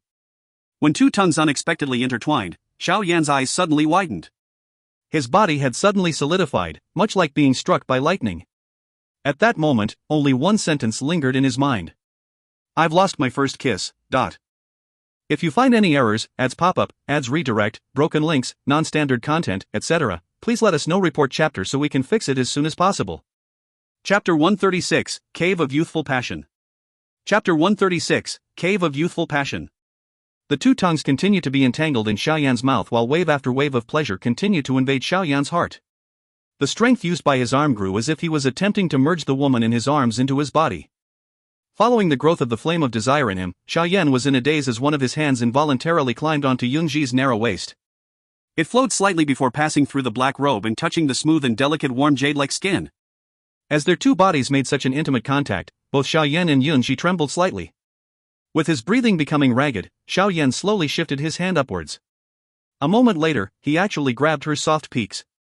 With the woman's most sensitive part being invaded, Yunji, who had lost her mind to the flame of desire, became slightly awake. Her face became white when she felt their intimate posture. Like lightning, she parted with Xiao Yan, clenched her silver teeth and whispered with great difficulty, "Ya Yanyu, if you dare do that to me, I will kill you when I recover my strength in the future." Yunji's voice carried a faint numbness due to the flame of desire burning in her, but the serious words carried a slight crying sound. Like a heavy hammer, Yunji's words heavily smashed onto Xiao Yan's head and immediately helped him escape the control of the flame of desire. Feeling that his hand was actually holding a private spot, Xiao Yan's face turned purple as he hurriedly removed it. He viciously circulated the Dou Qi in his body as he struggled to suppress the writhing flame of desire. When Xiao Yan was suppressing the flame of desire in him, Yunji's consciousness was once again conquered by the flame of desire. Her arm hugged Xiao Yan's waist as her cheek repeatedly rubbed against Xiao Yan's chest. Just as her consciousness was about to fade, however, a crystal-clear tear fell from Yunji's beautiful eyes. An unclear voice escaped from her attractive red lips, "Yao Yan." If I lose my body to you, I will first kill you then myself. The crystal clear tear flowed down her face, finally landing on Xiao Yan's chest. The cold feeling caused a bitterness to surface in Xiao Yan's mouth. Sighing lightly, he asked in his heart, "Teacher, stop playing dead. How can I undo the effect of this thing?" Ha ha. This is a really good opportunity. This woman likely enjoys a high status in the Jiama Empire. If you, Yao Lao's joking laughter sounded in Xiao Yan's heart. Stop fooling around. She's not the type of person who would just leave with anyone who had her body. You heard her just now. If I really took advantage of her, I will be the first person to be killed after she wakes. Xiao Yan bitterly laughed as he shook his head. He lowered his head and saw the red-faced, hazy-eyed noble woman before whispering, "I can feel that she is not joking. Given her character, I'm afraid she'll really do it." Ugh, what a good opportunity, Yao Lao sighed a little regretfully and helplessly said, "Gather your Dou Qi in your hand and massage the acupuncture points on her lower abdomen, thighs, and just below her neck. You should know the exact location of these places very well." Ugh, the corner of Xiao Yan's eyes twitched upon hearing these places. Why were they all spots where women were most sensitive? Teacher, you better not be fooling around. This involves my life. Wiping off his perspiration, Xiao Yan smiled bitterly and said. However, Yao Lao remained silent after Xiao Yan's question. Being left with no other choice, Xiao Yan clenched his teeth, bent his body and carried Yunji's lazy waist before placing her on the stone table. By then, Yunji's clothes were already partially removed, exposing a large portion of her naked body and presenting an extremely glaring sight. Xiao Yan only became more miserable. Not only did he have to suppress the writhing flame of desire in him, he had to act as a saint in front of this half-naked beauty. Xiao Yan took a deep breath as he slowly extended his hands that were covered with Dou Qi. Facing the barely conscious Yunji, he whispered, "I'm sorry." After saying those words, Xiao Yan no longer hesitated. His hands quickly pulled apart the black robe on Yunji's body, stopping only when half of her snow-white chest was revealed. Xiao Yan was not distracted as he extended 3 fingers and slowly rubbed on a spot below her neck and half an inch above her breast. Following the Dou Qi entering her body, the flushed redness on Yunji's face ceased spreading. The seductive moan from her nose had also weakened. Seeing that it was effective, Xiao Yan's spirit spiked and Dou Qi hurriedly poured into his hand.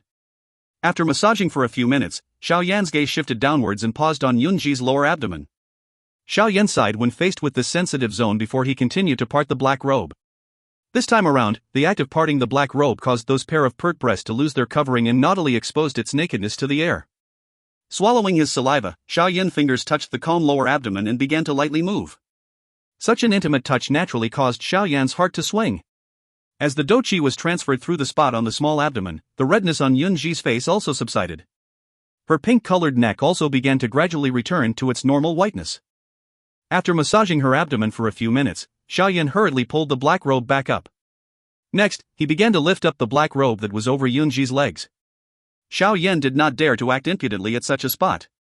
When he lifted it sufficiently, he quickly found the right spot and closed his eyes as he used his Dou Qi to ease the flame of desire in Yunji. When Xiao Yan had his eyes closed, Yunji, who was lying on the bed, tightened her hand. Her long eyelashes continued to quiver as an expression of shame and anger repeatedly flashed on her face. A moment later, Xiao Yan was drenched in perspiration as he finally removed his hand. He pulled the black robe downwards and panted roughly. Turning around, he found that Yunji's face had returned to normal and let out a sigh. During the moment when Xiao Yan sighed, the Dou Qi in his body that was greatly exhausted from helping Yunji suppress her flame of desire almost allowed the flame of desire in him to surface again. With a red face, Xiao Yan bent his body slightly and watched the defenseless beauty lying on the stone bed. He involuntarily stepped forward and lowered his head to watch the tender, beautiful and seductive lips. A fire flashed across his eyes before he slowly lowered his head. Feeling the closing breath, Yunji's hands also began to tighten.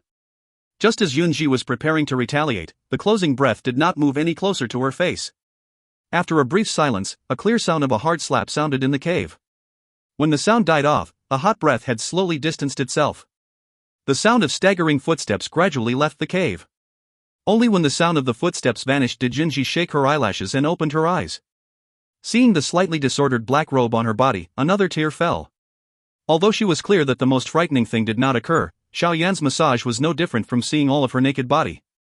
With her position, there was almost no one who dared to be impudent in front of her, much less randomly touching her body. Thinking of how her first kiss which she had preserved for so many years was snatched away by a boy much younger than her in this cave, Yunji felt a crazy desire to cry but no tears appeared. Having lost her Dou Qi, Yunji appeared less cold and unfeeling than she usually felt. Her unreachable position also seemed to be temporarily sealed in the deep recess of her consciousness. Had this occurred in the past, Yunji would not hesitate to pull out her sword and cut Xiao Yan into 18 pieces. Of course, had her Dou Qi not been sealed, the effect of the aphrodisiac that Xiao Yan had randomly put together would not have been able to cause Yunji to feel even the least bit dizzy. Lying on the stone bed, Yunji bit her red lips. Her face was constantly flipping between brightness and gloominess without anyone being able to comprehend her thoughts. After running out of the cave, Xiao Yan crazily dashed towards the waterfall a short distance away. The spreading flame of desire in him had caused his body to feel like a burning charcoal. He continued running for some distance with his red face. The rumbling sound of water soon entered his ears, and the moist air that pounced onto his face caused Xiao Yan to feel a little more comfortable. Plop! Upon seeing the lake appearing in his eyes, Xiao Yan jumped into it like a fish.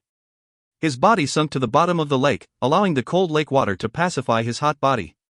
Xiao Yan took out an energy recovery pill from his storage ring and threw it into his mouth, incidentally taking in a few gulps of lake water. Then, at the bottom of the lake, Xiao Yan crossed his legs and began allowing his Dou Qi to circulate and began banishing the flame of desire. With the provocation from the water and the gradual recovery of his Dou Qi, the heat on Xiao Yan's body began to recede. The writhing flame of desire in him also began to slowly disappear. Plop! A human head suddenly erupted from the calm lake surface as Xiao Yan wiped the water that adhered to his face and raised his head to watch the sun hanging high in the sky.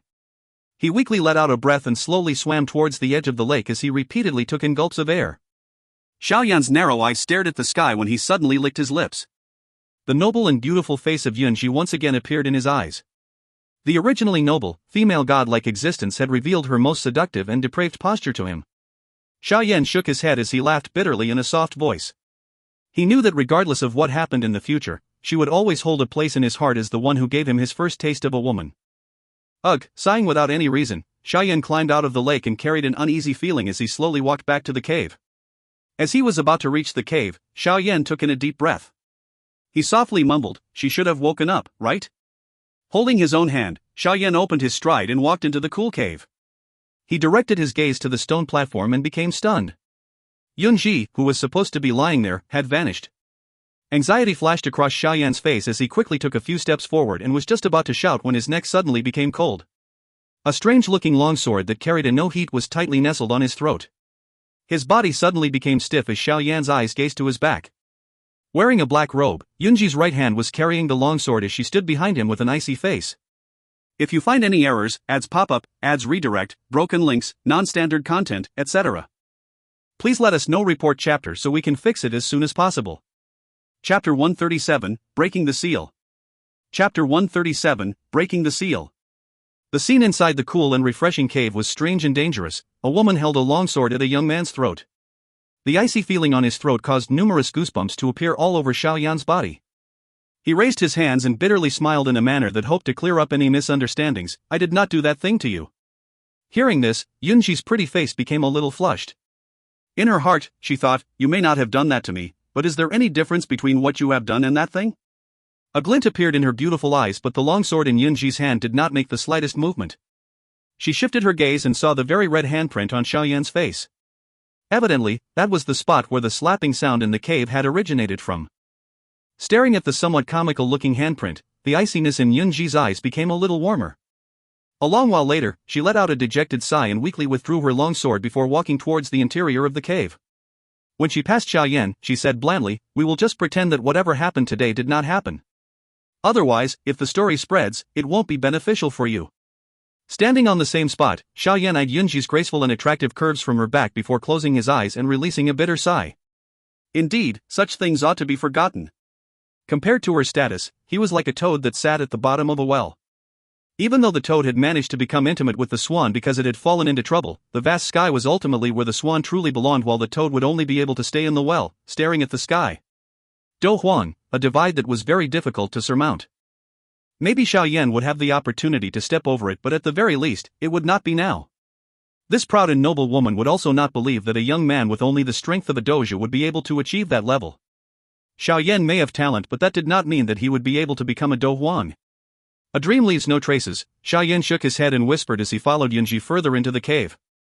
Watching the cold-faced Yunji who had shut her eyes as she attempted to break the seal, he shrugged his shoulders. He sat down at a corner, closed his eyes and began training his Dou Qi. Following the quietness of the two, an awkward and embarrassing atmosphere descended into the interior of the cave. It appeared that the pair had difficulty returning to the harmony of the past few days. The silent atmosphere persisted until noon. During this time, Xiao Yan went out to catch a few fish and was absent-mindedly sitting beside the fire and rotating the wooden rod. His heart suddenly became aware of something and lifted his head, only for his gaze to clash with a pair of livid, beautiful eyes. The two gazes met and instantly shifted away, acting as though nothing had happened. Xiao Yan rotated the grilled fish once more before extracting one of them and handing it over to Yunji. "You can eat it. I'm not hungry." Yunji lowered her head as she softly said. Just as she said those words, she felt her abdomen contract. However, she remained stubborn, closing her eyes and ignored her stomach's protest. "Relax. That thing has already been disposed of by me." Seeing that Yunji's refusal to receive the fish, Xiao Yan could only smile and utter a cold joke. Yunji opened her eyes, pressed her lips closely together and lifted her head only to find a young man with a warm smile beside the fire. A softness flashed in her eyes. It was undeniable that this delicate and handsome look of Xiao Yan's along with his age gave others the impression of a harmless person. Only when she stared at the grilled fish did Yunji recall that this entire incident started because of the fish that she had grilled. The young man in front of her had simply faced an unexpected misfortune. Although this unexpected misfortune was something that any man would love to experience. Letting out a sigh, Yunji extended her hand and received the grilled fish in front of her. Her small mouth opened and was about to touch it when the Xiao Yan suddenly called, "Be careful. It's still a little hot." Hearing Xiao Yan's words, Yunji could not help but become distracted. She immediately gave him a supercilious look and said, "Which Dou Huang have you seen cared about this little bit of heat?" Xiao Yan gave an embarrassed smile, grabbed the grilled fish and gorged it down. With small bites, Yunji slowly transferred the fish meat into her small mouth and began to relax. Perhaps because of the caring words that Xiao Yan had said out of the blue. She swallowed the food and said softly, "I should be able to break the seal by tomorrow." Xiao Yan's large chewing motion suddenly paused and he swallowed the things in his mouth. He sighed. For some reason, he had the feeling that when Yunji once again regained the strength of a Dou Huang, the pleasant relationship that they had would be broken. In the future, she would continue to be the superior Dou Huang she was while he would still be an ant that was fighting to become a Dou Shi. It would be difficult for the two to ever interact again. Thinking to this point, Xiao Yan began to feel that the fragrant grilled fish had become tasteless. In a few bites, he finished eating it and vaguely said, "Really?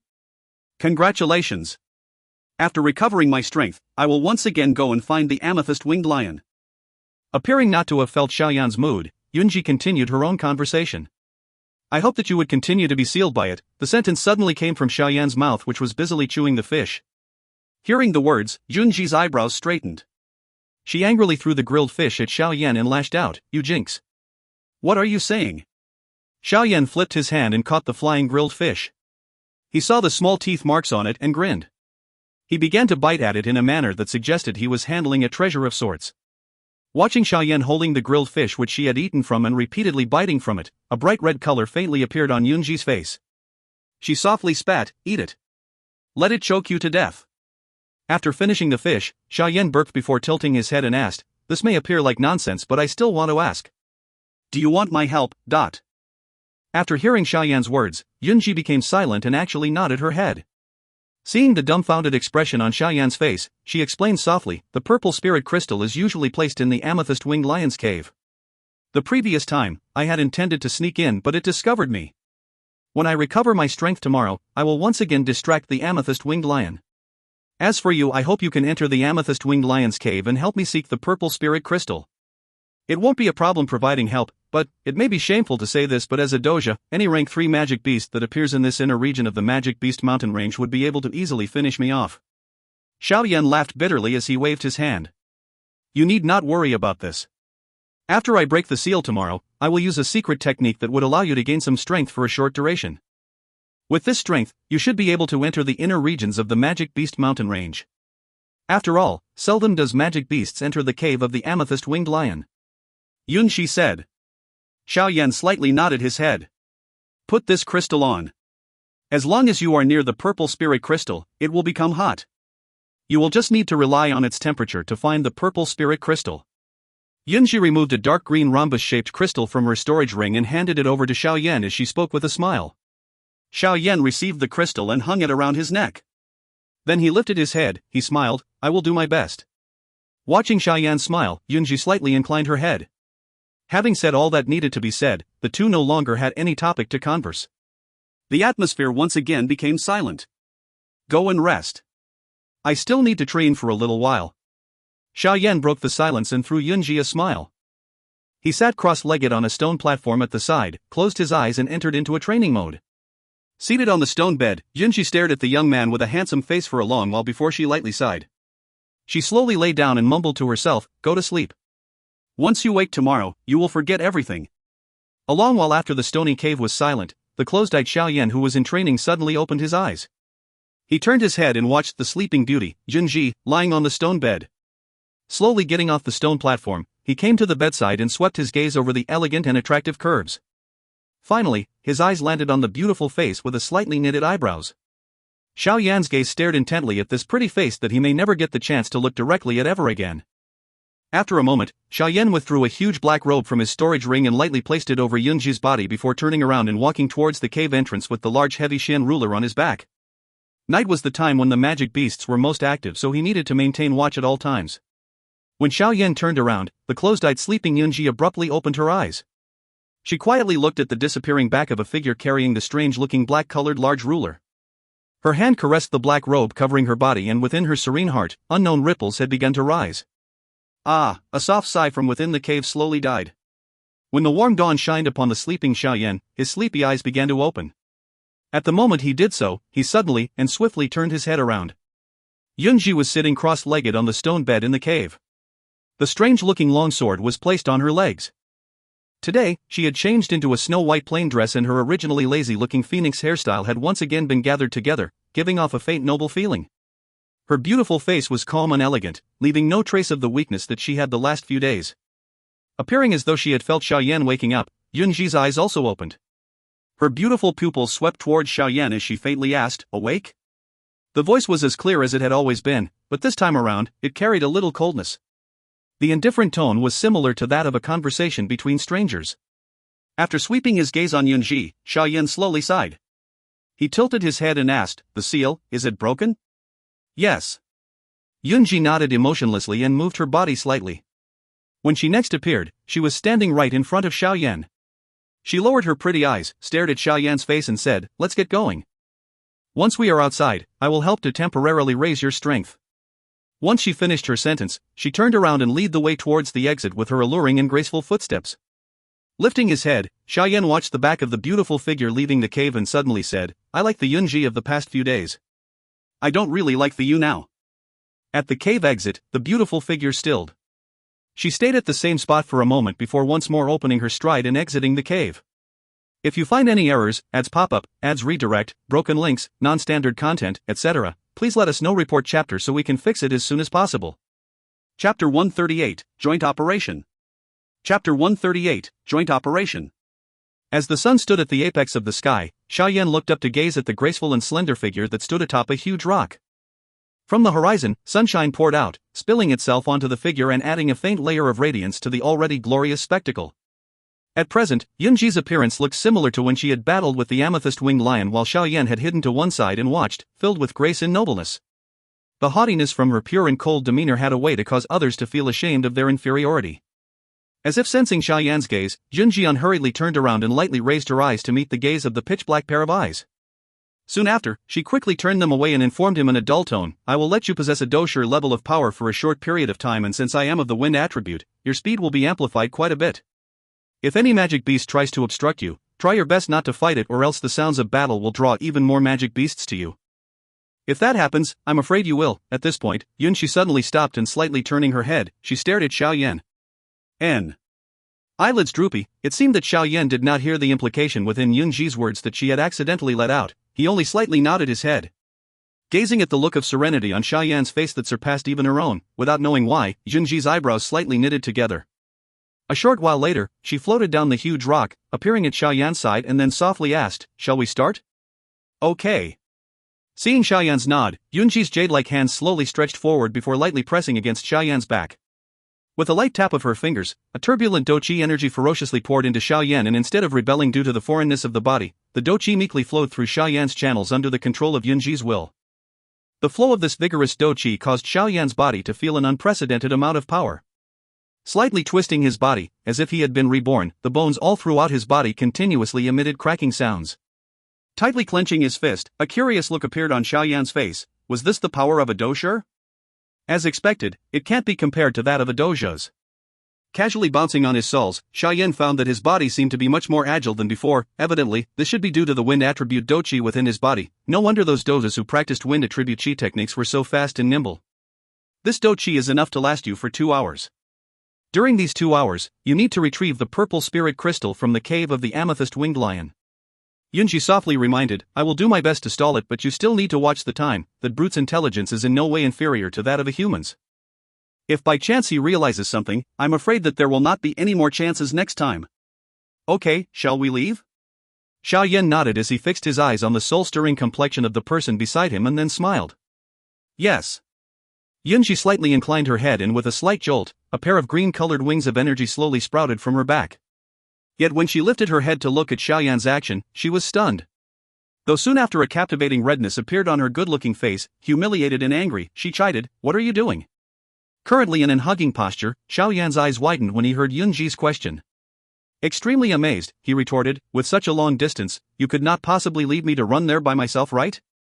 If by chance I encounter a rank 4 or 5 magic beast, won't my journey prematurely end? With her long eyelashes trembling, a split second later, Yunji could only deeply sigh as she grudgingly nodded. Seeing her acceptance, the corners of Xiao Yan's mouth slightly lifted. Slowly walking forward, he once again hugged this noble woman into his embrace. Don't try anything funny or else I will throw you off.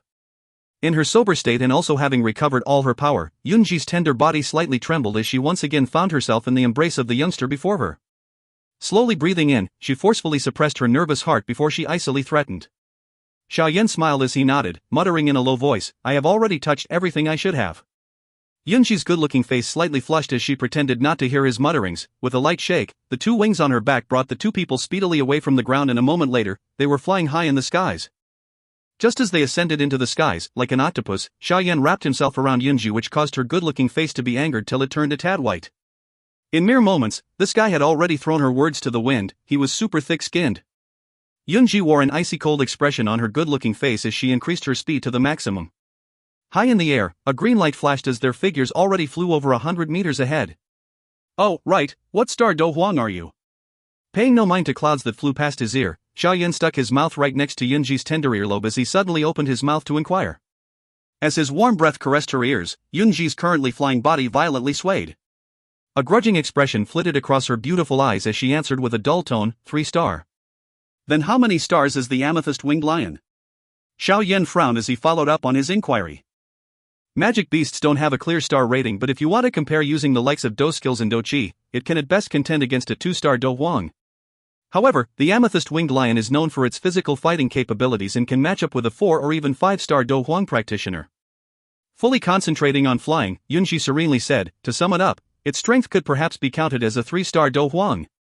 No wonder after it got close that day, you were defeated so quickly. That guy's melee attack is indeed very strong. The wound on your chest, Xiao Yan nodded his head, as if he had some point in mind.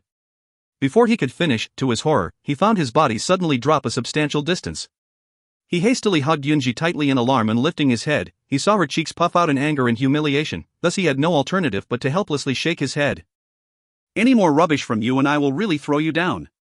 Towards this blabbing guy, Yunju had no way to deal with him other than to threaten him. Alright, that I won't say anymore. Xiao Yan forced a smile as he nodded his head. He was really afraid of provoking this woman. If she threw him down, that would be the end of it all. But, although your wounds have recovered, when I last looked, there were still some ugly scars remaining. Though these unfathomable words blew out of Xiao Yan's mouth like a whirlwind and caused the expression Yunji's good-looking face to suddenly grow heavy. Dou Qi gradually gathered in her body as she prepared to throw this guy, who kept testing her patience, down. In the future, I will help you compound some medicine that will remove those ugly scars. For such a beautiful woman, leaving these scars would not be good. Each word that escaped Xiao Yan's mouth caused a slight tremble in the depths of Yunji's heart. Looking down at the earnest face of the youngster, the gathering Dou Qi gradually dispersed. Feigning a dull tone, she replied, No need, once I am done here, there will be little chance of us meeting in the future. These words caused Xiao Yan to pause. Soon after, he inwardly mocked himself as he shook his head. Looks like he was still wet behind the ears. The other party was a Dou Huang practitioner. it was a simple matter for her to obtain pills that removed scars. Xiao Yan quieted down as he finally shut his mouth. On the remaining journey, although Yunji had her wish fulfilled and obtained peacefulness, she could not fathom why her heart felt slightly suffocated without the constant cawing of the youth at her ear. Silently, they landed on a messy rock pile. After landing, Xiao Yan extremely conscientiously let go of Yunji as his gaze swept over the huge mountain range in the distance. At the top of the mountain range, a massive cave was faintly discernible under the cover of branches. Is that the amethyst-winged lion's cave? As he stood behind a rock, Xiao Yan cautiously cast his line of sight towards the mountaintop as he quietly asked. Yes. Lightly nodding, Yunji's gaze slowly swept across the nearby areas of the cave, her amber-black eyebrows slightly knitted before saying, the surrounding defenses have increased a lot, looks like that guy has increased security. For the high-ranked magic beasts at the cave entrance, I will try my best to kill or injure them. As for you, chose the best time to stealthily slip into the cave. Yunji turned her head and warned. Okay. Xiao Yan nodded, indicating that he understood. Seeing that all the instructions had been given, Yunji felt slightly relieved. Just as she was about to fly off, she leaned her head towards Xiao Yan and said softly, "You, be careful, make sure nothing bad happens." With a faint smile, Xiao Yan said, "You should also be careful, although I would really like it if you were once again sealed, I still hope that nothing will happen to you." Helplessly shaking her head, Yunji no longer lingered. The wings on her back shook as her wonderful figure leaped agilely into the air before flying towards the massive cave as fast as lightning. Yunji's figure was not concealed, thus when she entered the area within 100 meters of the cave, continuous waves of animal howls resounded across the mountain range. With a flick of her jade-like hand, the bizarre green-colored sword appeared. Yunji's figure transformed into a green-colored light and in a flash she rushed into the dense forest surrounding the cave. Immediately, mournful howls sounded out one by one. Numerous magic beasts fled in panic from the vicinity of the cave. In front of a Dou Huang, these ferocious magic beasts did not display even the slightest bit of fierceness. Human woman. You still dare to appear? Today I will take your life as compensation for my horn. As Yunji killed the guarding magic beasts, from within the massive cave dwelling, the amethyst-winged lion's furious roar suddenly exploded through the skies. In the wake of the roar, a brilliant violet light flared out of the cave like lightning before suddenly shooting towards the forest. In an instant, the dense forest was transformed into rubble. The dense forest was wrecked while two lights, one green, one violet, chased each other as they rushed towards the horizon before beginning their violent clash thousands of meters up in the sky. His eyes glanced at the battle high in the skies as Xiao Yan also finally began to move. The soles of his feet stepped off the ground as his figure transformed into a shadow and quickly burrowed into the dense forest before scuttling towards the cave atop the mountain. Quite a while later, as Xiao Yan passed by the dense forest Yunji had originally entered and the sight of the lifeless bodies of many rank 3 and above gigantic magic beasts who lay in pools of blood was reflected in his eyes. This bloody sight caused Xiao Yan to smack his lips at Yunji's ruthlessness, and although the corpses of the magic beasts on the ground might have high-ranked magic stones, Xiao Yan had no time to search. He quickly leapt over these bodies before scuttling out of the dense forest. Out of the dense forests, an impressively massive cave quickly appeared in his line of sight. If you find any errors, ads pop-up, ads redirect, broken links, non-standard content, etc., please let us know. Report chapter so we can fix it as soon as possible. Chapter 139, Amethyst Lion Birth Essence. Chapter 139, Amethyst Lion Birth Essence. Most of the magic beasts guarding the dwelling's entrance had been finished off by Yunji. Dou. However, two rank 3 magic beasts at the back were still alive and were uneasily watching the intense fight in the sky. The aftereffects of the battle that fell from the sky caused them to grovel on the ground as they continuously shivered. Xiao Yan frowned as he observed these two rank 3 magic beasts that were lying on the ground tens of meters away from the cave entrance. He quickly took out a bottle of medicinal powder from his storage ring and poured all of it over his body. This medicinal powder was carefully made by him and could hide the scent on his body to avoid detection by the magic beasts, which had a superior sense of smell. After making a detour around the dense woods, Xiao Yan climbed up towards the cave entrance, using the rocks as cover. He stealthily came to a spot directly above the cave and stared intently at the two trembling magic beasts. He paused for a second before taking out some soft cloth from the storage ring to tie it around his feet. With this preparation completed, Xiao Yan took in a deep breath before suddenly leaping from a spot just above the cave. He somersaulted in midair and lightly landed on the ground. The moment his feet touched the ground, Xiao Yan bent his body and abruptly shot into the cave's interior. As Xiao Yan's figure disappeared into the cave, one of the rank 3 magic beasts shifted its gaze over. When it found nothing, it appeared a little uncertain as it looked back towards the battle. Once again, its body quivered under the battle high in the sky. Upon entering the cave, Xiao Yan realized that it was much brighter than he had expected. There were some purple-colored crystals latched onto the surrounding cave walls. These crystal pieces were naturally formed in the cave and would be extremely valuable decorations in the human world. The deep and spacious interior of the cave that was decorated with these purple crystal pieces appeared scenic. Seeing this naturally formed dwelling, Xiao Yan exclaimed, "This lion which had gained intelligence really knew how to enjoy himself." Xiao Yan carefully walked in the cave. As Yunji had described, there were no other magic beasts within the cave. As he traversed the cave, there was no other sound other than his soft footsteps. After passing through the long cave tunnel for a while, an intersection with two paths appeared in front of him. Xiao Yan knitted his eyebrows together and stared at the two paths. He was silent for a moment. Finally, he opened his stride and carefully walked into the path on the left. This tunnel was constantly winding, causing Xiao Yan to make a number of turns. As Xiao Yan walked further into the cave, he suddenly realized that the surrounding temperature was growing increasingly higher. The cautiousness in Xiao Yan prompted him to pause his footsteps. He then wiped the perspiration from his forehead and watched the purple light that was coming from the distant exit. He rubbed his hand and immediately released a long breath. The Dou Qi in his body slowly began to circulate along with the wind attribute Dou Qi that Yunji had placed in his body. Once his preparations were complete, Xiao Yan continued to walk forward. Seeing that the exit was very close to him, Xiao Yan did his best to soften the sound of his footsteps. He then stealthily extended half his head and quickly swept his gaze across the spacious interior of the cave. Unexpectedly, Xiao Yan did not find any traces of a magic beast when he swept his gaze across the room. He blinked his eyes. Once again, he observed the room for a good while before reassuringly walking in. Xiao Yan glanced all over the cave as he approached its center. Eventually, his gaze landed on the middle of the cave. There was a meter-high square table-like object formed from the accumulation of amethyst stones at the center of the cave. On it was a purple-colored ball the size of Xiao Yan's head. After staring intently at the purple-colored ball, Xiao Yan suddenly realized that the heat within the cave originated from this thing. Shock filled his eyes. He did not expect that this thing actually possessed such an enormous amount of energy. His gaze once again swept across his surroundings as he doubtfully mumbled, "Don't tell me that this is that purple spirit crystal? But why doesn't the crystal she gave me turn hot?" As he spoke, Xiao Yan took out the rhombus-shaped crystal from his chest area, exposing it to the air. Despite waiting for a while, the crystal remained icy cool. Xiao Yan put the crystal away and with a snail-like pace, walked towards the purple spirit rock table. As he moved closer, he felt a faint heat wave hitting him, causing Xiao Yan to once again express shock for the heat energy that the thing contained. Bending down, Xiao Yan fixated his eyes on this mysterious purple ball. A thought struck him and he suddenly shouted in his heart, "Teacher, come out and see what this is." Hearing Xiao Yan shout, Yao finally floated lightly out of the ring. His gaze swept at the purple-colored ball and instantly raised his old eyebrows. Surprise flashed in his eyes as he softly gasped, Don't tell me this is the amethyst lion birth essence? Lucky boy. You actually managed to find this. Amethyst lion birth essence? What is that?" The unfamiliar name caused Xiao Yan to frown as he curiously asked. TSK. This is an excellent item." Floating in the air, Yao revolved around the purple-colored ball as he clicked his tongue and praised, "The amethyst-winged lion is a magic beast with innate talents. Otherwise, it would be difficult for it to become a rank 6 magic beast. When the amethyst lion gives birth, there is an extremely small chance that she would also give birth to this kind of amethyst lion birth essence along with the baby magic beast. As this amethyst lion birth essence stayed within the womb of the Lion King for a long time, it contains an incredible amount of pure energy.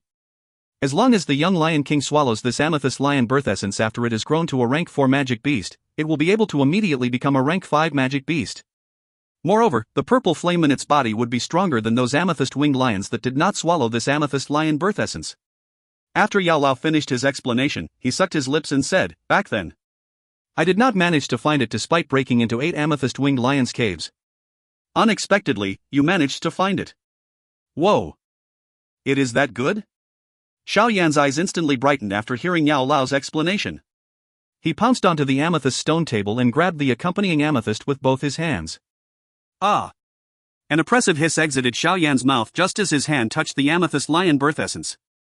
He drew a breath of cold air and hurriedly withdrew both his hands. When he noticed the burnt palms, he quickly took out some healing medicine and applied it. With a shock-filled face, he said, "What a high temperature. How do I take it away?" "Haha, the temperature is naturally high. Additionally, this amethyst lion birth essence has already become stuck to the amethyst stone table. If you want to take it away, you must dig it out of the cave." Yao Lao gloated. "Dig it out?" Hearing this, the color of Xiao Yan's face turned ugly. He swept his gaze under the amethyst stone table which extended into the ground for an unknown depth. With just him alone, he would not be able to get it out even if he dug for a few years. Noticing that Xiao Yan's gaze was directed towards him, Yao Lao shook his head and smiled. "Don't look at me. I may be able to take this thing away, but it would cause a large amount of movement that would attract the attention of the amethyst-winged lion outside. Moreover, even if we did take this thing away, you would never be able to open this amethyst lion birth essence." "What do you mean?" Xiao Yan quickly asked, unwilling to lose a treasure that was in front of him. "Other than swallowing it whole, the only other method is to forcefully smash this amethyst lion birth essence and harvest the amethyst essence within it. But for some reason, it is difficult to smash it open with outside force." It means that the other shell of this thing has some sort of engulfing ability. Any attack would be swallowed by it." Yao Lao waved his hand and explained. "Swallow it whole?" The corner of Xiao Yan's mouth twitched as he eyed the purple-colored ball the size of his head. Forget about its high temperature, its very size meant that Xiao Yan would not be able to swallow it even if he stretched his throat till it broke. "What can we do? Since you were searching for this back then, you must know of a method, right?" After vexing for a while, a thought struck Xiao Yan and he turned his head around to ask Yao Lao. "Indeed. Simply relying on brute force would not open this thing. There is only one thing that can achieve it," Yao Lao said mysteriously. "What is it?" Xiao Yan hurriedly asked, his eyes filled with happiness. "Haha," Yao Lao smiled and abruptly diverted his gaze to the rhombus crystal that Xiao Yan was wearing around his neck. "This crystal?" "No. You mean the purple spirit crystal?" Xiao Yan blanked before he came to a realization. "Correct. Only the purple spirit crystal can smash open this thing." Yao Lao nodded, extremely pleased with Xiao Yan's reaction. "Then what are we waiting for? Let's find the purple spirit crystal." Hearing Yao Lao's words, Xiao Yan turned around and ran. The purple spirit crystal was obviously not present in the place, it should be in the other tunnel. "Oh, that's right. I forgot to warn you that since an amethyst lion birth essence is present, then, there should also be a young amethyst-winged lion." Floating behind Xiao Yan, Yao Lao said with a smile. Xiao Yan's rushing footsteps suddenly paused and the corner of his eyes twitched. A while later, he viciously said, "Damn it. If it dares to hinder me, I will kill it. I don't believe that it is as aggressive as the one outside." With that, Xiao Yan dashed out of the cave with great speed. "How courageous." Yao Lao smiled as he watched Xiao Yan's back. Immediately, he added, "But you overestimate your abilities." Ha ha. When Xiao Yan successfully exited from the tunnel, he turned around and dashed towards the other tunnel. Knowing that there was a young amethyst-winged lion, Xiao Yan was extra careful. When he walked, he did not even dare to randomly step on the stones on the ground. After walking along the tunnel for a short while, the sight before him widened. Xiao Yan leaned tightly on the cave entrance as he slowly scanned the interior of the cave that was covered by amethyst stone.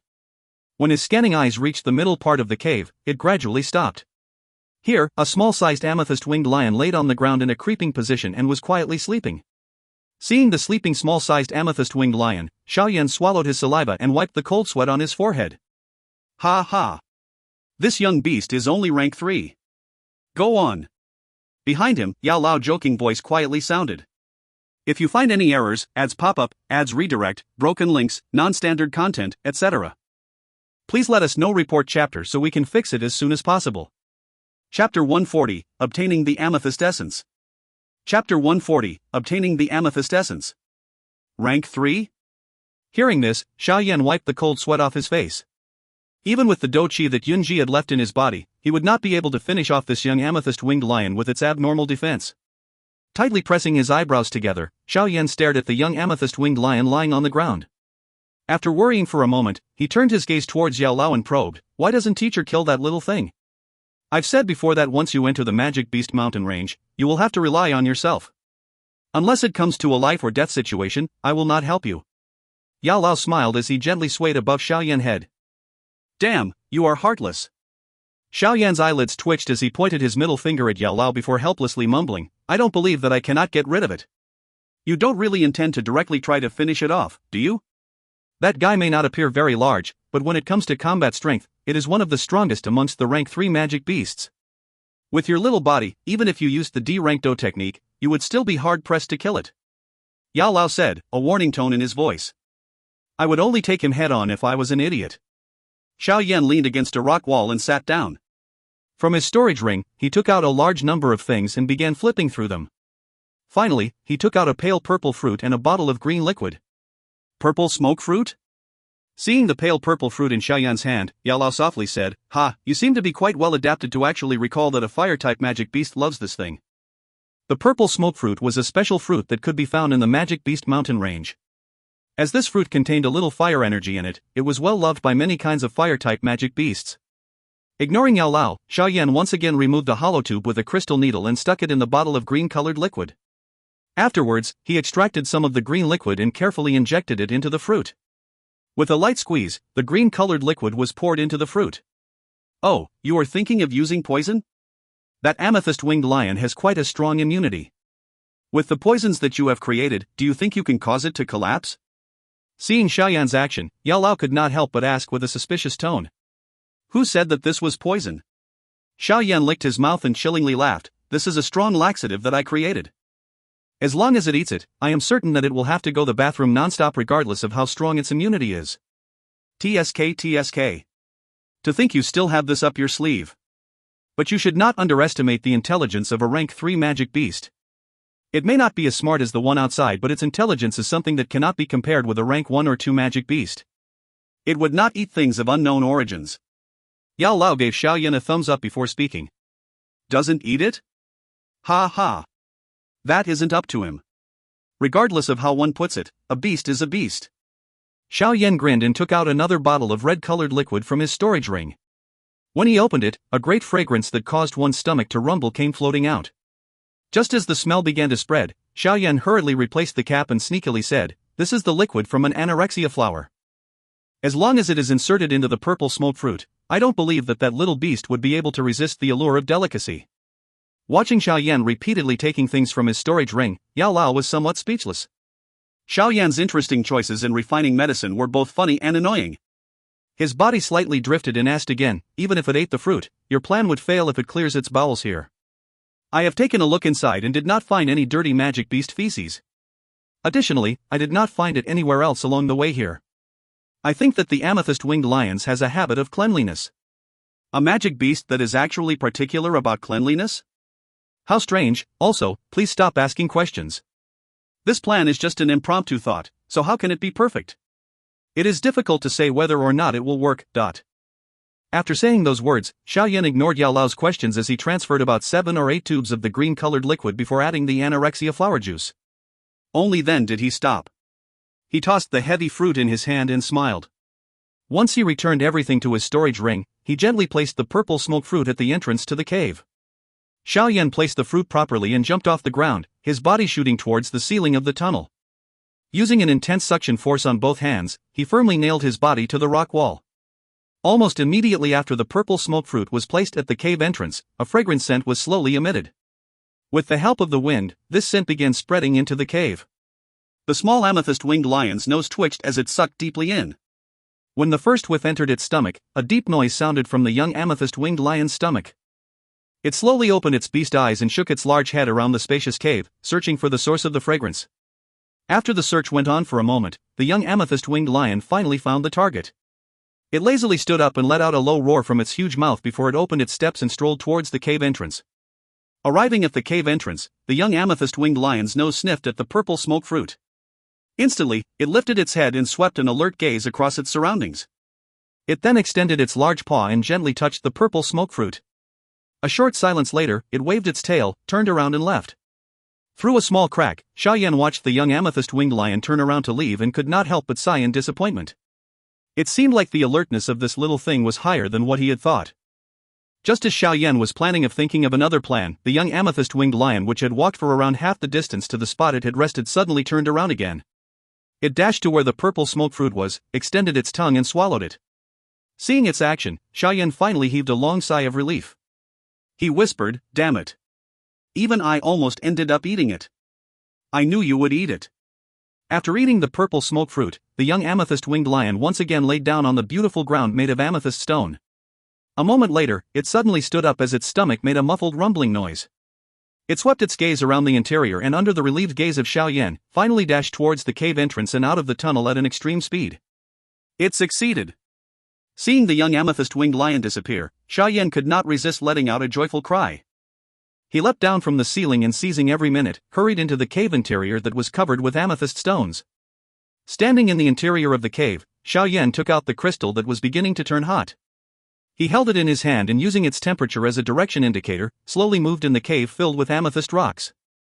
After moving around the cave for a long while, Xiao Yan's footsteps finally came to a stop at the spot where the young amethyst-winged lion had rested. He slightly lowered his body and extended his hand, lightly knocking on the tens of amethyst stones near him. When his finger knocked on an amethyst stone that was leaning on one side, it instantly emitted a hollow sound. Xiao Yan was slightly surprised when he heard the sound. With great speed, he groped and pulled the slate. A purple light burst out, forcing Xiao Yan to hurriedly close his eyes as the light pierced his eyes. After waiting for the pain in his eyes to subside, Xiao Yan once again gradually opened them. His gaze swept onto the small hole. In it was a fist-sized purple-colored spirit stone that was oddly sharp. A bright light flowed on top of the purple-colored spirit stone, giving it a beautiful appearance. Upon the appearance of this sharp purple-colored spirit stone, the crystal in Xiao Yan's hand grew as hot as fire. Immediately, Xiao Yan hurriedly stored the crystal into the ring and carefully took the purple-colored spirit stone from within the small hole and also stored it into the storage ring. Having obtained the purple spirit crystal, Xiao Yan restored the hole to its original condition. Following that, he got up and made a mad dash towards the tunnel's exit. He continued running through the long tunnel and finally reached the intersection. Xiao Yan stood there and alertly scanned his surroundings. A crazy happiness appeared on his face as he once again rushed with all his might towards the cave that led to where the amethyst lion birth essence was. After running for a long while, a familiar cave entrance appeared. Xiao Yan hurriedly stopped his advance and carefully checked the cave's interior before reassuringly entering it. He sped towards the stone table where the amethyst lion birth essence was and greedily stared at the purple-colored ball. Within it was a large amount of energy that was sufficient to help the young amethyst-winged lion be promoted by 1 rank. Even if he could not absorb all of it, it would be sufficient to raise his strength by a few stars. Upon thinking of the superb effect that this thing brought, Xiao Yan's body trembled slightly. He flipped his hand, prompting the sharp purple spirit crystal to appear in his palm. Swallowing his saliva, Xiao Yan stared intently at the purple-colored round ball and voiced the uncertainty in his heart. Do I just smash it apart? I think so, I've never tried it. Yao Lao's uncertain voice sounded from within the ring. If anything goes wrong, I'll come after you. Yao Lao's uncertain voice immediately caused Xiao Yan to become a little perturbed. However, the situation did not allow him to give more thought. He tightly held the purple spirit crystal and violently knocked it onto the purple-colored ball. Crack, the purple spirit crystal knocked against the tip of the round ball. After a brief silence, a crack line surfaced on it. A moment later, the crack line spread and the ball broke into pieces with a bang. Immediately after the amethyst lion birth essence broke, a purple-colored liquid began to flow out from it, wetting half of the stone table. Hurry, hurry. Use the jade bottle to store the purple-colored liquid. This is the amethyst essence. Eyeing the liquid flowing out, Yao Lao hurriedly yelled. As Yao Lao's voice died off, Xiao Yan, who had felt a great heartache, quickly took out some jade bottles from within the storage ring and used all his effort to pour the purple liquid into them.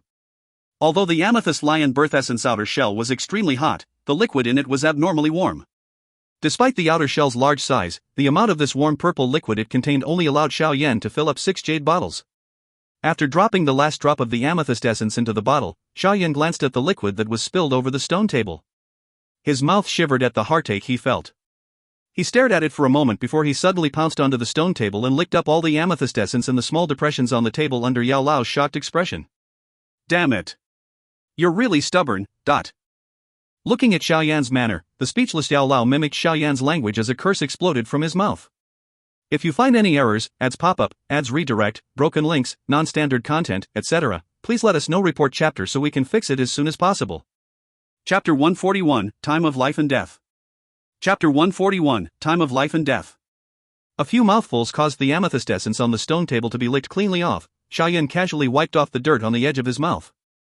Turning his back, looking at Yao Lao's stunned figure, he disdainfully snorted, "Wastage is really shameful."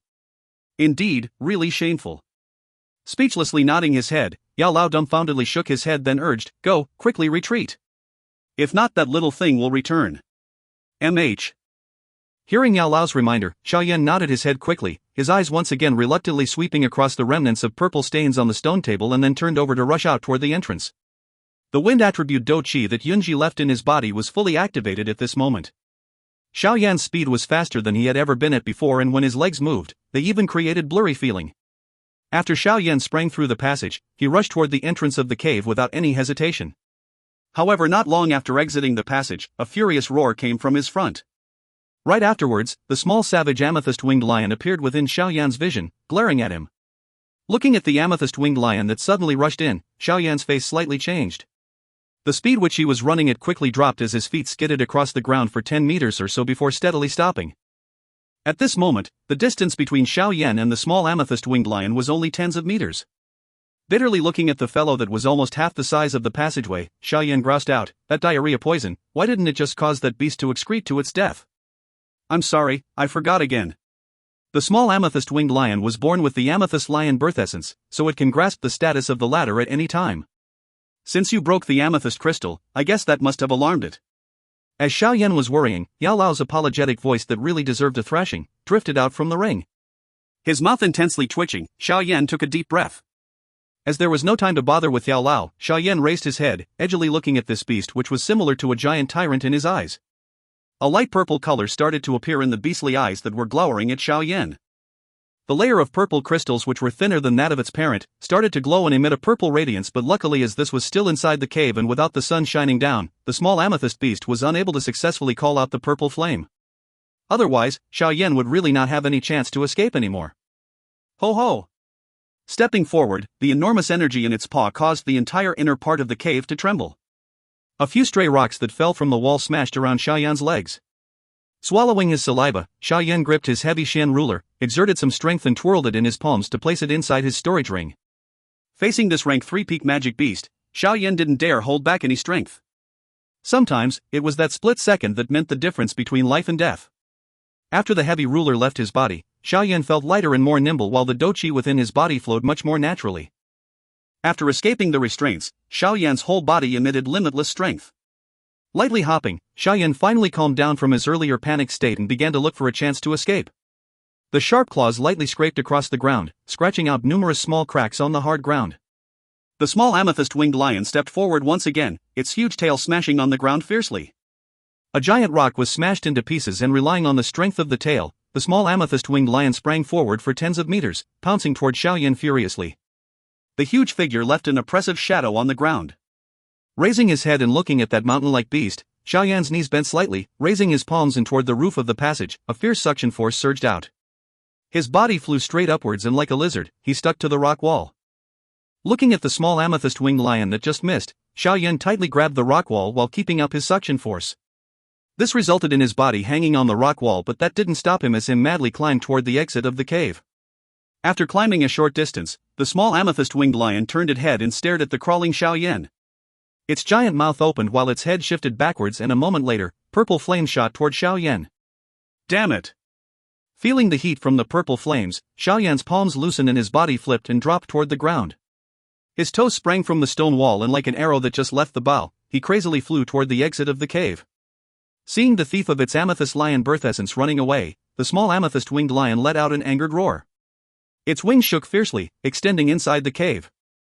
Its paws sprang off the ground and its body floated forward as it started to chase the figure that was running ahead. Inside the mountain cave, a man and a beast, one escaping, one chasing, it was the intense time of life and death. Springing out a short distance again, a force shot from behind Xiao Yan, causing him to urgently turn his body. A giant rock flew above his head, smashing against the rock wall heavily. It shattered, but a few cracks also appeared on the rock wall. Looking at the strength that came from the rock, Xiao Yan took in a cold breath while his footsteps became more urgent. But however fast Xiao Yan's speed was, he was still unable to compete with the flight of the small amethyst-winged lion, and after this chase continued for a few minutes, Xiao Yan finally began to feel the killing intent behind him get stronger.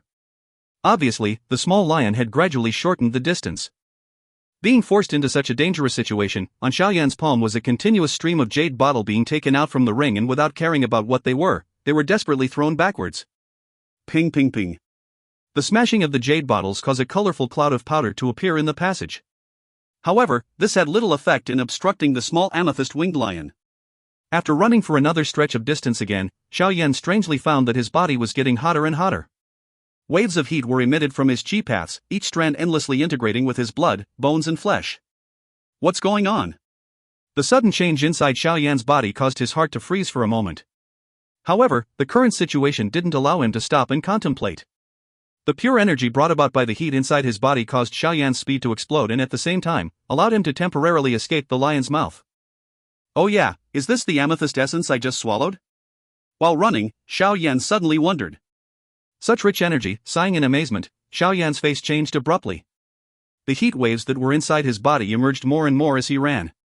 At first, Xiao Yan was able to rely on his body to absorb the energy, but as his body reached its limit, the heat waves inside his body still continued to increase. Finally, a purple color started to faintly appear on Xiao Yan's skin. Damn it, it was just a few mouthfuls, need there be so much energy? No place to put it somewhere else? Xiao Yan scolded. His body was starting to get scaldingly hot, giving rise to a little fear in Xiao Yan's heart. Ah! The clothes on Xiao Yan's body started to become really dry while red and purple colors flashed over his face. Opening his mouth and panting out hot air repeatedly, Xiao Yan looked like he was in H*LL. Ho! Chasing at Xiao Yan's back, as the small amethyst-winged lion saw the purple energy that was smoking off Xiao Yan's body, the fury and rage in its beastly eyes increased tremendously. This had originally belonged to him, yet was now stolen by this stupid human. Thinking about this, the small amethyst-winged lion let out a ferocious roar. Its paws fiercely stepped on the ground as the purple essence on its wings skyrocketed in amount, causing the beast's speed to explode.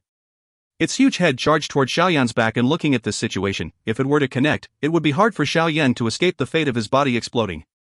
The insane force heading towards his back was detected by Xiao Yan. The red-purple faced him suddenly turned around, and on both palms, purple Qi, faded yellow Dou Qi and green-colored Dou Qi emerged at the same time. 3 kinds of energy gathered on Xiao Yan's arm and were all barraged at the small amethyst-winged lion. Bang! A huge roar rang through the cave passage, shaking a few stray rocks. Poochie! The enormous energy from the arm caused Xiao Yan's body to fly out instantly. A mouth of fresh blood was also spat out, wetting his clothes. Although Xiao Yan was quite pitiful, due to the explosion from several of his energies, the savage small amethyst-winged lion was blasted midair and spun several rounds, before heavily landing on the rock wall. Lines of cracks started to spread out behind its back. Urgently retreating, Xiao Yan, with the aid of the rock pillar, finally stopped. However, before he could wipe the blood off his lips, he saw the savage small amethyst-winged lion that once again pounced forward, and he turned around to start to flee. Ignoring the constant roars behind him, the purple heat waves inside Xiao Yan's body started to abate a little, following the release earlier. Borrowing the massive energy from this strange thing, Xiao Yan desperately fled toward the cave mouth that he could finally see. Ho! Behind his back, a heat wave neared, causing the clothes on Xiao Yan's back to burn to ashes. A constant stream of flames also left a wound on Xiao Yan's back. Biting his teeth and bearing through the pain, Xiao Yan desperately ran with reddened eyes. At this moment, stopping for a moment meant death. The white light from the entrance started to become brighter and brighter. Xiao Yan was even able to hear the roars of the beasts from outside. His feet once again stepping down, his body flew out. A final fierce step on the rock wall caused his body to fly out from the cave. Rushing out from the cave, the strong sunlight caused Xiao Yan's eyes to sting. As he forced his body to turn mid-air, his face was filled with sudden realization. While he was about to reach the ground, the 2 rank 3 magic beasts that were guarding the outer perimeters of the cave were exposing their savage huge mouths toward him. Staring at the extremely close stenchful huge mouth, Xiao Yan despaired. With his whole body being weak, he was unable to muster up any strength to turn the tables anymore. As he closed his eyes and waited for death, 2 bitterly cold sword qis furiously shot down from the skies, slicing apart the 2 fierce magic beasts. As Xiao Yan's eyes opened once more, his body fell amidst a soft and fragrant place. Blearily opening his eyes, all Xiao Yan saw was an anxious beautiful face. If you find any errors, ads pop-up, ads redirect, broken links, non-standard content, etc., please let us know. Report chapter so we can fix it as soon as possible. Chapter 142, Absorbing the Purple Energy. Chapter 142, Absorbing the Purple Energy.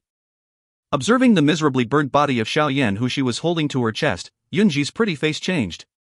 At the same time, the young amethyst-winged lion roared angrily and came dashing from the inner regions of the cave. However, when its gaze swept toward Yunji, who was floating in midair, it hurriedly slammed its claw on the ground and slid for a short distance. The magic beast's excellent sense of danger told him that the woman in front of it was not an existence it could offend.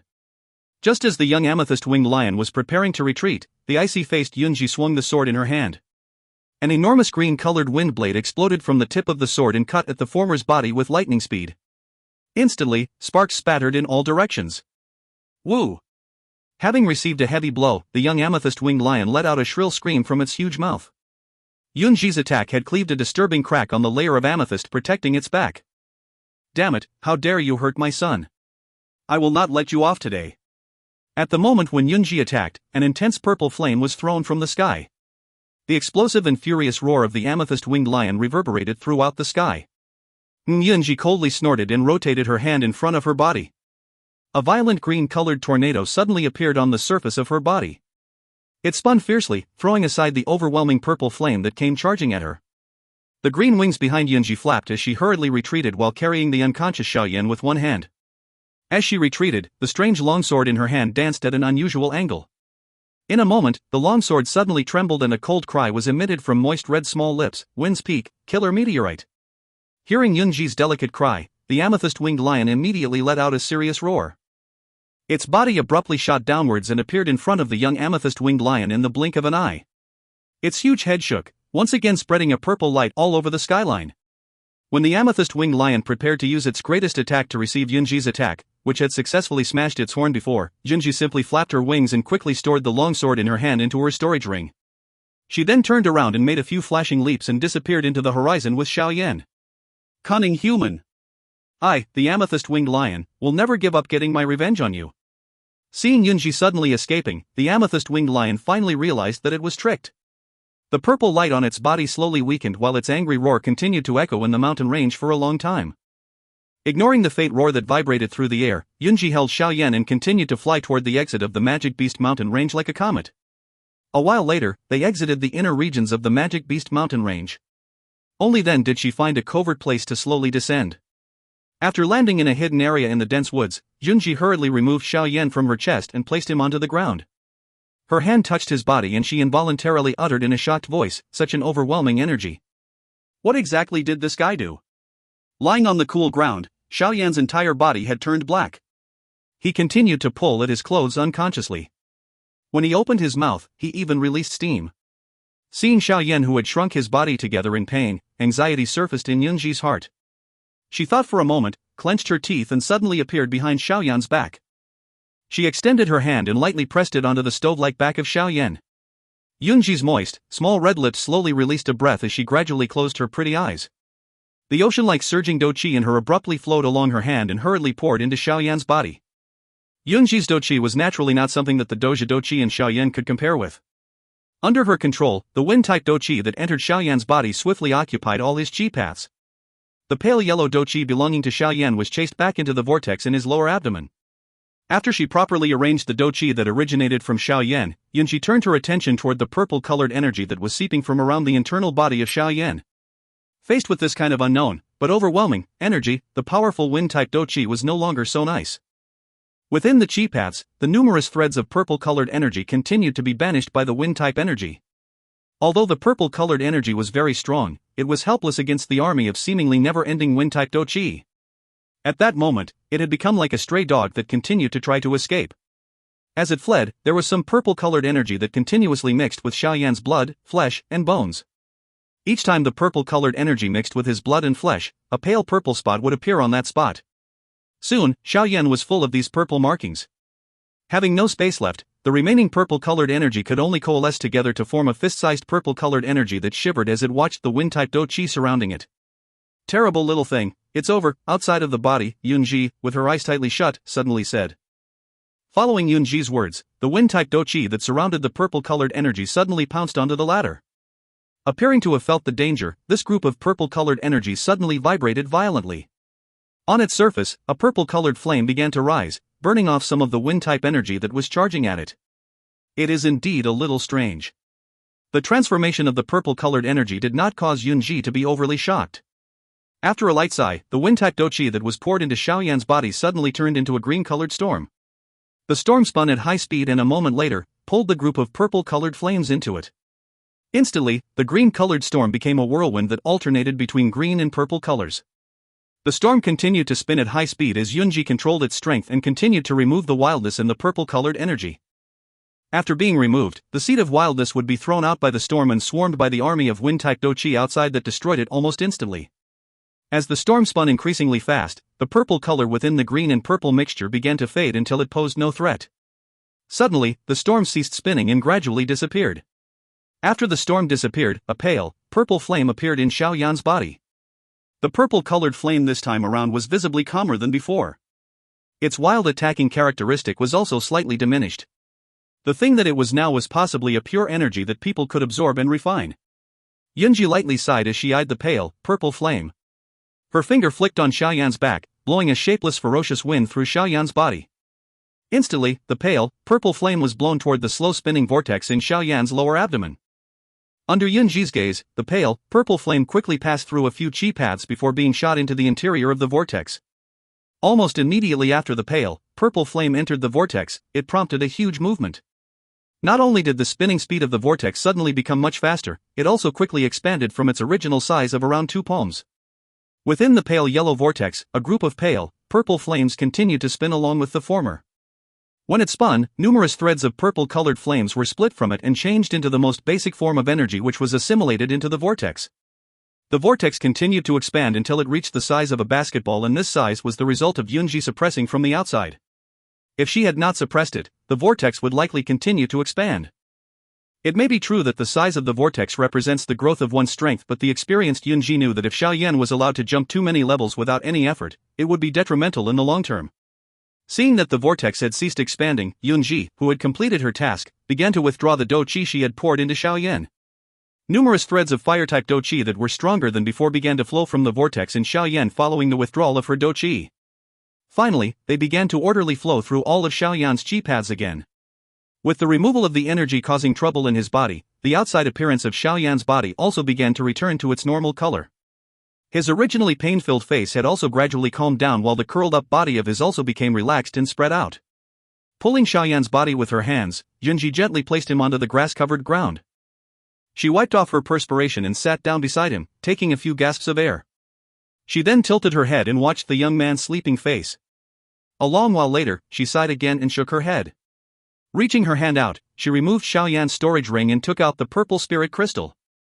Gently holding the warm purple spirit crystal, Yunji whispered, "Thank you."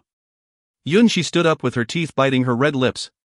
Her gaze swept across her surroundings before she began to slowly remove her simple dress. A bright red color appeared on her face as she did so. Following a pull from her finger, an alluring body that appeared to have been carved out of a beautiful jade was revealed in the dense forest. After elegantly taking off her clothes, Yunji gently removed the blue-colored metal inner vest that had a strange light flowing on it. Once she did so, she hurriedly put on her clothes while wearing a shy expression. Carrying the metal inner vest with both hands, Yunji carefully folded it and placed it beside the sleeping Xiao Yan. In a soft voice, she muttered, "This C's core vest was created from the strange metal created in the stomach of a 3-tailed blue whale, a rank 6C magic beast. Its defensive strength is determined by its owner's strength. Although your strength is only that of a doja, even a dosher's attack cannot easily hurt you. You have helped me a couple of times, so consider this your reward." After properly placing the vest, Yunji tilted her head and mused for a moment. She then took out 2 scrolls from her storage ring, placed them on the vest and said softly, "This is a scroll containing a high Xian fire attribute chi method and a middle Xian level Do technique. I hope that these will help you in the future." Once she securely placed the things, Yunji stood beside Xiao Yan. Her pretty eyes felt an unknown feeling. She stared at the delicate and handsome young man's face, and a helpless bitter smile suddenly surfaced on her pretty face. "After training alone for so many years, I did not expect to, this young man. We will meet again if we are destined to, little boy." Sighing gently, Yunji lowered her body and lightly pecked her lips on Xiao Yan's forehead. The green wings behind her flapped and she gracefully swept into the sky. On the grass surface, a faint fragrance remained, but the beauty had already left. If you find any errors, ads pop up, ads redirect, broken links, non-standard content, etc., please let us know. Report chapter so we can fix it as soon as possible. Chapter 143, 9-Star Doja. Chapter 143, 9-Star Doja. When Xiao Yan emerged from his unconscious state, it was already sunset. Slowly opening his eyes and lightly moving his fingers, the expected pain didn't appear. In fact, there was an energized feeling within his body. This comfortably enriched feeling caused Xiao Yan to breath out deeply. Slightly moving his head, a tidy pile of blue-colored metal inner vest and 2 scrolls appeared before his eyes. Looking at these items, Xiao Yan was at first confused. Soon after, he sat up in a flash of understanding. His eyes furiously roved around his surroundings, but he was unable to find that graceful and elegant figure. A sense of loneliness and depression started to appear on the youth's face. "Gone already?" Bitterly laughing, Xiao Yan weakly leaped on the branch beside him.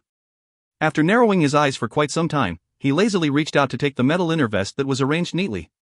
Holding it with his palm, the inner vest strangely held some warmth and was not cool. Xiao Yan's hands lightly kneaded the inner vest and found that it was soft as silk, extremely weird. Grabbing that blue inner vest tightly, Xiao Yan placed it below his nostrils and sniffed, smelling a light body fragrance. She actually left this kind of close-fitting object behind. With an odd expression on his face, Xiao Yan muttered. Moving apart the metal inner vest, the claw mark left by the amethyst-winged lion appeared within his vision. Pulling the metal inner vest into his embrace, Xiao Yan raised his head and looked at the sparse treetop. The smile on his mouth was a little bitter. AI, she went back and continued to be her respected Dou Huang. I also have to continue struggling for my doucher. Forcefully shaking his head, Xiao Yan settled the two scrolls into the ring depressly. Lowering his head and looking at the back finger on his ring, he asked, Teacher, where are we going now? The ring lightly trembled. Yao Lao floated out, circled around Xiao Yan and suddenly spoke, Go look at your current strength. Hearing this, Xiao Yan was confused and following his advice, he closed both eyes and quickly reflected on the state of his body. A moment after, he opened his eyes. Spoke in consternation, 9-star dojo? How did I jump 2 stars? Is it due to that amethyst essence? Only 2 stars? At least that woman wasn't an idiot. If she were to help you break through to doucher, there would be a huge problem. Yao Lao emotionlessly said. What does that mean? Xiao Yan asked in confusion. The energy within the amethyst essence is indeed rich. However, that strength was too tyrannical. Although that woman already refined it once, if you were to let the purple flame raise your current strength, the chi vortex inside your body would just expand and explode. The amethyst-winged lion being able to raise an entire rank after eating it is due to their physical body being really strong, thus they have no reason to be scared of being devoured by the purple flames. But you, if you were to rely on the purple flames to promote to the doucher level, I'm afraid you would have been instantly incinerated into a pile of ashes by the purple flames. Yao Lao said with a laugh. Wiping away cold sweat, Xiao Yan finally understood that even good things cannot be randomly consumed. No matter how good it was, if the human body was unable to withstand it, it would only become poison. Although currently, under the help of her pressure, you only raised 2 stars, this speed still leaves me a little worried. AI, this woman, sure can mess things up. This leaping kind of training has a lot of shortcomings. Shaking his head, Yao Lao mused, speaking again, within this month, you have to camp inside the Magic Beast Mountain and every day you have to hunt down 5 or more rank 1 magic beasts. Only through battle can the Dou Qi within your body become as steady and firm as before. If not, when we encounter a heavenly flame in the future, you will not have any qualifications to devour it. If it must be 5, let it be 5. Unconcernedly shaking his head, Xiao Yan stood up, carrying the heavy ruler while Yao Lao returned to the ring. Sweeping around the surroundings once again, he finally left this dense forest. Walking out from the forest, a flaming red setting sun on the horizon had already descended halfway. Standing still and gazing at the setting sun for a long time, Xiao Yan sighed in loneliness, turned around and disappeared under the cover of the forest. When Xiao Yan left, he did not realize that on the peak of an undetectable hidden mountain behind him, there was a girl in a simple white dress, standing beautifully on it and letting out a soft sigh of relief after seeing Xiao Yan safely leave the dense forest. Once again watching the youthful figure disappear, she sighed faintly. Finally, without reluctance and lingering attachment, the green wings on her back lightly flapped as her figure transformed into a green shadow that speedily flew out from the Magic Beast mountain range. Within the dark forest, a rank 1 vampire rat was carefully crawling. Its tiny blood-red eyes were continuously regarding the forest with vigilance. A bitter cold light shone on its sharp teeth and claws. It quickly crawled a short distance, and as the blood rat was greedily grazing on the sap of the tree, a white blur suddenly surged out from the white tree.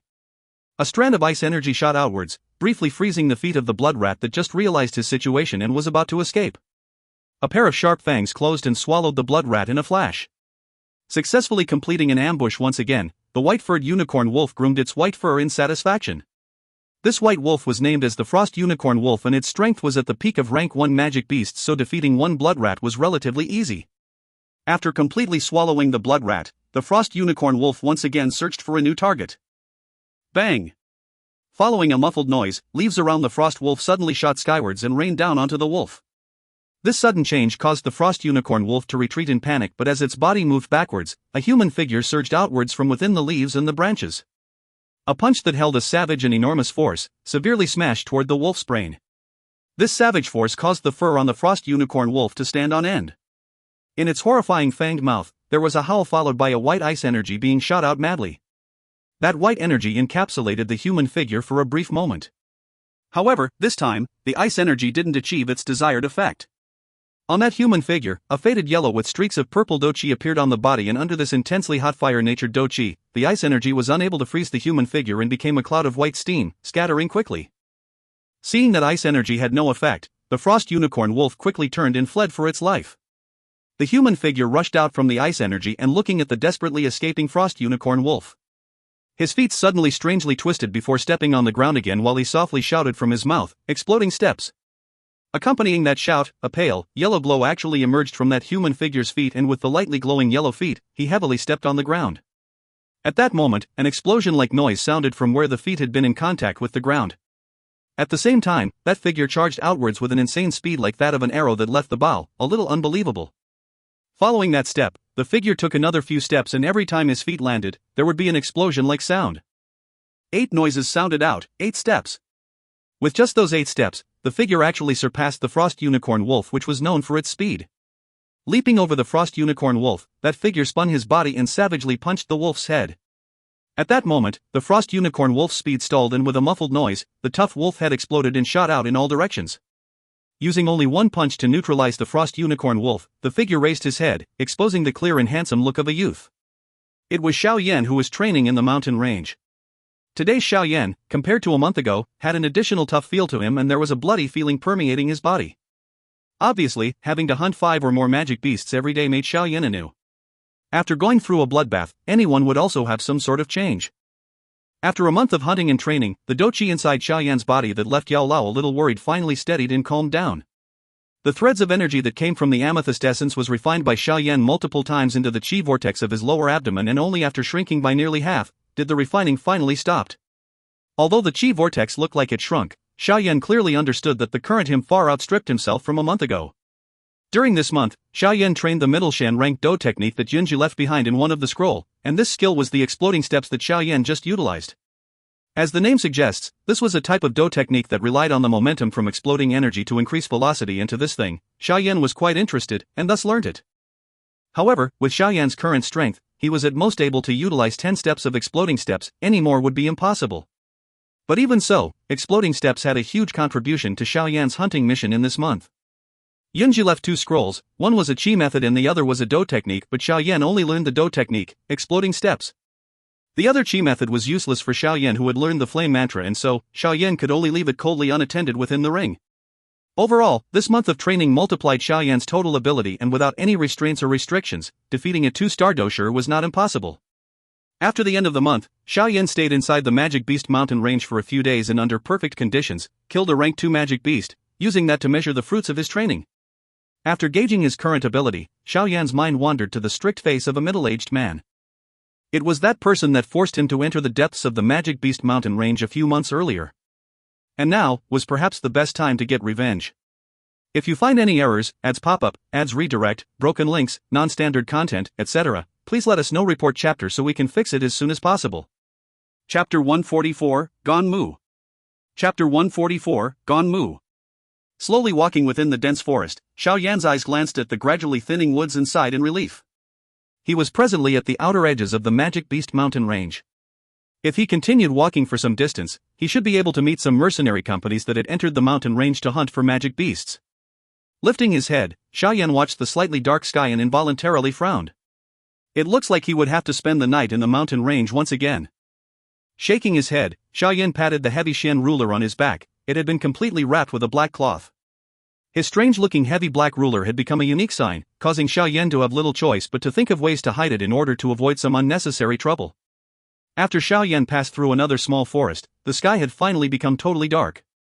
He shook his head helplessly as he prepared to search for a spot to rest. His moving gaze abruptly paused as he noticed a bonfire slowly ascending in the forest a short distance away, much like a lamp that led the way in the darkness. And, there's actually someone? Xiao Yan stared blankly at the bonfire. After some thought, he lifted his legs and headed for the spot where the bonfire was. As he went nearer, Xiao Yan could vaguely see that 5 people were seated beside the bonfire. There were 3 males and 2 females, each carrying their own weapon. On their chest was the same badge. It appeared that they were mercenaries belonging to the same company. When Xiao Yan was slowly approaching, a middle-aged man beside the fire suddenly turned around. His eyes shot toward the place Xiao Yan was at and coldly barked, "Who is it?" Hearing his shout, Three of the people by his side pulled their weapons out from their waist with a clang, while a girl among them that was much younger pulled twice before she managed to draw her sword. Her face instantly became bright red with humiliation. Please don't panic. I'm just a passerby who saw the bonfire and walked over. A young man with a smile appeared from behind a dark and cold tree. In order to prove that he had no ill intentions, he purposefully waved his empty hands. Seeing Xiao Yan's young face, the five people clearly relaxed. The middle-aged man was about to smile and speak when a spoiled, crisp young lady's voice was vocalized from the mouth of the young lady who had difficulty drawing her sword just a moment ago. It seemed that she wanted to vent her anger from her embarrassment onto Xiao Yan. Do you not know any manners? To quietly enter the domain of another mercenary company, are you trying to eavesdrop on our conversation? Being falsely accused without any reason, Xiao Yan knit his eyebrows together and turned his gaze onto the girl. From her appearance, she appeared to be younger than Xiao Yan by about a year. Her face, reddened from the firelight, was considered pretty, but her expression was spoiled and unreasonable. Even the tone she used was also not very likable. Xun Er, don't say such nonsense. Noticing Xiao Yan's expression, the middle-aged man turned his head and reprimanded before facing Xiao Yan once more and smiled. Brother, are you also a mercenary? Why did you come into the Magic Beast Mountain range alone? Ha ha. I'm a physician. I've come alone in search of medicinal ingredients that have been used up. Unexpectedly, I ended up spending such a long time. Xiao Yan took out some medicinal herbs from his breast pocket and smiled at this middle-aged man who had his guard up. Oh. The middle-aged man felt a little relief after listening to Xiao Yan's explanation and carefully observing the medicinal herbs in the latter's hand. He pointed to the bonfire beside him and said unrestrainedly, "Why don't you come over and sit? The night is when the magic beasts are most active. It is a little dangerous to be out alone." Gratefully nodding his head, Xiao Yan walked toward the side of the fire under the gaze of the few people. He sat down and smiled shyly at them. Brother, I am called Ka Gang. As you can see here, 5-star doja. The middle-aged man pointed to the 5 stars below his mercenary badge and laughed. Yao Yan. I am a physician and my strength can be considered a 2-star doja. Xiao Yan blinked his eyes and smiled. You have quite a lot of courage. Just a mere 2-star and you actually dare to venture into the Magic Beast Mountain range. If you had not met us tonight, I'm afraid that you would have become food in the Magic Beast's stomach. Upon hearing Xiao Yan's strength, the young girl known as Xun Er immediately laughed with disdain. Xiao Yan smiled faintly. Based on his character, he naturally ignored her and threw his gaze onto the other woman and 2 men. With a smile, he said, Yao Yan, 2-star doja. Ching Xian, 4-star doja. The woman wearing a green dress politely smiled at Xiao Yan. Mo Shi, 4-star doja. Haha, brother, you can call me Lion. A man with a somewhat strong body gave Xiao Yan an honest smile. TL, Shi dash part of Shi Z, which means lion. Xiao Yan smiled at the last man and glanced at the young girl who was extremely pleased with herself. Suddenly, he realized that she seemed to worship this Prince Charming. Within that worship, there was also the crush of a young girl. This was only expected. What girls like her loved the most were knights in shining armor who had both strength and looks, much like Mulan. After a brief introduction between the parties, they began to loosen themselves. During the conversation, the middle-aged man known as Ka Gang asked Xiao Yan a few questions that were related to a physician in a natural manner. When Xiao Yan answered them perfectly, the last shred of doubt in Ka Gang was removed and the few of them began to chat. In the midst of their chat, Xiao Yan was surprised to find that these people were members of one of the 3 big mercenary company, the Bloody Battle Mercenary Troop. It was also said that the young girl called Xun Er was the daughter of one of the upper echelons of the mercenary company. No wonder she was spoiled and unreasonable. With the strength of the Bloody Battle Mercenary Company, she could really do as she pleased. After becoming familiar with each other, Xiao Yan did not forget about the reason he had come over. Occasionally, he would carelessly pose a few questions on news of the Wolf Head Mercenary Company and the current situation in Qingshan Town. Regarding the questions which answers were no secret, Ka Gang did not hold anything back. He smiled as he spoke about the current situation of the Wolf Head Mercenary Company and some of their actions. After hearing the news from Ka Gang's mouth, Xiao Yan finally let out a relaxed sigh. Luckily, his prediction of the 3 mercenary companies working together to catch him did not happen. With his strength now, a mere Wolf Head Mercenary Company was not something to be afraid of. Xiao Yan had initially wanted to leave after obtaining the information that he needed but could not resist the enthusiastic invitation from Ka Gang. He ended up going along with the latter's intention and spent the night resting at the campsite. Of course, during the time he rested, the girl who was embarrassed because of her mistake repeatedly dug at him. Xiao Yan was, however, too lazy to bother about her. He entered the tent, laid his head down and slept, angering the young girl into stomping her legs. The night peacefully passed. Xiao Yan comfortably exited the camp as the sky slowly became bright. He saw Ka Gang and the others packing up and quickly stepped forward with a smile, intending to help. "Oh, have you finally woken up? We toiled through the night keeping watch, but you simply slept till now. What a young master." Before he walked over, the young girl's cold voice sounded in the early morning air. Without even glancing at the young lady with her hand on her waist, Xiao Yan simply went forward to help Ka Gang pack the tent. If he had not scattered the feces of high-rank magic beasts around the tent, did she really think that the last night would pass so peacefully? The young girl's eyebrows raised when she saw Xiao Yan ignore her. If Mulan had not held her back, she would have insulted him again. After packing up the tent, Xiao Yan followed the others for a short distance as they were headed in the same direction. Xiao Yan looked at the large road a short distance away and involuntarily smiled. Back then, he had started fleeing for his life from around there. Xiao Yan shook his head while smiling. He faced Ka Gang and cupped his hands together and said, "Uncle Ka Gang, we shall part ways here. Thanks you for the care you have given me during the journey." TL, cupped one's hands together, a form of greeting the Chinese use. "Yao Yan, aren't you also going to Qingshan town? We are also headed the same way." Seeing that Xiao Yan had the intention of leaving, a stunned Ka Gang asked. Xiao Yan smiled and shook his head. Although he could choose to ignore the spoilt brat called Xun Er, her mocking voice caused him to feel irritated. He was not masochistic, so he decided that it was better for him to travel alone. Hee, I suddenly remembered that I still have some things to do. I'm afraid that I will have to stop here for half a day.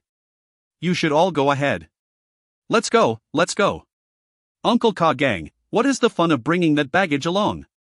2 stars, huh? He can't even be compared with me. The spoiled brat quickly stopped Ka Gang just as the latter was about to open his mouth and speak. Shaking his head helplessly, Ka Gang could only smile apologetically at Xiao Yan and turned around. When he did so, he stilled and said with a frown, "How unlucky. We actually ended up meeting this irritating guy." Upon hearing these words, Xiao Yan, who was about to leave, could not help but turn his gaze toward the main road. A group of 7 or 8 men riding single-horned horses came galloping over. Along the way, everyone else hurriedly dodged aside, afraid of being accidentally hurt. "Who is he?" Eyeing the leader, a tall skinny man riding a single-horned horse, Xiao Yan curiously asked. "The second company leader of the Wolf-Head Mercenary Company, Gong Mu." Ka Gang bitterly laughed. "This guy always rubs us the wrong way. Nothing good happens each time we meet him. Moreover, this guy is a 9-star doja, we can't beat him." "The second company leader of the Wolf-Head Mercenary Company?" Hearing this, Xiao Yan was momentarily frozen. An instant later, a smile surfaced on his face. "This guy again. Uncle Ka Gang, let's leave quickly. Hurry." Seeing that guy on the horse galloping over, the face of the spoiled young girl whitened as she said with a panicked voice. Watching her panicked face, Xiao Yan gently shook his head. "Certainly, an evil person would be tortured by another evil person." During the time that the few people conversed, the tall skinny man had already ridden over. He swept his gaze down onto Ka Gang and the others and grinned. "Hey, isn't this Ka Gang of the Bloody Battle Mercenary Company? Well, did you manage to get anything from entering the Magic Beast Mountain range this time around?" Ka Gang pressed his eyebrows tightly together and ignored him. The skinny man did not mind when he saw that Ka Gang remained quiet. He turned his gaze toward Xun Er, who was trying to hide.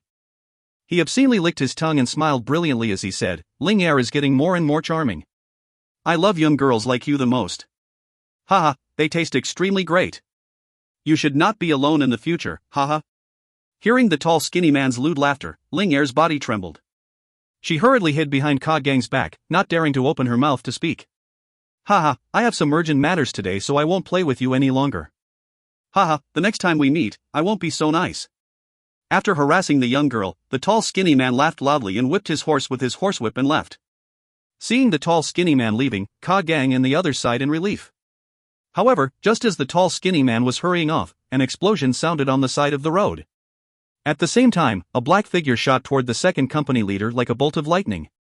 Backslash. The human figure arrived above the horse in a moment. He rotated his body and ruthlessly kicked his right leg on the chin of the tall skinny man. Instantly the body of the latter arched in the air and smashed heavily onto the ground. Gurg. A mouthful of fresh blood was spat out. Before the tall, skinny man had the time to react, a leg stepped onto his chest and the faint laughter of a young man gradually sounded. "Just stay here. It will save me the trouble of having to look for you later. Everything happened in a flash, and Ka Gang and the others' faces were involuntarily filled with shock as they saw Gon Mu suddenly appearing beneath someone's foot. This was especially so when their gaze followed the foot stepping on Gon Mu's body and moved upwards. Their stunned gazes became frozen. If you find any errors, ads pop up, ads redirect, broken links, non-standard content, etc., please let us know. Report chapter so we can fix it as soon as possible. Chapter 145, Killing a 9-star Doja. Chapter 145, Killing a 9-star Doja. The overly arrogant Gon Mu had, in an instant, turned into someone who was randomly stepped on by someone else's foot. This 180-degree change caused not only Ka Gang and the others to stare in shock but also resulted in the subordinates behind Gon Mu to reveal stunned expressions. On the spacious road, numerous passers-by blankly stared at the Gon Mu who was under Xiao Yan's foot and could not recover their thoughts. In a moment the noisy road had become deadly silent. A long while later, Ka Gang and his group finally recovered. They had Gon Mu who was pressed tightly under Xiao Yan's foot and exchanged glances with each other. Was this the same 2-star Doja from before?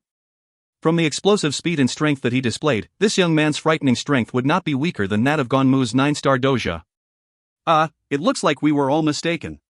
Shaking his head, Ka Gang bitterly smiled as he sighed. Looks like that young man was hiding his strength. Hiding behind Ka Gang's body, Xun Er was also shocked by this sudden change. Her eyes stared at the young man who easily held Gon Mu, whom even her father could not defeat, under his foot. She did not expect that the young man who she repeatedly mocked for an entire day would have such great strength. Recalling her attitude toward him, a self-mocking smile surfaced on Xun Er's pretty face for the first time. No wonder he pretended to be deaf to her words regardless of how she ridiculed him. Perhaps in his heart, she was like a clown performing her own show. Sighing in her heart, the young girl watched Gon Mu whose chest was being stepped on by the young man. Under the morning sunlight, the young man's figure appeared very tall and the warm smile on his face suggested that he was not hitting someone but rather having a cordial conversation with his good friend. Xun Er stared at the young man before abruptly tilting her head and eyeing the white-clothed Mulan beside her. She suddenly found that the worshipful feeling she had for him in her heart had diminished greatly. Cough, an intense cough accompanied by some blood was spat out from Gon Mu's mouth. Only then did his mind finally wake from his confused state. With wide eyes, he glared at the young man above him and hissed, "Little bastard, do you damn well know who I am? The second company leader of the Wolf-Head Mercenary Company?" Nodding his head, Xiao Yan answered with a smile, "Sorry, but I have come because I know about your identity." Gon Mu's eyes slightly shrunk as he stared intently at this smiling, delicate and handsome face. A moment later, a thought struck him. The young man's face from a few months ago was gradually merging with that of the person in front of him. Instantly, his aghast voice cried out involuntarily, "You are Xiao Yan? Weren't you chased into the inner regions of the Magic Beast mountain range? Why are you still alive?" When Gon Mu's words left his mouth, the surrounding people's voices exploded into an uproar. Back then, the Wolf-Head Mercenary Company used all of their strength to chase the young man called Xiao Yan into the inner regions of the Magic Beast mountain range in an attempt to kill him. Unexpectedly, the young man managed to walk out alive from the inner regions of the mountain range, which was also known as a death zone. Xiao Yan? He's actually the Xiao Yan who has caused an upheaval in the Wolf-Head Mercenary Company? On one side, Ka Gang's face was filled with shock. For him and his group to be able to walk alongside this well-known rumored person in the Magic Beast mountain range was something entirely unanticipated. Kill him. Having been publicly humiliated, Gon Mu's face grew increasingly menacing. Upon his explosive order, his subordinates hurriedly took out their weapons while wearing fierce expressions and charged at Xiao Yan in an attempt to kill him. At the same time, a pale green Dou Qi quickly rose from Gon Mu's body. His fist slowly transformed into the color of withering wood and with a low cry, smashed toward Xiao Yan's calf. Exploding steps. Following Xiao Yan's call in his heart, a faint yellow energy swiftly formed on Xiao Yan's feet and he quickly stomped on Gon Mu's chest. Xiao Yan's body then shot toward the few mercenaries who were riding their horses over. Grug! The explosive force from the exploding steps released a loud blast on Gon Mu's chest. The surging force directly caused him to spit out another mouthful of fresh blood. Gon Mu shakingly stood up afterwards and pulled a steel rod off of his back. Grinding his teeth in anger, he charged at Xiao Yan. Xiao Yan, who had shot out like the wind, bypassed the defenses of the few guards in an instant. Grabbing the hilt of the heavy Xian ruler with his right hand, Xiao Yan suddenly drew it, releasing it from the confines of the black cloth. The huge ruler's body smashed horizontally outwards, instantly causing the few mercenaries to be simultaneously knocked to the ground and cough up blood. In approximately the time taken for 2 to 3 exchanges, Xiao Yan easily defeated the few mercenaries with the strengths of 5-star dojas. He then slowly turned around and watched Gon Mu charging at him with a metal rod in his hands and a pale green-colored Dou Qi covering his body. Carrying the heavy Xian ruler with his right hand, Xiao Yan paused for a moment before his feet once again violently stomped on the ground. With an explosive sound, Xiao Yan's body shot forward and was in front of Gon Mu in the blink of an eye. He slightly tightened his grip on the heavy Xian ruler and, with an extremely ferocious force, ruthlessly hacked at Gon Mu. The sharp force of the wind breaking caused Gon Mu's white face to turn even uglier. Unable to avoid the attack, he hurriedly held his metal rod tightly and allowed the Dou Qi in his body to surge forth before meeting the blow. Bang! The sound of two metal objects colliding sounded on the road, attracting everyone's attention. Almost instantly after the metal rod and the heavy ruler collided, the enormous energy on them caused Gon Mu's body to sink down to the point where the back of his feet sunk were in the ground. Break! Seeing Gon Mu biting his lips and enduring, Xiao Yan let out a cold laughter. He released another bit of Dou Qi from his body and poured it into the pitch-black heavy Xian ruler. Crack! With the increased strength of the heavy black ruler, a couple of crack lines slowly appeared on the metal rod in Gon Mu's hand. A moment later, the crack lines swiftly expanded and the metal rod finally broke with a clear sound. Seeing that his weapon was forcefully broken by his opponent, a horrified expression surfaced on Gon Mu's face. His body formed a strange curve and his legs hurriedly stepped back. Clang! After breaking the metal rod, the heavy Xian ruler continued to hack downwards and cleaved a deep scar in the ground. Xiao Yan raised his eyes as he saw Gon Mu avoiding the attack. His feet once again violently stepped on the ground. With an explosive sound, his body appeared behind the retreating Gon Mu's back like a flash of lightning. He smiled, pulled his right leg back and heavily threw a kick that carried a violent force onto Gon Mu's back. Grug! Having once again received another heavy blow, Gon Mu's originally white face turned much paler. Another mouthful of blood was violently spat out. Like a gourd, his body rolled on the ground for over 10 meters and was in an extremely terrible state.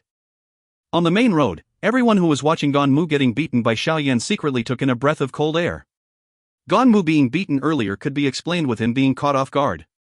However, this chain of direct confrontation had let everyone know that the strength of this young man who appeared fairly young was above that of Gon Mu. He can actually defeat a 9-star dojo at such a young age? In the future, just how strong will he be? What a frightening talent! The Wolf-Head Mercenary Company is really unlucky to mess with such a person. Upon seeing the decisive matter of Xiao Yan's fight, everyone could not help but sigh with envy in their hearts. After rolling on the ground like a gourd for over 10 rotations, Gon Mu finally climbed back onto his feet. He eyed the mocking gazes around him and his eyes involuntarily turned red. Lifting his head, he stared at the young man carrying the heavy ruler with a hateful and menacing face that caused others to shudder. Little bastard! If you end up in my hands, I will make you suffer a fate worse than death. Gon Mu's hoarse voice coldly said. I don't think you will have the chance to leave this place alive. Xiao Yan smiled. His eyes were also filled with the same dark and icy killing intent. If he was able to kill a 9-star dojo, it would be a significant blow toward the Wolf-Head Mercenary Company. Regardless of what happens, he would definitely not allow this guy to return alive. Gon Mu coldly sneered, but his heart was a little uneasy. The strength that Xiao Yan had displayed earlier had smashed his arrogance into pieces. He glanced at his surroundings and when the corner of his eye landed on Xun Er who was only a short distance from him, a sinister smile surfaced on the corner of his mouth. From a while back, it appeared that Xiao Yan was together with Ka Gang's group and it was likely that they knew each other. If he wanted to escape from Xiao Yan, he needed to think of some less than honest methods. When his thought reached this point, Gon Mu moved his body and suddenly rushed toward Ka Gang's group. The moment Gon Mu's body moved, Ka Gang's group immediately realized that something was amiss. However, Gon Mu's speed was something none of them could compare with. Just as they had readied their defense, Gon Mu's body abruptly turned and rushed towards the inexperienced Xun Er. Xun Er, be careful! Ka Gang hurriedly called when he noticed Gon Mu abruptly changing direction. Only after hearing his call did Xun Er turn her dull gaze away from Xiao Yan. When she saw Gon Mu menacingly pouncing toward her, her small face was filled with panic. Her body, however, appeared to have solidified and was unable to move. Little Xun Er, haha. Let's go. Come and play with Uncle. Seeing the panicked expression on the young girl's face, the licentiousness in Gon Mu's heart surged as he laughed lewdly. Xun Er fell backwards onto the ground in fear when she saw that Gon Mu was in her immediate vicinity. Her pale face continued to shiver, she knew well of the fate that awaited the girls that Gon Mu had caught. Witnessing the young girl's fear, Gon Mu became even more excited. As he prepared to grab her, however, a young man carrying a heavy ruler appeared like a ghost in front of the young girl. Lifting his eyes, Xiao Yan shook his head slightly and said softly, "The Wolf Head Mercenary Company is indeed filled with trash." With that statement, Xiao Yan tightened his grip on the heavy Xian ruler and filled it with a ferocious energy. It turned into a black shadow and quickly swung horizontally outward. Bang! Under Gon Mu's horrified eyes, the ruler mercilessly smashed into his chest. Instantly, his eyes protruded slightly and his chest caved inwards. A few mouthfuls of blood and crushed internal organs were vomited from his mouth while his body was thrown backwards and came to a gradual stop after breaking 2 to 3 trees. A chillness appeared in all the witnesses' hearts as they watched Gon Mu slowly turning lifeless as he laid under a tree. After glancing at the corpse indifferently, Xiao Yan rotated his hand and placed the ruler back behind him. He bade Ka Gang goodbye without turning around to look at the frightened young girl on the ground and slowly started walking toward Qingshan town. Eyeing the back of the young man carrying the black-colored heavy ruler who was disappearing in the horizon, Xun Er, who sat frozen on the ground, said in a soft quivering voice, I'm sorry. If you find any errors, ads pop up, ads redirect, broken links, non-standard content, etc., please let us know. Report chapter so we can fix it as soon as possible. Chapter 146, Meeting the Little Fairy Doctor Again. Chapter 146, Meeting the Little Fairy Doctor Again. Xiao Yan, who had been isolated for the past few months, could not help but sigh emotionally as he walked among the crushing crowds in the small town and listened to the racket from his surroundings. Humans were indeed creatures that loved to live as a group. If he had stayed alone in the wilds for decades, would he still be able to speak? Shaking his head with a smile, Xiao Yan threw this ridiculous question out of his head and patted the heavy Xian ruler on his back that had been wrapped with a black cloth. He stood at a junction and scanned his soundings. After musing for a moment, he pulled a passerby and inquired about the location of the 1,000 medicinal house. He then opened his strides and hurried in the direction the passerby indicated. After walking through a few roads, the riotous sound slowly faded and Xiao Yan slowly followed the quiet path down a narrow street. A moment later, a unique small manor appeared in his sight. The security at the entrance to the manor was extremely tight with over 10 fully armed guards present. Eyeing those guards, Xiao Yan's eyebrows pressed together. He did not want to alert the owner of the 1,000 medicinal house. He rotated his gaze before turning around and arriving at the back of the manor. He carefully glanced around and quietly jumped the wall. Xiao Yan snuck into the manor and alertly avoided some of the patrolling guards. After that, he stealthily grabbed a young lady wearing a servant's uniform. Seeing the young lady's frightened expression, Xiao Yan lowered his voice and asked, "Is the fairy doctor here?" With her mouth covered by Xiao Yan, the young lady could only make some vague noises. "Tell me where her is room. Don't try anything funny. Otherwise, I'll strip you naked and throw you out." The soft threat issued beside her ears frightened the young lady to the point where tears appeared in her eyes. She hurriedly pointed to the path that led to the fairy doctor's room with her trembling hand. Having received the information on the location, Xiao Yan knocked the young lady unconscious and hid her in a covert place. He then carefully headed in the direction that the girl had indicated.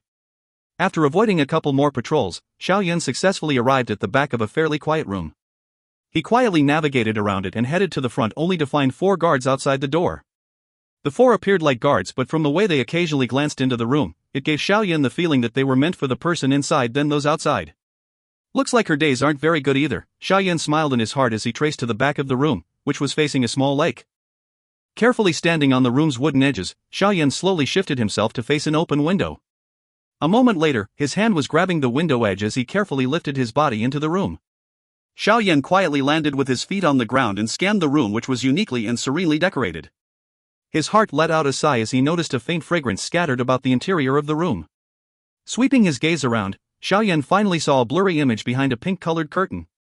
He stepped forward and pulled open the curtain before gazing into it.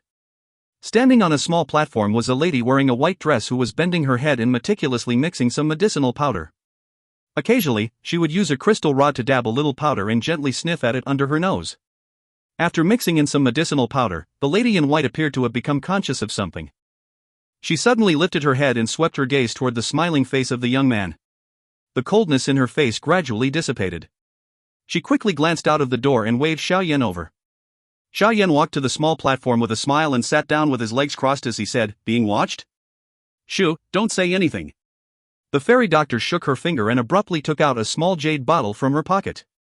She poured some pale red liquid which she used to swab on Xiao Yan's hand.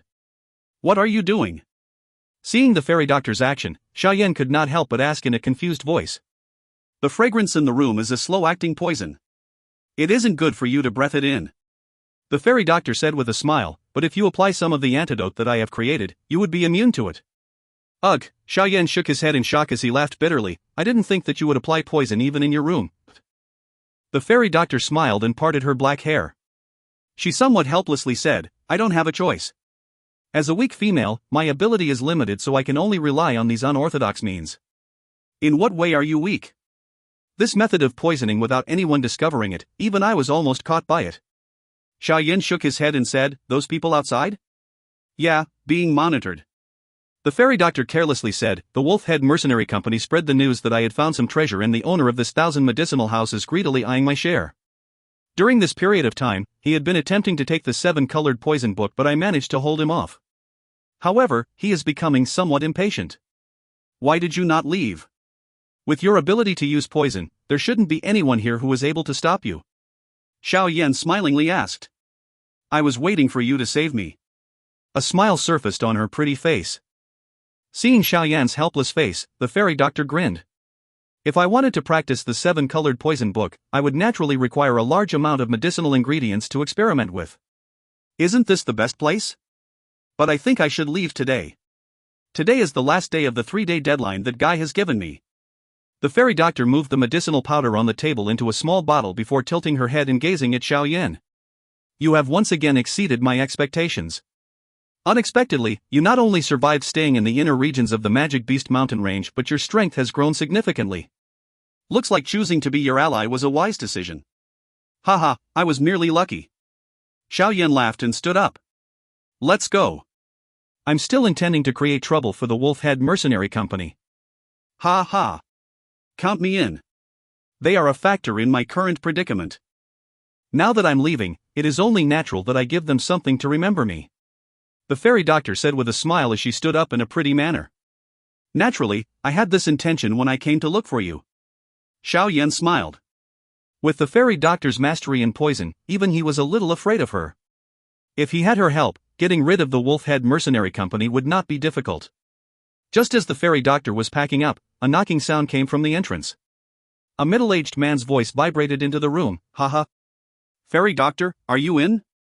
Although the words conveyed an inquiry, the door was opened as the words died off. The middle-aged man's eyes swept across the room. His face changed slightly when he saw the young man standing in the middle of the room. Frowning, he waved his hands, calling in the 4 guards behind him. They took out their weapons and faced the 2 people in the room. Fairy doctor, may I know who this is? The gaze of the middle-aged man turned toward the fairy doctor, who was busily packing her things, as he gave an insincere smile. Xiao Yan. Xiao Yan said after glancing at the fairy doctor. Xiao Yan? Weren't you chased into the inner regions of the Magic Beast mountain range? Hearing the reply, the middle-aged man's face became blank. Instantly happiness flashed across his eyes as he said politely, hee hee. I didn't think that brother Xiao Yan was so strong. I admire you for escaping the inner regions of the mountain range, also known as the Death Zone. I was merely lucky. Xiao Yan carelessly raised his eyes and laughed. I will be leaving with the fairy doctor, can you move aside? The middle-aged man's face twitched slightly as he smiled. It is fate that allowed us to meet. Since you have come to our 1,000 medicinal house, you ought to stay a little longer. What I like most is to make friends with someone like you. As he spoke, the middle-aged man stepped back and blocked the entrance with the guards. He had already heard that Xiao Yan possessed a treasure from the cave. Now that Xiao Yan had come here, the middle-aged man was not going to allow him to leave so easily. Mr. Yao, please look at your right palm. Does it appear slightly green? After wrapping up her things into a bag, the fairy doctor placed it on her back and suddenly raised her head to speak. Hearing the fairy doctor's words, the face of the middle-aged man changed. He hurriedly opened his palm and found that the center of his palm appeared green. Immediately, he demanded, You poisoned me? Ha, this is only a means to protect myself. The fairy doctor shook her head as she said softly, Mr. Yao, I am sure you are well aware of the potency of the medicine that I make. If I do not give you the method to create an antidote, you will at most have a month before the poison takes effect. When that happens, you will be paralyzed if you are lucky or die if you aren't. The soft and gentle voice echoed throughout the room. Despite being a bright and sunny day, Mr. Yao felt like he was in an ice chamber. After being so careful, he had still fell into the fairy doctor's trap. Mr. Yao weighed his life and his greed for a long time before he unwillingly barked, Hand over the antidote formula and I will let you leave. Having stayed in the 1,000 medicinal house for so long, Mr. Yao shouldn't expect me to trust you to keep your promise. Let us leave and I will hand the formula over to you. the fairy doctor said in a relaxed manner. Xiao Yan's hands were behind his neck as he stood by the side watching the owner of the 1,000 medicinal house being toyed with by the fairy doctor. He could not help but feel like laughing. However, on top of the situation being funny, Xiao Yan's felt a little more afraid. If this woman was given the opportunity, her future accomplishments would not be low. You, Mr. Yao's face turned blue with anger when faced with the fairy doctor's leisure-looking face. He walked in a circle before violently waving his hand, ordering the guards to retreat from the room. Let's go. Seeing Mr. Yao falling back, the fairy doctor turned her head toward Xiao Yan and smiled. Xiao Yan raised his thumb and took the lead out of the door. The fairy doctor followed closely behind him. With a gloomy expression, Mr. Yao along with the guards followed them out of the room. He could not find it in himself to be happy, the chance for riches was flying out of his hands. When they arrived at a spacious area, the fairy doctor took out a bamboo whistle and blew gently. A moment later, a huge blue eagle appeared in the sky and swiftly flew over. It hovered over the manor and slowly descended. Eyeing the descending blue eagle, Xiao Yan grabbed the fairy doctor's waist and stepped off the ground, releasing an explosive sound. His body shot into the air and lightly landed on the back of the eagle.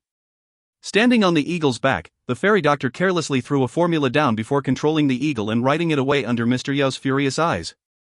If you find any errors, ads pop up, ads redirect, broken links, non-standard content, etc., please let us know. Report chapter so we can fix it as soon as possible.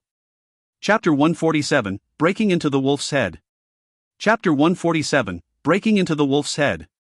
Standing on the spacious back of the eagle, Xiao Yan lowered his head and watched the small town shrink as he flew away. He then stared at the spirited blue eagle under him, feeling quite envious. This kind of flying transport was something others would covet for. As her hand gently touched the blue eagle's feathers, the fairy doctor watched Xiao Yan's expression and could not resist laughing. Why? Are you interested in my Shaolong? But I will not give it to you. It has accompanied me for many years. I might be jealous, but I will not snatch other people's favorite things. And even if you were willing, I would not agree. Xiao Yan shook his head with a smile. He knew that in the Dou Qi continent, owning a pet that can help one in combat required the owner and the magic beast to build a relationship since there was no special contract that would bind them. However, a magic beast is an aggressive creature, so only a lucky few would have the opportunity to befriend and obtain their loyalty. The fairy doctor only gained the loyalty of this first-ranked magic beast Blue Eagle when she happened to save its life a few years ago.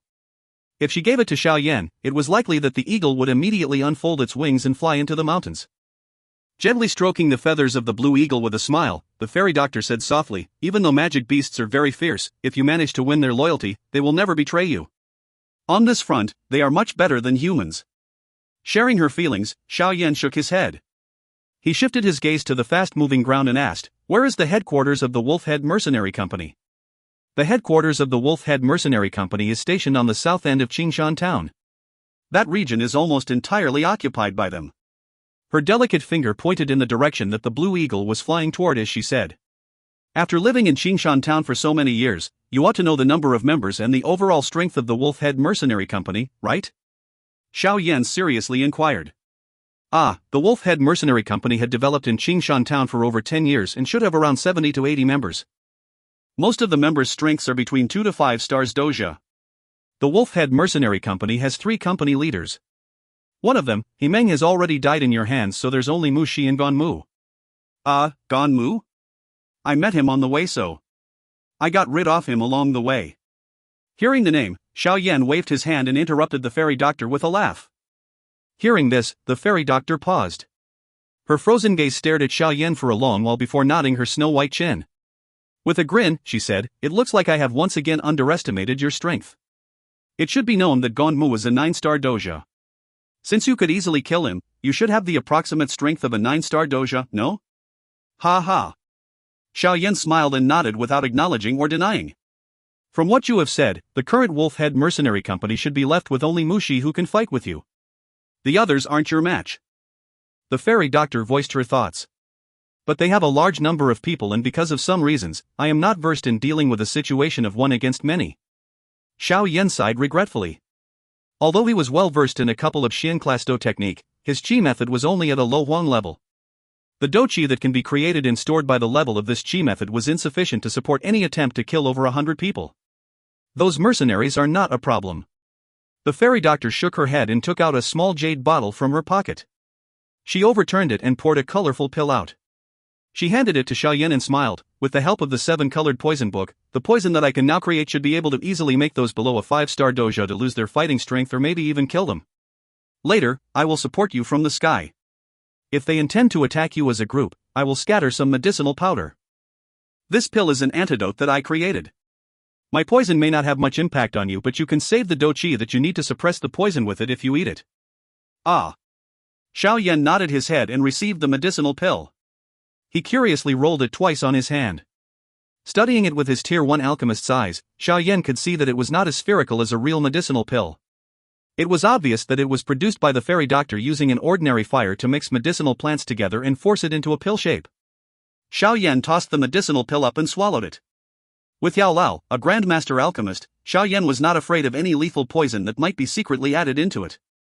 After swallowing the medicinal pill, a smiling Xiao Yan said, "Let's talk about Mushi's strength. It would be best if you can tell me in great detail about the Qi method and Dou technique that he has." Seeing that Xiao Yan did not show the slightest hesitation when he swallowed the medicinal pill, the smile on the fairy doctor's face unknowingly became more gentle. After all, Xiao Yan had carelessly swallowed the things she made even after knowing of her poisoning methods. The trust he showed moved her. Of course, she did not know that Xiao Yan dared to boldly swallow the things she gave him because he had insurance. Mushi's strength should be around that of a 2-star dojo. The Qi method that he trained with is a wind-type Qi method called Soaring Killer Wind, which is high Huan level. The fairy doctor's fingers touched her black hair that was blown by the wind as she voiced her thoughts. A high Huan level, huh? Xiao Yan was relieved at hearing the words. The flame mantra that he trained with may be a low Huan level, but it would not be weaker than a middle Huan level. Adding the various Xian rank Dou techniques that he was well versed in, Xiao Yan was confident that he could narrow the gap between their star ranks. Other than the Qi method, Mushi is also well versed in 3 Dou techniques. One of them is an offensive Dou technique, another is a defensive Dou technique, and the last is an agility Dou technique. The fairy doctor continued, "These 3 Dou technique are all high Huan level. What do you think? Do you have the confidence to defeat him?" Tilting her head, the fairy doctor laughed. "Just wait and see the show." Standing on the eagle's back, Xiao Yan watched the small town under him and smiled. According to the description of Mushi that the fairy doctor gave, his chance of victory did not appear low. "You said that Xiao Yan did this?" In the middle of the hall, Mushi's eyes were red as he menacingly stared at a frightened mercenary and roared. A gone moose corpse was in front of him. "Yes, company leader, the Xiao Yan whom we chased into the inner regions of the Magic Beast mountain range has walked out alive." The mercenary swallowed his saliva and said with a frightened face.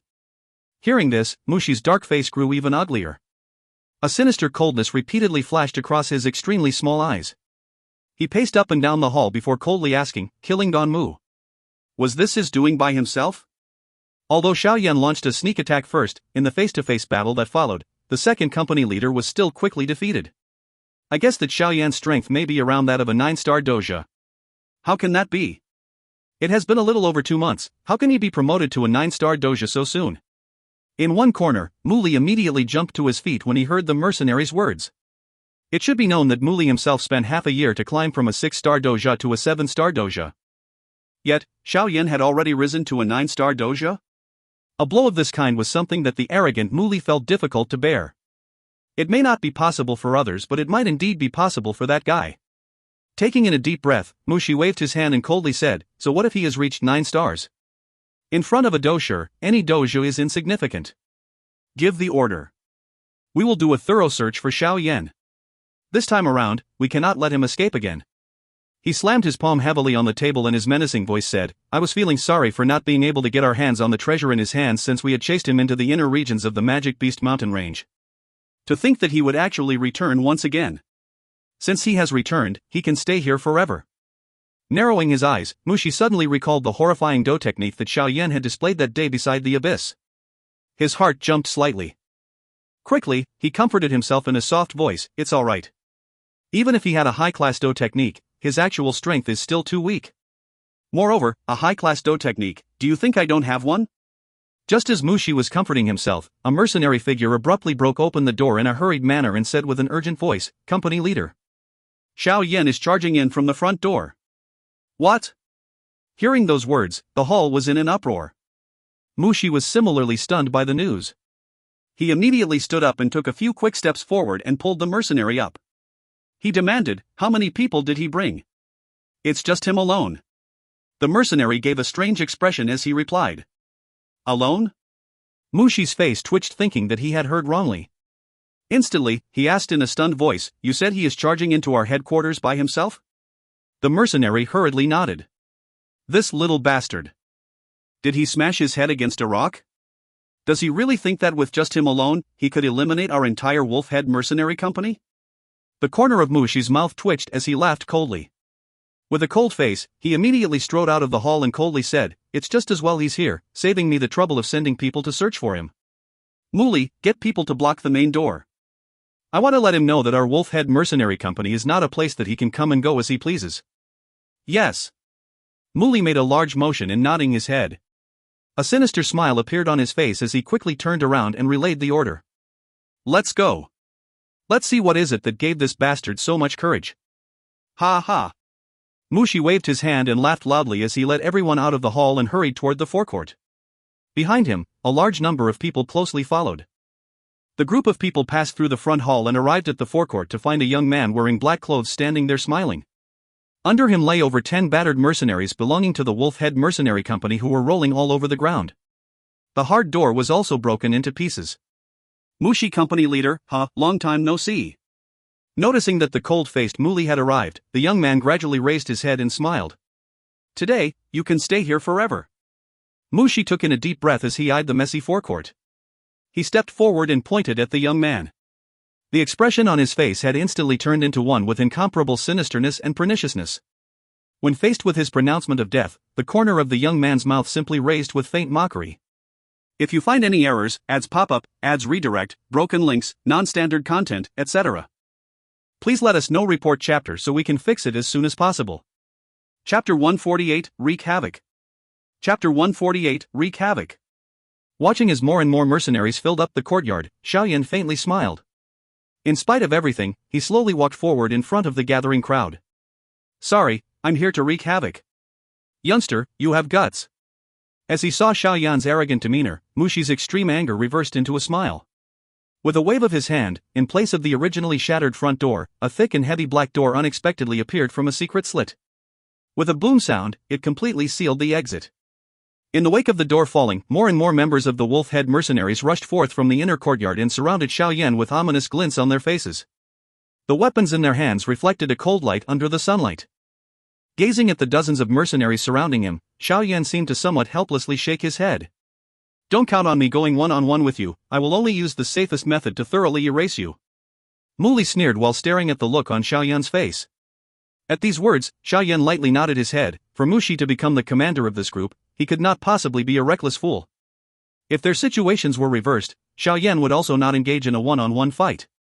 In this world, nothing was truly fair, regardless of how despicable the method. As long as it was able to smoothly achieve its purpose, it would be the best method.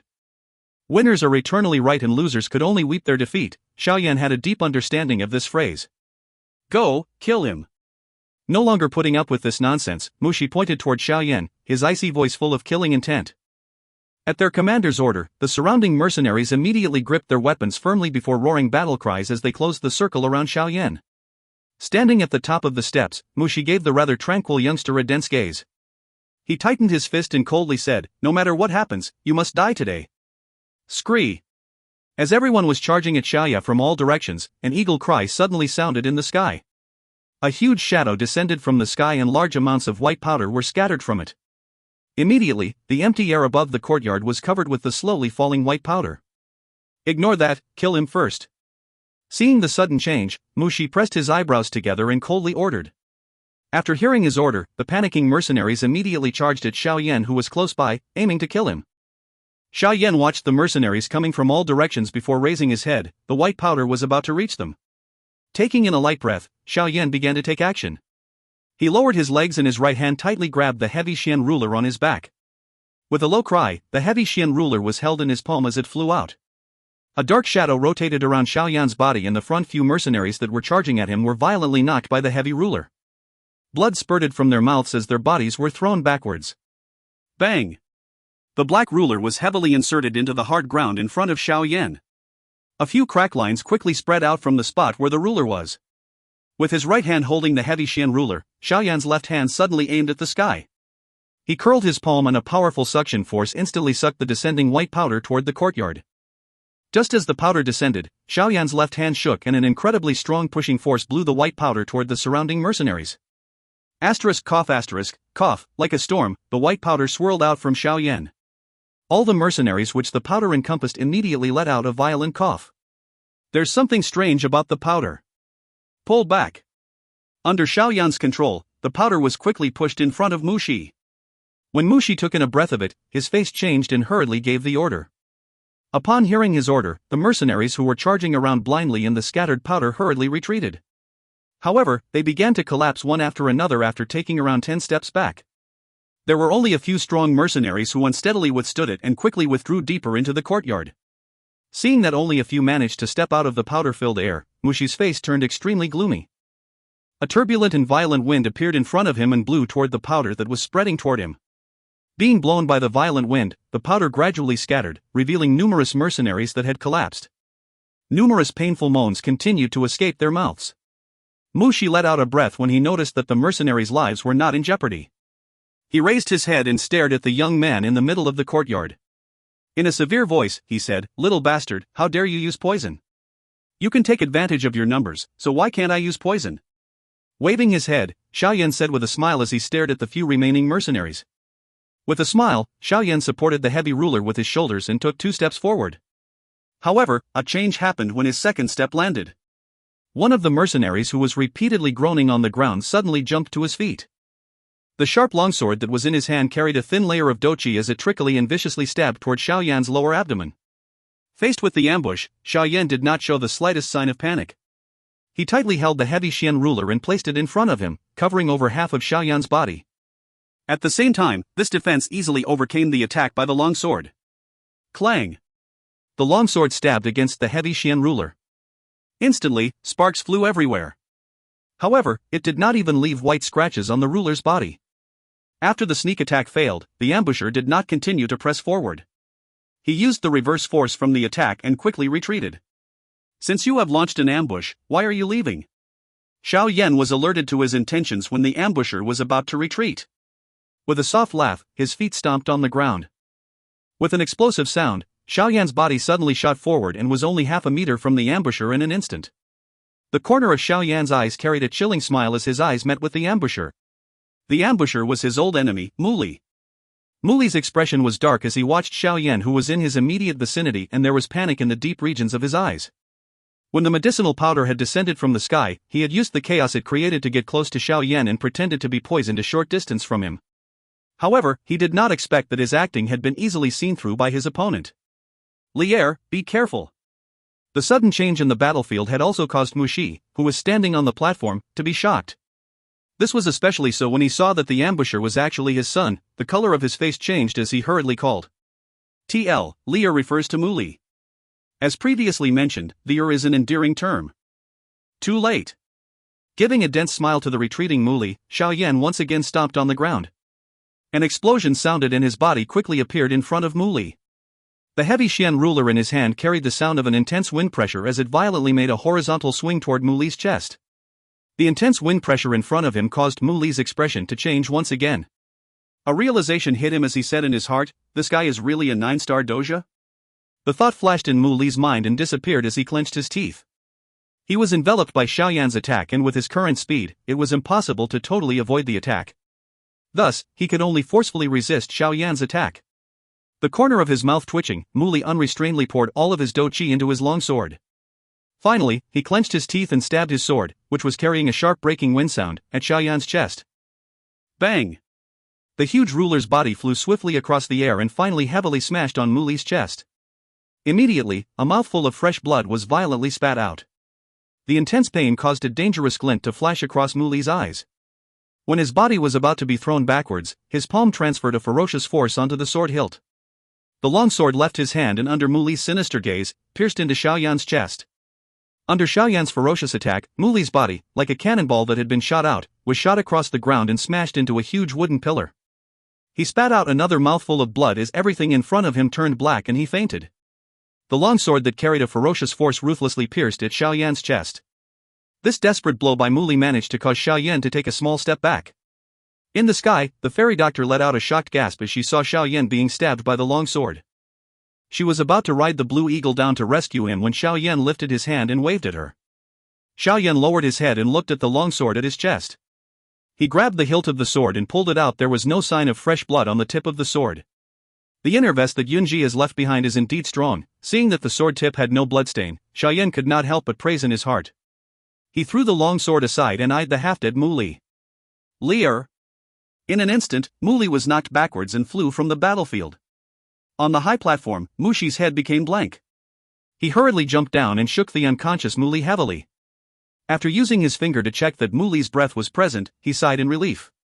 He handed the unconscious Mu Li to the mercenaries behind him and raised his head to stare menacingly at Xiao Yan. His hand slowly picked up a steel spear from the ground as his bone-chilling voice was filled with an intent to kill. No matter what happens, you will die here today. You already told me that last time.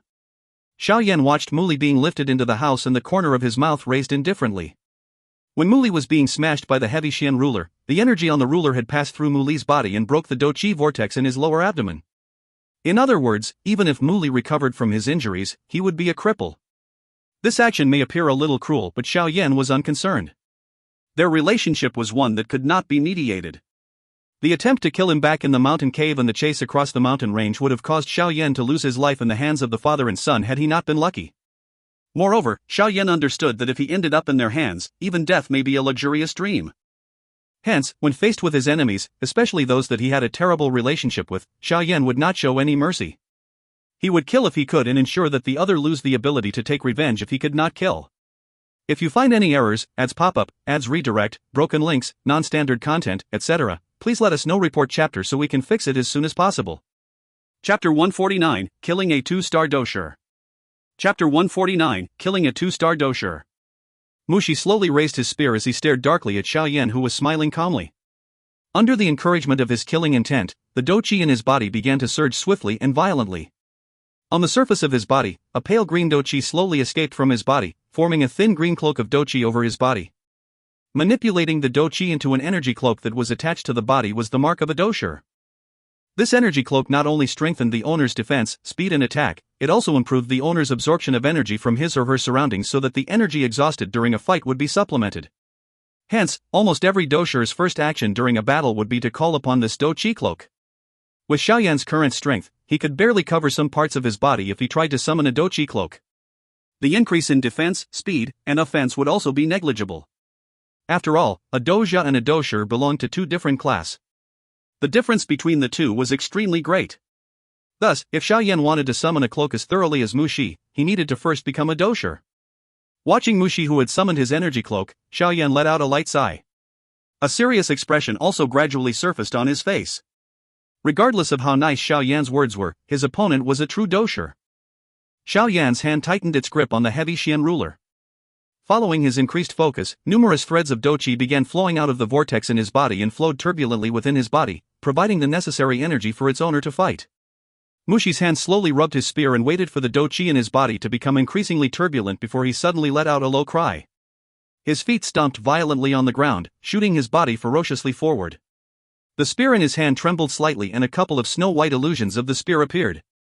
The tip of the spear had turned into a white shadow, tricky but ruthlessly shooting toward Xiao Yan's neck. After the shot from Mu Li's longsword a short while ago, Mushi could roughly guess that Xiao Yan was wearing a defensive inner vest on his body. Hence, all of his attacks were now focused on Xiao Yan's head. Faced with Mushi's vicious attack, Xiao Yan's body retreated slightly. He utilized the broad surface of the heavy Xian ruler to block the spear's attack. Clang, clang. As the two of them moved, sparks flew and a clear clang sounded each time the spear came into contact with the ruler. After using ordinary attacks to pester Xiao Yan for a while, Mushi finally grasped the latter's true strength. A 9-star Doujia. Once he had roughly grasped his opponent's baseline, the corner of Mushi's mouth curled into a cold angle. As long as Xiao Yan had not been promoted to a Doushi, there was nothing to be afraid of. The tricky spear overcame the resistance from the air and struck out in a lightning-like manner while carrying a sharp sound. At the same time, the ruler hurriedly swung horizontally, intending to block the spear once again. However, when the spear came into contact with the black ruler, the spear's body vibrated, which resulted in its tip swaying in a manner that it bypassed the resistance of the ruler. Mushi's eyes narrowed at his success in overcoming the ruler and a coldness flashed in his eyes. His palm suddenly struck forward, hitting on the other handle of the spear and shooting it straight toward Xiao Yan's neck. Bang! Seeing the tip of the spear that was trickily shot toward him, Xiao Yan's body hurriedly retreated. His feet stepped on the ground, creating an explosive sound as his body immediately shot out. Soaring wind steps. Noticing that Xiao Yan's speed had explosively increased, Mu Xi also let out a soft cry. The tip of his foot gently pressed against the ground and the Dou Qi in his body surged. His body was like a falling leaf under a storm as he shot toward Xiao Yan with extreme speed. At the same time, the illusions of the spear in his hand began to spill forth. Watching Mu Xi chasing him without giving up, Xiao Yan frowned. The corner of his eye peeked backwards and realized that he was close to the corner of the wall. A thought flashed through Xiao Yan's mind as he threw his body forward as his legs sprung backwards. A pale yellow Dou Qi covered his feet just as they were about to come into contact with the wall. He slightly bent his legs and an explosive sound immediately followed. The violent reverse force propelled Xiao Yan's body outward. In midair, Xiao Yan carried the heavy Xian ruler in his hand and made a half-circle swinging motion. He then used the ferocious force caused by the explosion and smashed it toward Mu Xi with an incomparably fierce force. Thorn stab. Mu Xi pressed his eyebrows together at the force that the shadow above him carried. He rotated the spear in his hand and cried in a deep voice. Instantly, a green-colored tornado encompassed him.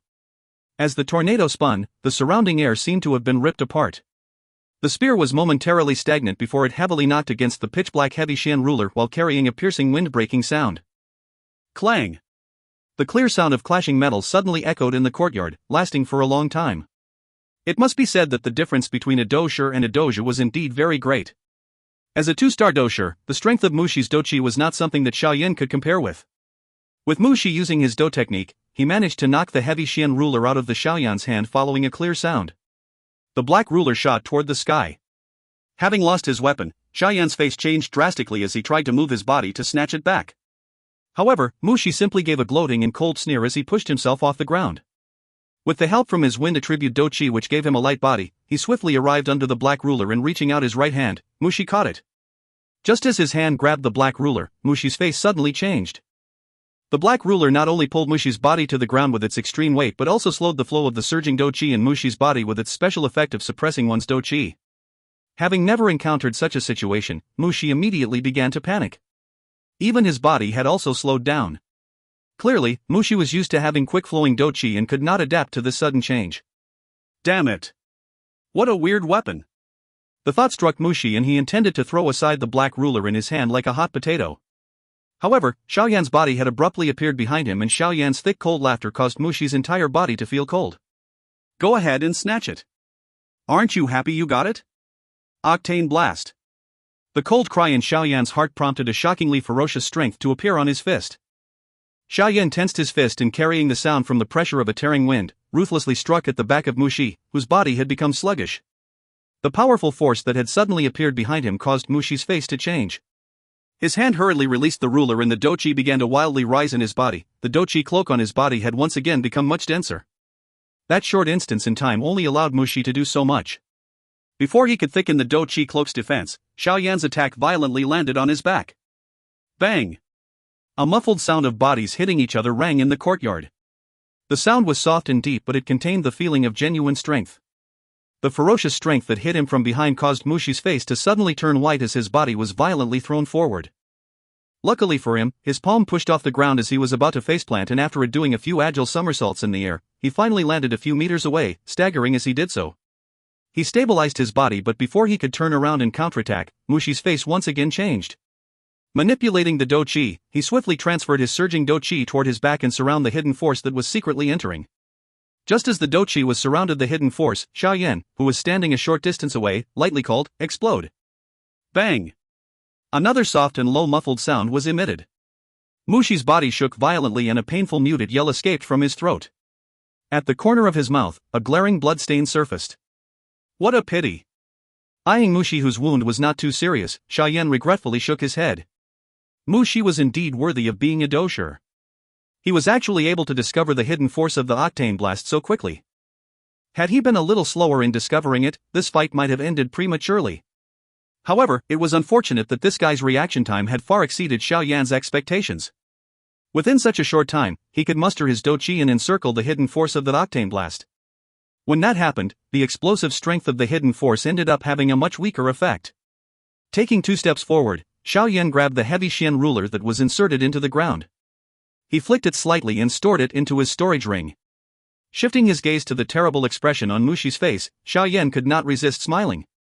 The beating that this guy had taken this time around was entirely his own doing. This might be called reaping what you sow. Good, good. Boy, it looks like I've really underestimated you. After wiping away the bloodstain from his mouth, Mushi's face was filled with a menacing expression. It was the first time in so many years that he had been thrown into an embarrassed state by a doja. At that moment, Mushi grinded his teeth as he spoke. Xiao Yan simply smiled and ignored him.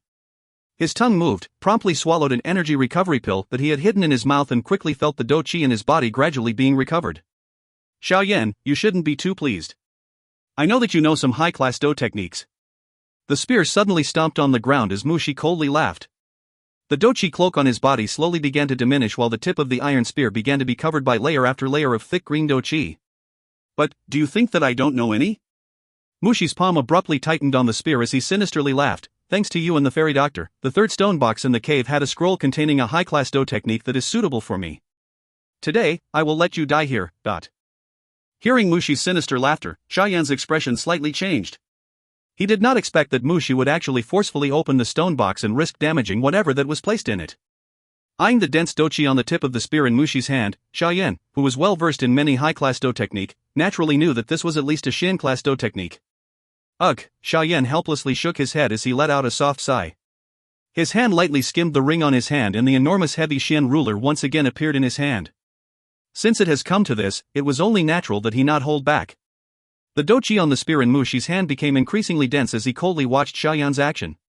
Finally, the shape of a roaring lion's head faintly formed within the surging Dou Qi. Eyeing the Dou Qi lion's head that had agglomerated on the tip of the rod, joy flashed in Mushi's eyes while a menacing smile once again surfaced on the corner of his mouth. The spear in his hand sudden gave a strange tremor as Mushi used soaring wind steps.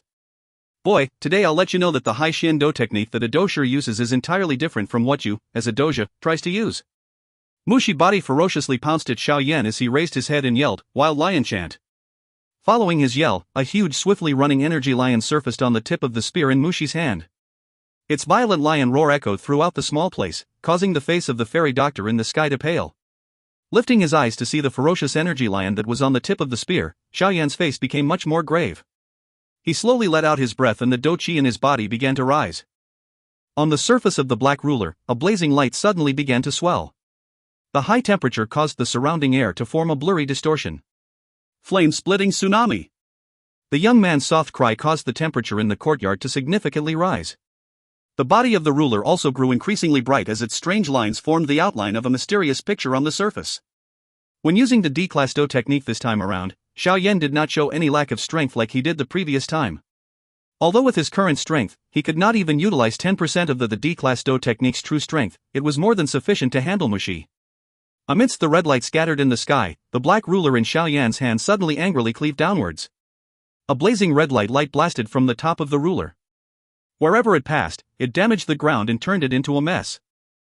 A long and deep ditch spread from below Xiao Yan's legs toward the Mushi who was charging over. The intense pressure and high temperature transmitted by the air caused fear to flash in the deepest part of Mushi's eyes. It was beyond his expectations. In only just 2 months, the strength of the mysterious Dou technique that the young man in front of him displayed had risen to such a new level. Mushi clenched his teeth. In such a situation, he did not have the choice of pulling back because death awaited him if he did. Clearly understanding this, Mushi could only pour all of his Dou Qi into the spear without concern for his life, before smashing heavily with the red light. Bang! An enormous explosion that almost overturned the entire courtyard sounded out. At the spot where the red light came into contact with Mushi, numerous large crack lines appeared and spread out like a spider web until it entered some of the houses. The houses shook slightly and collapsed. Within the red light, all was quiet. An instant later, a shadow shot out with an explosive force, finally smashing against a wall. The wall instantly turned into debris as smoke spread through the air. The wind blew past and scattered the dust. The figure of a young man carrying a heavy Xian ruler gradually appeared. Seeing that the young man below was safe, the fairy doctor in the sky covered her moist and red small mouth, shock in her face. If you find any errors, ads pop up, ads redirect, broken links, non-standard content, etc., please let us know. Report chapter so we can fix it as soon as possible. Chapter 150, Small Valley. Chapter 150, Small Valley. The fairy doctor looked down at the courtyard, which had almost turned into ruins, and stared blankly. Her pretty eyes were filled with brilliance when she saw the young man carrying the heavy Xian ruler. Her hand gently touched the blue eagle's feathers as it slowly descended into the courtyard. Briskly leaping down from the eagle's back, the fairy doctor walked to Xiao Yan's side and threw her gaze toward the place where Mushi was thrown to. She softly said, "How is he?" "At least seriously injured." Xiao Yan smiled before abruptly violently coughing a few times. His hand covered his mouth, and a moment later, a bloodstain appeared on his palm. "Are you all right?" Seeing Xiao Yan's pale face, the fairy doctor hurriedly patted his back and asked with concern. "It is nothing serious. I have only overexerted myself." Xiao Yan waved his hand in an unconcerned manner. He then faced his palm to the dust-filled corner of the wall and pushed. A wind swept away the dust, revealing the ruins under it. Xiao Yan watched the faintly twitching body under the ruins with indifference. He coughed gently for a few times before he slowly dragged his heavy ruler to the side of the ruins. With a banging noise, the heavy ruler in his hands knocked a broken rock aside and revealed the pale white-faced Mushi, who was in a terrible state. "I'm sorry, but you lose." At this moment, Mushi's legs were already smashed. His pale white face was extremely terrifying, and the sound of his breath was becoming weaker until it could barely be heard. It was obvious that he was reaching the end of his life. "Little bastard, I have still underestimated you." A weak choppy voice came from Mushi's mouth. Although his voice was weak, the hatred did not diminish. Xiao Yan simply smiled and did not say anything. His eyes remained impassive, showing no sign of pity when faced with Mushi's current state. "Brat, if I have the chance in the future, I will let you experience a fate worse than death." Seemingly understanding that Xiao Yan would not show him any pity, Mushi's words did not show any signs of begging for mercy. Instead, it was filled with a menacing killing intent. "I think that you won't have this chance again." Xiao Yan spoke indifferently. He lowered himself and searched Mushi's body. A moment later, his hand returned empty-handed and he tilted his head to ask, "Where is the Xian class Dou technique that you found in the stone box?" "Ha ha. You are also interested in it? It's a pity. If I die, you will never be able to get your hands on it." Lifting his head with difficulty, a dense gloating expression appeared on Mushi's face. Seeing Xiao Yan's action, he felt that he may have found something that gave him the right to bargain with the other party. Inclining his head slightly, Xiao Yan slowly stood up and spread his hands helplessly. He was quiet for a moment and suddenly smiled, "Since it's like this, you can go and die." After saying those words, Xiao Yan's face suddenly became icy. The heavy Xian ruler in his hand heavily and angrily smashed toward Mushi's chest. Eyeing the decisive Xiao Yan, shock and fear flashed across Mushi's eyes. He did not expect that Xiao Yan was willing to abandon the enticing Xian class Dou technique. "Let me off and I will tell you the hiding place of the Xian class Dou technique. From now on, we will not owe each other anything." Hovering under the shadow of death, Mushi suddenly shouted. "Forget about it. Compared to the Xian class Dou technique, I dislike being remembered by some poisonous snake-like cold-blooded animal." With a thick smile, the heavy ruler in Xiao Yan's hand mercilessly smashed onto Mushi's chest. Bang! Following the muffled sound, Mushi's eyes protruded out while his body violently sunk inward. A mouthful of blood with his crushed organs was wildly spit out. The eyes staring at the young man were filled with evilness. Finally, Mushi's body slowly softened and the life in it quickly disappeared. Watching the icy corpse that was crushed under the rubble, Xiao Yan gently closed his eyes and let out a breath. He then turned around and headed toward the fairy doctor nearby. "Let's go. Mushi is dead. The apes scatter when the tree falls." Without a leader, the Wolf-Head Mercenary Company has already been disbanded. Xiao Yan softly said as he walked to the fairy doctor's side. His face appeared a little exhausted. "Yes." A gentle sound responded. The fairy doctor's pretty eyes scanned her surroundings and found that the surviving mercenaries no longer had the will to fight after Mushi's death. They fled in all directions with their pale faces, seemingly afraid that Xiao Yan might kill them. The fairy doctor sighed gently. With the death of Mushi, all the grudges the trio had also disappeared. She pursed her moist red mouth and said softly, "It should be time to leave." Turning around, the fairy doctor carefully helped Xiao Yan up onto the back of the blue eagle. She got up after him and waved her hand. Letting out an eagle cry, the blue eagle slowly swung up into the sky. The blue eagle encircled the sky once before swiftly flapping its wings and flew off. A moment later, it disappeared in the blue sky. Not long after Xiao Yan and the fairy doctor messed up the courtyard, the news of Mushi's demise began to spread throughout the entire Qingshan town. With regards to this news, everyone's faces were filled with shock. This shock turned into horror when they learned that the one who killed Mushi was actually the young man that was chased into the inner regions of the Magic Beast mountain range. A young man that appeared younger than 20 had actually managed to kill all 3 company leaders of the Wolf Head Mercenary Company. The brutal reality caused most people to feel a little ashamed. Mushi's death also served as an announcement of the disbanding of the Wolf Head Mercenary Company. Without Mushi's leadership, this great strength that had acted arrogantly in Qingshan town had gradually declined into an insignificant strength. This was all because of a young man. Naturally, the ending of the Wolf Head Mercenary Company did not have any meaning to Xiao Yan. Qingshan town was only the first step in his training. Perhaps in the future, when his tough training was over, he might occasionally remember this small town that was located beside the Magic Beast mountain range. Here, for the very first time in his life, he experienced being pursued by a group of people who wanted his life. After leaving Qingshan town, Xiao Yan did not rush to cross the Magic Beast mountain range. Instead, he was led by the fairy doctor to a place with extremely dense energy. Xiao Yan was not unfamiliar with this location. This place was the basin where numerous medicinal herbs grew. He had accompanied the medicinal herb gathering team to its outer region. However, this time around, under the lead of the fairy doctor, they had flew through the sky and directly into the inner regions of the basin. They slowly landed in a small valley in the inner regions of the basin where the density of the energy caused Xiao Yan show an uncontrolled joy. Instantly, his spirits raised. What do you think? This place is good, isn't it? The small valley here is entirely isolated from the outside world and the sky is concealed by a thick fog. Was it not for the time that Xiao Lan broke into here, I'm afraid that I would never have been able to find this strange place. Seeing Xiao Yan's surprised face, the fairy doctor was pleased and she proudly laughed. It is really very good. Xiao Yan continued to praise the place as he nodded. His eyes swept across the valley that was filled with a fog of faint energy and was surprised to find numerous types of precious medicinal plants growing in this valley. Whiff after whiff of fragrance mixed with the fog, making people feel refreshed. Shall we temporarily stay here for some time? Some of the medicinal plants that are required for some recipes in my 7-colored poison book can be found here. The fairy doctor looked at Xiao Yan, her tone suggesting her intention of discussing the matter. No problem. Hearing the fairy doctor's suggestion, Xiao Yan did not hesitate in agreeing.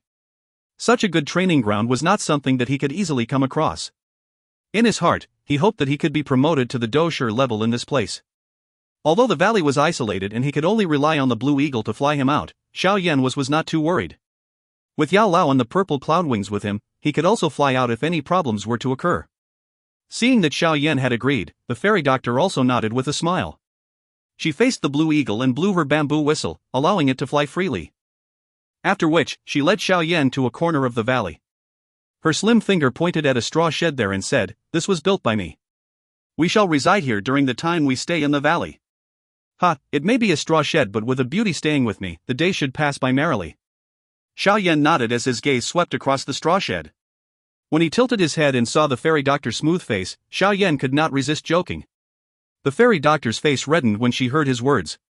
She gave Xiao Yan an annoyed but lovable stare before displaying her fist. In a low voice, she warned, "Don't you dare do funny things because you think I'm weak. Ugh, I don't want to be poisoned by some unknown poison without me even knowing it." Xiao Yan waved his hand and said with a smile. Humph! The fairy doctor's pretty nose wrinkled as she raised her hand toward Xiao Yan and said, "I'll go and pick some herbs. You can explore the place." After saying those words, she turned around and headed for the distant medicinal plants. Xiao Yan turned around and watched the fairy doctor gradually distance herself. He smiled and headed in the opposite direction as he whispered, "Teacher, this place doesn't have any problems, does it? This place has a strange geography. In the outside world, it is very unlikely for precious medicinal plants to grow together on such an extensive scale. And for some reason, the energy here is also very pure, which is perfect for your training." Yao Lao's old voice came from inside the ring. "After training for another 1 or 2 months here, I think that you should be able to become a true Dou Qi." Dou Qi. Xiao Yan's footsteps suddenly stopped. He raised his head, observing the thick fog in the sky above as he slowly said, "If we count the time, it has been more than half a year since I left. There is less than a year left until the 3-year agreement. Ah, then try to hurry. The training in the Magic Beast mountain range is reaching its end. Your next stop is the Tager Desert. Ha, the tough training there will be even more arduous and dangerous than what it was in the Magic Beast mountain range." There was a gloating tone in Yao Lao's laughter. Helplessly shaking his head, Xiao Yan said, "Haven't I been bearing quite a lot of hardships? Hee, you can relax and train. The Tager Desert may be dangerous, but the snake women there are a specialty of the Dou Qi continent. If you are lucky, you might even be able to obtain a snake woman as a female slave, haha. Xiao Yan rolled his eyes and was too lazy to bother about Yao Lao, who was not acting as befitting of his seniority. He continued to lower his head and studied the surroundings of the valley. In the period of time ahead, he would be staying here and quietly training until he was promoted to a true dosher. If you find any errors, ads pop up, ads redirect, broken links, non-standard content, etc., please let us know. Report chapter so we can fix it as soon as possible.